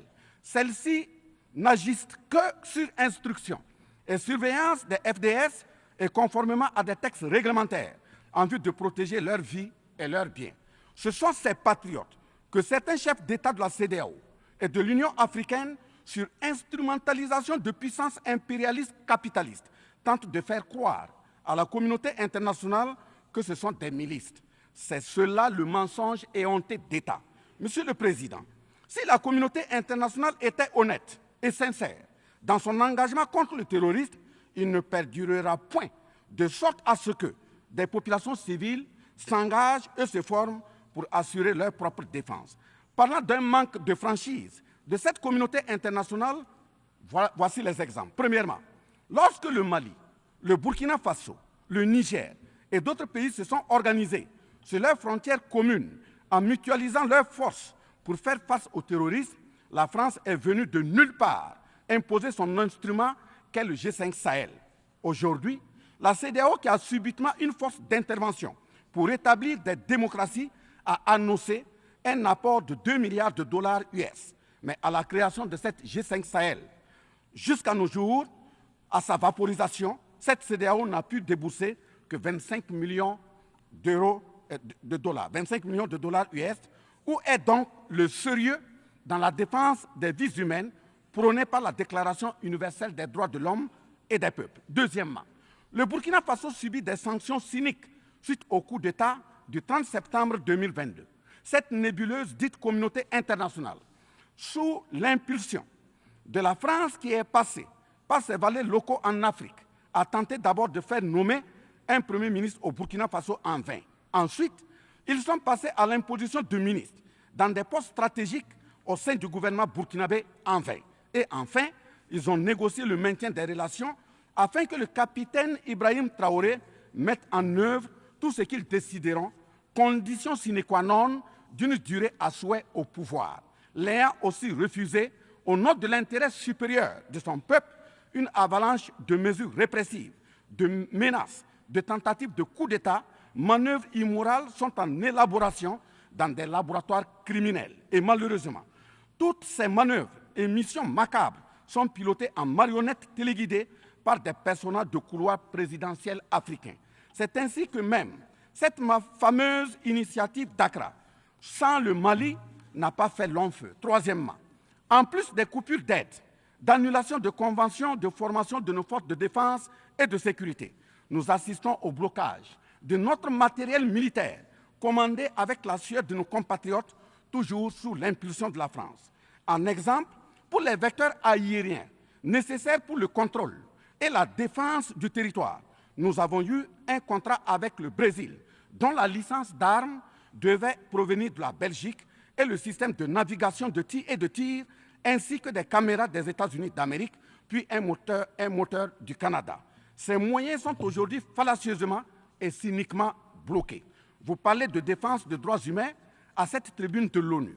Je vous invite donc à nous livrer incessamment nos armes pour la défense et la protection de nos populations meurtries. En tout état de cause, vous êtes solennellement saisis. Et si rien n'est fait, l'histoire vous tiendra responsable de non-assistance à personne en danger. Monsieur le Président, Monsieur le Secrétaire général, ce tableau peu reluisant de cette communauté internationale, caractérisée par la non-assistance à États en proie au terrorisme, l'hypocrisie internationale, la suprématie de quelques puissances au sein de l'ONU, la complicité au pillage de l'Afrique, etc., ne commande-t-il pas la traduction de cette communauté internationale devant la Cour pénale internationale? En un mot, notre sécurité sera assurée par nous-mêmes en priorité et non par quelqu'un d'autre. Sur la question de la présence de Wagner au Burkina Faso, chantée par une certaine presse téléguidée depuis l'Élysée, je répondrai ceci. Oui, Monsieur le Président, c'est nous les Wagner du Burkina Faso. Oui, ces braves forces de défense et de sécurité et volontaires pour la défense de la patrie sont les Wagner du Burkina Faso. Par conséquent, du haut de cette tribune de l'ONU, je magnifie le sacrifice de tout patriote au nom de l'intérêt national. Je salue vivement la mémoire de tous ceux qui sont tombés les armes à la main et magnifie le courage et l'intégrité de ceux qui sont toujours en vie et foncent inexorablement et de façon sacrificielle vers la victoire de notre peuple et la sauvegarde de notre patrie. Au lieu de nous aider à arrêter cette saignée humaine, ce sont des accusations fallacieuses, des mensonges éhontés d'État, englobés dans une diplomatie d'hypocrisie et des menaces voilées pour nous indiquer des partenaires à fréquenter et des conduites à tenir. Nous disons non.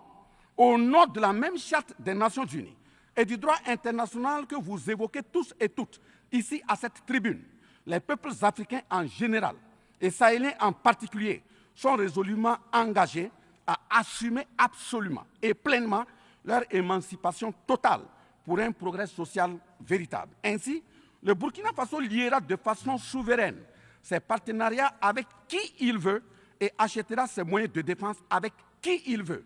Qu'un pays s'appelle Russie, Iran, Turquie, Azerbaïdjan, Cuba, Nicaragua, Corée du Nord, le Burkina Faso y achètera et y vendra librement ses produits sans intermédiaire, encore moins une autorisation de qui que ce soit. Et cela advienne que pourra. Monsieur le Président, Monsieur le Secrétaire général, parlant toujours d'hypocrisie et de mensonges d'État, dans cette question de lutte contre le terrorisme, en général et dans le Sahel en particulier, voici d'autres faits que vous n'ignorez certainement pas et j'en suis certain. Primo, dans le Sahel, nous avons près d'une dizaine de milliers de soldats d'armées étrangères, composés en majorité de soldats français, mais également des soldats américains, allemands, italiens, etc., avec des armes, des matériels volants et de surveillance des plus sophistiqués au monde. Et malgré tout, personne ne voit des colonnes de centaines de terroristes se déplacer pour aller servir la désolation et la mort, souvent avec des armes inimaginables. Au Mali, au Niger Et au Burkina Faso, il n'y a ni usine de fabrique d'armes, ni de munitions. Qui recrute donc ces terroristes? Qui les entraîne? Qui les dote en permanence? Qui les nourrit et avec quels moyens?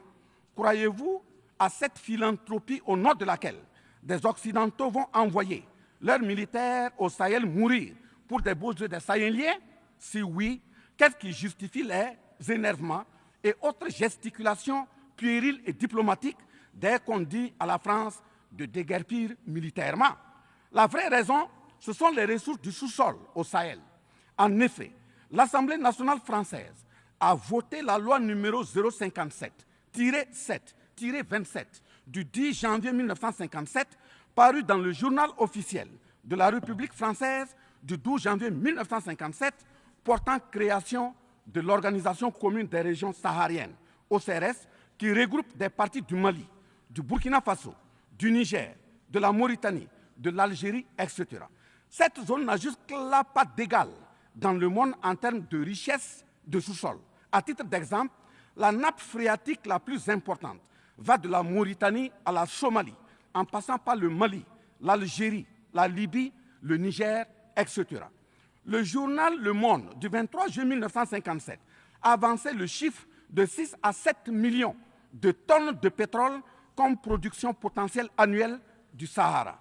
En plus de ces ressources naturelles, nous avons l'uranium, l'or, le cobalt, le zinc, le diamant, le lithium, le cuivre, etc.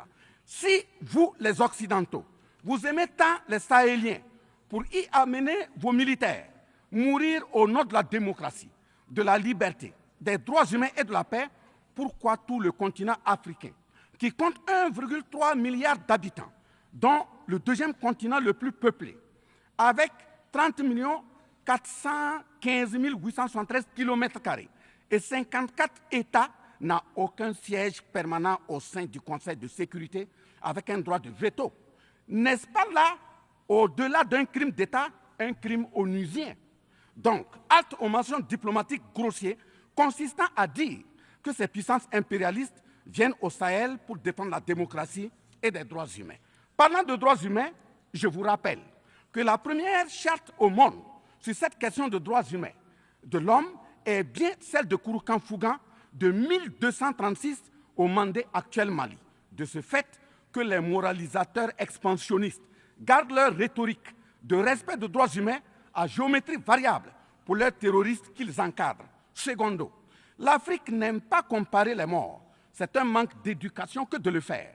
Par conséquent, je m'incline respectueusement sur la mémoire de toutes les nationalités ayant perdu la vie en Afrique en général et au Sahel en particulier. Ainsi, sur les sorties hasardeuses, condescendantes et malheureuses du président de la République française Emmanuel Macron, et qui frise souvent le ridicule, tout en se glorifiant d'une hypothétique condescendance sur les peuples africains, je m'impose le devoir de lui faire un petit cours d'histoire sur sa propre histoire. Voilà pourquoi les salles de classe sont faites pour que les enfants apprennent les cours et grandissent bien, que de s'adonner à autre chose, au risque de se perdre à jamais. Mais pour commencer, je précise qu'aucun peuple africain ne s'est opposé au peuple français. Il n'y a pas donc de sentiment anti-français en Afrique. Il n'y en aura jamais du fait de notre légendaire hospitalité et amour du prochain. Il n'y a que les peuples africains refusent la condescendance, l'arrogance, l'insolence, la suffisance, le paternalisme, le pillage de ses ressources et le crime organisé. En effet, pour votre mémoire, Monsieur Emmanuel Macron, d'abord, je rappelle l'appel à travers la BBC en Angleterre le 14 juin 1940, lancé par votre propre grand-père, le général de Gaulle, à l'endroit de l'Afrique pour venir sauver la France des griffes des nazis. Comme rappel, nous avons 17 000 Maliens morts pendant les 2 guerres mondiales, d'une dette de sang que la France semble avoir occultée. S'ils le veulent, qu'ils aillent dans le livre, confère livre de Bakary Kamia, professeur agrégé de l'université Sorbonne. J'ajoute dans ce même document, à la page 344, au tableau 21, les vétérans soudanais des 2 guerres. Il en résume un total du Burkina Faso, du Mali et du Niger à 82 208 combattants qui sont tombés. Et au niveau de l'Afrique occidentale française, il y a eu 154 519 combattants mobilisés, qu'ils se confèrent donc aux sources Henri Léger, rapport de fin de mission en AOF Dakar, le 13 juin 1950, archives du Sénégal, code 4 D 68, entre parenthèses 89, voire annexe 5. Ensuite, le 17 novembre 1986, François Mitterrand, président français d'alors, en réponse au capitaine Thomas Sankara, disait ceci, je cite, « L'Afrique a été pillée. J'ai parlé de matières premières. J'aurais dû parler des hommes. Pendant des siècles, on vous a exploité humainement. On a volé vos hommes, vos femmes, vos enfants. On s'est servi de vous. Je comprends votre refus, votre révolte, et j'approuve votre combat. Vous avez raison de refuser d'être un continent sacrifié. Le moment est venu où vous devez vous-même développer vos économies à partir de ces biens et de ces hommes.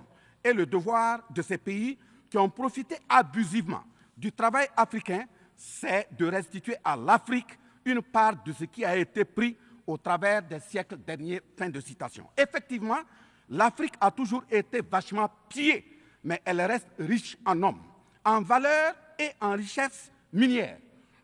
Pour preuve, parlant de ses ressources minières, l'Afrique, c'est 30% des ressources minérales mondiales, 40% des réserves d'or, 33% des réserves de diamants, 80% des réserves de coltan, 60% des réserves de cobalt, 55% des réserves en uranium, etc.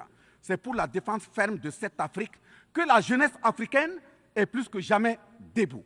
Monsieur Macron, avez-vous encore besoin d'un peu d'histoire pour vous remémorer? Enfin, bien avant cette sortie regrettable et donc malheureuse du président français Emmanuel Macron, il s'était attaqué, comme tant d'autres de ses compatriotes politiciens, à la maternité africaine. Et là aussi, je tiens à lui rappeler que l'Allemagne compte 80 millions d'habitants environ sur une superficie de 347 000 km² face au Congo, qui a 95 millions d'habitants sur une superficie de 2 345 000 km². Deuxièmement, la Belgique compte 11 millions d'habitants sur une superficie de 30 000 km² face au Gabon, qui a 2,5 millions d'habitants sur une superficie de 267 000 km². Troisièmement, la France compte 68 millions d'habitants sur 672 329 km² face à la Namibie, qui compte 2,5 millions d'habitants sur une superficie de 825 000 km². C'est fort de tout ce qui précède que, justement, Aimé Césaire, paix à son âme, disait, je cite, « L'Afrique est le seul continent au monde où les populations chantent et dansent et applaudissent pour ceux qui les appauvrissent, les affament et les torturent. Le malheur de l'Afrique, c'est d'avoir rencontré la France. » Fin de citation. Certes que l'Occident a violenté, volé et violé l'Afrique. Quelle est notre part de responsabilité en tant que dirigeants africains? N'est-ce pas nous, dirigeants africains, qui prêtons le flanc pour qu'on nous piétine? En effet, nous avons abandonné notre identité pour ne rien être. Nos noms ont disparu pour faire place à d'autres noms importés et qui ne collent pas à nos réalités. Il nous faut reconquérir notre culture. Nous avons singé en copiant l'Occident, en monogamie. Voilà qu'aujourd'hui, on veut nous faire croire que des contre-valeurs, des attitudes contre la nature relèvent du ressort de la liberté. Il ne sera pas question d'homosexualité en Afrique. Je le répète, il ne sera pas question d'homosexualité chez nous. Monsieur le Président, ce qui vient d'être décrit sont les étiquettes profondément malheureuses d'une ONU aujourd'hui résumée qu'à sa portion de forme, car 1,2 milliard de personnes sont plongées dans la misère. 2 000 milliards de dollars US dans l'armement. 20 fois le budget de l'ONU dans le nucléaire. Sur les questions de développement, l'Afrique reçoit du FMI et de la Banque mondiale 34 milliards de dollars contre 160 milliards de dollars pour l'Occident. La paralysie du Conseil de sécurité de l'ONU, la paralysie de l'Organisation mondiale du commerce, la montée des tensions suite au repositionnement géostratégique. L'Organisation mondiale du commerce également encore bloquée. Le Fonds monétaire international, FMI et la Banque mondiale qui fonctionnent en véritable usurier.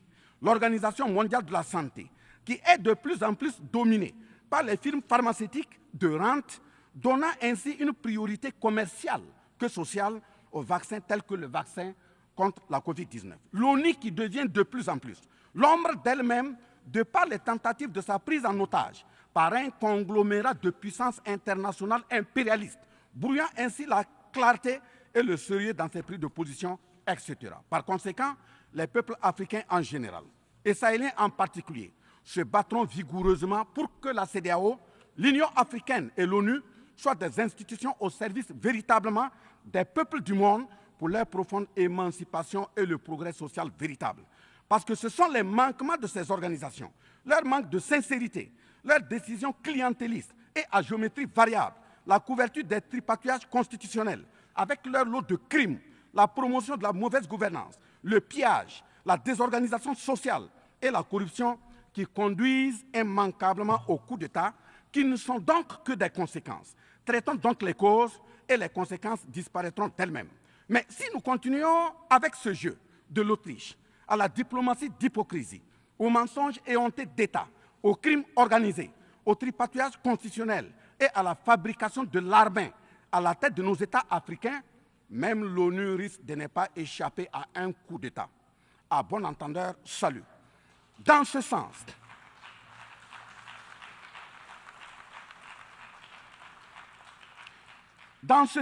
et afin de prendre leur destin en main, le Mali, le Niger et le Burkina Faso ont signé l'Alliance des États du Sahel, en abrégé AES. L'AES est une architecture pour la sécurisation de nos pays, partant du traité révisé de l'autorité de développement intégré de la région de l'Iptako-Gourma. Prenant en compte la situation sécuritaire et surtout le manque de franchise dans le partenariat, il s'agit de compter sur nos propres ressources en recherchant la mutualisation de nos moyens et à œuvrer à faire disparaître les discontinuités dans les espaces de manœuvre opérationnels. Monsieur le Président, je vous signifie avec force et fermeté, dans une haute et intelligible voix que, primo, nous, peuple africain, sommes foncièrement démocrates. Pour preuve, notre attachement à la dignité humaine transcende la démocratie. Ce que nous refusons, c'est moins donc la démocratie que le piège de la démocratie qui nous est tendu. Ainsi, la démocratie électoraliste s'est avérée un moyen de contrôle de nos États à travers le jeu de chaises musicales de dirigeants très souvent imposteurs, corrompus, voleurs, violeurs de constitution, car étrangers au seul intérêt de nos États africains qui vaillent. Secondo, nous, Africains, sommes-nous aujourd'hui reconnus dans notre dignité d'homme, au sens de un homme égal à un homme?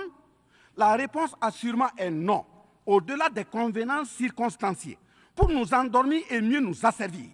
Triste pour le continent noir, reconnu scientifiquement comme berceau de l'humanité, mais dans la réalité humilié, placé sous contrôle dominé. Des indépendances factices aux guerres fratricides, de la démocratie électoraliste aux aides biaisées, des guerres de rapine au terrorisme malicieusement fabriquées, entretenues et injectées dans nos contrées africaines, notamment au Mali, au Burkina Faso et au Niger. Il y a une seule constante, nous dominer, maintenir le pied sur notre cou, tel le cas de notre malheureux frère George Floyd aux États-Unis, ici même. Est-ce cela la démocratie?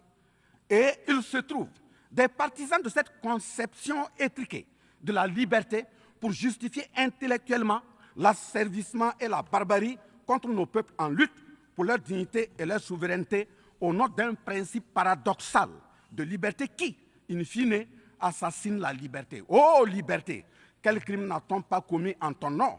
C'est pourquoi nous décidons désormais de dire non.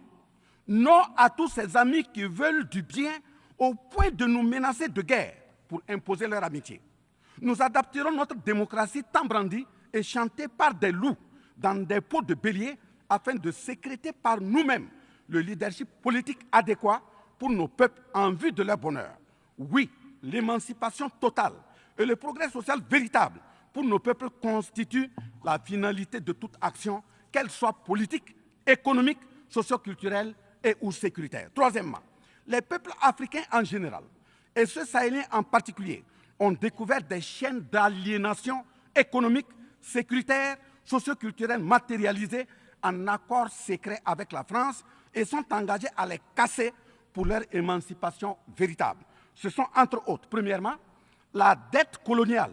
Nous n'allons pas fermer les yeux et la payer tout en laissant nos populations mourir de faim et de soif et voire de maladies. Deuxièmement, la question de la monnaie dont le franc CFA, appelé franc des colonies françaises d'Afrique, n'est pas une priorité africaine. Au plan juridique, la propriété est le droit de jouir et disposer des choses de la manière la plus absolue. Confère article 544 du Code civil français chez eux-mêmes. Un brevet est donc détenu par la France sur le franc CFA. Elle est par conséquent propriétaire du franc CFA et elle la loue aux États francophones africains. Ce qui est marrant en plus est que le billet produit par la France pour l'Afrique de l'Ouest diffère de ceux de l'Afrique centrale en valeur monétaire sous la même appellation franc CFA. Le seul document reconnaissant le franc CFA est le décret numéro 45-0136 du 26 décembre 1945, dont les signataires furent Charles de Gaulle, président du gouvernement provisoire, René Pleven, ministre des Finances, et Jacques Soustel, ministre des Colonies. Quatrièmement, la priorité aux intérêts aux entreprises françaises dans les marchés publics et appels d'offres publics, c'est terminé. Cinquièmement, le droit exclusif de fournir des équipements militaires et de former les officiers militaires des colonies, là également, c'est terminé, etc. Quatrièmement, personne n'applaudit un coup d'État. Mais si nous ignorons que ces coups d'État sont souvent des conséquences de la mauvaise gouvernance et des tripatouillages constitutionnels pour s'offrir des mandats supplémentaires, il y en aura toujours. Donc, ayons la lucidité de combattre les vraies causes en restant exigeants sur le respect des règles démocratiques et de la bonne gouvernance. Cinquièmement, les peuples africains ne sont pas opposés au peuple français, mais c'est plutôt la politique française, pleine de condescendance, qui est rejetée. En effet, la France, en refusant le rapatriement de son ambassadeur récusé au Niger, est une violation du droit international, notamment l'article 9 alinéa 1 et 2 de la Convention de Vienne sur les relations diplomatiques de 1961. En décidant de l'interdiction des artistes du Burkina Faso, du Mali et du Niger en France, c'est une méconnaissance très grave de la portée culturelle en tant que moteur d'équilibre familial, communautaire, voire national. L'artiste est un médecin du psychique, même à distance. En déclarant qu'ils ne veulent pas de chômeurs, de migrants, de voleurs, etc. en France, nous en Afrique en général, et au Sahel en particulier, ce sont les producteurs de chômeurs et de voleurs via le pillage cynique de nos ressources que nous ne voulons pas.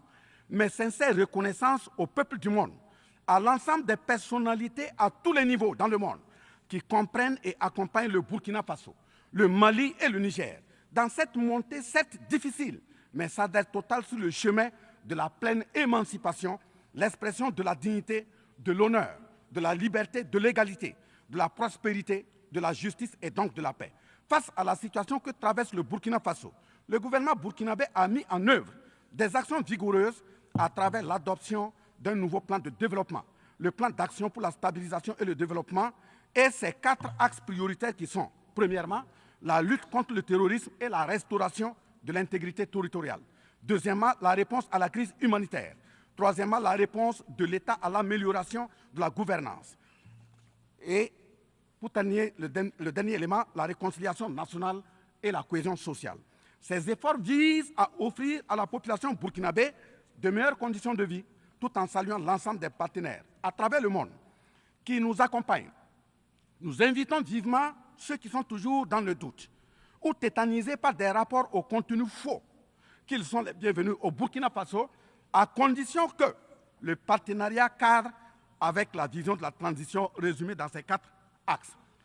Vive l'ONU, vive la 78e session, vive les peuples en lutte, vive la solidarité entre les peuples, vive l'Afrique libre, vive l'Alliance des États du Sahel, vive le Burkina Faso, la patrie ou la mort, nous vaincrons. Je vous remercie. I thank the Minister of State, Minister of Civil Service of Burkina Faso.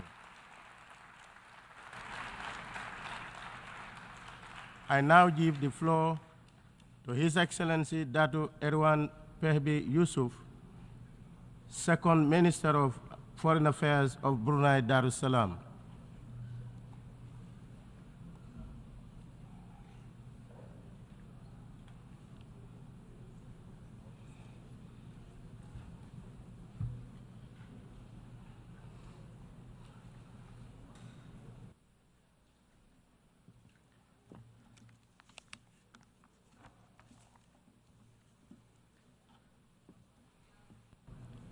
Bismillahirrahmanirrahim. In the name of Allah, the most gracious, the most merciful, Mr. President, Mr. Secretary General, Excellencies, ladies and gentlemen, Assalamu alaikum wa rahmatullahi wa barakatuh. At the outset, I am honored to convey the warm greetings of His Majesty Sultan Haji Hassan al-Bolkiah, Muizzaddin wa Daulah, Sultan and Yang di-Pertuan of Brunei Darussalam, to this year's esteemed assembly. My congratulations to His Excellency Dennis Francis and the friendly nation of Trinidad and Tobago on assuming the presidency of this session. I wish His Excellency a successful year. I thank His Excellency Sabah Korosi for his leadership as President of the 77th session of the UN General Assembly. I also sincerely appreciate His Excellency Secretary General Antonio Guterres for his continuous hard work and valuable contributions to serving the international community during these challenging times in pursuit for global peace, prosperity, and development. Mr. President, as we have approached the midway point of the 2030 Agenda for Sustainable Development, this is an opportune time for reflection on our shared vision for a sustainable world and to undertake recalibrations in areas where more work is needed. In July this year, Brunei Darussalam presented its second voluntary national review report, highlighting the progress towards achieving the Sustainable Development Goals. We have made significant strides and are on track across several goals in line with our national vision, Wawasan Brunei 2035, which aims to create a dynamic and sustainable economy with a high quality of life for all its citizens. However, like many other countries, we too face challenges, and for us, this was mainly in the area of reliable data collection. It has hindered monitoring and evaluating accurately the progress towards achieving the SDGs. Nonetheless, our country is actively working towards addressing this issue, including by working together more closely through our regional mechanisms, namely ASEAN. For example, ASEAN recently signed an agreement to officially launch the ASEAN Center for Climate Change in Brunei Darussalam. It will facilitate and assist in collecting data towards addressing the challenges of climate action and serve as a regional hub and research facility that aims to enhance capacity in our efforts to mitigate and combat climate change. This center will be operational by the end of the year, and we would welcome any support from interested member states or international organizations to this regional effort. Mr. President, the United Nations has always been and continues to play a central role in fostering collaboration, mobilizing resources, and coordinating international efforts to bring peace, development, and prosperity to all member states. As we move towards a new global order in a multipolar world, small states like Brunei Darussalam recognize and appreciates the importance of the UN in maintaining international peace and security through a rules-based order. We will continue to uphold the very principles this organization was founded on almost 8 decades ago, in particular, respect for sovereign equality, territorial integrity, and political independence of all states. Therefore, Brunei Darussalam is ready to forge a new global consensus that preserves these values while addressing emerging issues and resolving existing challenges. We look forward to next year's Summit of the Future and the continued discussions between member states on the future of global cooperation, including the Secretary General's proposed vision under our common agenda. Mr. President, this year's theme, Rebuilding Trust and Reigniting Global Solidarity, builds upon the Secretary General's vision for the future of multilateralism, which better responds and delivers for the people and the planet, and to get the world back on track with the SDGs. Nevertheless, in our increasingly interconnected modern world, trust and solidarity can only be achieved with tolerance and respect. This is why it has been distressing to witness the increase in acts of intolerance and disrespect, particularly acts of religious hatred directed at the Islamic faith. Such deliberate actions, like the burning of the Holy Quran, the very center of the Islamic faith, provokes disharmony, erodes trust, undermines efforts towards sustainable peace, and threatens unity. In this regard, Brunei Darussalam joins the Organization of Islamic Cooperation, the United Nations Alliance of Civilizations, and those member states that have called for increased actions against religious hatred, especially Islamophobia and anti-Islam sentiments. Justifying religious hatred even under the pretext of freedom of expression is unacceptable. Our pursuit for peace will only be worthwhile if we address the root causes of such acts, especially those promoting discord, intolerance, incitement, and hatred.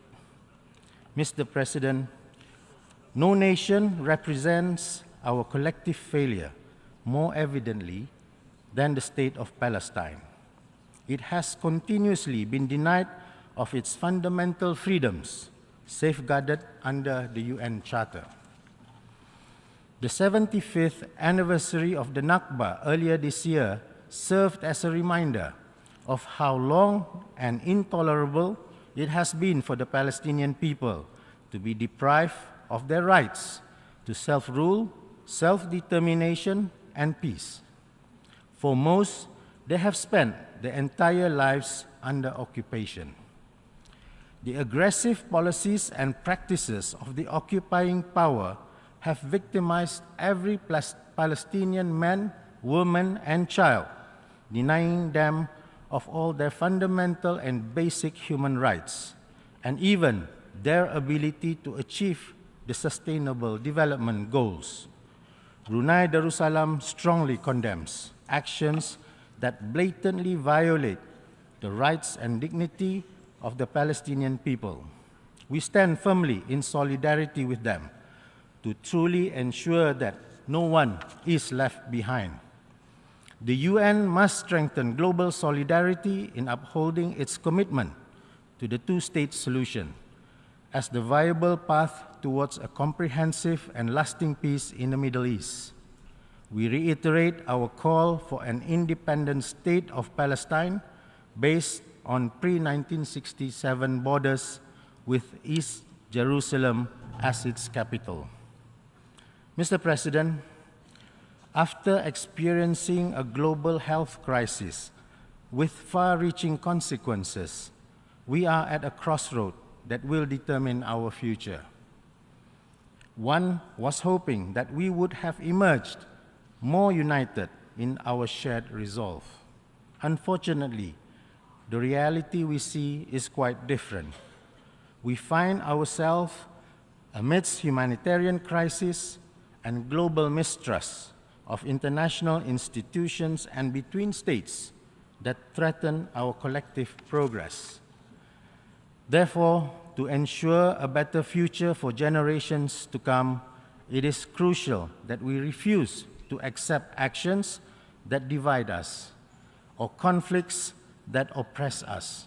Above all, Mr. President, we must not let mistrust overpower our unity. Thank you, Mr. President. I thank the Second Minister for Foreign Affairs of Brunei Darussalam. I now give the floor to His Excellency Van Gil Pinto, Minister of the People's Power for Foreign Affairs of the Bolivarian Republic of Venezuela.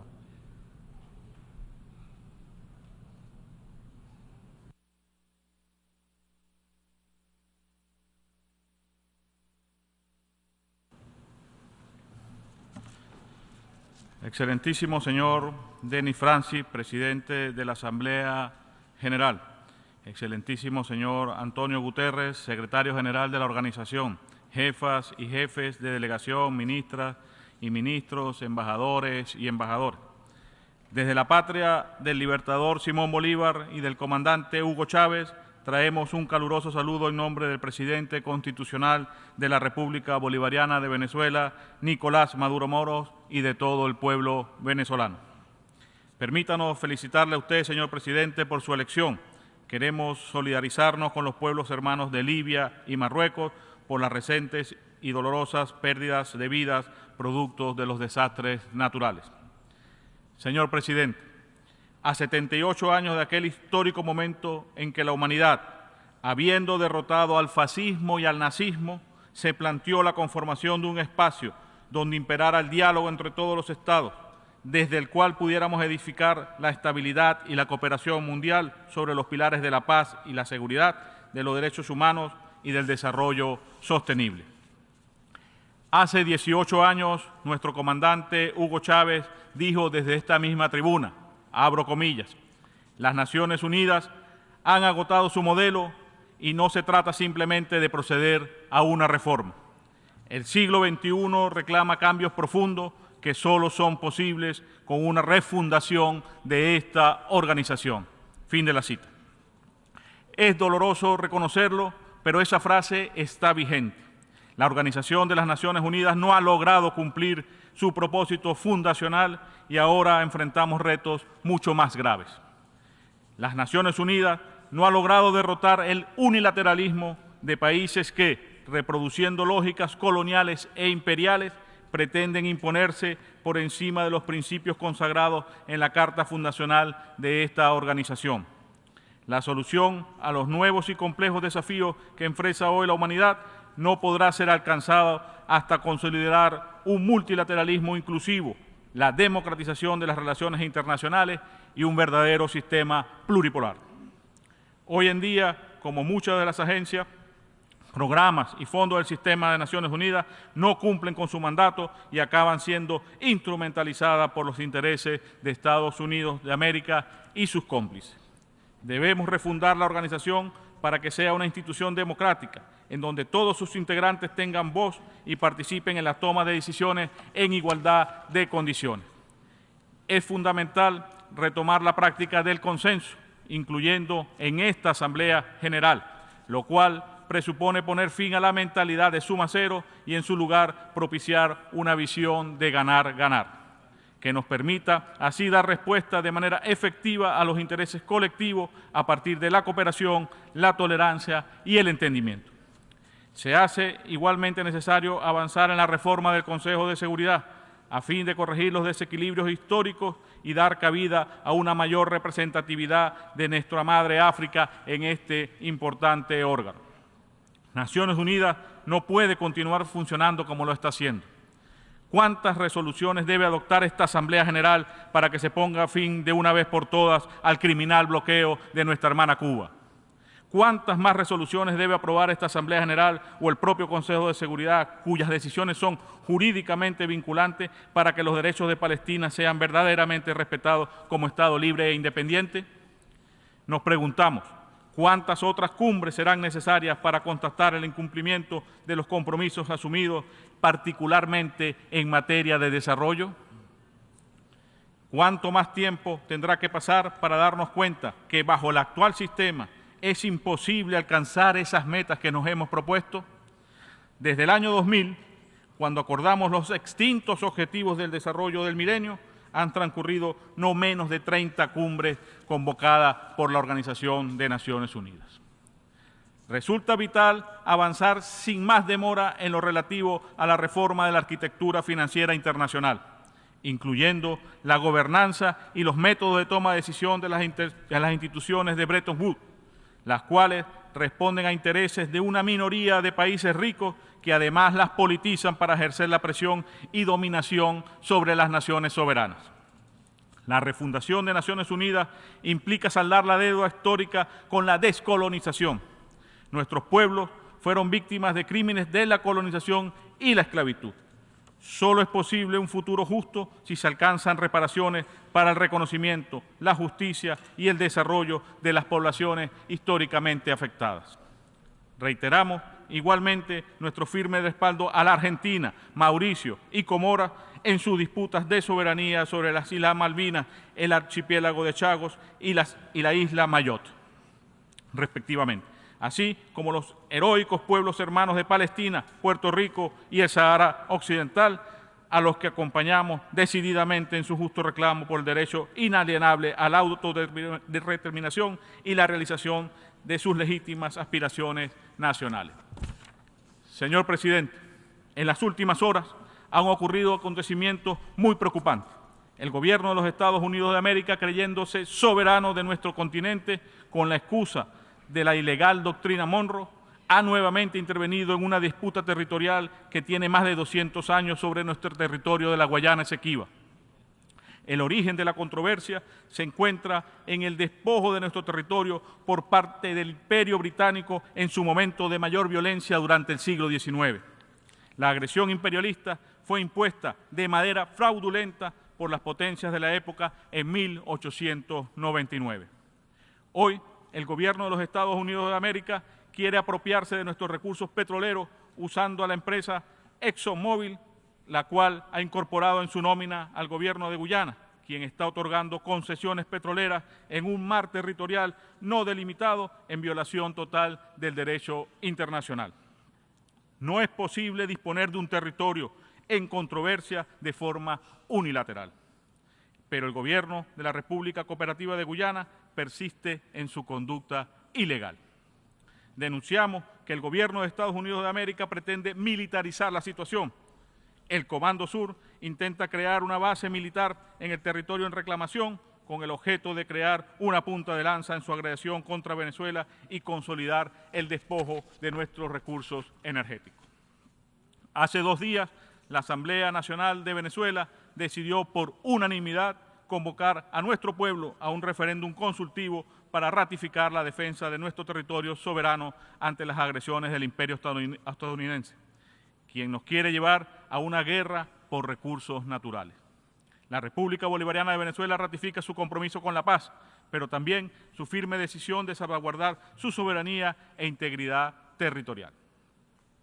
Señor presidente, la protección del ciberespacio, la lucha contra la ciberdelincuencia, la regulación de las nuevas tecnologías de la información, las redes sociales y la inteligencia artificial deben convertirse en una prioridad de orden estratégico para Naciones Unidas. Si de verdad apostamos por la defensa de los derechos humanos y los principios democráticos, debemos promover una regulación justa y equitativa que no permita la concentración de estas nuevas herramientas en función de los intereses y el control de unos pocos. Tampoco podemos aceptar el uso de estas nuevas tecnologías para la desestabilización de gobiernos legítimos y para destruir la armonía y la paz social.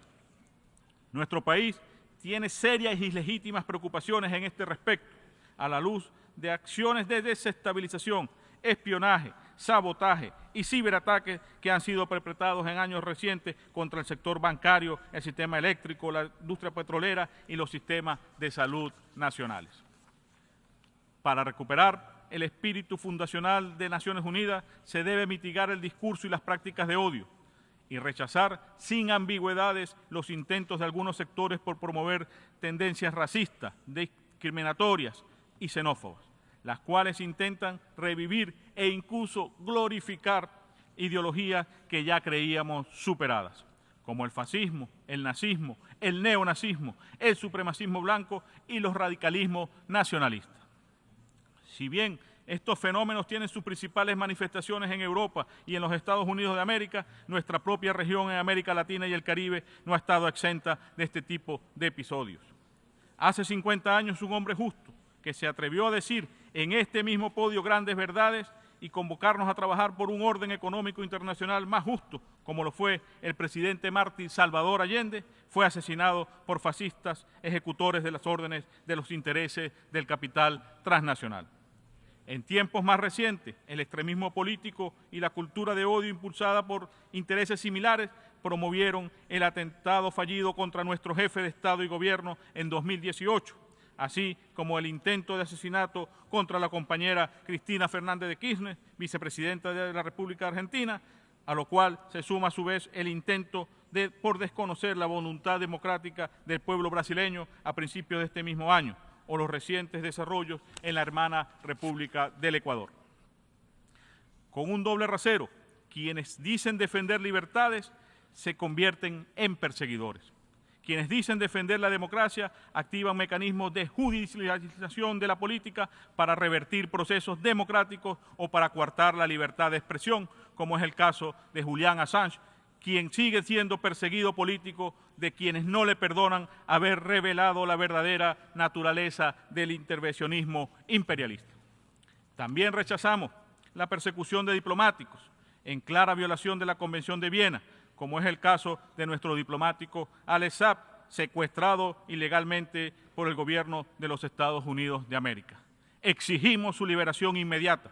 Este tipo de persecución pone en riesgo la seguridad y la integridad de todos los enviados diplomáticos del mundo, sin importar su nacionalidad. Desde la ONU hacemos un llamado a todos los países a rechazar esta nefasta práctica. Señor presidente, la actual crisis de liderazgo mundial, incluyendo esta propia organización, sumada a la polarización que impera en nuestro mundo, exacerba la actual crisis global y amenaza con afianzar en las relaciones internacionales una mentalidad de guerra fría basada en la confrontación, la profundización de las divisiones y la imposición de agendas y visiones divergentes. Una muestra de ello son las irresponsables provocaciones de la potencia militar más poderosa del mundo, que con su división del mundo en bloques de poder exacerba los conflictos, llevando a la humanidad a una carrera armamentista que solo puede conducir a la destrucción de la vida en nuestro planeta. Miramos cuánto se ha invertido en armamento y cuánto en promover espacios para la diplomacia y para el diálogo y nos daremos cuenta, con dolor, cuántas oportunidades de salvar vidas hemos perdido.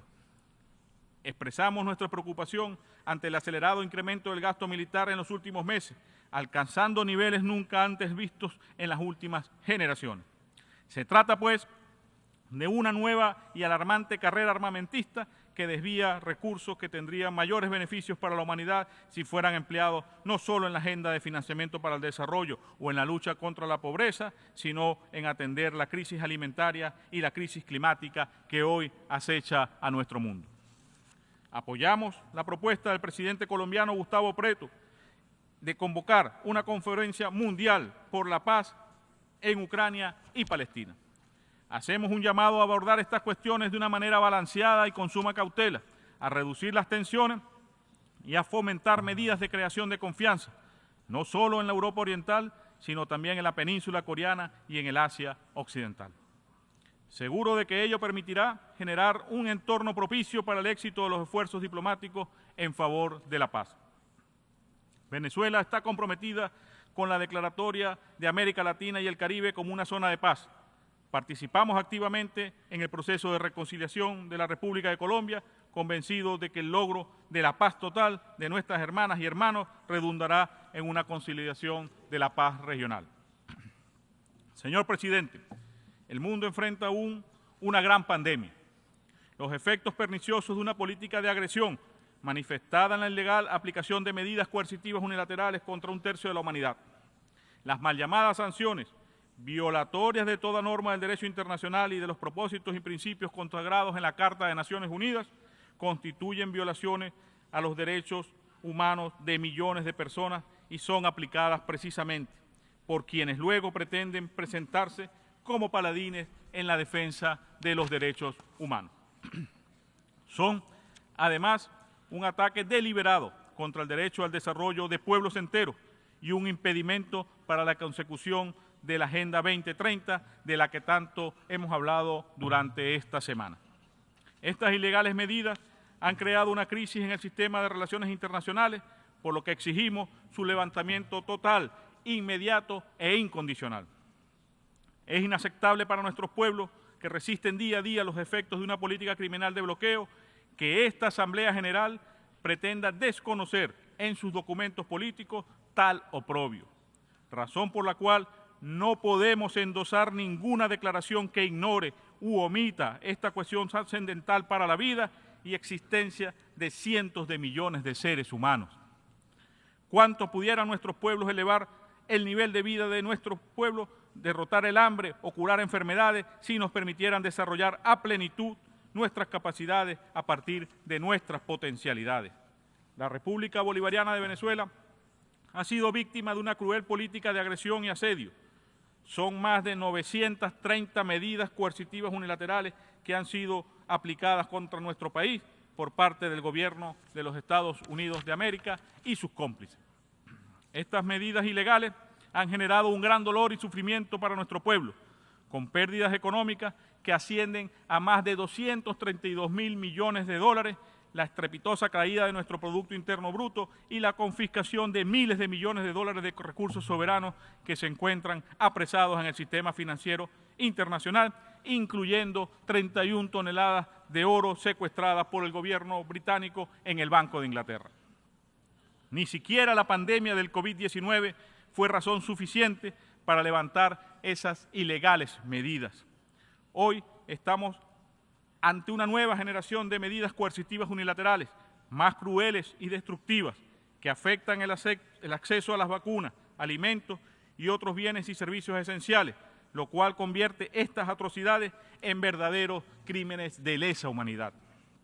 El Alto Comisionado de las Naciones Unidas para los Derechos Humanos ha recomendado la suspensión y el levantamiento de cualquier medida coercitiva unilateral perjudicial para los derechos humanos. Venezuela exige que se ponga fin de manera completa, inmediata e incondicional a todas las ilegales políticas de sanciones y bloqueos económicos, comerciales y financieros a las que está sujeta Venezuela, Cuba, Eritrea, Irán, Nicaragua, Siria, Zimbabue y otras naciones hermanas que son con determinación y compromiso han sabido sortear estas políticas imperiales. Agradecemos en ese orden a todos los pueblos del mundo y a tantas naciones hermanas que han pedido desde espacios como la Comunidad de Estados Latinoamericanos y del Caribe, la Alternativa Bolivariana para los Pueblos de Nuestra América, Tratado de Comercio de los Pueblos, la Comunidad del Caribe, la Comunidad de Desarrollo de África Austral y a cada uno de los países que en esta misma sala han exigido el levantamiento de las sanciones, lo cual demuestra que Venezuela nunca ha estado sola. Sin el obstáculo que representan las medidas coercitivas unilaterales, Venezuela está preparada para ser parte de la solución de la crisis, particularmente en el ámbito de la seguridad alimentaria y energética.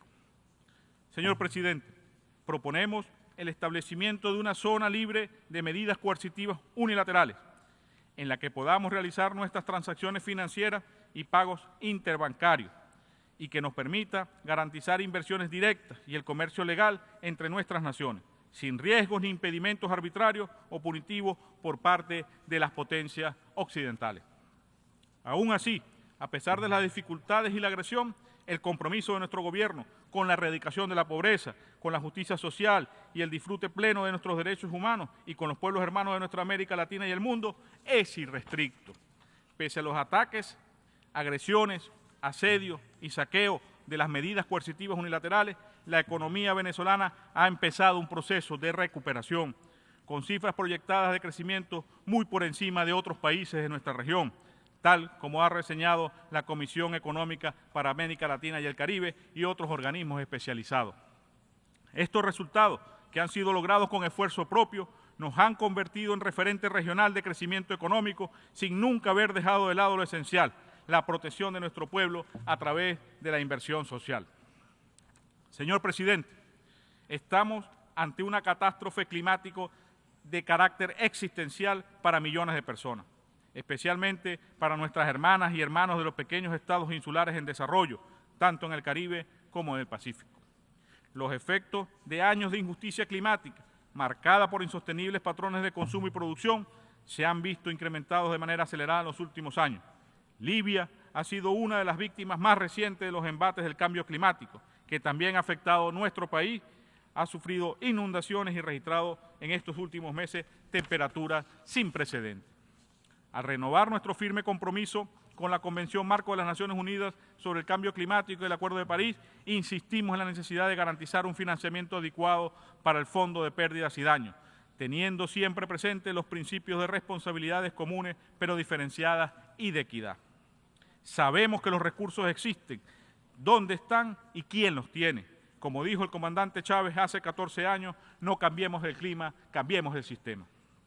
Señor presidente, ante la crisis económica y financiera que golpea especialmente a los países en vía de desarrollo, necesitamos un nuevo modelo de los mecanismos de la gobernanza mundial, donde el sur global tenga acceso justo al financiamiento internacional.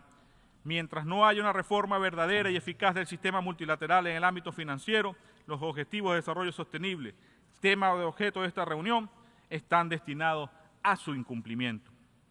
La deuda es un problema esencial para los países en desarrollo y hay pocas esperanzas de que las cosas mejoren pronto si no se cambia radicalmente el sistema actual. El Banco Mundial, el Fondo Monetario Internacional y las instituciones crediticias occidentales en general, mientras cobran bajas tasas de interés a sus amigos, a los países en desarrollo los entrampan con intereses impagables, lo que algunos especialistas han denominado como un criminal apartheid financiero. Hay que eliminar de raíz este esquema neocolonialista de dependencia financiera. Señor presidente, entre los grandes desafíos que enfrenta hoy la humanidad en el marco de la crisis sistémica global y donde esta organización tiene un papel fundamental que desempeñar, se encuentra el fenómeno de la migración internacional. No podemos permitir que los y las migrantes sean estigmatizados y criminalizados. El presidente Nicolás Maduro Moro solicita el apoyo de Naciones Unidas para realizar una conferencia internacional en Venezuela, sin exclusiones, que llegue a acuerdos y compromisos conjuntos para abordar, desde una perspectiva integral y humanista, el fenómeno de los flujos migratorios. Un verdadero compromiso internacional para garantizar los derechos de los y las migrantes a la ciudadanía, a la identificación, al trabajo digno, a su seguridad social y al respeto de su dignidad. Señor presidente, los pueblos libres estamos construyendo un nuevo orden mundial. Ese mundo pluripolar y multicéntrico de paz y prosperidad económica, libre de hegemonías, anclado en la Carta de Naciones Unidas, debe fundarse en los valores del verdadero multilateralismo, la cooperación internacional y la solidaridad. En este sentido, reconocemos los aportes del bloque de los BRICS, al cual Venezuela aspira a incorporarse en la actual geopolítica mundial y en la democratización de las relaciones internacionales. Igualmente, aplaudimos los esfuerzos de los países que contribuyen al diálogo, al entendimiento, la paz global y el progreso común, como la República Popular China. Venezuela acompaña su iniciativa para el desarrollo global, su iniciativa para la seguridad global y su iniciativa para la civilización global. Es con esfuerzos comunes, bajo el espíritu de complementariedad, solidaridad y cooperación, que podemos cambiar el rumbo hacia un destino común de prosperidad y estabilidad para toda la humanidad. De nosotros depende salvar el sistema de relaciones internacionales de las amenazas que se cierren hoy sobre él. De nosotros depende preservar los postulados de la Carta de Naciones Unidas, sobre la cual se cimienta el derecho internacional. De nosotros depende hacer realidad los anhelos de paz y seguridad, desarrollo sostenible y derechos humanos de nuestros pueblos. Consciente de esta tarea histórica, Venezuela, junto a un grupo de países de diversas regiones del mundo, se dieron a la tarea de construir una plataforma desde la cual se pueda movilizar a todos los miembros responsables de la comunidad internacional para preservar, promover y fortalecer el tratado fundacional de nuestra organización. Es así como hace 2 años surge el Grupo de Amigos en Defensa de la Carta de Naciones Unidas, que hoy se ha posicionado como un actor clave en los destinos de los procesos intergubernamentales que tienen lugar en este foro multilateral. Como dijo nuestro presidente Nicolás Maduro hace algunas semanas ante la cumbre del BRICS Plus, definitivamente la unión es lo que hace la fuerza, y esa fuerza unitaria impulsa un nuevo paradigma del relacionamiento global e impulsa una nueva geopolítica mundial del siglo XXI. Fin de la cita. Obremos juntos para que las Naciones Unidas sean también una organización que responda a las necesidades de los pueblos para este siglo. Es mucho lo que en los últimos años se ha dicho sobre Venezuela. Es mucha la desinformación que a través de las grandes corporaciones mediáticas y las redes sociales se ha difundido sobre la realidad de lo que ocurre en nuestro país. Muchos han sido los intentos por sembrar una matriz mediática a través de las llamadas fake news, con las que se pretendía desplegar una intervención humanitaria en nuestro país y en flagrante violación de nuestra soberanía. Sin embargo, gracias a nuestra diplomacia bolivariana de paz, bajo el liderazgo del presidente Nicolás Maduro Moro, la verdadera Venezuela siempre ha prevalecido y siempre ha retumbado con fuerza dentro de las Naciones Unidas. Hoy, la República Bolivariana de Venezuela se encuentra en completa paz y tranquilidad. El diálogo ha sido una política permanente de la Revolución Bolivariana y ha prevalecido como la única opción en la mesa para, sin injerencias ni tutelajes de ningún tipo, dirimir en el marco de nuestra Constitución Nacional las diferencias que existen en nuestra nación y que son propias del robusto sistema democrático venezolano. Hemos sido, somos y seremos siempre un país abierto y dispuesto al debate respetuoso y entre iguales. Señor Presidente, quienes intentaron doblegar a nuestro pueblo por la vía del terrorismo económico, del hambre y de la enfermedad, de la invasión extranjera, del magnicidio frustrado contra nuestro jefe de Estado y de gobierno y de la imposición de entidades ficticias para promover una agenda de cambio de régimen y facilitar el robo de los activos y bienes nacionales, han fracasado estrepitosamente. Decenas de países asumieron una posición insensata y torpe que lamentablemente los dejó en ridículo ante la historia. Hoy en día, la gran mayoría de esos países, con contadas excepciones, han superado el incómodo episodio y han regresado al camino de la diplomacia y el entendimiento entre iguales. En Venezuela seguimos de pie, dando la batalla de la mano de nuestro pueblo, en perfecta unión de todos los sectores del país y enrumbado hacia un nuevo proceso electoral en el cual, a pesar de las campañas que ya han sido lanzadas para desprestigiarlo o cuestionarlo, estamos seguros resultará en nuevas victorias populares a partir de la voluntad soberana del pueblo venezolano. Una vez más, en 2024, acudiremos de manera cívica y masiva a los centros de votación para reiterar el respaldo al proyecto bolivariano, revolucionario y socialista iniciado por el comandante eterno Hugo Chávez Frías. Permítame concluir reiterando que Venezuela sigue decidida a ser dueño de su destino y a ejercer su soberanía determinada a continuar consolidando su independencia y su derecho a vivir en paz. Nuestra nación y nuestro pueblo no cede ni cederá nunca a presiones, chantajes ni amenazas y seguirá siendo libre. Hoy nos encontramos con la moral en alto y con un elevado nivel de conciencia y unidad para seguir avanzando en la construcción de una patria de justicia social, solidaridad e inclusión, con la inspiración de nuestros libertadores y la permanente voluntad de un pueblo que no se rinde ni se rendirá jamás y que está decidido a seguir venciendo en revolución. Muchas gracias, señor presidente. I thank the Minister of the People's Power for Foreign Affairs of Bolivarian Republic of Venezuela. I now give the floor to Her Excellency Anne Betty Vivrian, Minister of International Development of Norway.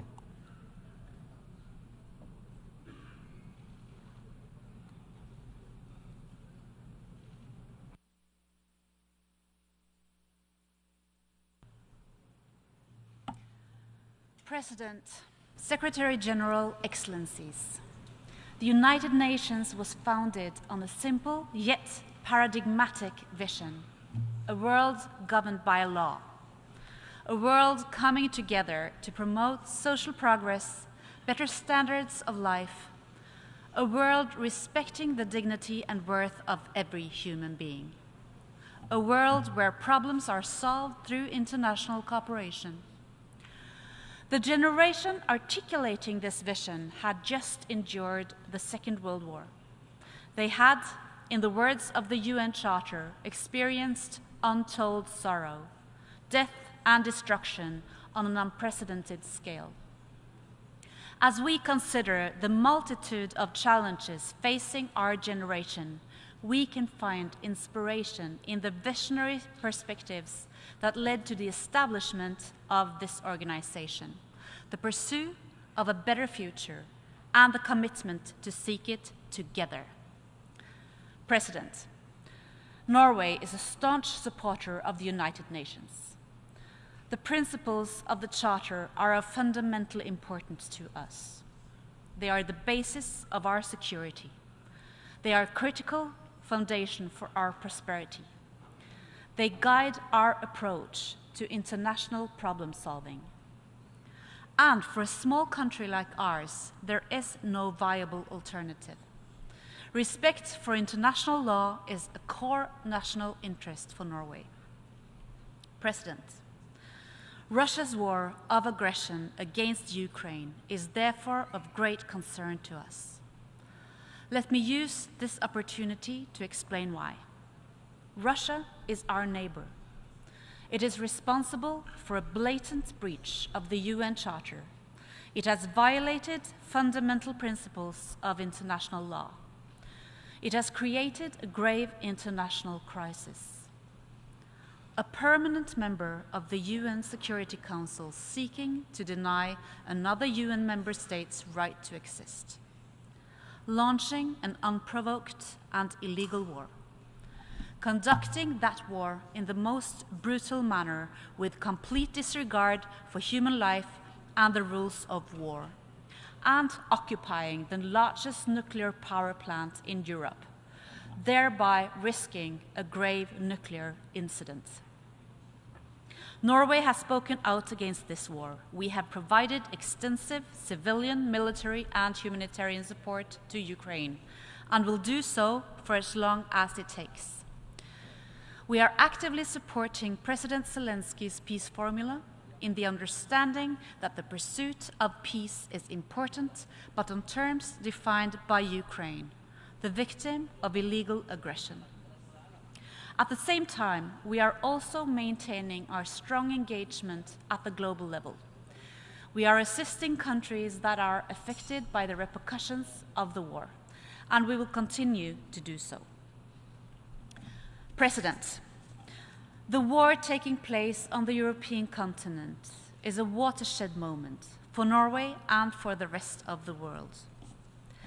It is an attack on the basic principles of the UN Charter, with global ramifications. Food insecurity has increased dramatically. Energy supplies are under pressure. Inflation has soared. Russia's war against Ukraine has exacerbated a global negative economic spiral. It is jeopardizing the 2030 agenda while also diverting attention from other pressing issues.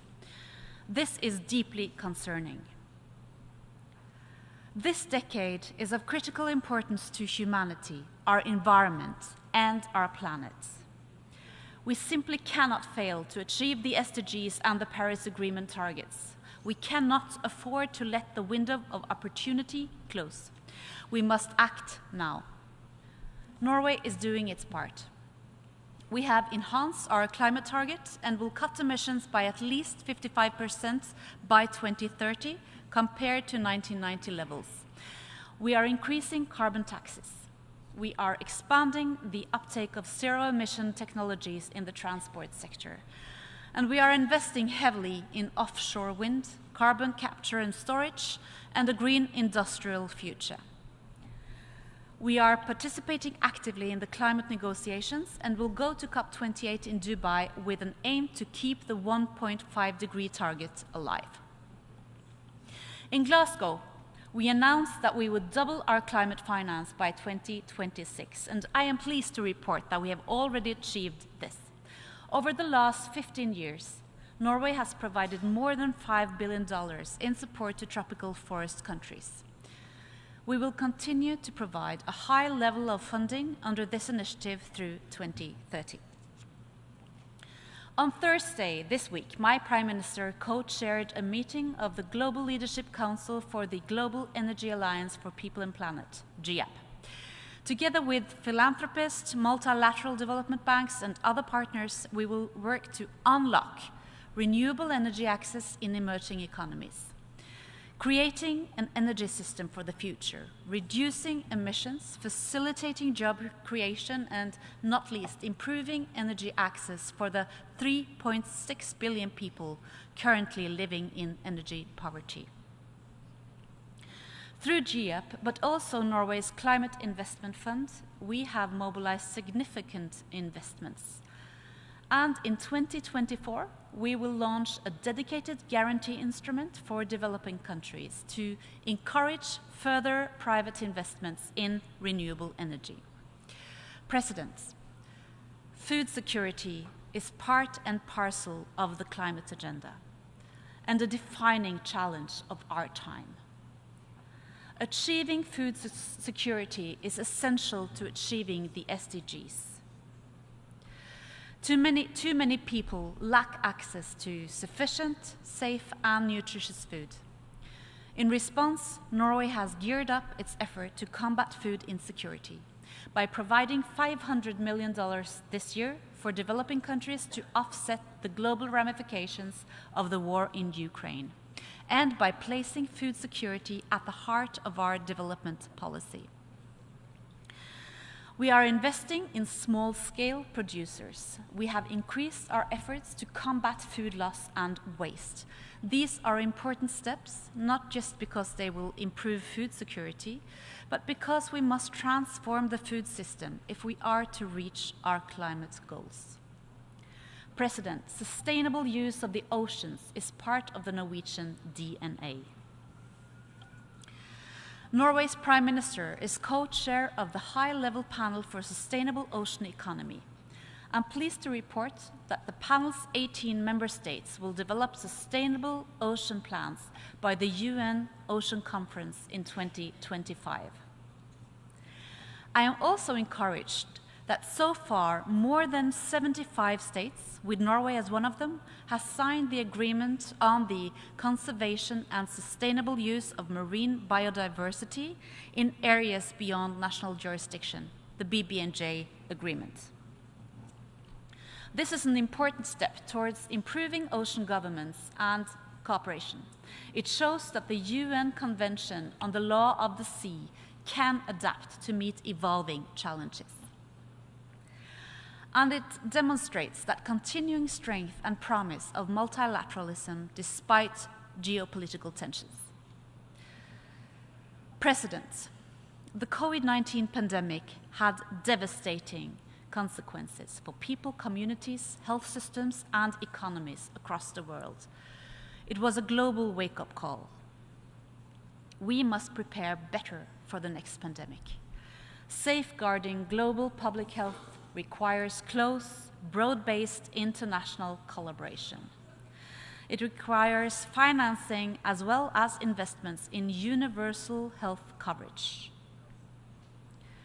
We support the development of a pandemic accord at the WHO, and we call for rapid agreement on an interim mechanism on medical countermeasures.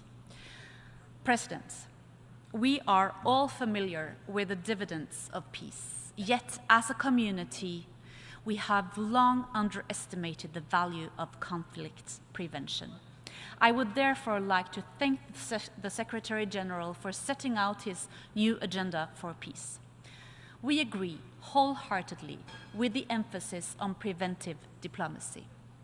In a fractured world with rising geopolitical tensions, it's critical that we seek common ground where we can find it. That we invest in dialogue, that we strive to understand each other, however deep disagreements may seem. Dialogue is essential.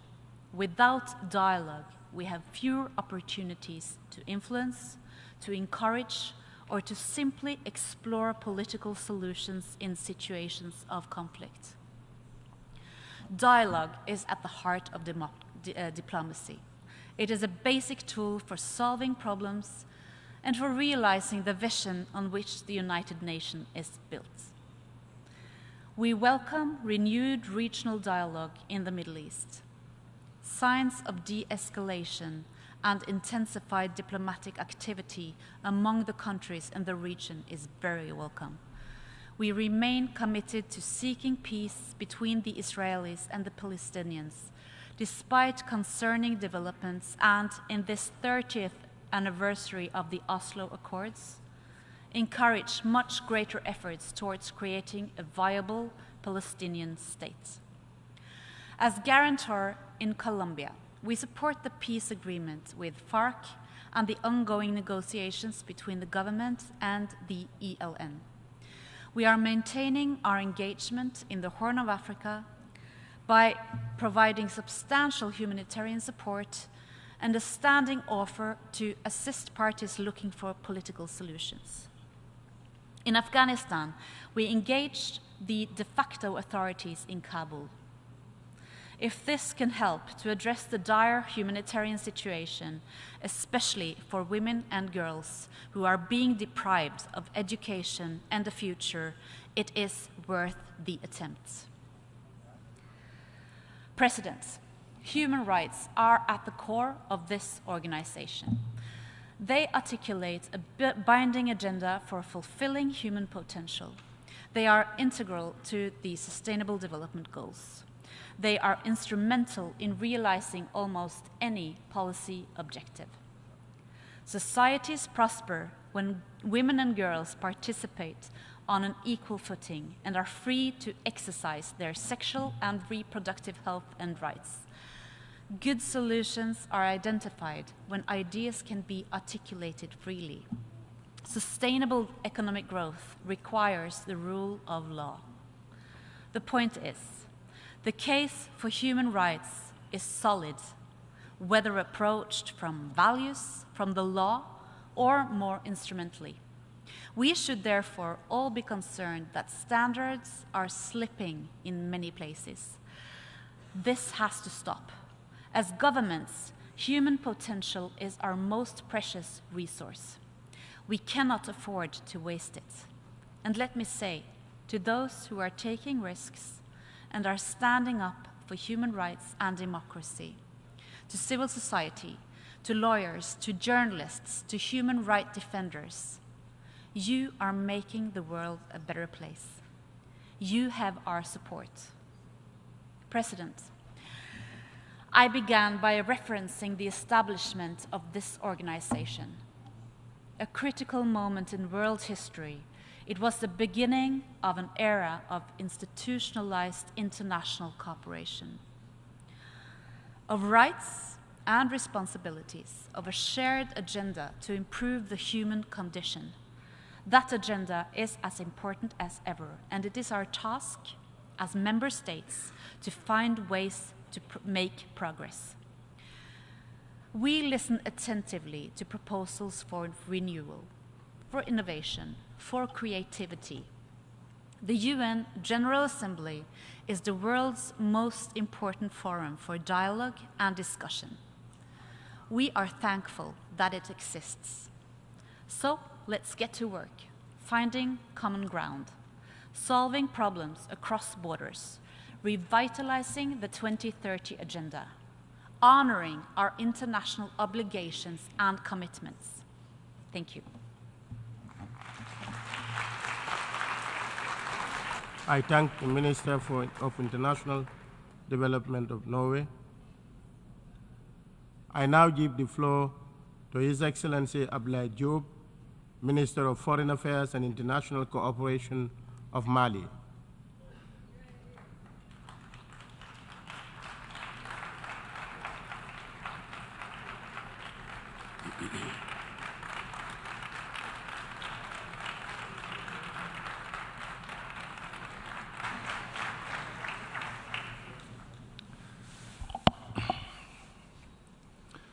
Monsieur le Président de l'Assemblée générale, Excellences, Mesdames et Messieurs, Monsieur le Secrétaire général de l'Organisation des Nations Unies, c'est pour moi un grand honneur de vous adresser les salutations cordiales de Son Excellence, le colonel Assimi Goïta, président de la transition, chef de l'État du Mali, et également au nom de l'ensemble du peuple malien.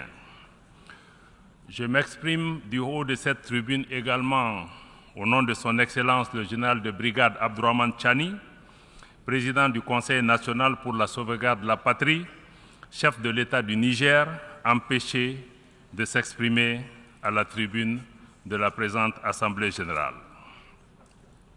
Avant tout propos, je voudrais renouveler la compassion des autorités et du peuple du Mali aux autorités et au peuple du Maroc, de la Libye, de la Turquie et de la Syrie suite aux catastrophes naturelles qui ont endeuillé ces pays frères. Monsieur le Président, la paix et la sécurité restent la priorité des populations du Mali et du Sahel. Après plus d'une décennie de violences aux conséquences particulièrement dévastatrices. Pourtant, cette région était connue comme un havre de paix, de cohésion sociale et de vivre ensemble entre les communautés qui la composent.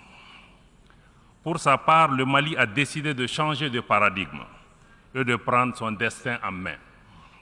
Ainsi, au plan sécuritaire, le Mali a accordé la priorité au renforcement des capacités des forces de défense et de sécurité maliennes afin de leur permettre de s'acquitter de leur mission régalienne de défense du territoire national et de protection des populations et des biens. Aujourd'hui, le peuple malien a repris confiance en son outil de défense. Aujourd'hui, les populations du Mali sont encouragées par les résultats engrangés dans la lutte contre les groupes armés terroristes et leurs sponsors étatiques étrangers. Le Mali dénonce à nouveau et avec force les ingérences de certaines puissances qui continuent de faciliter les activités criminelles des groupes armés terroristes au Mali et au Sahel. Il y a lieu de rappeler que le 15 août 2022, le gouvernement du Mali avait alerté le Conseil de sécurité des Nations Unies sur les actes d'hostilité et d'agression de la France. Au lieu de cesser ces agissements, ce pays membre permanent du Conseil de sécurité des Nations Unies continue en toute impunité ces manœuvres de déstabilisation du Mali et du Sahel, comme en témoigne la récente libération des terroristes dans la zone des 3 frontières du Burkina Faso, du Mali et du Niger, en dehors de tout cadre judiciaire et à l'insu des États concernés, pour perpétrer plus d'actions terroristes contre nos populations civiles et nos forces de défense et de sécurité. Les actes hostiles de la France s'illustrent également par ses interventions intempestives et illégales pour retarder, voire empêcher le traitement de nos demandes de financement dans plusieurs institutions financières sous-régionales, régionales et même internationales. Dans le même ordre d'idées, il est regrettable que le même pays, la France, tente et même parfois parviennent malheureusement à instrumentaliser des organisations régionales africaines opposant des pays frères les uns aux autres uniquement pour ses intérêts géopolitiques dans une démarche néocoloniale et paternaliste. Monsieur le Président, le Mali est conscient du fait que l'action militaire seule ne suffit pas pour enrayer de manière durable les défis complexes liés au terrorisme et à certaines problématiques de la gouvernance du pays. C'est la raison pour laquelle le gouvernement s'est doté d'une stratégie intégrée qui comprend les réformes politiques et institutionnelles, le volet développement, la prise en compte des préoccupations spécifiques de la jeunesse, des femmes, y compris l'emploi et leur représentation dans les instances de décision au niveau local et national. Pour créer les conditions permettant de réaliser les aspirations profondes des populations maliennes au changement, le gouvernement s'est engagé dans la mise en œuvre de réformes politiques et institutionnelles nécessaires à la refondation de l'État. Participe de cette dynamique l'organisation réussie le 18 juin 2023 du référendum sur la nouvelle constitution du Mali, adoptée à plus de 96%.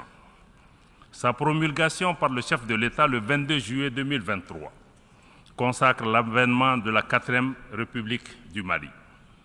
En passant ce cap, le gouvernement donne le gage d'une volonté réelle pour le retour à un ordre constitutionnel apaisé et sécurisé, y compris l'organisation dans les tout prochains mois des élections générales. Monsieur le Président, après 10 ans de présence dans mon pays, la réponse internationale aux défis sécuritaires du Mali n'a pas été à la hauteur des menaces.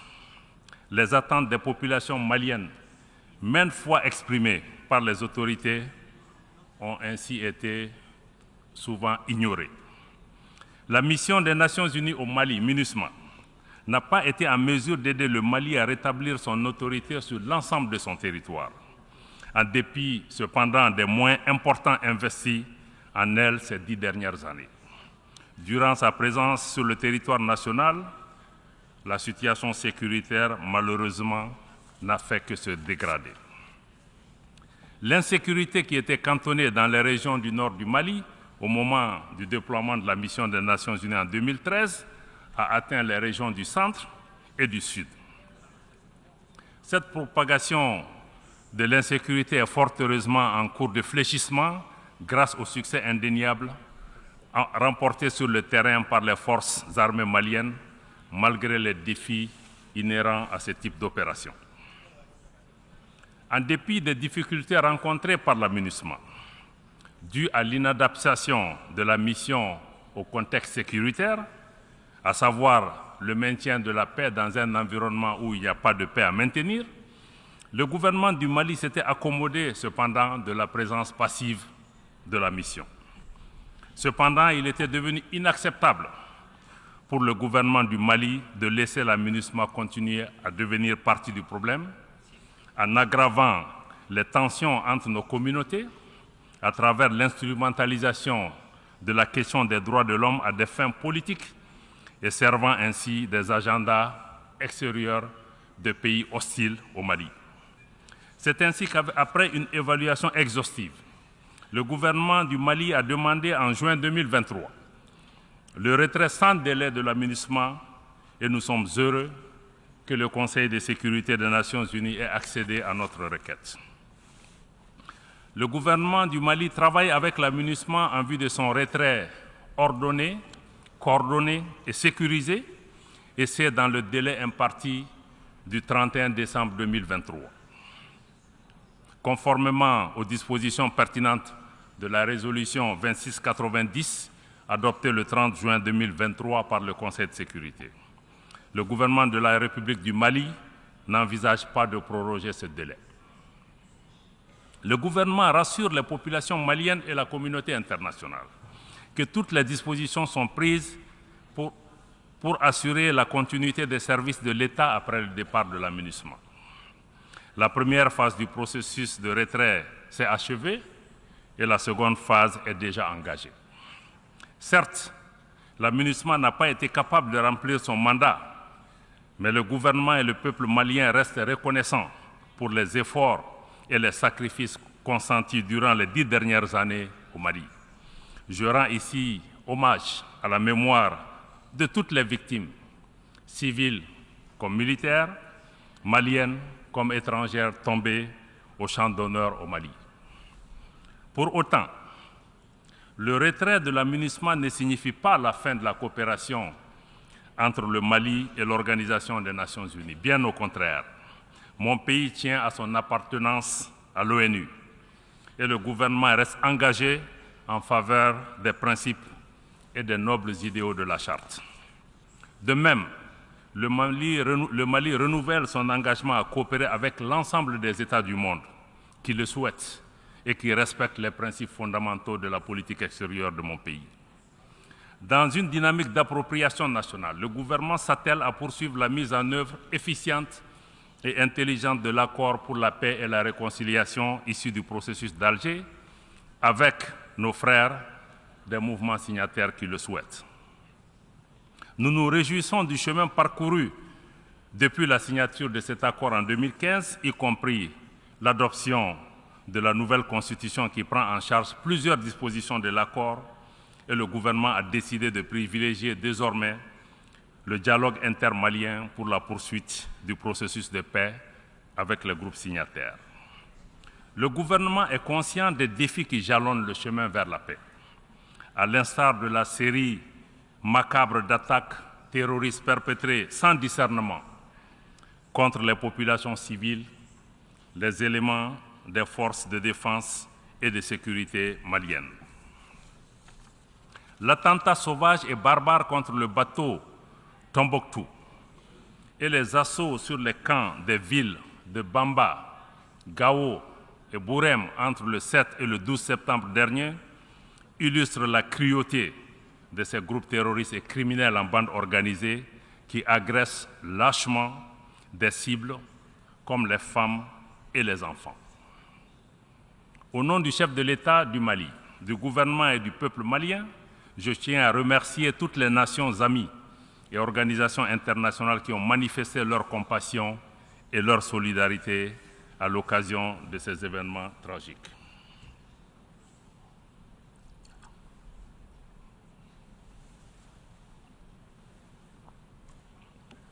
Toutefois, il est regrettable que même face à ces événements aussi tragiques, et au moment où le thème de notre session nous engage à plus de solidarité, donc il est regrettable que le Conseil de sécurité des Nations Unies ne soit pas parvenu au minimum de consensus pour à tout le moins dénoncer ces actes barbares.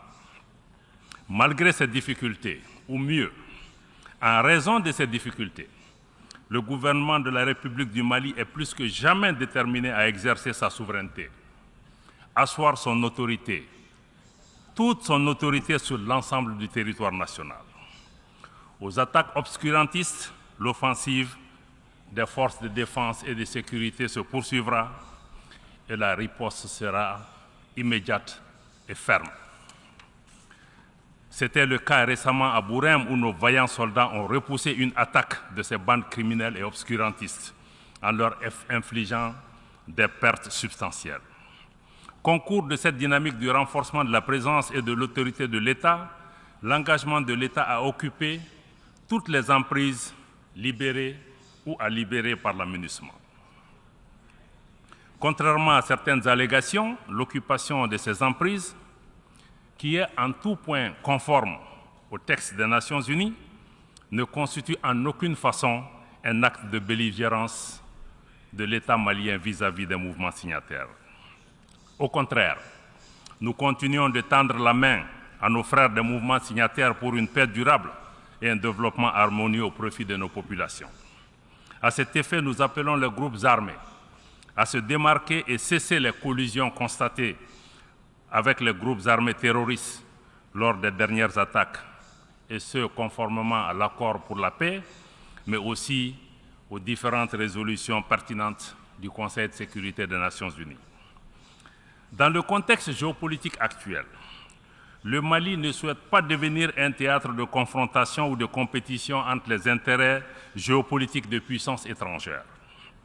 Et nous restons disposés à coopérer avec tous les partenaires respectueux de notre souveraineté, de nos choix de partenariat et également des intérêts des Maliens. Monsieur le Président, sur la situation régionale et internationale, le Mali reste attentif au développement en cours en Afrique et dans le reste du monde. Concernant la gouvernance mondiale, le gouvernement de la République du Mali réitère son attachement au respect de la Charte des Nations Unies, particulièrement le respect de l'égalité souveraine des États et conséquemment son rejet des activités de certaines puissances à perpétuer une domination néocoloniale et à assujettir d'autres peuples, d'autres pays et d'autres nations. Le Mali est attentif aux évolutions institutionnelles et déplore que l'appréciation des changements de régime intervenus récemment dans certains pays africains soit fonction de la proximité des nouveaux dirigeants avec certaines puissances, ou tout simplement des intérêts géopolitiques en ignorant totalement les aspirations des populations des pays concernés. À cet égard, nous dénonçons et rejetons la politique des 2 poids, 2 mesures appliquées par certaines puissances, par certaines organisations régionales et même par certaines organisations internationales, y compris les Nations Unies. Cette incohérence et cette instrumentalisation ne font que décrédibiliser nos organisations aux yeux des populations et de l'opinion publique, érodant ainsi leur confiance en ces institutions qui sont désormais perçues comme détournées de leur vocation première. Certaines organisations sont utilisées en dehors de tout cadre légal ou communautaire comme des armes contre les pays et les populations qui y ont souscrit librement au prix parfois d'un transfert de souveraineté. Ces organisations se transforment ainsi en instruments de perpétuation et d'imposition d'un ordre colonial et hégémonique. De manière spécifique, nous suivons avec intérêt l'évolution de la situation au Niger depuis le 26 juillet 2023. Le peuple et le gouvernement du Mali réitèrent leur solidarité et leur soutien total au gouvernement et au peuple du Niger, pays frères, voisins et amis. Nous dénonçons sur le principe l'imposition de sanctions et de mesures coercitives contre un État, que ce soit en Afrique ou ailleurs. Nous dénonçons d'autant plus les sanctions lorsqu'elles sont injustes, illégales et inhumaines, comme celles que la CEDEAO et l'UEMOA ont imposées au Niger et avant le Niger, les ont imposées également à mon pays, le Mali, qui s'en est relevé. Les conséquences inhumaines de ces sanctions sont si dramatiques, je parle des sanctions au Niger, que le secrétaire général adjoint des Nations Unies aux affaires humanitaires et coordonnateur des secours d'urgence a dû écrire au président de la commission de la CEDEAO une lettre l'interpellant sur la nécessité d'un allègement de ces mesures.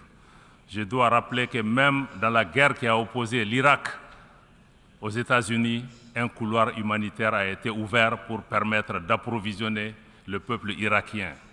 Comment se fait-il que nous qui sommes dans ces organisations fondées sur la solidarité et sur la fraternité, nous puissions punir nos propres voisins, nos propres frères, en les empêchant d'avoir la nourriture, en les empêchant d'avoir des médicaments. Par ailleurs, le Mali reste fortement opposé à toute intervention militaire de la CEDEAO aux conséquences désastreuses pour le Niger, mais aussi pour l'ensemble de la région. Toute intervention militaire au Niger, j'allais dire toute agression, toute invasion de ce pays, constitue une menace directe à la paix et à la sécurité du Mali, mais aussi à la paix et à la sécurité de la région et aura nécessairement des conséquences sérieuses. Nous ne resterons pas les bras croisés. Il est primordial d'éviter de reproduire les graves erreurs d'un passé relativement récent. Il vous souviendra qu'en 2011, en dépit de l'opposition ferme et des mises en garde des dirigeants africains, le Conseil de sécurité des Nations Unies a décidé malheureusement d'autoriser une intervention militaire de l'OTAN en Libye, dont les conséquences ont déstabilisé durablement ce pays frère et l'ensemble de la région. Cette guerre de l'OTAN en Libye est à l'origine de l'expansion du terrorisme et de l'extrémisme violent dans la région du Sahel, avec son lot de victimes innocentes et de destruction. C'est pourquoi nous ne nous lasserons jamais de rappeler cette responsabilité internationale dans la tragédie humaine que vivent la Libye et les pays du Sahel depuis cette intervention. Aussi, au nom de toutes les victimes de 2011 à aujourd'hui, des dizaines de milliers de morts, des millions de personnes déplacées et réfugiées, nous réclamons justice, nous demandons réparation. Mais surtout, nous demandons que la communauté internationale assume ses responsabilités et tire toutes les conséquences de cette intervention militaire hasardeuse des grandes puissances dans un pays tiers. Il est crucial d'éviter de reproduire au Niger les erreurs commises en Libye et qui sont justement à l'origine de la dégradation de la situation dans toute la région du Sahel, y compris au Burkina Faso, au Mali et au Niger. Ceci est essentiel pour rétablir la confiance entre les nations, comme c'est le thème de notre session.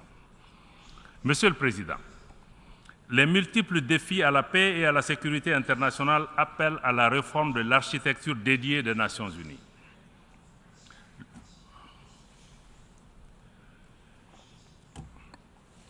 Le Mali réitère son soutien à la demande légitime du continent africain en faveur de la réforme du Conseil de sécurité afin de le rendre plus représentatif des réalités de notre temps. Dans la même veine, le Mali continuera de plaider pour la réforme de la gouvernance économique, financière et politique mondiale afin de créer les conditions optimales et justes de la participation de nos pays aux institutions multilatérales. Dans cette dynamique, le Mali réaffirme le rôle central que l'Afrique doit jouer au sein des institutions et des organisations internationales. À cet égard, le Mali salue l'ouverture de l'alliance des BRICS à de nouveaux États, y compris des États africains. L'alliance des BRICS et ses mécanismes, y compris la banque, offrent une alternative flexible et adaptée aux besoins de développement des pays du Sud global. Dans le même ordre d'idées, l'élargissement récent du G20 à l'Union africaine est un signal encourageant mais pas suffisant. Il est important que la participation de l'Afrique à d'autres forats internationaux s'intensifie au nom de la justice et de l'équité. Les changements climatiques constituent une menace réelle pour les générations présentes et futures. Nous devons avoir le courage de sortir du dogmatisme ambiant et des jeux d'intérêts étroits concernant cette problématique. À cet égard, le temps est venu de mettre effectivement en œuvre les décisions de nos sommets et de nos COP. Il est plus que nécessaire que les pays à l'origine du changement climatique assument leurs responsabilités pleines et entières, y compris celle de soutenir les efforts des pays du Sud pour un développement respectueux de l'environnement. Monsieur le Président, je voudrais rappeler que l'Organisation des Nations Unies a été créée en 1945, comme vous le savez, essentiellement pour préserver les générations futures du fléau de la guerre. Ce noble objectif prescrit par la Charte des Nations Unies est loin d'être réalisé. Mieux, les tensions géopolitiques actuelles et les conflits multiples dans le monde constituent des motifs réels d'inquiétude pour le multilatéralisme, la coexistence pacifique et le développement harmonieux. Faisons une pause dans la rhétorique de l'intimidation, de la menace et de la guerre. Comme le thème de cette 78e session nous y invite, travaillons ensemble à rétablir la confiance et à raviver la solidarité mondiale. Osons des réformes qui permettent de construire un monde où chacun compte, un monde où personne n'est laissé de côté. Ensemble, travaillons à mettre en place des mécanismes internationaux efficaces, équitables et inclusifs, permettant de régler les crises et non de les encourager ou même, dans certains cas, de les entretenir. Victimes directes de l'ingérence persistante de certains pays dans leurs affaires intérieures, les populations du Mali et de plusieurs États du Sahel continuent, hélas, de vivre les conséquences tragiques des crises multidimensionnelles imposées et entretenues par ceux qui, paradoxalement, viennent donner des leçons de démocratie ou de respect des droits humains. Dans la mise en œuvre de la vision du chef de l'État pour l'émergence d'un Mali nouveau, libéré de toute domination extérieure néocoloniale, le gouvernement de la République du Mali est honoré de compter sur des partenaires sincères, sur des pays qui valorisent les relations d'égal à égal dans le respect mutuel.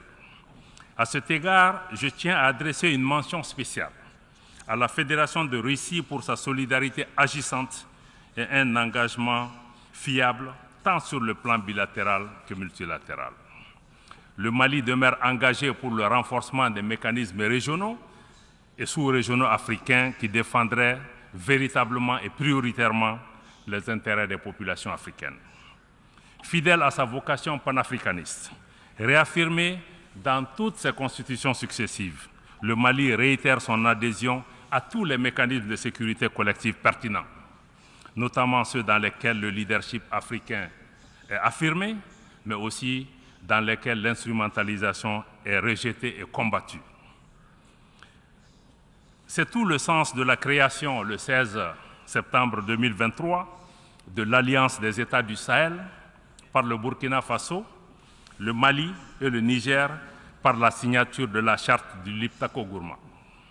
Cette organisation vise à établir une architecture de défense collective et d'assistance mutuelle dans le but de lutter contre toute forme d'agression, toute forme de terrorisme et de criminalité transnationale organisée dans l'espace de l'Alliance. Cette nouvelle organisation ambitionne également de fédérer les efforts des trois pays dans les domaines socio-économiques et monétaires, mais aussi de renforcer sur de nouvelles bases l'intégration régionale, cette fois-ci une intégration des peuples fondée sur la solidarité, le respect de la dignité, de l'identité de nos peuples et de nos pays, l'affirmation de notre souveraineté sur nos terres et sur nos ressources, mais aussi notre souveraineté sur nos organisations, le financement de nos activités par nos ressources propres, ainsi que le rejet des ingérences extérieures, des politiques hégémoniques de domination néocoloniale ou d'assujettissement. Outre les mécanismes à vocation sécuritaire, le Mali souscrit pleinement aux initiatives africaines qui œuvrent à la promotion et au renforcement des liens de fraternité et de solidarité, à l'instar de l'Alliance politique africaine initiée par la République sœur du Togo et qui aspire à une Afrique indépendante, politiquement forte, décomplexée, non alignée et capable de participer d'égal à égal en tant qu'actrice à la gouvernance mondiale. Monsieur le Président, Excellences, Mesdames et Messieurs, pour terminer, je voudrais faire observer que les multiples défis à la paix, à la sécurité et au développement imposent un cadre multilatéral refondé, adapté et inclusif. Nous ne pouvons plus, nous ne devons plus continuer à faire la même chose avec les mêmes mécanismes, les mêmes institutions inadaptées et espérer des résultats différents. Pour sa part, le Mali reste attaché à un multilatéralisme où chaque nation compte. Un multilatéralisme solidaire, porteuse de solutions ambitieuses aux défis complexes de notre temps, particulièrement au Sahel. Un multilatéralisme ouvert, prenant en charge les aspirations profondes de nos populations au changement, à la dignité, au respect, à l'égalité souveraine des États, à l'équité, à la justice, au développement, à la sécurité et enfin à la paix. Je vous remercie de votre aimable attention. I thank the Minister of Foreign Affairs and International Cooperation of Mali.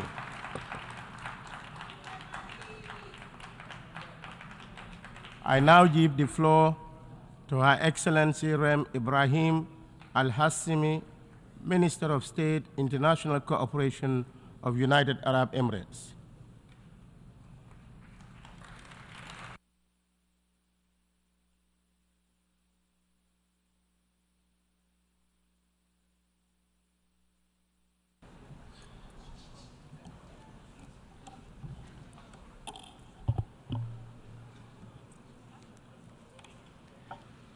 بسم الله الرحمن الرحيم. السيد الرئيس، أتقدم لكم بأحر التهاني بمناسبة توليكم رئاسة أعمال هذه الدورة، وأقدر جهود معالي شابا كروشي أثناء ترأسه أعمال الدورة السابقة، وأود أن أعرب مجدداً عن خالص تعازينا ومواساتنا لحكومتي وشعبي المملكة المغربية ودولة ليبيا في ضحايا الكوارث التي ألمت بالبلدين مؤخراً. السيد الرئيس، لقد اختارت دولة الإمارات أن يكون هذا العام عام الاستدامة تحت شعار اليوم للغد، إدراكاً منا بمسؤولياتنا تجاه أجيال الحاضر والمستقبل، والتي تستحق العيش في بيئات آمنة ومزدهرة، وتكريماً منا للأجيال السابقة التي لم تأل جهداً للنهوض بالأمم وتمنياتها، وحرصاً منا على صون كوكب الأرض بما يحتويه من موارد وحضارات عريقة. إن دولة الإمارات تؤمن بأهمية هذا النهج في خضم المعارك الوجودية التي يخوضها العالم، سواء من حيث مجابهة النزاعات المسلحة التي بلغت ذروتها منذ الحرب العالمية الثانية، أو من حيث مواجهة التغير المناخي بكوارثه المتوالية، أو من حيث دفاعنا الثابت عن قيمنا الإنسانية المشتركة في ظل اكتساح العالم موجات عاتية من التطرف والعنصرية وخطاب الكراهية. إن معالجة هذه التحديات أصبح ممكناً في وقتنا الحاضر أكثر من أي وقت مضى، مع وصولنا إلى أعلى درجات التطور، فنحن نمتلك التكنولوجيا المتقدمة لإيجاد حلول مبتكرة للتحديات المعقدة، ولدينا مؤسسات إقليمية ودولية قادرة على تنسيق العمل الجماعي وتتوفر لدينا الأطر القانونية اللازمة لتنظيم العلاقات بين الدول. وهذا ما لمسته دولة الإمارات بشكل كبير خلال عضويتها في مجلس الأمن منذ العام الماضي. فكثيراً ما أعاقت الخلافات الجيوسياسية هذه الهيئة من التوصل إلى التوافق المنشود على مسائل ملحة، منها ملفات إنسانية بحتة. لقد آن الأوان لإجراء مناقشات جادة بشأن إصلاح شامل وحقيقي لمجلس الأمن، وتحديداً فيما يتعلق بتحديات حق النقض وأهمية توسيع العضويات الدائمة والمنتخبة، وتحسين نهج المجلس وأساليب عمله، وتمكينه من التعامل مع الأزمات واستباقها. إن دولة الإمارات تؤكد على أهمية الحفاظ على نظام دولي قائم على احترام سيادة الدول واستقلالها وسلامة أراضيها، تدور فيه العلاقات الدولية بما يتماشى مع القانون الدولي وقرارات الأمم المتحدة. أما اللجوء للقوة بدلاً عن الحلول السياسية وتقسيم العالم بمنطق مع وضد، فلن ينجم عنه إلا المزيد من الفوضى وبعثرة الجهود الدبلوماسية، ولن يخرج منه أي طرف منتصراً. وهنا لابد من التشديد على ضرورة احترام الاختلاف والتنوع السياسي والتنموي والبحث عن القيم المشتركة بما يضمن التعاون والتكامل في مختلف الشعوب والدول. ولا بد من تعزيز فاعلية المنظمات الدولية وفي مقدمتها الأمم المتحدة لدورها الحيوي في بناء الجسور وتهدئة التوترات وإيجاد حلول سلمية، حيث إننا نعول عليها كخط الدفاع الأول لمنع انجرار الدول نحو تيارات انقسامية حيث تشتعل صراعات سياسية كبرى. ونرى أيضاً أن للمنظمات الإقليمية كجامعة الدول العربية والاتحاد الأفريقي دور محوري في دعم هذه المساعي والمسارات السياسية المتعثرة نظراً لإلمامها بالسياقات المحلية. السيد الرئيس، تؤمن بلادي أن المسار السلمي هو السبيل الأمثل للتعامل مع الأزمات، خاصة في منطقتنا التي مزقتها قوة السلاح والخطاب المتطرف، فنحن لا نألو جهداً لخفض التصعيد والدعوة إلى تغليب الحوار والدبلوماسية لحل الخلافات، مع توجهنا في الوقت ذاته نحو تعزيز الترابط الاقتصادي بين دول المنطقة كأداة لخلق واقع جديد من التكامل، وبما يعود بالنفع على اقتصادات المنطقة ومواطنيها ويعزز الازدهار والاستقرار الإقليميين. وتجدد دولة الإمارات من هذا المنبر مطالبتها لإيران بإنهاء احتلالها للجزر الإماراتية الثلاث، طنب الكبرى وطنب الصغرى وأبو موسى، فمهما طالت هذه القضية سيظل حقنا المشروع في هذه الجزر قائماً، ولن يبطل الوقت سيادتنا عليها أو يوقفنا عن المطالبة بحلها، إما من خلال التفاوض المباشر أو محكمة العدل الدولية، وهذا موقف دولة الإمارات الثابت منذ عقود.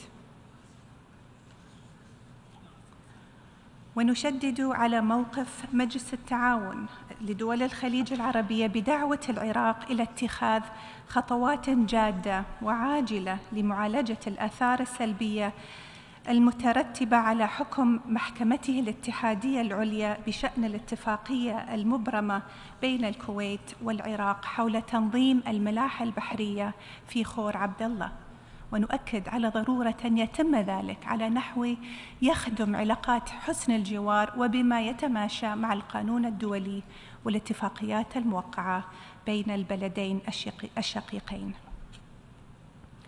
إن هدفنا الأسمى هو الدفع باتجاه مبدأ تصفير المشاكل مهما بلغت من التعقيد، فتستعيد الدول الوطنية سيادتها، ولا يعود للجماعات المتطرفة والمسلحة موضع قدم في منطقتنا، بحيث نمضي قدما ضمن رؤية مبنية على السلام والانفتاح والتعايش والتعاون والتنمية. إن تحقيق هذه الرؤية ليس هدفاً بعيد المنال، فمنطقتنا زاخرة بالطموح وغنية بالموارد والطاقات الشابة القادرة على توجيه الدفة نحو الأمن والاستقرار والازدهار، إذا سخرت لها الإرادة السياسية وشدت لها السواعد.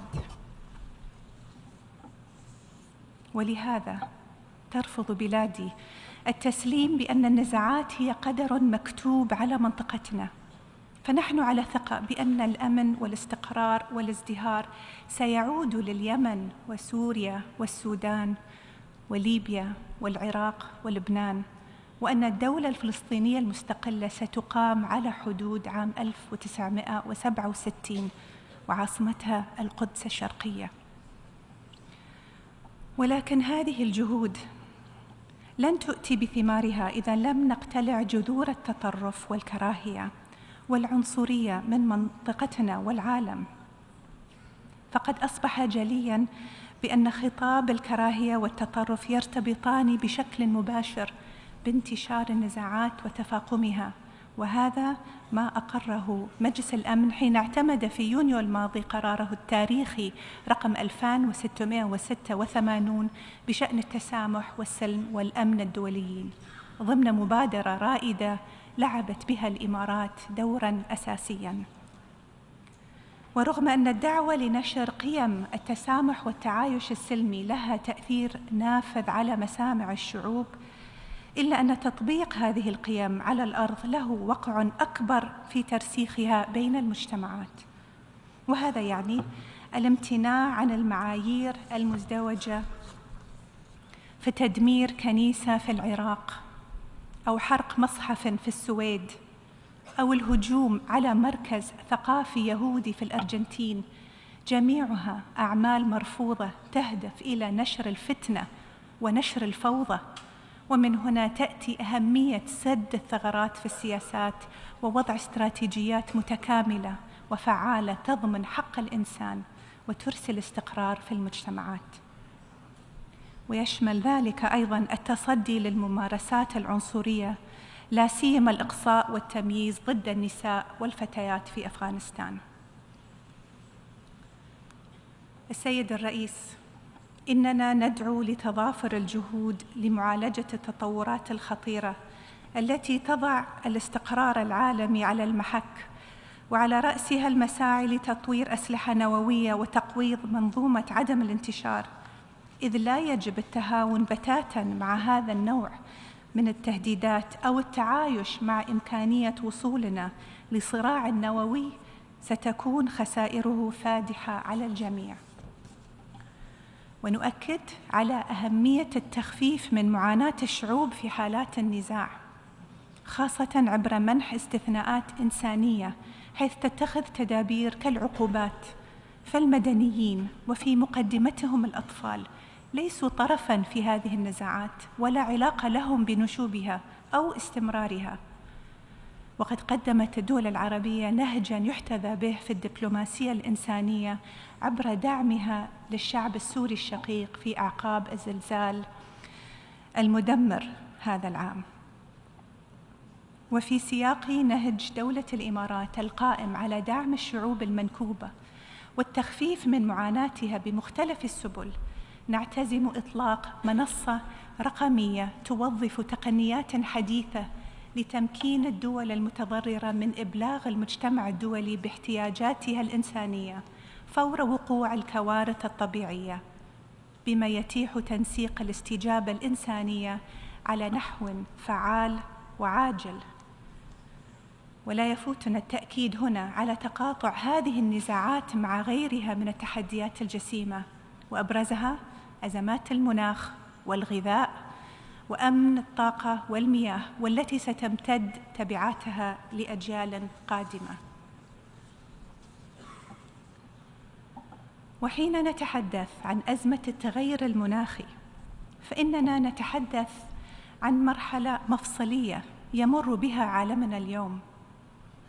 لقد أكدت نتيجة أول حصيلة عالمية لتقييم التقدم في تنفيذ أهداف اتفاق باريس أن العالم بعيد عن المسار الصحيح، وأننا نحتاج إلى تغيير جذري لتفادي ارتفاع درجة حرارة الأرض فوق مستوى درجة ونصف مئوية.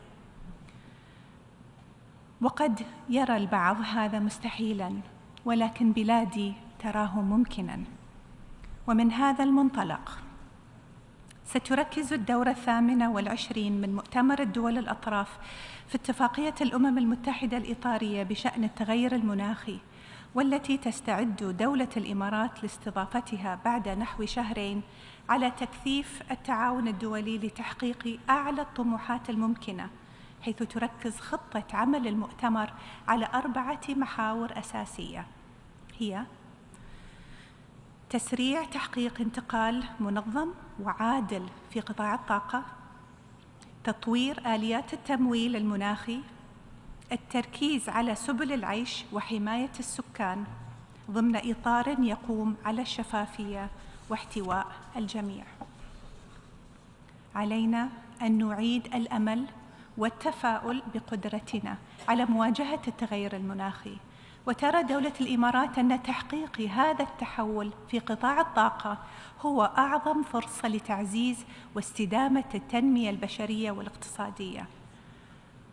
ومن المهم التركيز على مسألة التمويل كأداة أساسية في هذا المجال، الأمر الذي يستوجب تطوير الهيكل المالي الدولي وتحفيز القطاع الخاص لتمويل العمل المناخي، وضمان وفاء الجهات المانحة بتعهداتها، وأن نفعل صندوق الخسائر والأضرار. وتماشياً مع قيمنا ونهجنا في دولة الإمارات، سنحرص أيضاً على الاستفادة من المساهمات القيمة للمرأة والشباب والمجتمع المدني والقطاع الخاص، وضمان قيام الجهات الحكومية حول العالم بمسؤولياتها لمواجهة التغير المناخي. علينا أن نتحد ونعمل وننجز لتحقيق التقدم المنشود. وأنتهز هذه الفرصة لأوجه للعالم دعوة مفتوحة للمشاركة بفعالية في المؤتمر، وتقديم حلول جماعية، وتحقيق نقلة نوعية في مواجهة التغير المناخي، يتحول معها تركيز عملنا من المفاوضات إلى ضمان نتائج ملموسة لبناء مستقبل أفضل وأكثر استدامة من خلال توافق الآراء واحتواء الجميع. كما أن مواجهة التغير المناخي ضرورية للحد من أزمة انعدام الأمن الغذائي، التي تقتضي تعزيز الاستثمار في نظم الإمدادات الغذائية وحمايتها من التلف أو الهجمات، مع التركيز على تطوير أنظمة ذكية لزيادة الإنتاجية وللتقليل من آثار الكوارث الطبيعية والأزمات السياسية والأمنية على الأمن الغذائي.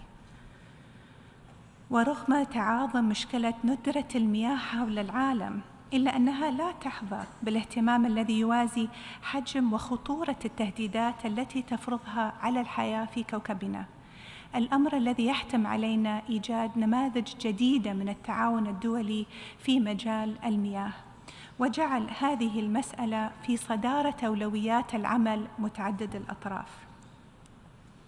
وإدراكاً لذلك، تسعى دولة الإمارات عبر العمل مع الشركاء الدوليين إلى التوصل لحلول فعالة لمعالجة هذه المشكلة، وهذا ما تضمنته الورقة التي نشرتها وزارة الخارجية اليوم، ونأمل بأن تساهم في تحديد السياق المطلوب لتحقيق هذه الغاية. لقد أصبحت التحديات الدولية مترابطة إلى حد كبير، وليس بمقدور أي دولة أو منظمة معالجتها لوحدها، فالجماعات الإرهابية التي تحاول بسط سيطرتها في منطقتنا تجند مقاتليها وتمول شبكاتها من مناطق أخرى. وتداعيات جائحة كوفيد طالت مختلف دول العالم، كما أن معاناة المدنيين من النزاعات لا تختلف باختلاف أسبابها. إن دولة الإمارات العربية المتحدة تؤمن بأن العمل الجماعي لم يعد خياراً وإنما ضرورة قصوى، وأن قرارات اليوم ستمتد تبعاتها لعقود قادمة. وهنا يبقى السؤال: ما هو الإرث الذي نريد تركه لأجيال المستقبل؟ هل نترك لهم نزاعات وأزمات معقدة وشح في الموارد والفرص؟ أم نظام دولي مستقر ومزدهر ومجتمعات يسودها التسامح والتعايش قادرة على الصمود في وجه التحديات؟ بالنسبة لنا في دولة الإمارات فإن خيارنا السلام وسبيلنا التنمية ووجهتنا المستقبل.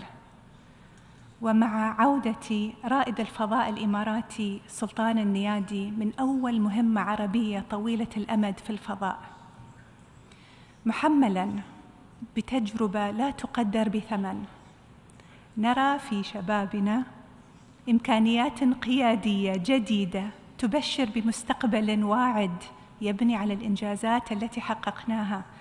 فنحن عازمون على مواصلة السير على خطى مؤسسي الدولة لتحقيق المزيد من التطور والاستثمار في الإنسان والعلوم لشعوب العالم. فسياساتنا وقراراتنا وعلاقاتنا تجسد حرصنا على تحقيق هذه الغايات. وشكرا سيد الرئيس.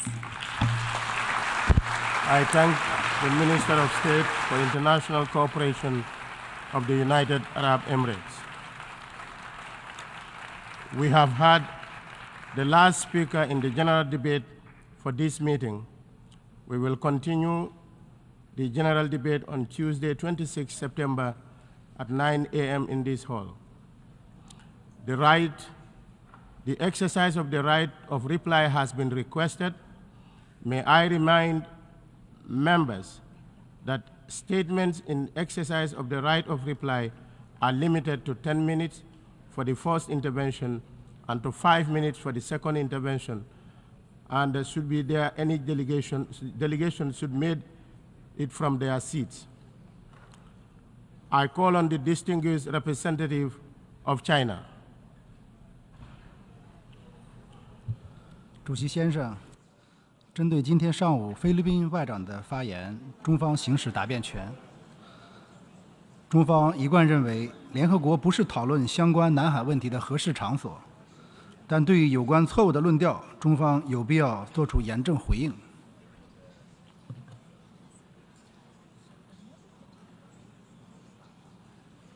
南海仲裁案仲裁庭越权审理、枉法裁判，违反联合国海洋法公约和相关国际法。仲裁庭作出的所谓裁决是非法的、无效的。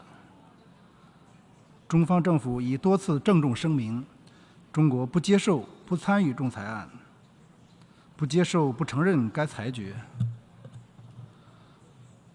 中国在南海的领土主权和海洋权益在任何情况下不受仲裁裁决影响。中国反对且不接受任何基于该裁决的主张和行动。中非是海上邻国，中方应继续通过对话协商与非方妥善处理海上问题，共同维护双边关系和海上局势稳定。谢谢主席先生。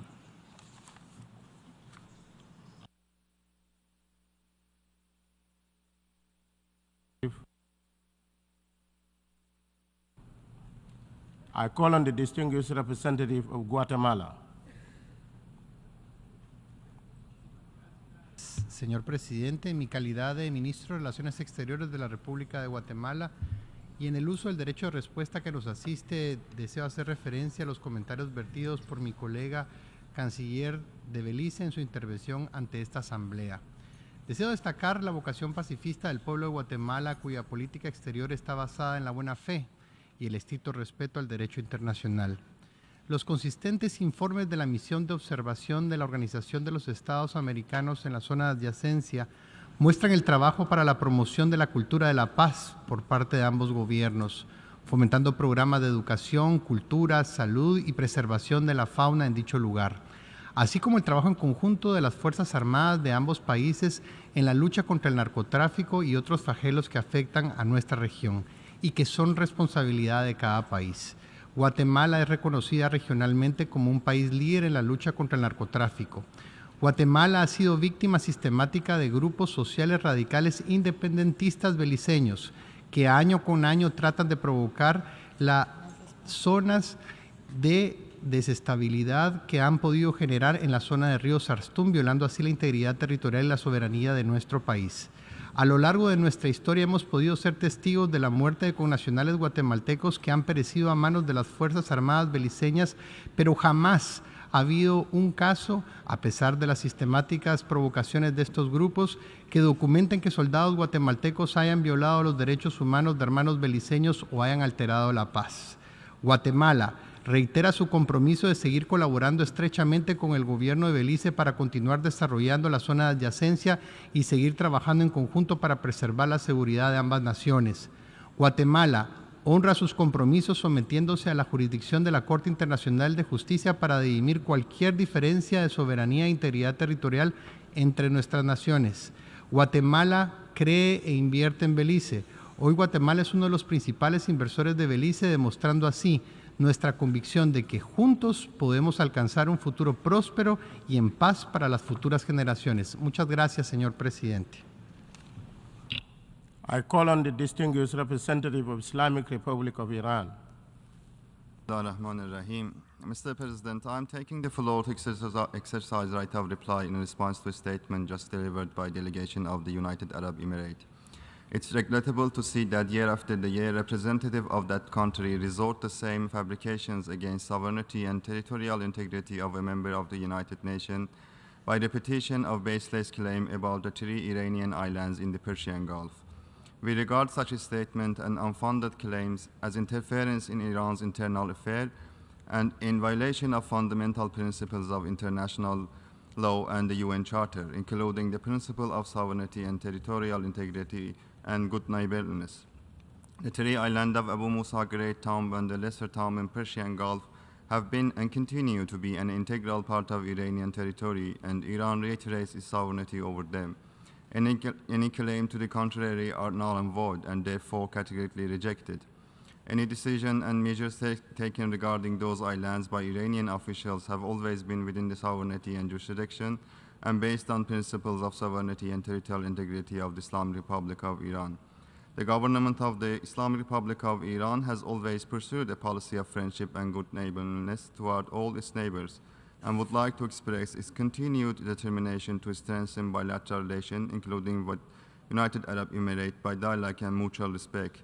Meanwhile, I would like to emphasize that territorial integrity of the Islamic Republic of Iran and its sovereignty over the islands under discussion are not negotiable. Mr. Chair, as I have the floor, I would like to refer to the statement made by delegation of our brother country, the state of Kuwait, during the general debate. In this regard, we would like to reiterate that foreign policy of the Islamic Republic of Iran is founded on a full adherence to international law, mutual respect, and good neighborliness. We believe that issues concerning the delimitation of the maritime borders and the exploitation of common hydrocarbon resources between countries should be addressed and resolved through dialogue and bilateral negotiations, while taking into account principles of good neighborliness. I thank you, Mr. Chair. I call on the distinguished representative of United Arab Emirates. شكرا السيد الرئيس. يود وفد بلادي ممارسة حقه بالرد على ما ذكره ممثل جمهورية إيران الإسلامية. تؤكد دولة الإمارات العربية المتحدة بأن جزرها الثلاث طنب الكبرى وطنب الصغرى وأبو موسى في الخليج العربي هي جزء لا يتجزأ من أراضي دولة الإمارات العربية المتحدة. وترفض بلادي بشكل قاطع استمرار الاحتلال الإيراني للجزر الإماراتية الثلاث.